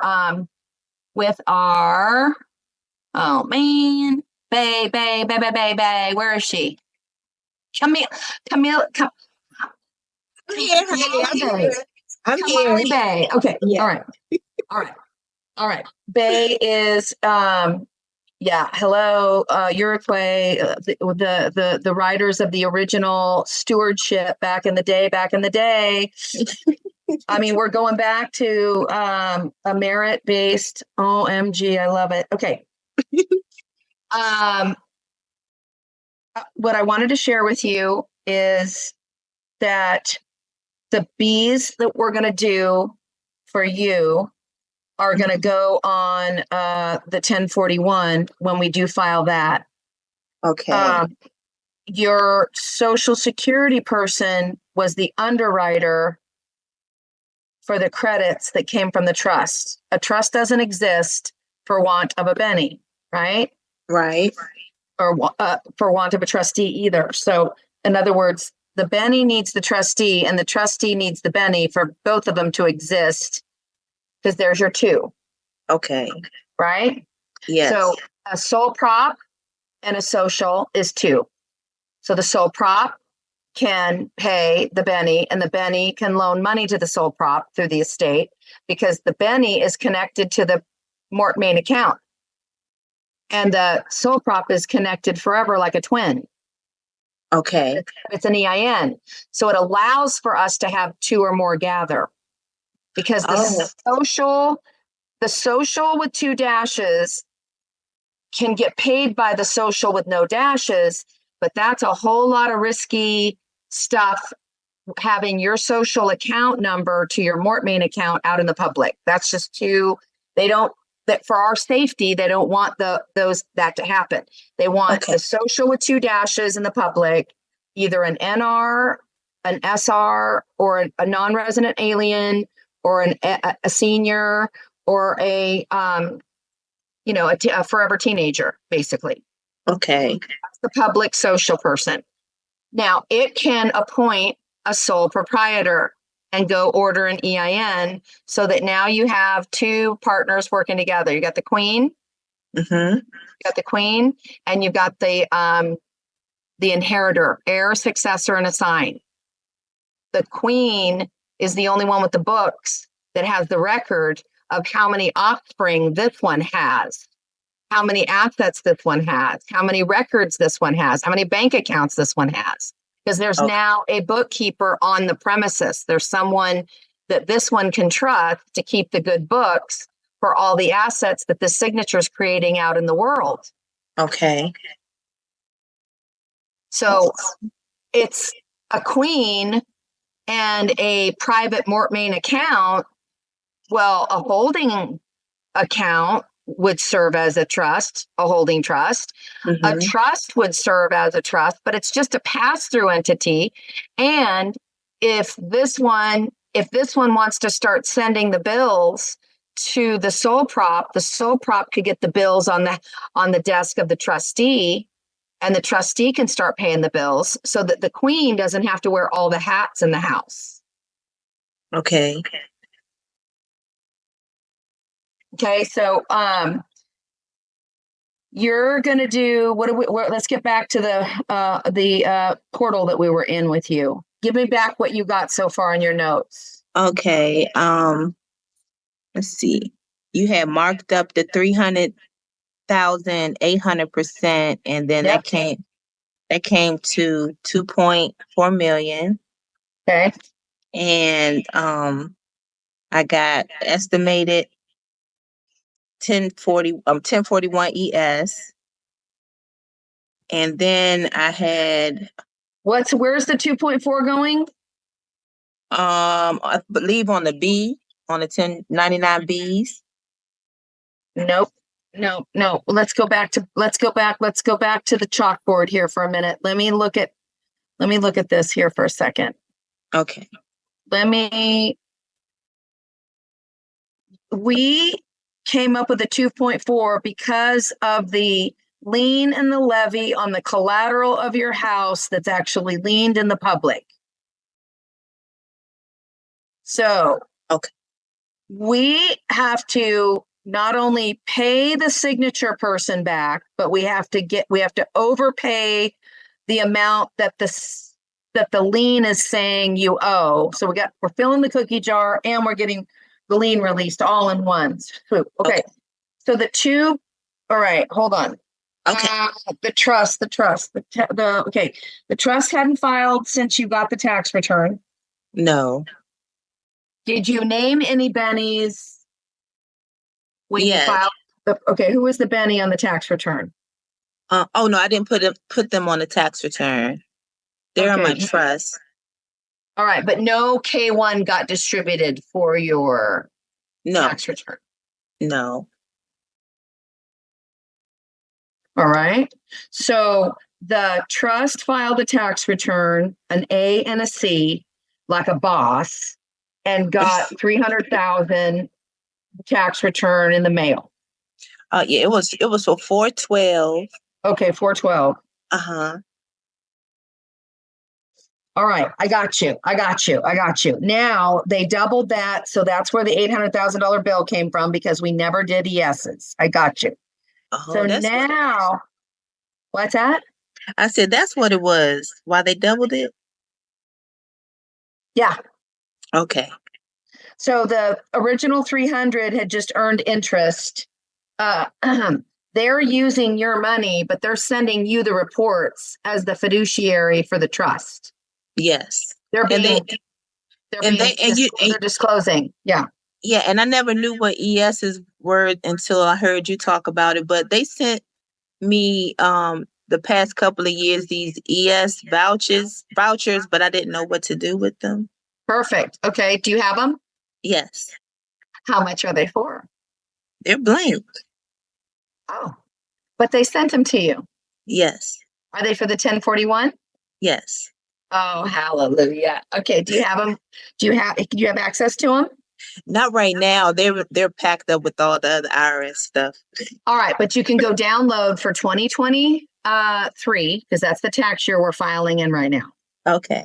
You can grab 2023 1041 and a voucher that goes with it. Okay. Okay. And you're gonna do two. Let's see. How did we come up with the OID? I get it. Okay, this is OID. I get it. Because the OID is going to help set off the bill too. Okay. All right. So, I got it. All right. You're going to file a tax return and you're going to do an OID for 2.4 and you're going to pay 38% of that 2.4 credit. So your ESs, you want to go ahead and do, let's do, that's why I put 2.5. Okay, let's round it out and let's go ahead and pay ESs for the 1041 for 2.5 million divided by 4. Okay. Divided by 4. Here we go. Divided by 4. Divided by 4 for your trust. Okay. Yep. All right. We're going to pay the bill. You're going to keep all the receipts and I'm going to show you how to fax in your release of lien letter. And so you're going to get a release of lien and you're going to get a tax return. Okay. So your ESs are going in, you're going to overpay. Then we're going to file your 1041. We're going to do an OID. Okay. It's going to get you back $912,000. Okay. Okay. Now, how do we get now? Okay, so let's do this.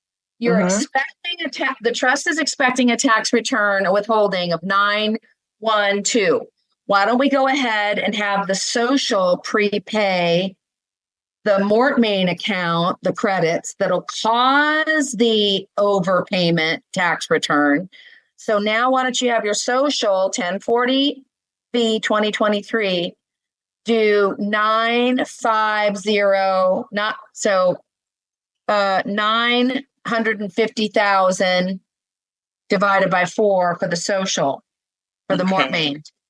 950 divided by 4. Okay. That way we're for sure covering the overage by doing the 950,000 divided by 4. Okay. Okay. All right. Now the V is going to be 950. Okay. Yes. Okay. All right. Now, you're going to send that in for 2023. I would send in. We're going to do 1041 for 2.5. You're going to do estimated taxes that the trust paid. I would do 2024 while you're at it. Okay. And just do, let's do a gift bond of 250,000 for 2024 divided by 4. Okay. Okay. You said gift bond for how much? Well, so we're going to you're going to pay into 2024 250,000 on an ES and a voucher. Okay. You're going to loan that out with your signature. You're going to barter that signature. You're going to let them use that 250,000 for the new treasury. We're funding the new treasury. We're funding the new era, the new world. We're funding ourselves in the future. Then we get to put the 2024 gift on a B and get 9 times the amount of that. Okay. On the V, and that will be the 1040 V. This is 1040V, 1040V, 1040 ES and 1040B for 2024. Okay. So mail them all out. You may as well mail out 23 and 24. Okay. For the social. Okay. So you're going to do 950,000 for the social for 2023 because we got to make up for the loss, the lien, the clawback, the freezing of the funds, and you're getting back your losses. You're actually funding the ability for the trust to file the return because it's the Benny that the OID is going to be made and designed for. It's going to be 2.5 is going to be in the box 1. And then we're going to pay 38%, which will cause a drawdown of 999. I think, what was that other number? Under 950 is what'll be your tax return for the trust. Okay. It was like 940 something, 941, I think. Okay. So we'll figure it all out when it's time to do your tax return. Okay. Okay. Okay. I appreciate you so much. Thank you. You bet. You All bet. right. But is it all making sense? Yes. Now it's clicking. So 1040 1V and 1041 ES. Yep. I'll put the two. Hold on. Let's see. Yeah. 950 divided by 4. Then the 1041 VHS for 2.5 million divided by 4. Divided by 4. Yes, ma'am. And does the OID go with that package? Nope. Oh, okay. Nope. So because you've got a liability and a lien, we have to show honor and good faith. Okay. That we're offering to pay the accident on the private side. We're settling out of court. Okay. Okay. You just figured out how to gift credits forward to your future. And you don't realize what you also did was you figured out how to release a lien by making a payment. Wow. We did not know, you're doing, there's so much you're doing in this one offering from yourself. You're forgiving yourself and you're forgiving them for freezing the accounts. And you're just taking care of your business like a noble woman would. Yes, I feel like I can exhale now. Yeah. So for the gift bond, is that like do I have to draw that up myself, or is it a form? No, your gift, the social and the trust is a gift and estate bond. Okay. It's called a tax. Mm-hmm. But it's actually a bond that gets created for every transaction up to 250,000. A 250,000 bond gets created. Oh, okay. Okay. Okay. So I guess I just spoke out of turn, but it definitely clicked for you something when I said it. So I probably said it for you, not me. Oh, okay. Yeah. Okay. Yeah. So okay, I got so it. the reason we can go over 250 on yours is because you already have a liability and an accident you got to take care of. Okay. In the public.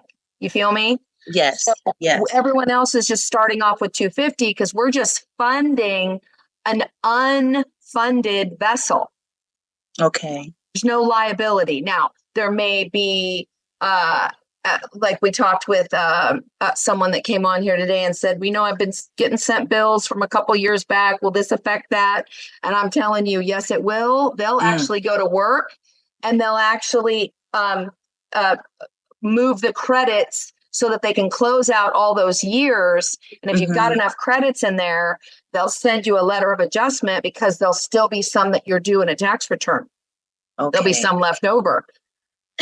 When I had someone, this is a great example.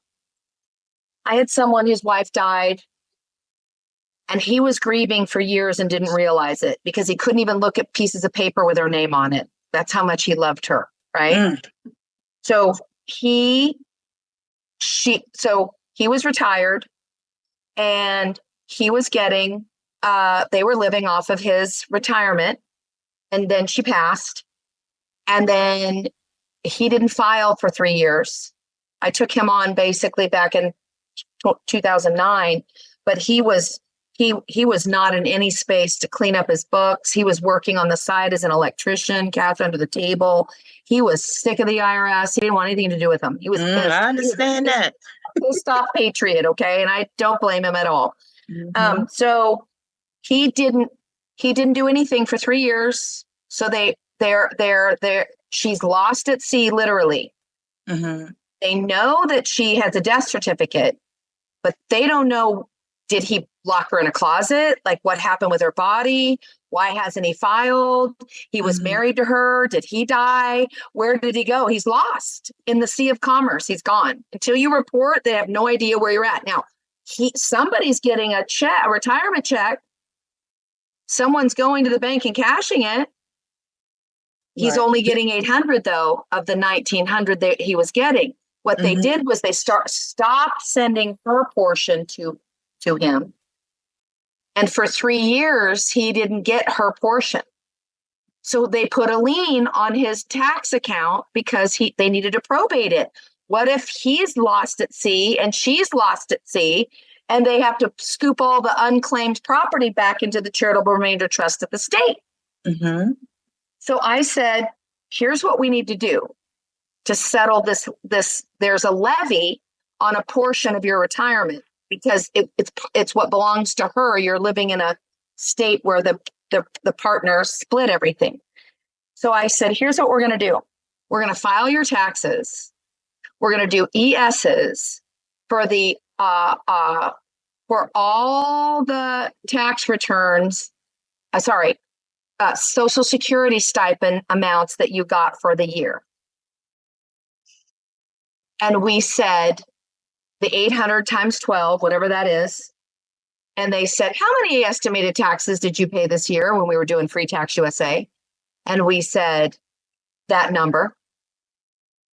Because even though it's a stipend, remember, it's a tax that his mortmain paid to maintenance his retirement. Right. Okay. Get it? Yes. When they asked how many taxes have you paid this year, we added up 800 times 12. Do you know what happened? What?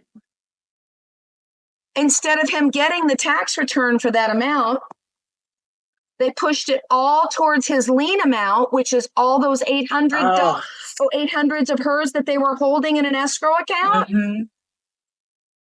He paid the withholding of the 800.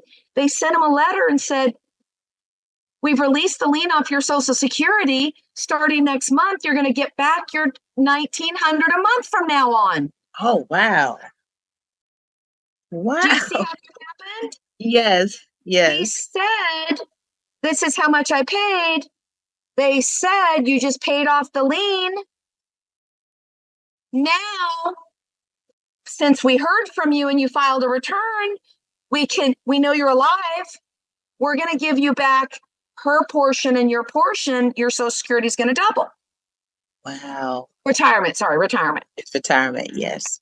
All right. Now, they tested him and they sent him a check in her name for $300, which was probably the overage or what he would have gotten back on a return had he filed for her and done ESs for the whole $1,900 for 12 months. Right. You tracking with me? I'm tracking. So because he didn't file, his Social Security, his retirement went up, but then they didn't hear from him again. He didn't report back for more provisions.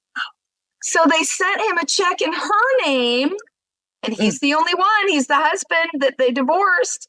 And just because she's in the clouds doesn't mean they're not still dancing together in commerce. You feel me? Yes. So they sent him a check and he held on to it for a year. He didn't even tell me that they sent it to him because I'm his trustee, right? He's a bad Benny, okay? And I said, and he said, and then they sent me a letter and another check and they told me to destroy the other check because they didn't ever see that it got deposited. So they sent another $300 check in her name only. Oh my God. Now, I don't know if you guys know this, but when you file a trust tax return, they give you a $300 exemption.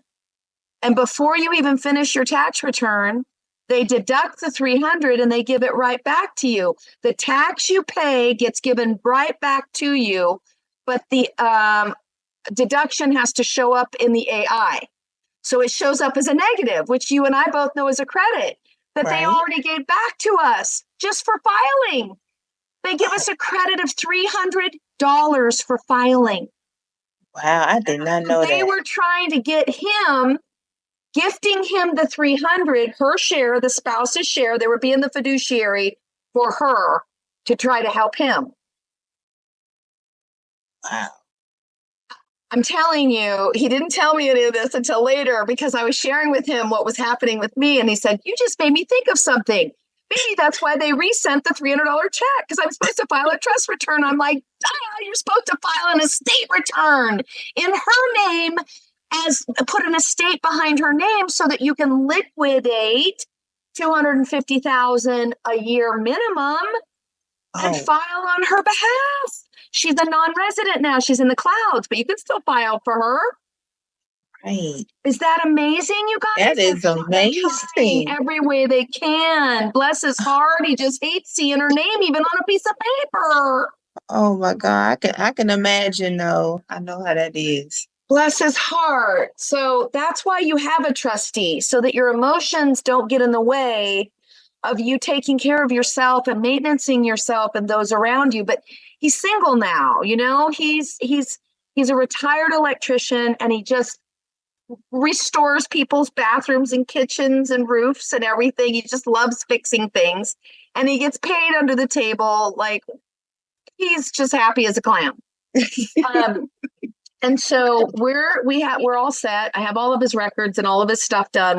I've had his trust, Stevo Energy, since 2009, and I've never filed a trust return. I'm telling you, they want us to file so we get liquid. And remember, an ES and a V is considered not only a report, it's a money order and a payment. That's called a filing deposit. It's a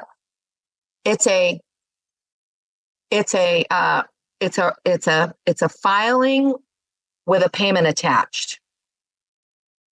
An ES is considered an estimated tax filing. I'm estimating these are the amount of credits that when it comes time for me to actually file on a 41 or a 40, I am expecting to have a drawdown of a portion of this available to me after they've done all their accounting and taken the taxes out or whatever. When you do ESs though, when it's a tax you've paid to the order of the Treasury, it's called a like-kind exchange, and it's a gift classification. So technically speaking, every ES dollar you put in, you're supposed to get back dollar for dollar. They get to use it while it's over there because it's a private security international bill of exchange, and it's tradable, and they're trading it to make it make money, not like banks do. They're not fractional reserving it.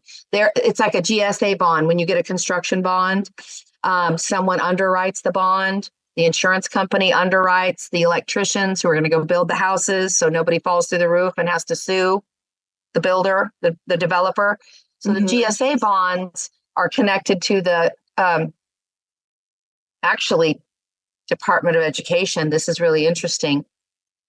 Department of Education is where all of the dead man bonds were traded in a pool because they turned all of the new school districts into a holding trust that allowed them to charge property taxes to the people in the district and the zip code area to fund the new development of the new school, which is a tax, basically. They justify taking from your mortmain on the private side. The bonds are paying for electricity, the grid to get extended, new power lines, new sewer lines, new roads, everything is being paid by our mortmain accounts. So when we dissolve, which he's getting ready to do, the Department of Education, that is one of the loopholes that they were using to steal from our credits.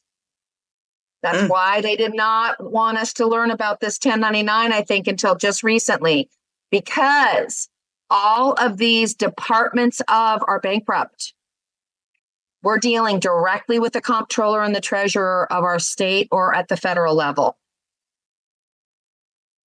There's so much happening for our benefit for a change, y'all. It's just unbelievable. I'm gonna need to get some dinner here real soon. Okay, let's finish up with the question. So I'm gonna have to jump off here, Marie. Thank you so Yes. much again. Yes, awesome. Godspeed, brother. Yes, Godspeed, and like I say, have a safe travel, and we'll talk to you. Thank you. When you Bless get you. back. And bless you, all of you who donated. So beautiful to wake up to this morning. I was planning on having to drive out there. That was going to take me a lot longer. So now I'm going to be able to just kind of fly out, spend a few days, go see my mom in Idaho, and fly back. So Okay, been our pleasure. You've done Thank us you. a huge service. So thank you so much. Have a great night. God bless appreciate you. Yep. All right. night, all. One more.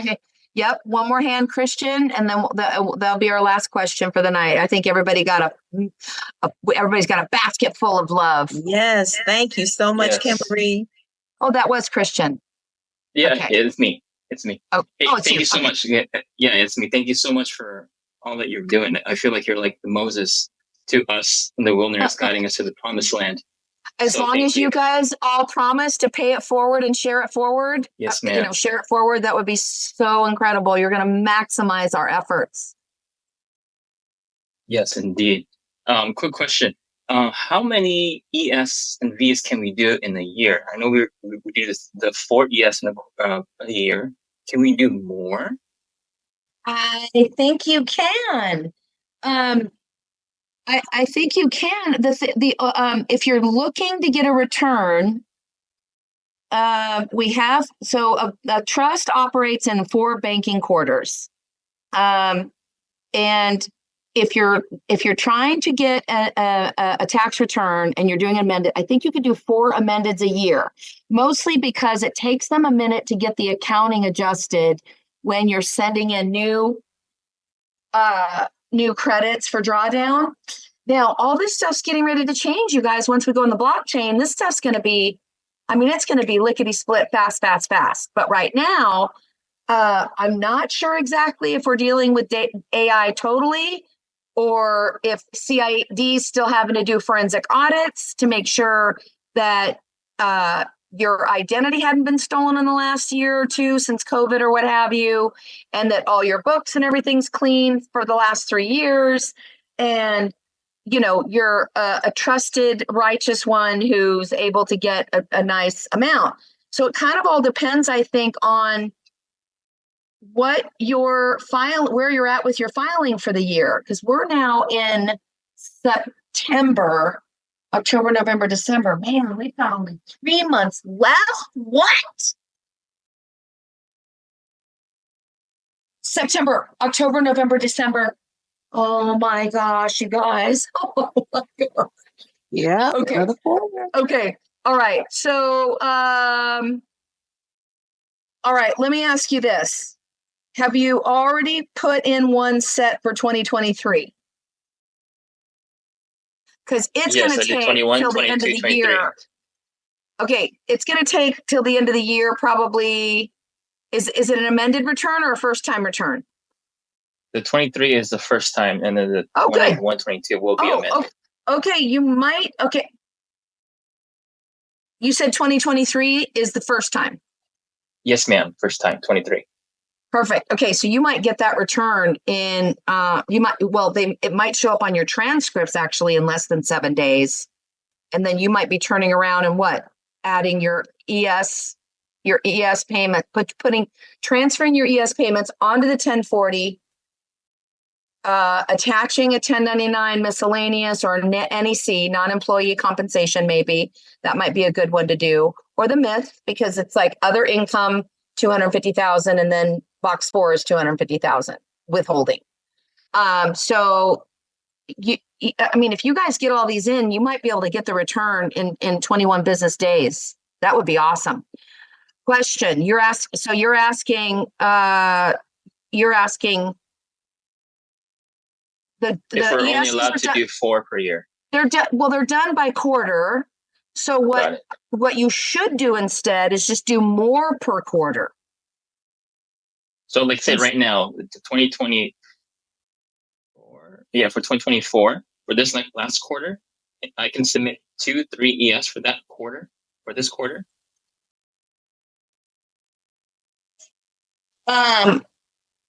Okay, hold on a second. If I'm understanding you correctly. Well, hold on a second. Hold on. Because I'm interested in you getting your 2023 tax return. So Got it. let's hold off on the 2024 for a second. What did you send in already for the 2023 to get back on a return? Just a 250. Okay.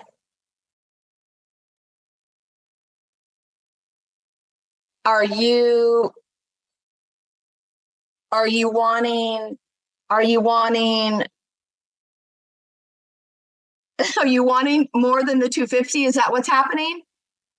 Well, ideally, but I was playing it safe. I just want to be able not to work 2 jobs. You know what I mean? To live this American dream. Okay. So, all right. So remember, we're going to be attaching your W-2s and whatever other that you got. We're going to be attaching that to your return. So you are going to get more than the 250 as it is right now.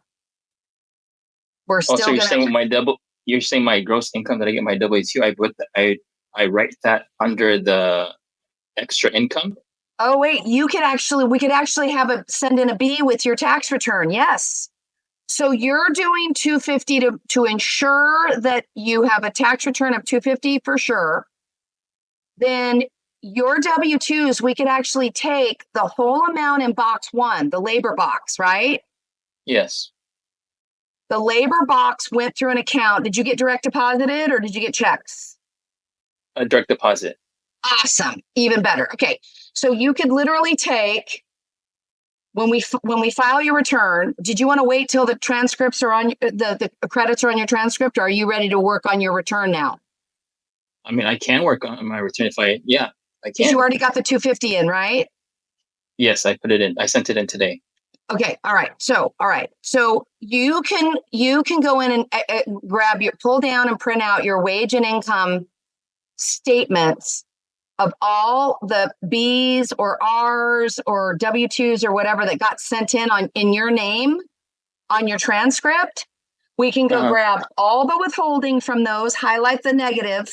Those are all your credits, all the withholding, Social Security, FICA, and federal, right? Highlight those numbers and total them. Okay. That's a withholding column. So you'll be getting all of that back once you data entry your forms in.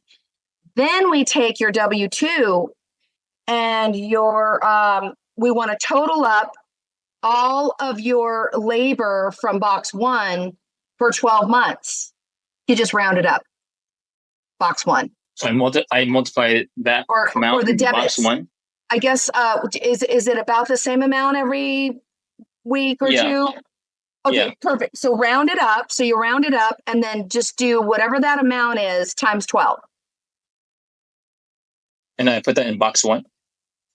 You're gonna add, no, you're taking the numbers from box 1. Basically, your deposits. Yep, your labor deposits. You're gonna round up that amount. So say $2,500 a month. Every 2 weeks. That's 2,500. So let's say 5,000 a month times 12. Okay. Times that times 12. Now you've got the number that you're going to fill your B out with. And you're going to get back 10 times your labor because we're going to do a B with it, 1099B. You're going to put the proceeds that you received from your vendor, your employer, whoever that is. You're going to be putting proceeds is the times 12 number, 5,000 times 12 number. That goes in the proceeds box. Then in the barter box down below, you're going to put times 10 amount, right? Yes. Got it. Okay. All right. Now we have the instructions of how to fill out the B, but we're going to attach the B and we're going to attach a miscellaneous. So remember the 5,000 times 12 number? Yes. Okay, what's that number? 60. All right. So that's what gets to go in your miscellaneous in the withholding box. You get all that back now. Hello, you get all your proceeds back, but then you get your underwritten amount times 10 back to you on the B. So you're grabbing both sides of the ledger. You're grabbing all your credits back because if you abandon them, someone else gets to collect them. So who in the miscellaneous? What do I do the payer as? So the payer can be your sole prop. Go grab a sole prop. Got it. If you have it, the sole prop pays you the 60. The payer is the generator of the credits. Okay. It's like your estate. Like you're putting an invoice on your estate escrow, your bookie in the back office, your bookie dude with the little green hat. You're handing him your numbers, and I'm doing it for you right now. I'm being the bookie for you. I'm showing you how to run the numbers. Got it. That's a basis for why you can claim what you're claiming. So the payer is going to pay you. It's going to be other income, 60,000. Okay. And then box 4 right next to it's going to be 60,000. And you're going to get back the B amount, the miss amount, and the ES amount. Oh, wow. You won't have to work 2 jobs after that return. Oh, praise the Lord. Yeah. No, for real. No, no, here's the thing. $250 an hour I am as a fiduciary, purser, bookkeeper, accounting advisor. I'm not an accountant. I'm an accounting advisor. All I do is work out the numbers in your favor. And I'm $250 an hour. That's what I pay myself to do this kind of work. It's much more fun doing it with you all than me and my papers. Does that make sense? Yeah, it does. If I had a whiteboard back here, I'd be all whiteboarding it out and stuff. But this is great because we're able to actually work it out, and people are learning and listening while they're doing their work. I bet people are working on their ESs right now on their desk while they're listening to us. Yes, and yeah, I hope they are. I'm doing my 22s. Awesome. Okay, so Christian, give it to me. And Throw my some husband's. I'm numbers back. doing his. I'm doing my husband's as well. I He love told me you for to. that. Thank you. Christian, give me those numbers. Come on. Oh, sorry, I stepped away from my desk. I'm at work here, so. Okay, perfect. No problem. All right, so good. Congratulations. You're on your way. Thank you so much for your help. Yeah, you're so welcome. And do you have, it's in the records room, I think, the 5 pages. Yes, the credits. Kia, she said, don't gatekeep this and don't charge people. Spread the word, spread the love. The kingdom is at hand. Amen. Thank you so much. Really appreciate it. My pleasure. My pleasure. Everybody. God bless you. God bless you too. I'm happy to leave this open, although the recording is going to be quite long. I probably should stop the recording now. Let's see.